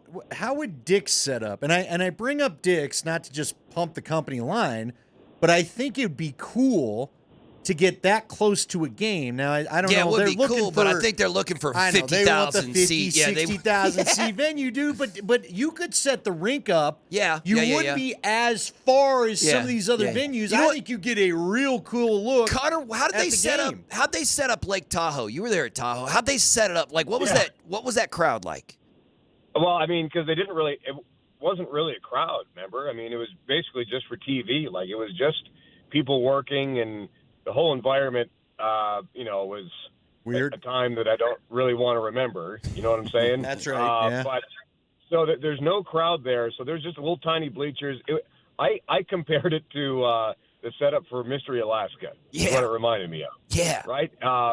And it was right on the. Shout out Russell Crowe. Yeah, that's right. Underrated. By the way, Land of Bad, watched on the airplane the other day. Great movie. But I just, yeah, it was good. And like all outdoor games, I'm right on the glass, like on the blue line. Like if the puck goes into the corner, like forget about it. I just have to wait till it pops out, and then I'll tell you what happens after that. But yeah, I think that being close would be nice. But again, Andy, the target audience is everybody at home watching on television. I know, right? You know, like no offense to the people going there, and it's fun to attend and all that stuff. You know, especially if it's the first one or at a place like Wrigley Field. I get that, but the game is not geared towards you. It's geared towards a television audience. And so that's why a place like Folsom would probably get the nod over a place like Dick's Sporting Goods Park, even though watching the game from that close proximity outside would be awesome. Well, then you know what? Put it in Grand Lake. Just put it in Grand Lake, and let's really do it up. Dead middle of the mountains. Huh? That's what we've been talking about. Grand Lake, like the Flames and Oilers have been trying to push Lake Louise for a long time, you know what I mean, to actually play it on, frozen water, a frozen body of water. But that'll, just because of everything involved, I doubt that'll ever happen. I mean, I'd love to be wrong, but that would be the next level to do outdoor games is to play at a Grand Lake or Lake Louise or something like that and actually play on the ice. That would be unbelievable. Connor, we appreciate it. You have a great call tonight, and we will talk to you in the very near future. Take care. Can't wait, boys. Love you. Bye. All right, that is Connor McGahee. We wish him a happy New Year. Do you do New Year's resolutions? I don't know, not really. Yeah. I mean, yeah, I've got a few I'd like to do. I'm already, want to walk my dogs more. Want to play guitar more. Not, it's all free time stuff that I don't have, Yeah. You live this life this year. It's tough to explain to people when you're on a game crew like you are and you're doing two. You're just a zombie during, you know what I mean? It's just kind of. You're like, leave me alone, man. I got stuff to do tonight. Well, not even just leave me alone necessarily, but you're just like, you're living like, I was trying to hook up with Connor, and Connor, we're going to go to lunch ultimately because I had to miss a New Year's thing he had going on yesterday. I was looking forward to getting together and just chatting with him. And then, I don't know, man. It's like I had to go look at the schedule and when are you in town? And then is there any, honeydews you got to do? And so, yeah, I don't know. You do any resolutions? No, I don't do that stuff, man. All right. You know what? I was going to play with this theme. Since you brought it up, when we come back, let's just do New Year's resolutions for the team. As the fans out there, 303-504-0925, we'll read some. But let's get a resolution for each of the teams. You can drop the Rockies if you'd like to, because frankly, just be interesting. They again. need a resolution. They're the one team that absolutely positively needs There's to no do doubt something. about it. Doesn't mean it's going to happen. You know what? I need to lose 20 pounds. Guess what, Berto? It's been here for the last 2 years. So, yeah, I'd like them to get going, but we'll wait and see. But I want to know the resolutions for each team. Let's break down what you'd like to see in the start of the new year for each of the teams. We'll do a little of that when we get back. It is Kreckman and Lindahl on Altitude.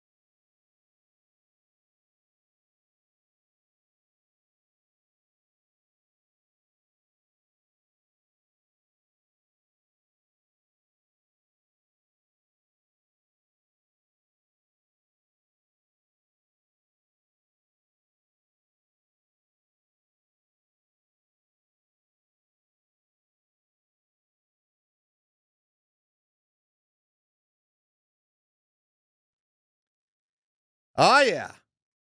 Time for some New Year's resolutions. Pleased to have you back along here on Kreckman and Lindahl, 303-504-0925. We've already had a few come in, but it is the time of New Year's resolutions. I've got a few that I'm sure I'm not going to keep.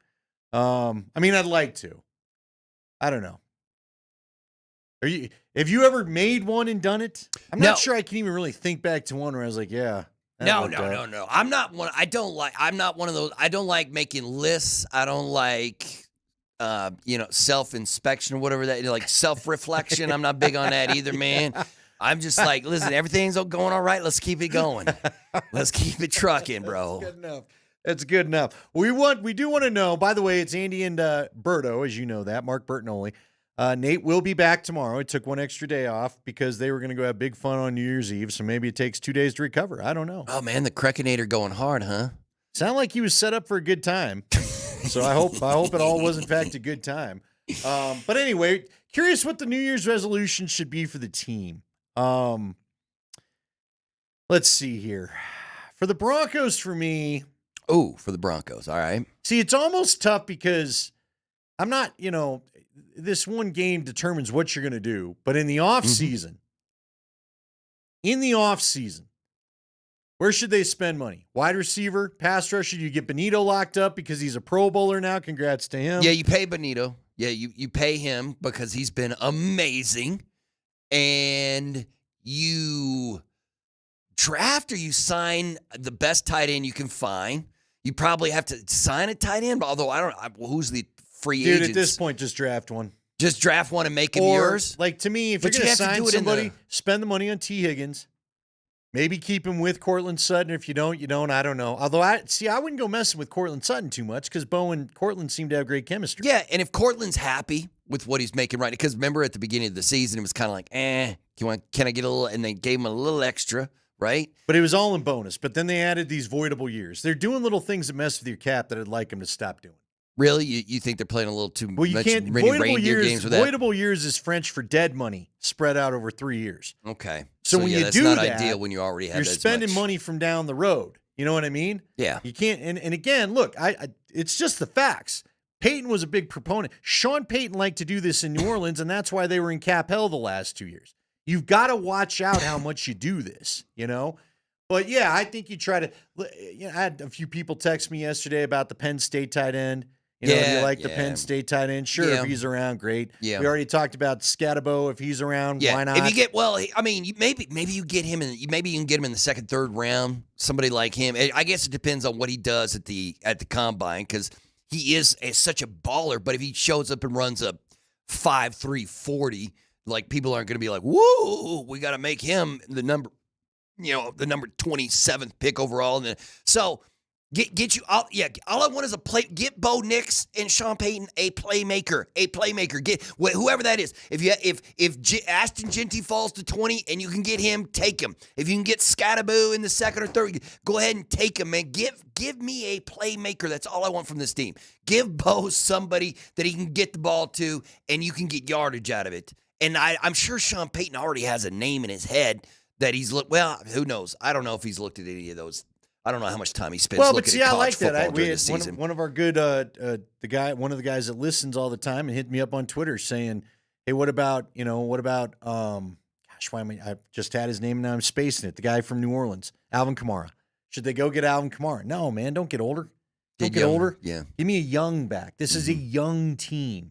T. Higgins is a guy prime in his second contract. I think brings a different skill set than what you feature. Okay, you go sign that guy like." Vasquez, it didn't work out totally a few years ago when they signed Vasquez. Remember him? The lineman they got from the Chargers and had his back not given out. I mean, his first couple years, he was one of the best guards in the league. So that's the kind of guy that you want to try to sign. But I'm not worried about Kamara. I'd take a Scattaboo. I'd take Genty, as you said. Find a back that you can rely on, that you're going to trust.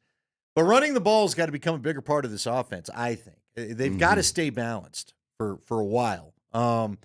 Somebody already has play defense and shoot threes for the Nuggets. Yeah, defense. Well, if we're for the Nuggets, it's defense. It's defense. I can't. Coach Malone was so angry yesterday, and they won that game. The Nuggets are playing good. The Nuggets defense. I mean, Altitude TV had this stat The Nuggets defense is terrible right now. I think Malone said in the postgame show it's 22nd overall in the NBA. And he was like, that's not championship winning defense. Their offense, though, last month it was number one. Last month it was number one. The Nuggets averaged 123 plus points per game in the month of December, which is the most points they've averaged in a month since like 1990, I think Altitude TV said. So they're cooking offense. Like, they cannot be stopped. They cannot be stopped offensively, but they can't stop anybody else. Like, the halftime score last night was 70 to 74. Yeah, 74, 70, Because something I like that. remember they'd given up 70 points in there, maybe even 71. I was like, And you're like, guys, what are we doing? No. Oh, no. But yeah, did you see today the NBA All-Star voting? The first round of the All-Star voting came out today. And I think the NBA is finally, that Nikola Jokic has the most votes in the Western Conference and the second most votes overall. Giannis has like 1.7 million votes. Joker has 1.4 million votes. This 1.4 million votes. Like Joel Embiid has 170,000 votes. That's how much. I mean, Joker just. I think people have realized now that's the best player in the NBA right now is Joker. You put him right there. But I mean, no other Nugget was anywhere near that list, and we're still looking to see if he can get himself an all-star teammate sometime, somewhere. Is anybody going to step up and join him in that all-star game? But if I'm giving New Year's resolutions, it's just all about the defense. It's all about the defense, man. Because everything else is settled. The Nuggets play. I had this conversation with Kaj yesterday. The Nuggets incredibly play 17 games this month. This is their busiest month of the year. 17 games. That is a massive just slice of the season. It's a big chunk of the season. And Kaz was saying that if you can get through those 17 games and you're in the top four and you can remain in the top four in the Western Conference, then you're probably locked into a top four spot the rest of the way. So you're good for when it comes to just seeding. You're going to get a first round, a home series in the first if you can get that done. But how many of these 17 games you have to win this month? Because it's not a bunch of cupcakes. The Nuggets are playing some pretty nasty teams that are I think a lot of them are coming to town. You got a bunch. You play Houston. You play the Mavs. You play some tough teams from the East. I think is Boston coming to town this month. Something like so. If you can get what 10 wins out of 17, anything past that, you're money. You're Gucci. You're feeling good. But even it doesn't matter how many games you win this month if your defense is still awful once the playoffs come around, because then all of a sudden you have one off night and you get hammered because you can't stop anybody. Yeah. Sooner or later, you're going to have to play some defense because you're not going to outscore. We've seen it. You're not going to outscore the threes all the time. Right, or you'll end up, you get, like they lost to the Washington Wizards because they gave up a ton of points to the Wizards, man. And, you run into OKC. Springer, is it 12? The Thunder have won 12 games in a row. Like the Oklahoma City Thunder are like, all right, the rest of the Western Conference, come and catch us. Come get us. Come get us. Right. And so now you run into OKC, and they play defense. And they got a great offense, you're going to get hammered in that series. See, I would even, if we're breaking it down to even just more biteable chunks, if you will, I would say play defense at the three-point line of what you're talking about. Yeah. Don't let these teams, don't let them erase all your hard work in two shots. Like, I think even at one point before they really put the foot on the gas and ran away last night from Atlanta, they got up by 6 that they worked really hard for, and it was like, boom, boom, done. Yeah, they did that thing. Back to be tied. Joker went to the bench. Joker was off and then all of a sudden, Atlanta made a run. Yeah. But yeah.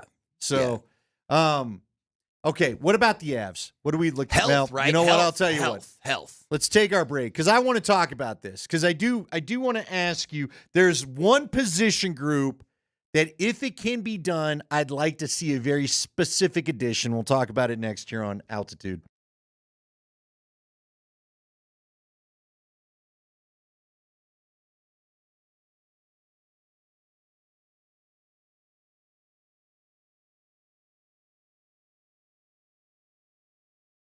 Hey guys, Andy Lindahl for Colorado Off-Road. All right, what are you doing now? Maybe got some gift cards or something like that after the holidays. I hope you're that lucky. Or maybe you just didn't get what you want or you were waiting until after the holidays to go and get what you want. If you need truck or 4x4 accessories, and that's what you're seeking, Colorado Off-Road is your place. Great Colorado business here, located 3 blocks south of downtown Littleton on Prince Street. That location's important because they've got a great showroom. if you are thinking about a bed cover with all the cold weather we know that's going to beset us in the next 3 months, and you want to maybe keep some of the snow and gunk out of your truck bed, or maybe just be able to keep things securely in your truck bed, the truck bed cover is the way to go. He's got display models that he can show you what each different style of model does so that you pick out the one that's right for your needs. Step rails, also big this time of year, so you can get in and out of the cab without it having to be, maybe a little bit sketchy, if you will. And the remote start, this is the time of year that I use the remote start kit more than any. It's always great to get the truck warmed up. And I've told people last year, this way, when you do this, when you do the remote start, you're not breaking any puffer laws, which don't allow you to leave your keys in your car while it's running to warm it up. So get one of those, all at Colorado Off-Road. Find them at cooffroad.com or give them a call, 303-761-1264.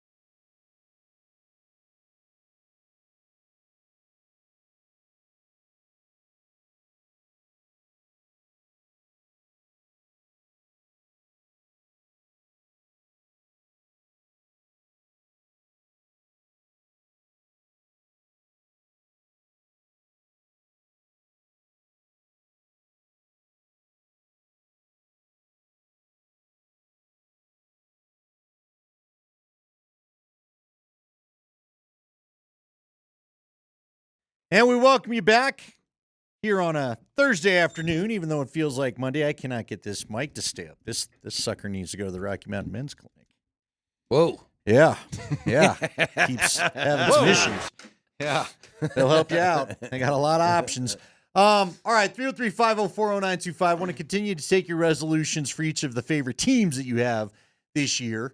The Broncos is so tough for me. I want to continue to think about it because, again, what's the one resolution? Well, I don't know how Sunday is going to go. I mean, I expect that they win against a bunch of backups and they get into the playoffs. I got I got a question for you about that. Let me ask. So, listen, I'm nervous as hell about this game, which you should be. Vegas is like, Denver's got this, and everybody I've been talking to is like, yeah, they got this. And I listened to Andy Reid talk, and he was trying to convince people that Carson Wentz is a starting quarterback in the NFL. He's like, I think he's going to be starting for another team next year. I was like, Carson Wentz I don't think he's going to be starting for anybody next year. But let me ask you this question, because I was thinking about this. What happens if the Broncos had beaten Cincinnati? If they'd won that overtime game, how do you think Sean Payton would handle this? Would he Andy Reid this game? Would we have nothing but backup? Or do you think he would have been like, nah, this is a I got to get Bo into this game. He needs more experience. How do you think he would have handled it if this wasn't a must-win? Yeah, I think they would have arrested. Well, like, for example, I think they would have arrested Riley Moss.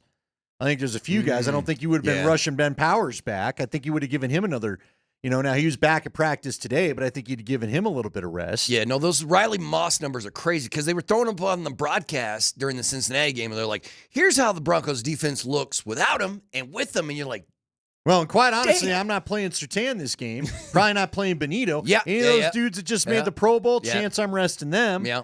I don't know. I think it would have been a tricky proposition for what you would have done with Bo. Because, do you start him? You play him a half? Do you not play him at all? Well, another look at his Steve Spagnuolo defense just for the sake of Bo's growth in his rookie year. I wouldn't have been completely opposed to that because, look, man, Spags completely befuddled the Pittsburgh Steelers a week ago, and they really needed the game. So, I want Bo to get a look at as many defensive looks as he can to learn this is what they're doing to me. What do we need to do to combat it? Because, look, they're starting to throw him. They're making him throw the ball more outside than they were earlier in the season, and that's led to a few more interceptions than what we saw earlier in the year. So now what's Sean and Bo's counter to that going to be, right? These are the kind of things you'll start seeing next year. But I probably would have rested. If I played Bo, it would only have been a half. I would not have played him beyond that. It sucks you didn't get it done. Here's the one thing I wish they could have seen, because I don't have great faith that they get in the playoffs, and I do think they'll be in the playoffs, and I do think they're going to have to go to Buffalo, and I don't think it's going to go well. I wish they would have just won the game that both teams had to have against Cincy, or won the game that both teams had to have against the Chargers, right? I would have been more proud of them accomplishing that than whatever happens Sunday. Because if they win, you're supposed to, right? By all accounts, Kansas City's hardly playing anybody. Right. And if you lose, well, then it's going to be a heck of a dark week of radio probably next week, but we'll see. Although I don't necessarily want everybody to approach it that way. This team got 9 wins when Vegas predicted 5.5. Yeah. No, 5.5. It's a win no matter what, but it is disappointing is that you had a playoff spot in your grasp for the last couple of weeks of the season. You couldn't grab it. You couldn't grab a hold of it. But I do think it reminds you there's still stuff to do to this roster. What I don't want us to fall in love with is this roster is not complete. It's not perfect. You've not all of a sudden found your Nuggets or Avalanche roster that they had when they put everything together to go win a championship. This roster still needs work. Now, less work than you've needed. Well, I still think you need more speed at the middle linebacker position if VJ doesn't get a head coaching job. Do you think he's going to get? I don't know. Do you think he wants to be? Listen, it's felt like Vance Joseph when he was the head coach of the Denver Broncos. That he seemed miserable doing that job. Remember, it seemed miserable. Every time he'd come out to address the media, I was like, he's not having any fun. He can't be having any fun. This seems like, and this year he seems to be having a good time. Do you think he really wants to be he gets another head coaching position somewhere else? The people that I know him, I do believe he wants another crack at it. Man, who's going to give him that crack though? Somebody will.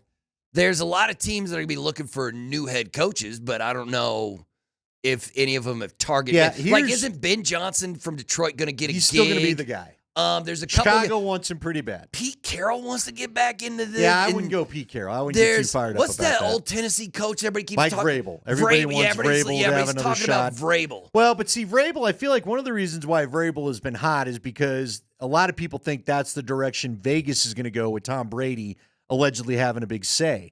So I don't know. I mean, Tom Brady owns like 2% of the team. Yeah. Even How his much say could 5%, he have? had to get a partner to buy his 5%, right? That tells you how much these teams are worth and how much the players are actually worth themselves. But, so all of a sudden, Tom's going to start walking in there and making decisions with 1% of the team or whatever. Maybe. I guess we'll see. But then just hire him as the GM. If that's what you're going to do. You know what I mean? Yeah. Or I guess you can get that. You could get that advice for free. Just like you'd have Tom in the room, but you ain't. Sure. I mean, you don't have to pay him because he already paid you to be part owner. But here's the thing. Like, if you get Shedeur, whoever's going to draft Shedeur, I would tell you, let the Chicago Bears be a cautionary tale. Shedeur needs to learn to run an offense, I think, a little bit more than what he was doing here. Because a lot of times now, in fairness to Shedeur, I saw it with my own eyes, and it unfortunately played out in the bowl game for them. The offensive line was not as good as they made it look at times. And Shedeur would get out of some trouble in order for big plays to happen and keep momentum going CU's way. And then they couldn't do it against BYU, not at least when they needed to. So Shedeur can't expect to, and Caleb Williams found out the same thing.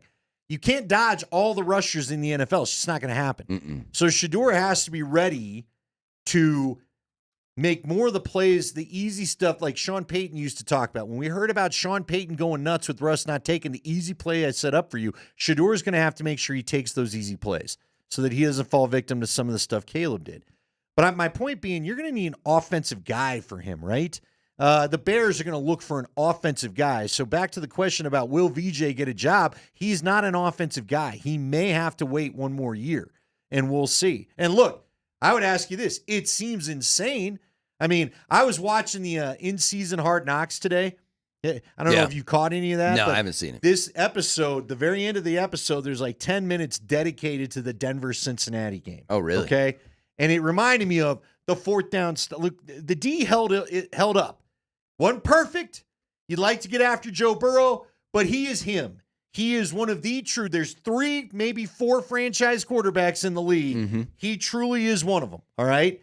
So the fact that you kept giving that guy a shot was criminal to begin with, as we talk about the 2-point conversion. But is there a world where if they don't get this done against Kansas City, where VJ is the fall guy somehow? Ooh. Is someone going to take a blame if for some reason they don't win this game? It ain't going to be Sean Payton, right? Well, it's certainly going to be right. Sean Payton. You're right. You know what? I hadn't even thought about it. I'm not saying that he should. Nobody hear that coming out of my mouth. No, but somebody, I'm asking. But because if they do drop a game to the backups of the Kansas City, and you don't, there will be Bronco someone's paying country for will be something. looking for someone to pin the blame on. And it's probably going to be VJ instead of Sean, depending on how the game plays out. Sean's not taking that blame. I don't know how the fan base would react, because the fan base should be super stoked that they got what they got this season to begin with. Man, I thought we were going to be sitting on 5 wins at this point of the season, but you're sitting there with man. Yeah, there will be. Yeah, I don't really want to think about it. People will be pointing fingers left and right. It's going to turn ugly.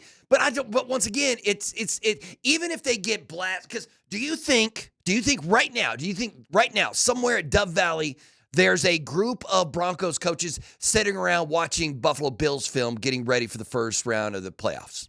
Yes. Okay. They have to. Then bring it, bring it, man. Yeah, let's go.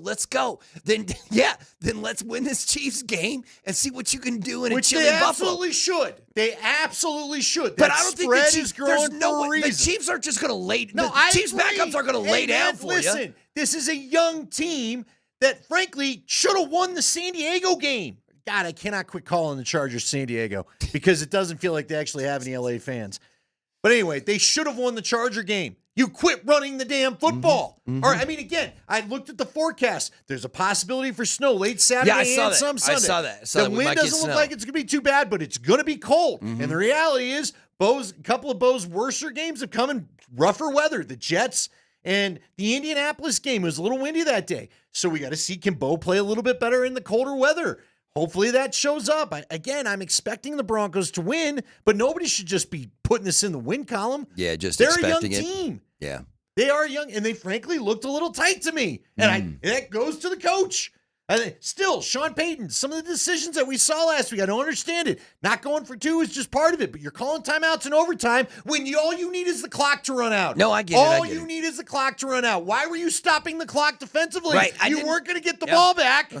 Either be the cocky, aggressive head coach that we all know and love, or be the, more conservative, kind of old school head coach that wins football games that way. But don't be in the middle, man. Don't be in the, choose a side, brother. Yeah. Choose a side. Because if he would have handed that, if he would have said, yo, Bo Nix, you've closed this game out so well, win me this game right here. One play to win it all. I think we'd all would have been stoked. But when me and Springer were sitting there watching the game live, I think we both were like, yeah, kick it, man. Let's get over. Let's see what happens in overtime. No, let's see I what was can like, happen in it's overtime. Joe Burrow. It's Joe freaking Burrow. You don't let him back on the field. Would you have done that against Mahomes? No.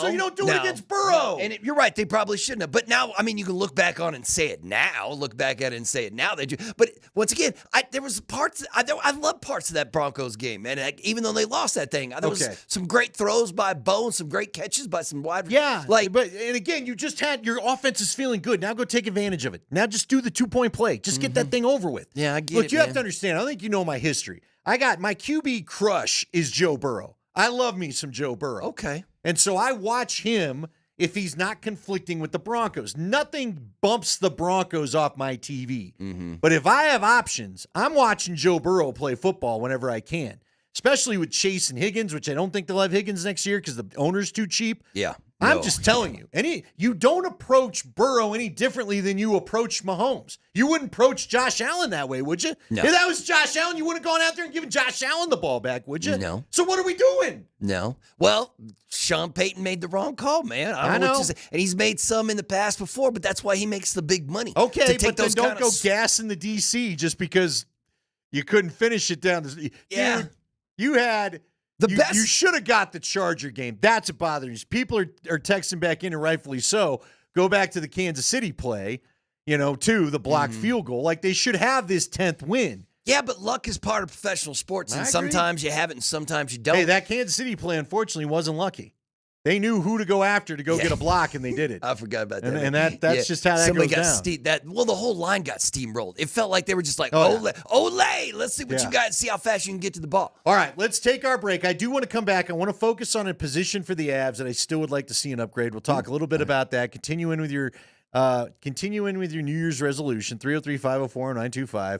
If you just want to yell it. Look, I'm not telling anybody to get paranoid about the game, but I've already got people texting me too going, I don't think I love this game. You should be paranoid. Well, I'm then go paranoid as win. hell about this thing. Go win, baby. It's Altitude Sports Radio.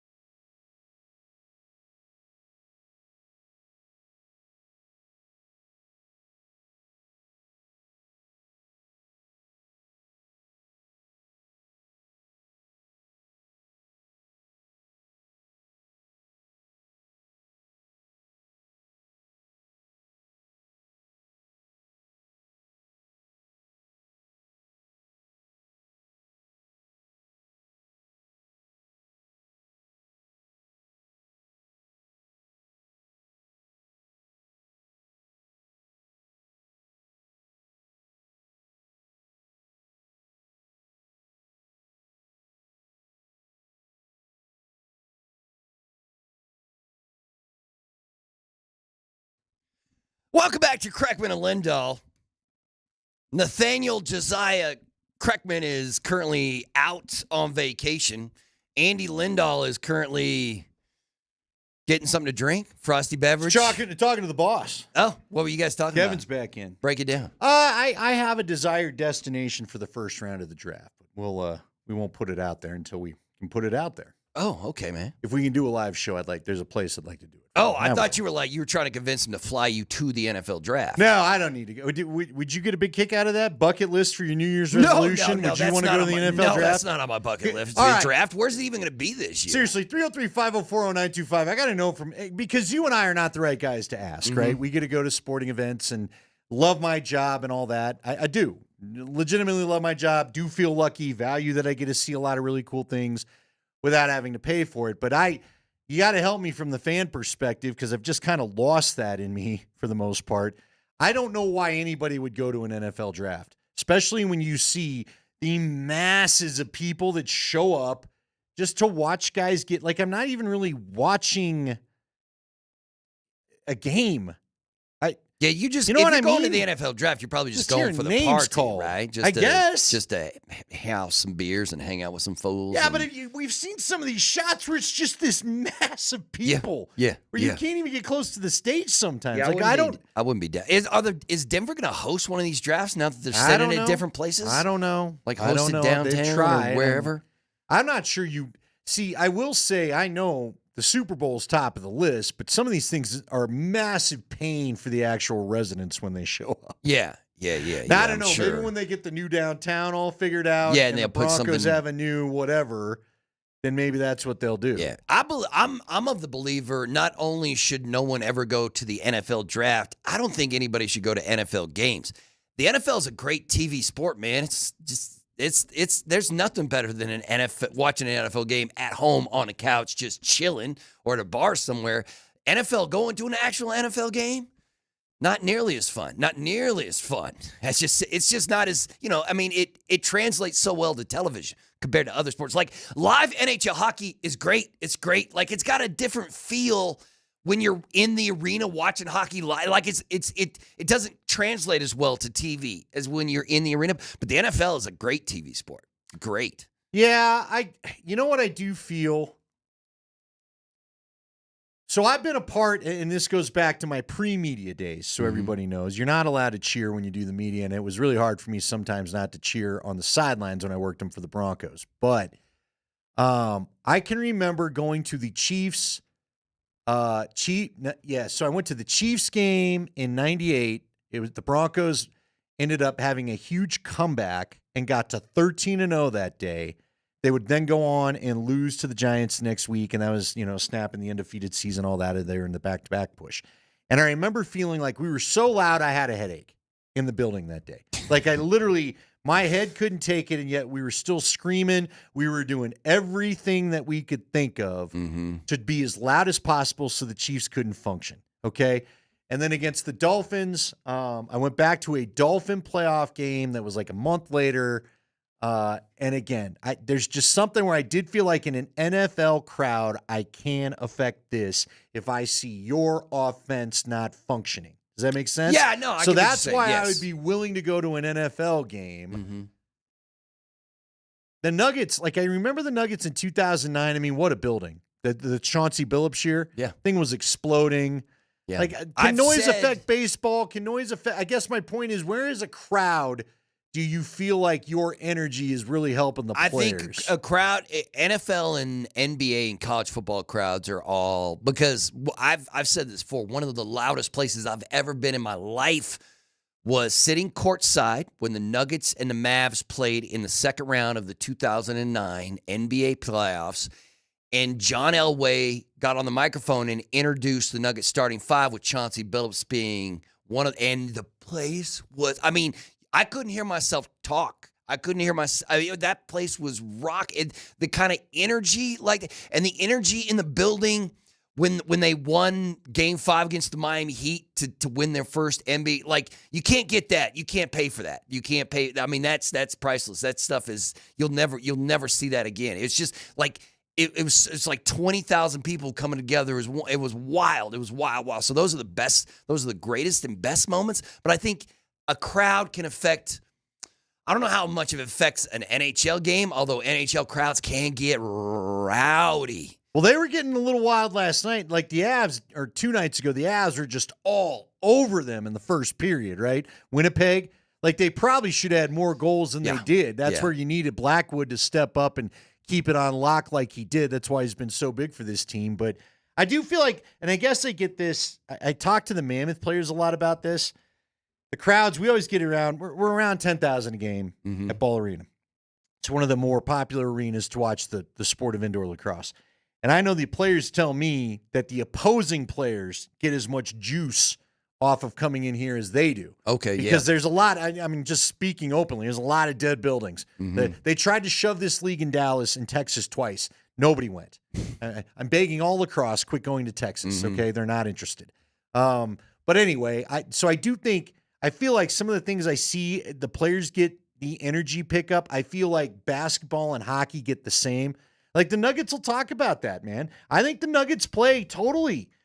When the crowd's going and they're nutty and there's a big dunk, it's pedal to the metal up and down the court stuff. Yeah, when there's times like last night where it's a little bit quiet and you're wondering what's going on with this team, they look like they're half asleep.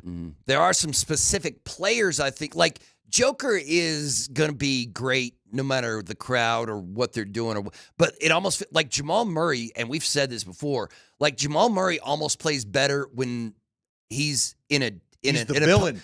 When he's in an opposing bill and people are booing him and giving him the business, it almost feels like, all right, you want to? I'll show you, bad guy. Here we go. I'll be the bad guy. See, it's funny you say it. He proved it the other night. Think about the last game out, or a couple games ago, when Detroit was yapping at him, and he started hitting all those shots again. He never really got into that mode against Cleveland, but he gets into that mode against Detroit, and he's turning to the bench, giving the little chirp and beats and all that. Yeah, and he can be annoying, but now you've got Jamal going off and being annoying, and you've got Russell Westbrook just pissing everybody off. Like, Westbrook is great at that. It was the Detroit game, too, that he was giving it to the bench, and it felt like 4 Detroit players just got into their own heads because Russ was giving them the bit. And it was like, yeah, man, you know what? This is one of the things the Nuggets have been missing, is that sandpaper dude. That dude that you just hate so much, but you hate playing against him when he's playing for somebody else. Yeah, there's a couple of guys like that on the Nuggets. We do have this from Lance, who said, I went and covered the 2019 draft in Nashville. It was so much fun, huge party. The crowd moved around during the picks so that the team that was on the clock got to come up closer to watch their team. It was awesome. All right. Yeah, Nashville's a party city, though, man. I haven't experienced it, so I'll take it. I'll take your word for it. It's like having the draft in Vegas or whatever. Like, yeah, you're going to have a fun time in Vegas because it's Vegas. You're going to have a fun time in Nashville. As long as it's warm, man, Nashville's a good town. And if you like music, it's the perfect town, right? Yeah. Well, it can get chilly there, dude. I used to travel with the Crush to play Nashville all the time. And it was not. And there's some times where it's like, I did not realize it got this cold here. Like, I didn't bring a jacket for this. Now I'm stuck in my hotel because it's too cold to walk. Like, it can be bitter out there. All right, let's get to this Avs question.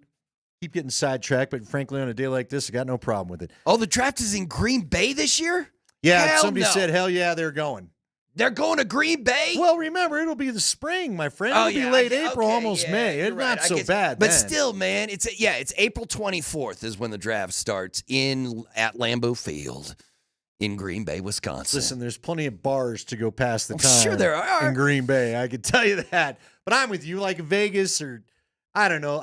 Maybe it's just for you and me. It's just, I don't see crowds in my free time because we're in them so much in our work life. You know what I mean? Yeah. But I kind of opt for things more quiet. But yeah, I wouldn't mind. Look, I'd be happy if the draft came to Denver so I could cover it. But then again, I'm getting close to things. Like, I'll just put this out there for everybody. We'll get to the Avs topic. Because I get people all the time, you don't want to go to this game, you don't want to go. Guys, I've been lucky enough to get very good seating for all these events. I don't have the money to afford the seating otherwise. Right. So when you're not that close, it just doesn't feel the same, if that makes sense, you know? And like you, I love watching a game on TV right now, not only because of the replays and whatnot, but I like hearing the analysis. I want to hear what Rycroft has to say.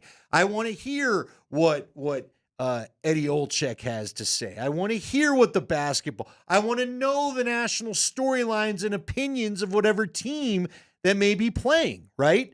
I thought Trent Green was interesting the other day. That's why I'm happy when we get a wide swath of crews to come in here and cover games. What about all the BYU fans who are angry that the broadcast was talking about nothing but Shedeur and Travis during the BYU and like BYU, they're like, please just talk about us. Please stop talking about Travis and Shedeur. We're winning the game. Please talk about it. It's fair. I get it. We've been there. Yeah, we've done it well with the Nuggets early in. When we were like, look at this guy. He's great. This Joker guy is great. How come you fools aren't talking? Look at him. Look at him. What are you guys doing? I can understand why they would talk about it at the beginning because Shedeur was thought to be a Heisman finalist. Ultimately, Travis won was. the Heisman. Yes. And look, BYU should have been in the Big 12 championship game and just kind of, puked away their chance. So, but I get it because I've been on the other side, and look, I think they do keep talking about him sometimes. The point of the broadcast crew is to keep the people that don't have a rooting interest still watching. Mm-hmm. You do have to remember that. I think that's why people hated Phil Simms back in the day.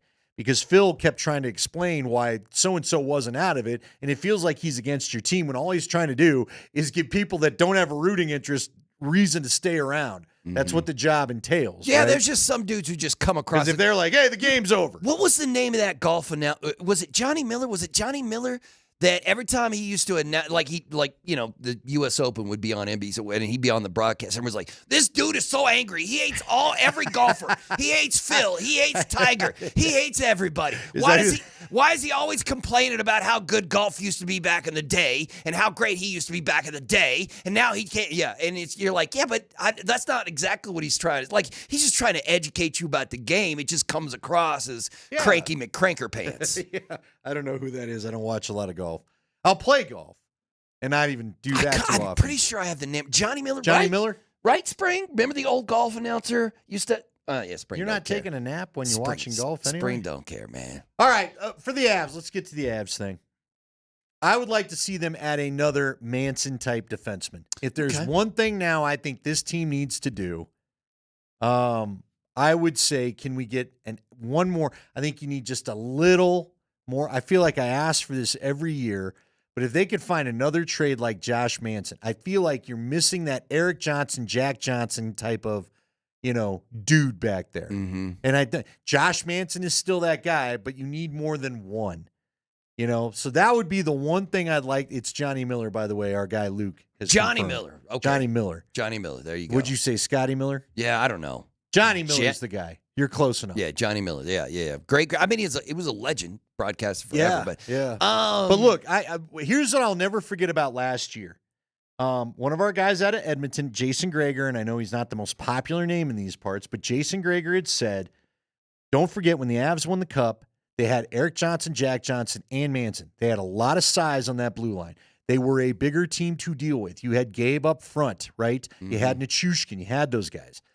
I still feel like in order to really, really push this across the finish line again, you need one more big dude at least on the blue line. Okay, So what would you take? There are some names, but these are names that I don't think you're going to be able to get.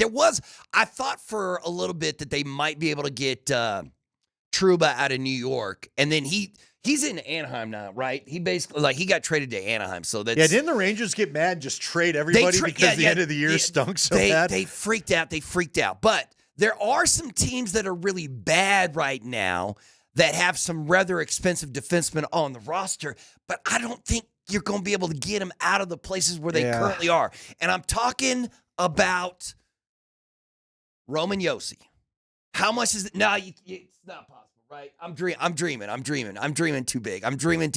Because Nashville is garbage, but they're in the division with you. But now, how about this is why I hate the salary cap era. Columbus is garbage. Spring, could you go get Zach Werenski out of Columbus? Could you do that? Could you convince, the New York Rangers are hot trash? How about Adam Fox? Just go get Adam Fox, Spring. Go get that deal done. Although it'd probably take Miko or something to get that one. Nah, we ain't giving him Miko. You know what? Buffalo is trash. Buffalo is a garbage fire right now. Sorry, I know they're playing them right now, but they just had a 13-game losing streak. How about Rasmus Dahlin? Go get that dude. Yeah, see, these names are just there's just nah. No, I don't think I don't think it's going to happen. I just don't think it's going to happen because the defensemen that I really truly love in this league are making too much money and they're playing for better teams right now. I don't know. I can't think of somebody you could go. A lot of people for. are texting in about Middleton, who just got a new 2-year deal, and I'm rooting for Keaton Middleton. Who isn't? He's a big dude. He's fun. Yeah, I mean, he is a presence. The but dude I'm they just talking traded about, for, Yuso, is big too. I mean, he's a center, but he's 6'3", there's nothing wrong 6'4", with that. 220, something like that. But I am just, I need a little more. I need a Manson type energy. Is You don't that want fair? McKinnon dropping the gloves. You'd rather No, just I have don't a want big McKinnon blue. dropping the gloves. I know Coach was on this morning talking about the fact that he's fine. You got to stand up for yourself. But, dude, broken hands happen all the time to the scorers when that goes on. I don't want any part of that. No, thank you. Go get Hedman out of Tampa. Go ahead. Go do that. Victor Hedman, huh? Doesn't he have a K in his name, too? I need a Victor with a K. Well, now, Washington. Is it a V-I-K-T-O-R? Washington has the best record in the NHL right now. You can't go get John Carlson. I don't know. I mean, there's a bunch of sexy names, but I don't know if there's I don't anybody even know you if can. they're in the sexy market, frankly. No, I'm sure I really they're don't not, think they are. 'cause If they're you're gonna- keeping Mikko, you're not. Yeah. Right? Yeah. And we're keeping Mikko, right? Is anyone against keeping Mikko? Right now, he is the number one. He's number one on the list of free agents this summer. If he gets there, he will be the number one guy on the market. Yeah, we can't let that happen. No. What do you think's going to happen? Oh, he's going to get paid.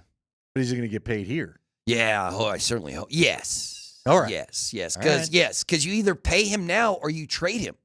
Then you do. I mean, you could take a massive. Then all those stupid names that all the names that the Everything's Avs won't open get- for business. Yes. If you're willing to trade the Moose, if you're willing to trade a future NHL, future Hockey Hall of Famer, then you can probably grab one of those top. You can Yeah, I get don't a like top that. 12 defenseman, a top 10 defenseman in the league. I don't like that at all. Your blue line would be stupid. But it's also really. I mean, it's really good right now. It's really good right now. Yeah, I'm not looking for stupid because it'd be stupid not to have Mikko on this team. Right. I like Mikko a lot. Yeah. I do. No, I do too, man. That's not He's one of great. those guys. Why can't hockey have a couple exceptions so you can just keep a dang good team I together? don't know. I'm so The tired of this. hockey's going to have They've to got work the with their hardest cap. cap Yeah, they don't play with that of cap. any league. They do not Drives play, man. me nuts.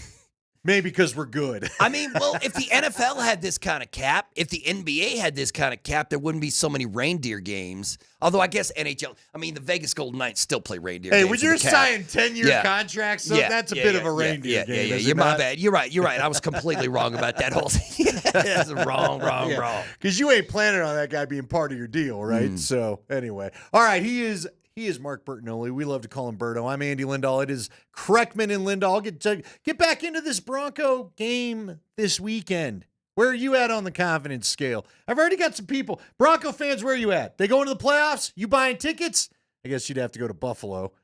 Forgot they don't get a home game. Buffalo in January, Ain't people. going Let's to no go. Buffalo playoff game. I can tell you that right now. It's Altitude Sports Radio.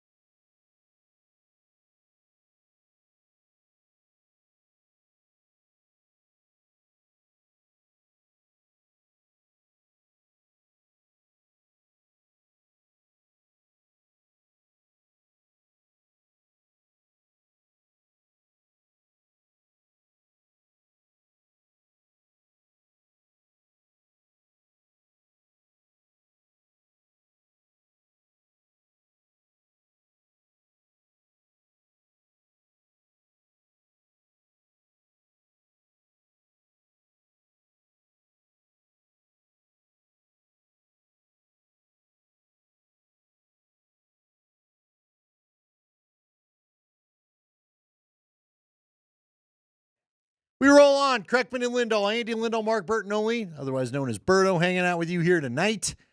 And then Nate is back tomorrow for a Ska Friday. He couldn't miss a Ska Friday. That's what it's all about. No. That's what he lives and dies for. Got to have some Ska Friday in your life. 20-10 is where this game, the Sugar Bowl, stands at right now. Can't stop the Irish, right? Ticking down the third quarter. The Irish are ahead of Georgia. It was 20-3 after a turnover to start the second half, but Georgia has since scored, although right now Notre Dame is driving. All right, how do we feel about this playoff game? It is a playoff game, I guess, if you look at it, because frankly, now I don't know. Like, Cincinnati needs a lot to go right for them to get in. Plus, I think they have a tough matchup this week. They need Miami to lose and the Broncos to lose. Right. And Miami only needs the Broncos to lose and them to win. And aren't they playing the Jets? They Miami are playing the Jets. Hold on, I'll make sure. But yes, No. the Miami's in New York to face the Jets. Okay. There's a chance that Aaron Rodgers is going to decide he wants to go ball out. And I guess the cold weather thing always factors in with Miami. I think it's supposed to be fairly chilly there in New York. So maybe both the Broncos and who are the Bengals playing? Are they playing Baltimore? I feel like the Bengals have like a tough. They play the Steelers on There Saturday. you go. It's the Steelers. They're and in T. Higgins Pittsburgh right on now is questionable. And Pittsburgh doesn't need to. They don't need. They're in. Pittsburgh's in. They're right? in, They don't but need Mike to Tomlin win this would game. like his guys to actually look like his guys from a month ago than what they've looked like the last 2 weeks. I saw the NFL's QBR rating today. Did you know that Bo Nix and Russell Wilson are basically tied? They're right. Russ was doing all right, and then he wasn't. I mean, the last 2 weeks have been real rough for Russ. We were talking before that maybe the Pittsburgh Steelers, that when they were in that winning streak, and people were like, "Man, we're gonna have to sign Russell Wilson, aren't we? We're gonna have to sign Russell Wilson to this team." And now it looks like they're like, "We don't want Russell Wilson, and we don't want Justin Fields. We're gonna get somebody brand new." Both guys made. Well, now people are suggesting, do they go ahead and get Aaron Rodgers? Yeah, that's crazy. That's crazy. I don't see Rodgers and Tomlin Yeah, I getting was gonna along. say Tomlin and Rodgers, man. I don't know. It might work out. It might be like peanut butter and chocolate and work out just fine. But I don't know if I see that, because the Jets have to be like, nah, we're blowing up this whole thing, right? But that's what the Jets always do. They've already said they're not. That's what the Jets have. All these former quarterbacks who are now balling out around the league, including Sam Darnold, and they have to be like, maybe it's us, maybe it's us. Woody Johnson has to be like, maybe it's me. Nah. No, I'm telling you. Andrew asks on the text line, can the Broncos make the playoffs even if they lose? Yes. If both Cincinnati and Miami lose, they can they're back in, their way in. even if they lose. So, but don't do it that way. Just go. So go beat the They'll Chiefs know a backups. piece of the puzzle, though, because since he plays on Saturday. So at least they'll know whether Cincinnati won or lost before they play their game. All right, we've got a lot of action on the Twitch line. We do want to let you know that Twitch is presented by Safeway. Save more in 2025 with Safeway. Receive their best deals, rewards, and perks as a Safeway for You member every day. Earn points and redeem for exclusive offers. So download the Safeway app and sign up today for free.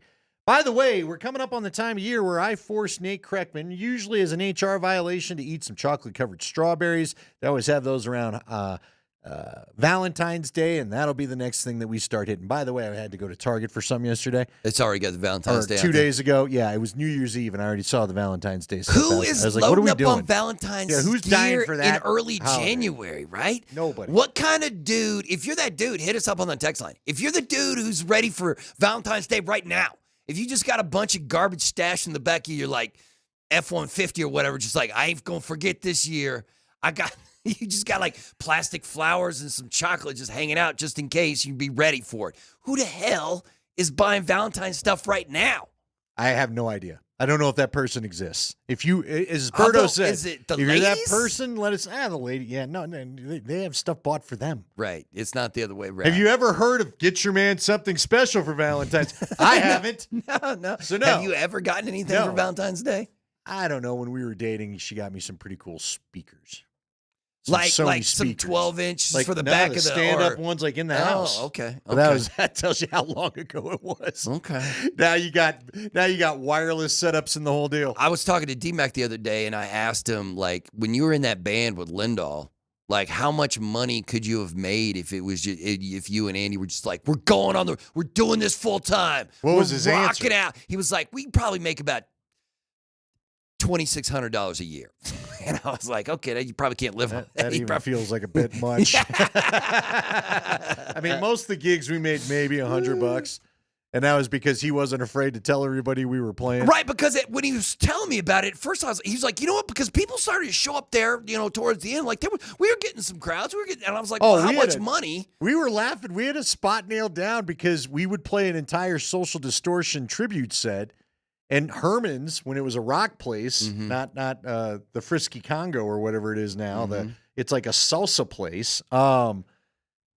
They would just let us be the first spot. So we'd go on at like 7 or 7:30, and it was gorgeous. Because I told the guy that was booking us, I go, none of my friends are coming out at 9 o'clock at night. We're too old. They're home by then. So if you want us to bring any crowd in at all, we're playing We first. got to go early. I don't want to go late. I don't want to be here. We played one show at midnight, I think, or maybe it was 11. We went on at a place called the Toad Tavern. Okay. And we were one of the closers. And I remember Hastings showed up. Really? Just I by think there his was damn one self? band after us, but it was the latest we'd played, and none of my people showed, and Hastings showed up, and he showed up late. And we specifically played a song Scotty Doesn't Know off of that Euro Trip soundtrack for Hastings. Okay. So the good old days. Yeah. No, man. That's like you could my man Mosier quit this gig for a year and a half once. Like it was 2007 when the NHL lockout hit or whatever, and Mosier was just like, I'm done with this. I'm done. I'm out of sports. I'm leaving. I'm going. And he's like, I'm going to go sell homes. And he became a real estate agent for a year, and then he came right back. No. And I was like, I wonder if Lindell's ever been like, I'm out. Oh, no, they used to get mad at me because I told them I ain't traveling anywhere to do this. We're doing it in town. Look, man, I played enough lacrosse tournaments where it's 4 guys in the truck, and now you're getting extra beds at the hotel and all that other stuff. I ain't doing that with a band. We are not making it big. I got no delusions of grandeur, what this is going to turn into. This is what it is. It was a weekend thing, and yes, it was a ton of fun. But even everybody brings their own little drama to that thing, is what I found out. Yeah, so I was everybody just like, had all right, something. man. I told the guys, you approach this like a softball team. Matter of fact, you want to get another guitar player so you can travel? I won't be offended. Go ahead. Well, do you have any other marketable skills? Because I've had this conversation with Nate before, and Nate, as far as what I do? Yeah, Nate was No. like, "What are you going to do if you get fired?" And I was like, "What are you going to do if you get fired?" And he was like, "I don't have anything else I can do. This I've is the been only fired. thing I can already do." know. I had a buddy who was going to hook me up with corporate insurance stuff, but I was like, I don't know if I can right. do that. I was about to say, I don't see you doing corporate insurance. It's probably a great gig, Well, no, though. my job was to be the party committee Oh, and put okay. them in the right mind, and then the business people would actually talk. Okay. Like my job was to figure out how to go have fun. I'm assuming. Clearly, I didn't. Luckily, Dave Tepper called me on my way out of the place. Okay. It was like, hey, you want to come interview and be with Nate? I was like, yes, I do. I think I will do that. What would you do? I don't know what I do. No, I don't have any skills either. This is Yeah, the you only thing I can realize. do. You know Is what? there- I'll come tell you. I'll come keep you entertained at the. No, cooler. I can't do. I can. Yeah, I can't do. I can drink Couldn't do a cold desk beer. job, right? Yeah, no. I can't. You couldn't get me in. I can't. Could do you be sales. a trucker like Top Gun? The name No, of that truck driving school. We've had this. Yeah. Hey, Mav. Do you remember the number of that truck driving school? Remember the Sylvester Stallone movie Over the Top? Yeah. Where he's like working Yeah. out in the truck. He's arm wrestling. Few extra bucks while he's on the road. or whatever. Yeah. That dude chugs that bottle of motor oil. Glug. Yeah. No, I have no. I can't do anything. I can't do. I could do nothing. Absolutely nothing. Do you remember? Do you know there was one Bronco player whose dad was a truck driver? Do you know who it is? I do not know. David Bruton. Oh, really? At least, look, someone else's might have been, but Dave talked about it a lot. His dad would make extra efforts to get back so he could watch his games and I'm stuff. a But yeah, his dad was a terrible truck driver. I couldn't do. But what I else couldn't- would you do? No, that's what I mean. I don't know what else I would do. Bum off a Springer, I guess. Sleep on Springer's couch. Yo, is that cool, Spring? Nah. Well, neither one of you putting up holiday decorations, so at least you got that figured out. All right. 303-504-0925. Gone in 60 seconds, not Top Gun. What are you talking about, Andrew? The truck driver's school is from Top Gun. Right after they get reamed by the Admiral for the flyby. Wait, Go you know what? watch it again. I've seen Gone in 60 Seconds a trillion times, which is But I thought of the line you did. Hey, man, have you got the number of that truck driving school? I think we might need that right there. Yeah. Right after the Admiral walks out, gets coffee on him, he's screaming. Yeah, he's like, Then I want some Viper- butt. That's twice. Yeah, I want some butts. Then Viper talks to him. Well, that'll handle the Yeah, that'll do it circus for the. flybys. Yeah. Anyway, all right. I want to know. Give us your. We're going to do the high five. We've got an epic rockhead of the day. I can't wait for Birdo to hear because I think some of this might have gone down in the liquor stores last night, possibly, or 2 nights ago. But I want to know where the Bronco fan confidence is. Let's get this gained right now. You feeling good? Are you too worried about it? What? Because we've got a lot of worry coming in. Is anyone confident? You should be about the game Sunday. We got High Five next.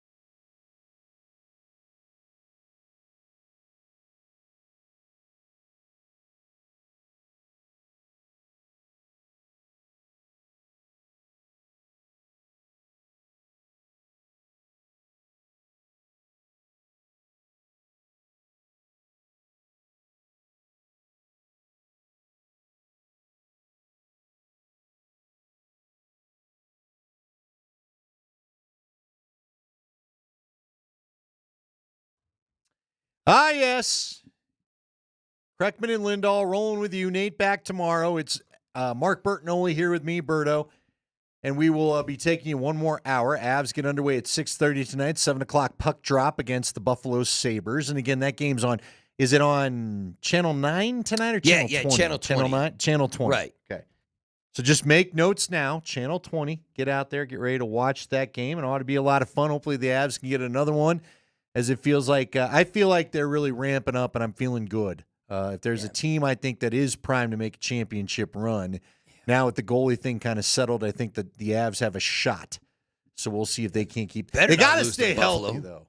They got to stay healthy. Well, Val got hurt the last game, lower body Coach injury. said this morning, he said he doesn't think it's a big deal. Yeah, so hopefully double O. They call double O up, so Oscar Lauson's going to be in the lineup tonight. I like him. I'd like to see him explode. I know he's had a couple of highlight goals down there with the Eagles over his career, but I'd like that. That's one of those guys. It's like, all right, man, come on. Let's about get that this thing time. It's going. about that time to hit your You've stride. been around for a few minutes. Let's get this thing going. So we'll see. But yeah, don't lose to the Sabres, man. They just went through on a 13-game losing streak, brother. That's You can't do it. Can't do it. Won't do it. All right, let's go ahead and hit the high five. 5 biggest stories of the day, and it's brought to you by Mark Springer and Friends. Yeah, it sure is. The high five is brought to you by Bet365. They're my friend. Whatever the moment, it is never ordinary. At Bet365, Pro Bowl rosters were released today. The determination, the conclusions are come to based on voting by fans, coaches, and players. So there you go. No Patrick Mahomes on the AFC Pro Bowl roster. Josh Allen, Joe Burrow, Lamar Jackson, your AFC Pro Bowl quarterbacks. We have 3 Broncos making the AFC Pro Bowl roster. Your starting outside linebacker is Nick Bonito. Your starting cornerback is Patrick Surtain, and your starting kick returner is Marvin Mims. It's Mims' second Pro Bowl. It's Surtain's third straight Pro Bowl. It is Nick Bonito's first Pro Bowl selection. Nick Bonito talked about it today. Yeah, it means the world. Just knowing something I've always dreamed of as a kid, and just being able to watch it all the time as a kid, and trying to envision myself one day being there. For it to be a reality now, it's just a dream come true. So. That's cool, although welcome what? Guess what? Now you get to play flag football and tug of war and the Battle of the Network Stars games because they don't actually play a football game anymore. But good for the Broncos. Everybody wants to be named to the Pro Bowl. They don't want to play in they the Pro don't Bowl. want to deal with it. Although, I don't know, maybe a free trip to Orlando. Does do all 3 of those Bronco players have a Pro Bowl kicker in their contract? Does most players have a Pro Bowl kicker? I think so. I think that's pretty standard. Whatever it would be that you make the Pro Bowl, you get an X amount of dollars. I would have added to to imagine Bonito for sure does. Mm-hmm. Who else? Mims, I'm sure. Anybody not a first rounder, you've got to expect that. Now I don't know about Patrick Surtain. One of the crazier Pro Bowl selections is that Jaden Daniels is a starter. Yeah, he's a starter for the NFC as a rookie, and I was like, man, I wonder, he had to have a Pro Bowl kicker in that contract too.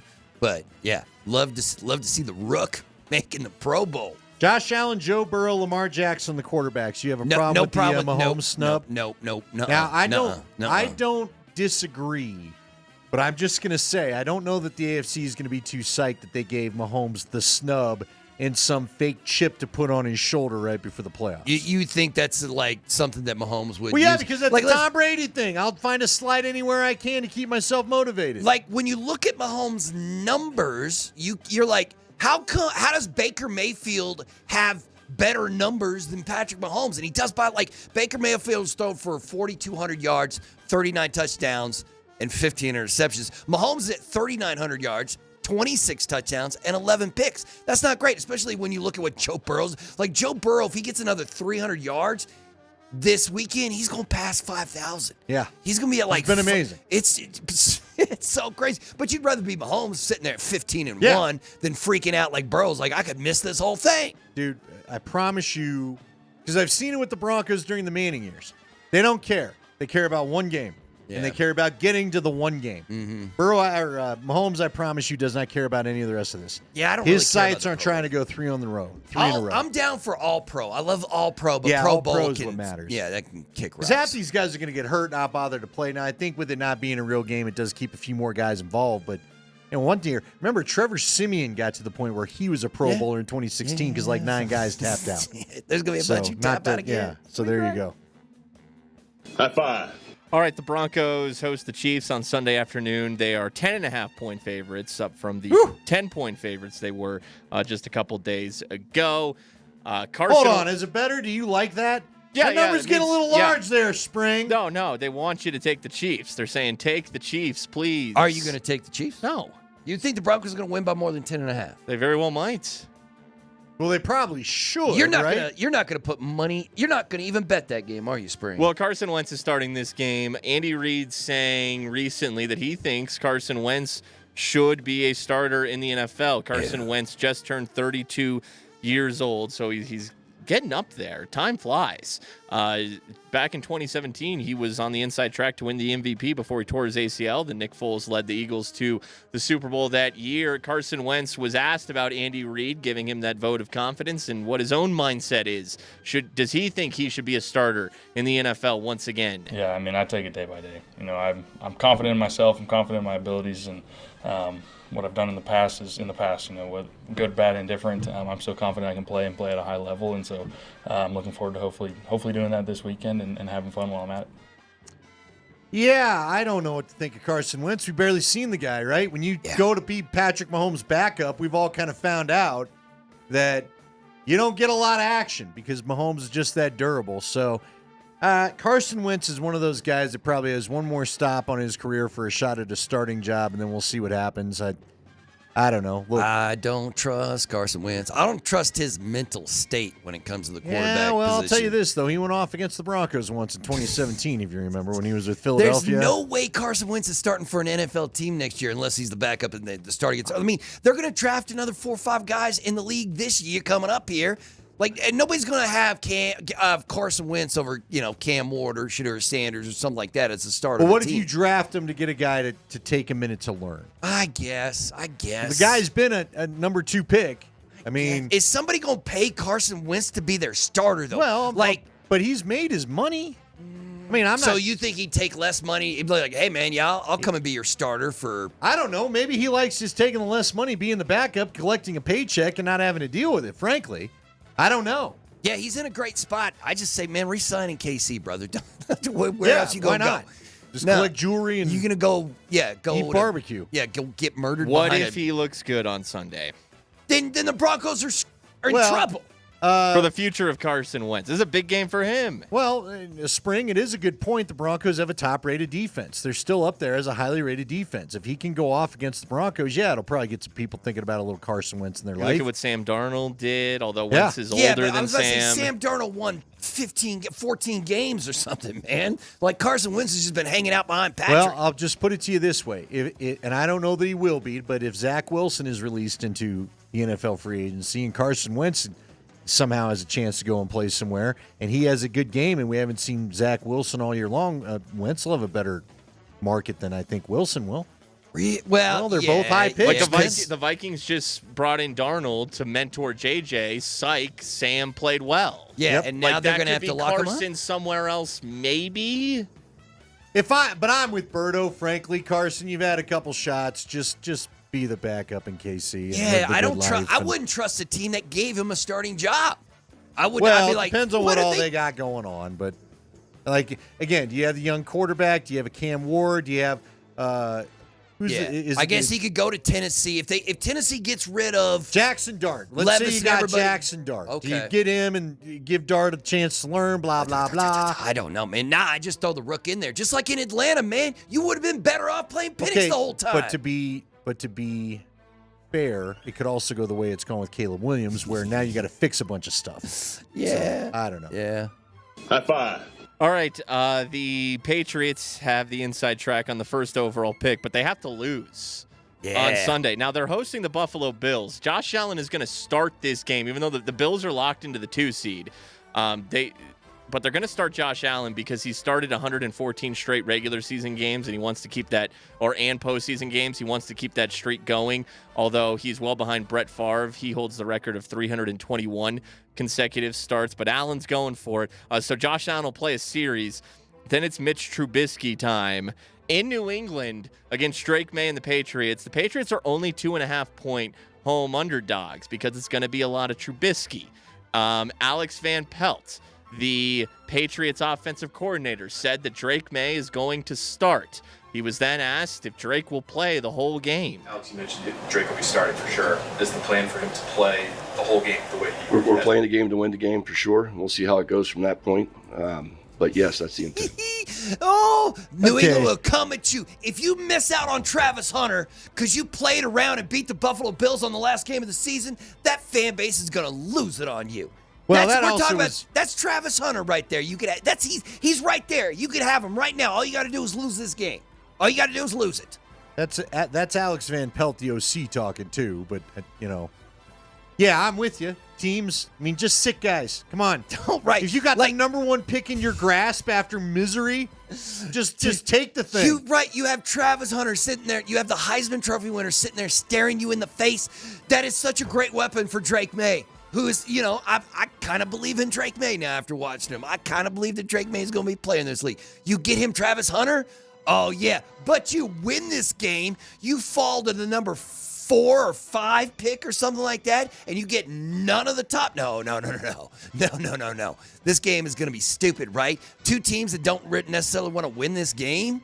Oh yeah, you can't be. If you're a Patriots, you can't win this thing. For those that aren't up to it, here's the draft order right now according to ESPN.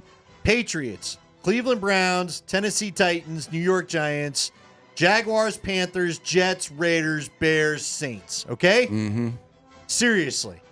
There's not a caliber of quarterback allegedly. Now we'll see how it works out, but allegedly of some of those from last year. Patriots don't need it anyway because they got Drake May. They've got the Drake. I'm with you. We ought to go back and look at a history of the teams that lost late, cost themselves a first-round pick, and how it worked out. Because it happened in Houston. It was Houston Lovey. did it. Now they lucked into C.J. Stroud. So yeah, it worked out for them. Didn't the Jets do it 1 year too? The Jets won and cost themselves Trevor Lawrence. But I mean, nah, that's still a big whiff because they still looking for a quarterback. I'd say so. Lawrence at least has a second contract, and Zach Wilson's on his second team. And that number one pick is so important. New England could even get cocky and be like, who wants Travis or who wants Shedeur? Yeah, let's say Shedeur goes. Let's say, to be fair about it, Shedeur or Cam Ward go off at the combine. Mm-hmm. Well, then you've got the most valuable thing in the offseason. Yeah, the number one pick, and you don't can need take a quarterback. King's ransom. Yeah. You could do stupid stuff with that. The team that's probably wanting to lose worse than any of them is Tennessee. Yeah, because they need a quarterback. Or the Giants. See, the Giants are going to be in that number. Like, say they finish in the number 4 spot. Like right now. CBS's mock draft has Shedeur falling to number 4 and the Giants because they have Tennessee picking Cam Ward instead of Shedeur. You know what's funny, too, is the Titans host the Texans, but the Texans have the South wrapped up. So the Titans are 1.5-point home favorites. Oh, no. The Titans are expected to win. They have but to that's lose probably that why thing, they're too. playing both Levis and Mason Rudolph. Yes, they are playing both. And they don't want either one of those quarterbacks on their roster No. next year. Yeah. They want Shedeur or Cam. Brian Callahan was just like, yeah, man, we'll see how they both look. No, you won't. No. You call it a whole lot of spread passing and hoping that it just all falls down for you. All right. High five. Hey, the Buccaneers have the inside track on winning the NFC South. All they have to do is beat the 5-11 New Orleans Saints, led by Darren Rizzi. And the Buccaneers are 13.5-point home favorites. Is that the biggest number of the weekend, Springer? No, we'll get to that in a second. Ooh, we got one bigger than that. The Buccaneers today signed Shaq Barrett, who was released by the Dolphins, cleared waivers, could sign anywhere, and be eligible to play in the postseason. He's signing with the team that he truly did last play for, the Tampa Bay Buccaneers. Won a Super Bowl with them. Shaq talked to the media today. Here's how he's feeling, re-signing with the Bucs, and when this all came together. I'm doing good. I'm just taking it all back in, feel like a rookie again. I'm just remotivated, rejuvenated, and just be happy to just be part of the team and trying to make a run to the playoff. Shaq, when did the Bucs first start talking about a possible return? I knew maybe possibly like 2-3 weeks ago, maybe. like about like teams who was interested. I didn't know who like specific. I just know it was like 3 teams who was interested in me, and then I think the Bucks came later along the line. But initially, I think it was 2 teams interested. Then I heard that the Bucks was interested, so I was like, yeah, if I could go back there, that'd be the ideal situation. He said those 2 teams interested in him were the Lions and Eagles. Interesting. Well, I'm happy for Shaq. I understand Miami's hesitation after thinking they had a deal. He kind of pulled out of camp right before they got going. I'm guessing there was bitterness in Miami. They held on to him for a couple weeks before releasing him. And so now he's back with the Bucks. Good for him. He had the personal tragedy with his daughter. So I'm just glad he's all back in it. Everybody roots for Shaq Barrett around here. He was a good Bronco, those with CSU Ram allegiances as well. You're going to love the guy, so I just hope this all works out well for him. Let's slip one more in because I know he wants to mention the big spread. And the starting QB for Cleveland, I think, might give Bronco fans a little bit of hiccups. High five. Well, yeah, and Cleveland has the 3rd overall pick right now. So if New England Second, wins, according to ESPN, second. I thought Tennessee had the 2nd. Nope, they've got him flipped, Spring. Not sure why. Okay, well, either way, if New England wins, and possibly Tennessee, Yeah, then Cleveland would have the number 1 pick. Cleveland depending on what happens with New would York, have the right? number 1 overall pick. Get you another quarterback, Cleveland. Cleveland are 20-point underdogs. What? At Baltimore. 20, really? It's the biggest spread in 3 years in the NFL. It's probably because, well, Denzel Ward, their star cornerback, is out. David Njoku, their good tight end, is out. Their running back with Chubb out. Jerome Ford is also out. And Bailey Zappi is starting for the Browns in this game. All right, I wanted to get that name in because for all of us getting a little cocky about this Bronco Chief game, I offer you Bailey Zappi, the same Bailey Zappi that rolled in with who? The New England Patriots a year ago, and you found a way not to win that game. Why are they starting Zappies? What? Are Because they I never think- going to play DTR? Why do they have DTR? No, they did. They played him the last 2 games. And they did were he just get like, we hurt? don't like DTR? Did he get hurt? Or they're just Spring? like, He they're like, just didn't play well. what's the worst quarterback we can start for this game because we need to lose? Well, yeah, because look, there's something to you about getting that quarterback. They may go the route of Atlanta. Myles Garrett is going to play. Jerry Judy's going to play in this game. The Pro Bowler Jerry Judy. How about that? Jerry Judy was magical with Jameis Winston. Man, he's almost at 1,200 yards receiving. Yeah, of course he is. All right, that's the high five. The 5 biggest stories of the day from around the NFL. We're going to come back. We'll talk a little Broncos, and you got to stick around at 5:45. Can't wait to give you the Rockhead of the day.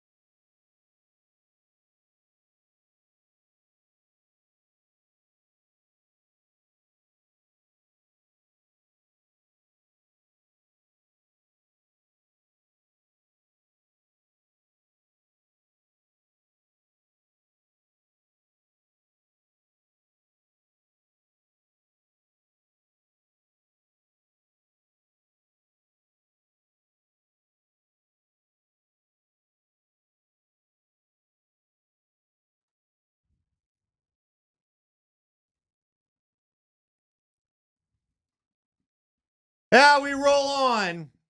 Another 35 minutes or so to be with you. It's Berto and Andy hanging out with you. Nate will be back tomorrow. We'll see what condition his mustache is in. Gone, I know I'm that, assuming. You think so? Yeah, he has a very noticeable track. There's a lifespan I've noticed working with him now for over 5 years, of the beard to the mustache to clean face again to get a little bit of time off, and he starts the scruffiness and it shows up again. You know what? Let me ask you this question. We talk about his mustache and just Kreckman's face in general. This just came across my feed. You know, the last Guinness World Record of 2024, the dude who set the last record of 2024, just set a record on the last day of 2024. You know what he did? He stopped. This is the dumbest thing I've ever heard in my life as a world record. And I'm wondering if Kreckman could do it. Because, you know, he's been using his mouth his entire life as his job. This guy set a Guinness World Record by stopping 52 electric fans with his tongue in under 60 seconds.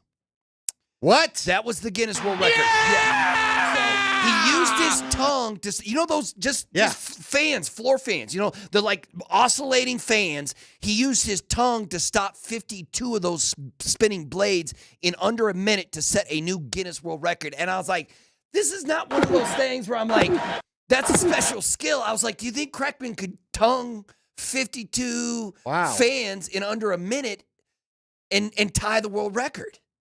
A lot of ways I can answer that. I don't know. I can think of somebody that maybe could give us a better answer. I don't know, though. Okay. So here you go. The Guinness World Record set in 2024. Here are my favorites. The longest leather belt was made this year. It was 829 feet long in Fort Worth, Texas. The largest building in the shape of a chicken was set this year. A dude in the Philippines built a 114-foot chicken-shaped hotel. The world's youngest male yoga instructor this year. There is a certified 5-year-old kid who's a yoga instructor. That's a Guinness World Record. How do you feel about that? Why? Yeah, I don't know, man. Don't know if we need those. Right? The longest belt. What are you doing with the longest belt? I don't know. 529 feet of a leather belt, longest leather belt ever. How about this one? Fastest half marathon while wearing handcuffs was set in Fort Worth today. Somebody ran a half marathon in an hour, 20 minutes while handcuffed. What's up with that?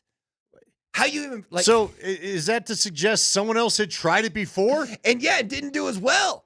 And I mean, are you handcuffed behind your back or in front? Like, that's a great question. I don't know. So anyway, I don't know. I'm just saying, Kreckman, 52 ceiling fans in under a minute. Do you ever, because you and I come from a bit of the same era, do you remember what those house fans, those little, not oscillating, but just the box fans look like? Yeah. I don't know if you had one Were you growing Darth up. Vader those with things? the metal blades? Blah, blah, blah, blah, blah. Yeah. Don't mess with those. Yeah, you Don't weren't mess with supposed to those. shove a finger in there because you'd lose a digit. And this dude's using his tongue. Yeah. Why did you think he was like, hey, everybody, come and check me out? This. Yes. How did he find out that was a talent? I don't know. A skill. Seriously, what are you doing with the longest belt? Who's wearing the belt? 829 feet. How many people are getting in the belt? No, man, that's a massive belt. I mean, why? You're just making that thing? Yeah, and who was like, I want to run a marathon, but I want to also be handcuffed. In handcuffs, just to show you that it could. What the hell? Did you have to have your parole officer with you on that too, or what are we doing? It's just crazy. It's crazy. Yeah. I guess maybe you're right. Maybe it wasn't. Maybe he just did it on that. Maybe it was a criminal.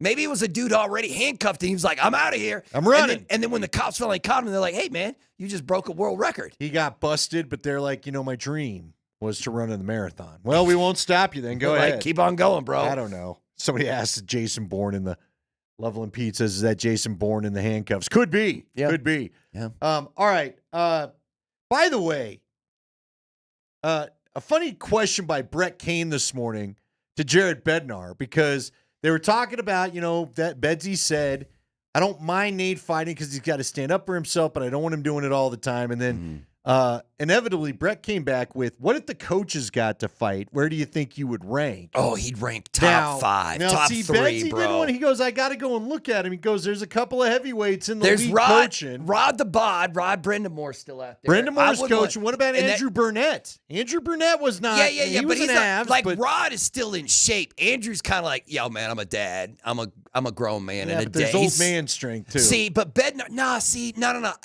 Are you kidding? There was no way. You run into Jared Bednar in a dark alley at night and he's in a bad mood? No way, man. That dude played on the blue line in the A for years. No way. There's some knockdown dragouts down in that league. I would I wouldn't want to pay. No, I would put Jared Bednar would wallop any head coach currently coaching here in Denver and probably any head coach in the NHL outside of, I can't think, maybe Rod. Let me fire a few off. Here we go. This came from the NHL start of the year, so I might read one that's already been changed. John Cooper. He's got Cooper. That's not a problem. He's smashing Cooper. Mike Sullivan of the Penguins. Yeah, he's beating up Sullivan. Let's see. Martin St. Louis for the Canadians. Yeah, you know St. what, that'd be Louis was fun. a little scrappy back in the day now. Yeah. I mean, he's still winning that one, but at least I think Martin would land one or two. All right, Montgomery's out. Who took over for Boston? Do you remember? Yeah, no, Sacco. Oh, yeah. Yeah. Sacco was a bit of a tough guy back in his day. Yeah, that would probably be, there'd be blood on the ice after that one. Yeah, Sacco. Bednar's destroying Joe Sacco. Yeah, but there's still blood on the ice. You don't think Joe Sacco get a couple in? You don't think that? Yeah, all right. He get his sack whacked. Wow. Luke Richardson, Blackhawks. Nah. Didn't he look like a kid? Nah. Pete Bednar's- DeBoer, Stars. He got fired. No. Now I want him to go get Pete DeBoer of the Stars. I don't like DeBoer. Derek Lalonde of the Red Wings. No. Paul Maurice of the Panthers. No. Maurice is kind of fiery, but yeah. How about Tortorella? No. Bruce Cassidy, Listen, Vegas. Tortorella is Tortorella actually fought a dude in the hallway, right? Didn't he go after someone like in the VOM leading out of Tortorella would want to fight, but Bedsy would wallop that dude too.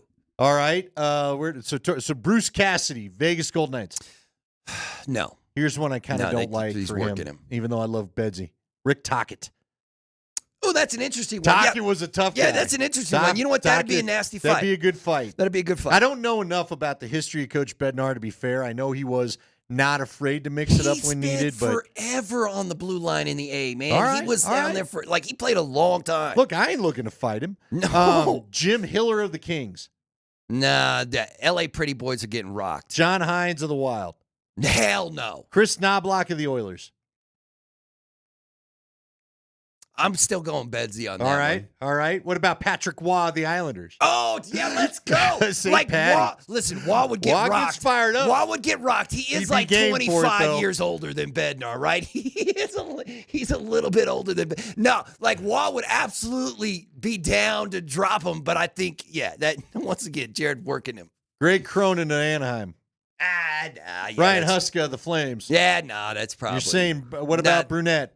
Nah, see Bruno, yes, he played for the Avs. Andrew Brunette ended Patrick Waugh's career, right? Brunette was the one who scored the overtime goal for Minnesota that ended that series and ended Waugh's career. I'd like to see a Bruno Waugh fight instead of a Bruno Bednar fight. Laviolette for the Rangers. He looks like a boardroom guy. Yeah, it's not happening. Spencer Carberry of the Capitals. Nah. Drew Bannister of the Blues. Nah, he's working those dudes too. Travis Green of the Senators. No, that's a Bedsy win. Sheldon Keefe of the Devils. You know what? That's a you know what? That's a win. That's what you got to think about. That's a Bednar win. Lindy Ruff of the Sabres. Yeah, that's just because Lindy's old. But yeah, he's rolling Lindy. Dan Bylsma of the Kraken. Oh, you know what? That's probably a good one. But yeah, that once again, that's Jared. Ryan Warsofsky of the Sharks. Oh, I don't even know. Probably Jared. Scott Arniel of the Peg. That would be another fun one. But yeah, he's a little too nerdy for me. Craig Berube of the Leafs. Okay, listen, Berube's an old dude too, but he also looks like a kind of guy who's a scrapper. If you want to fight, I will take you down. Dean Evison of the Jackets. Nah, he's Bednar's winning that one. Andre Torini of the Utah Hockey. Some of these guys are a little too corporate hockey. You know what I mean? Yeah, And Bednar's going to wallop Bednar's all been those in dudes. it. Huh? I'm telling you, He's been in it. it's literally just Rod the Bod and Jared Bednar's the only two dudes who are still like probably could just throw.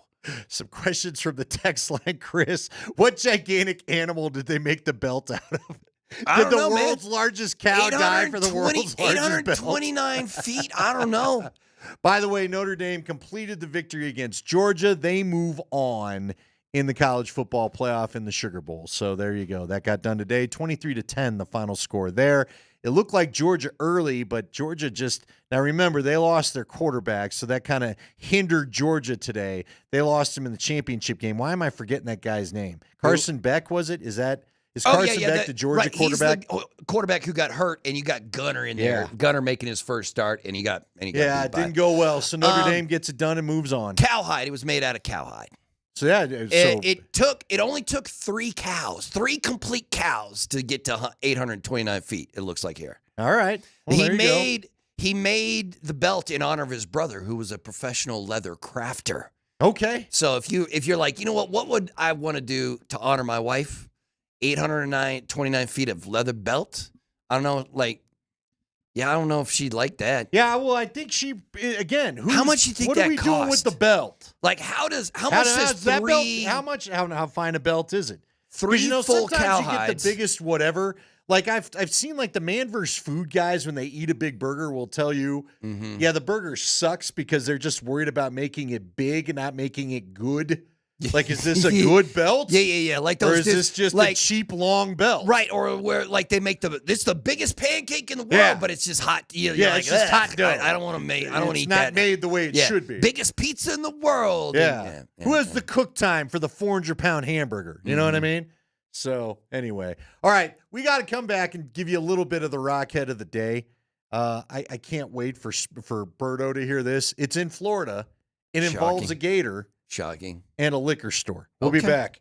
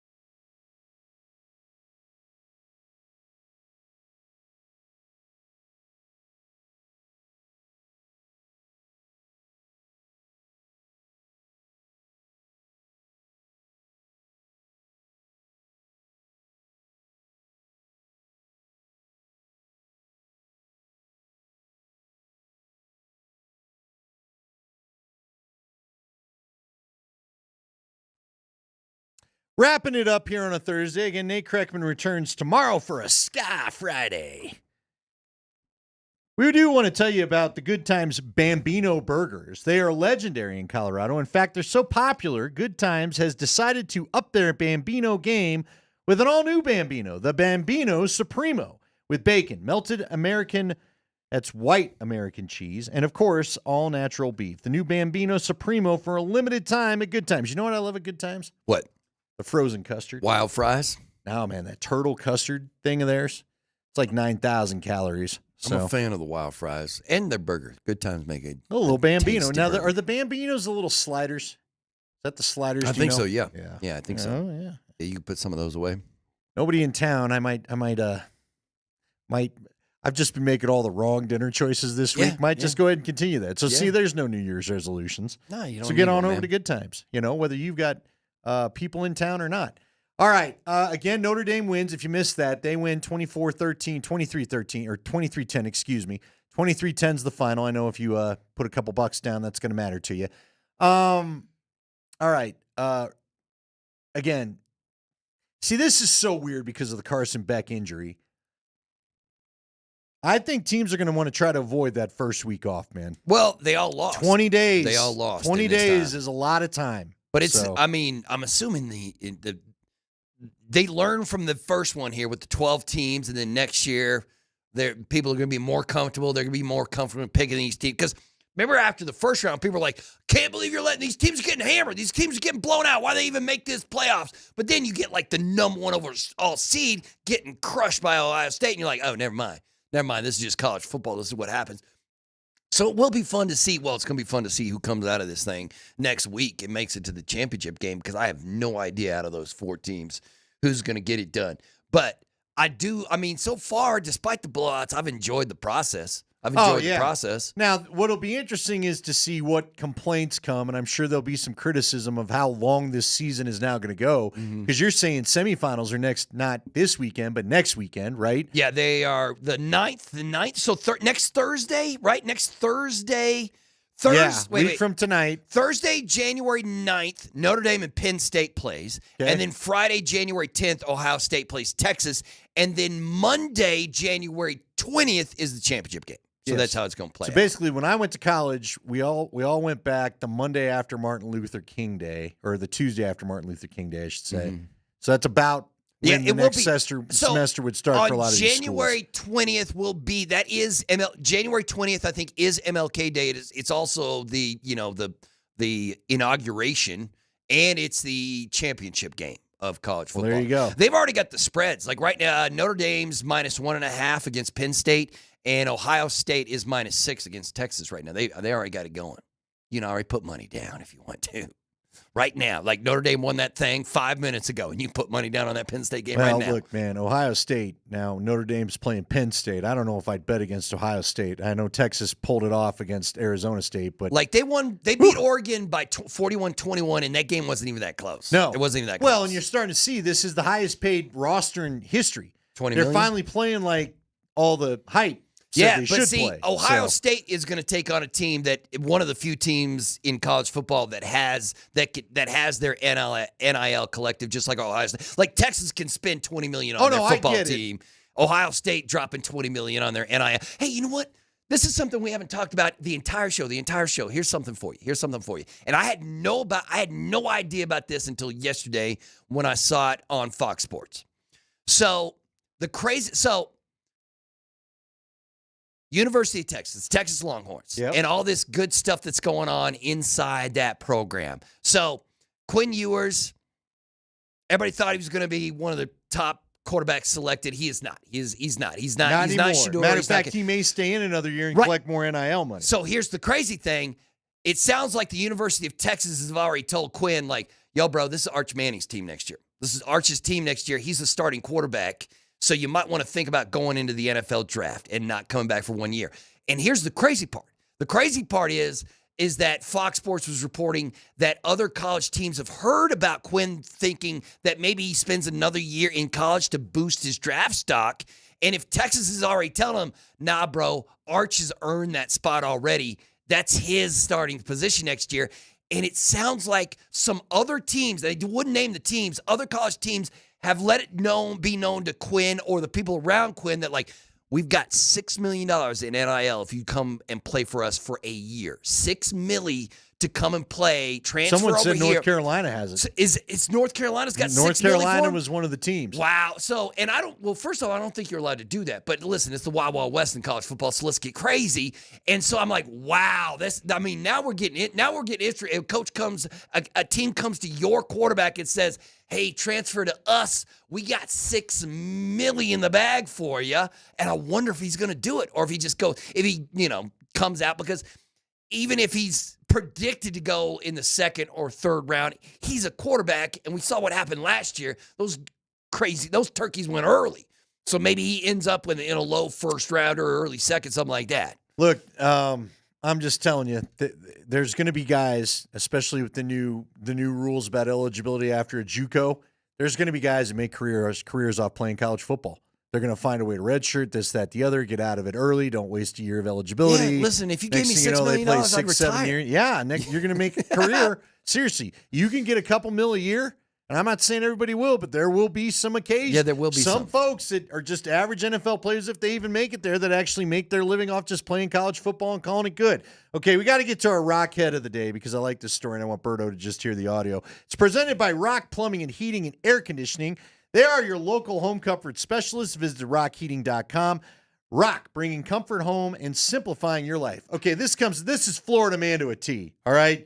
Usually Nate goes real in-depth with his Rockhead stories, which I always appreciate. This is real easy. This looks like this comes from WCBS.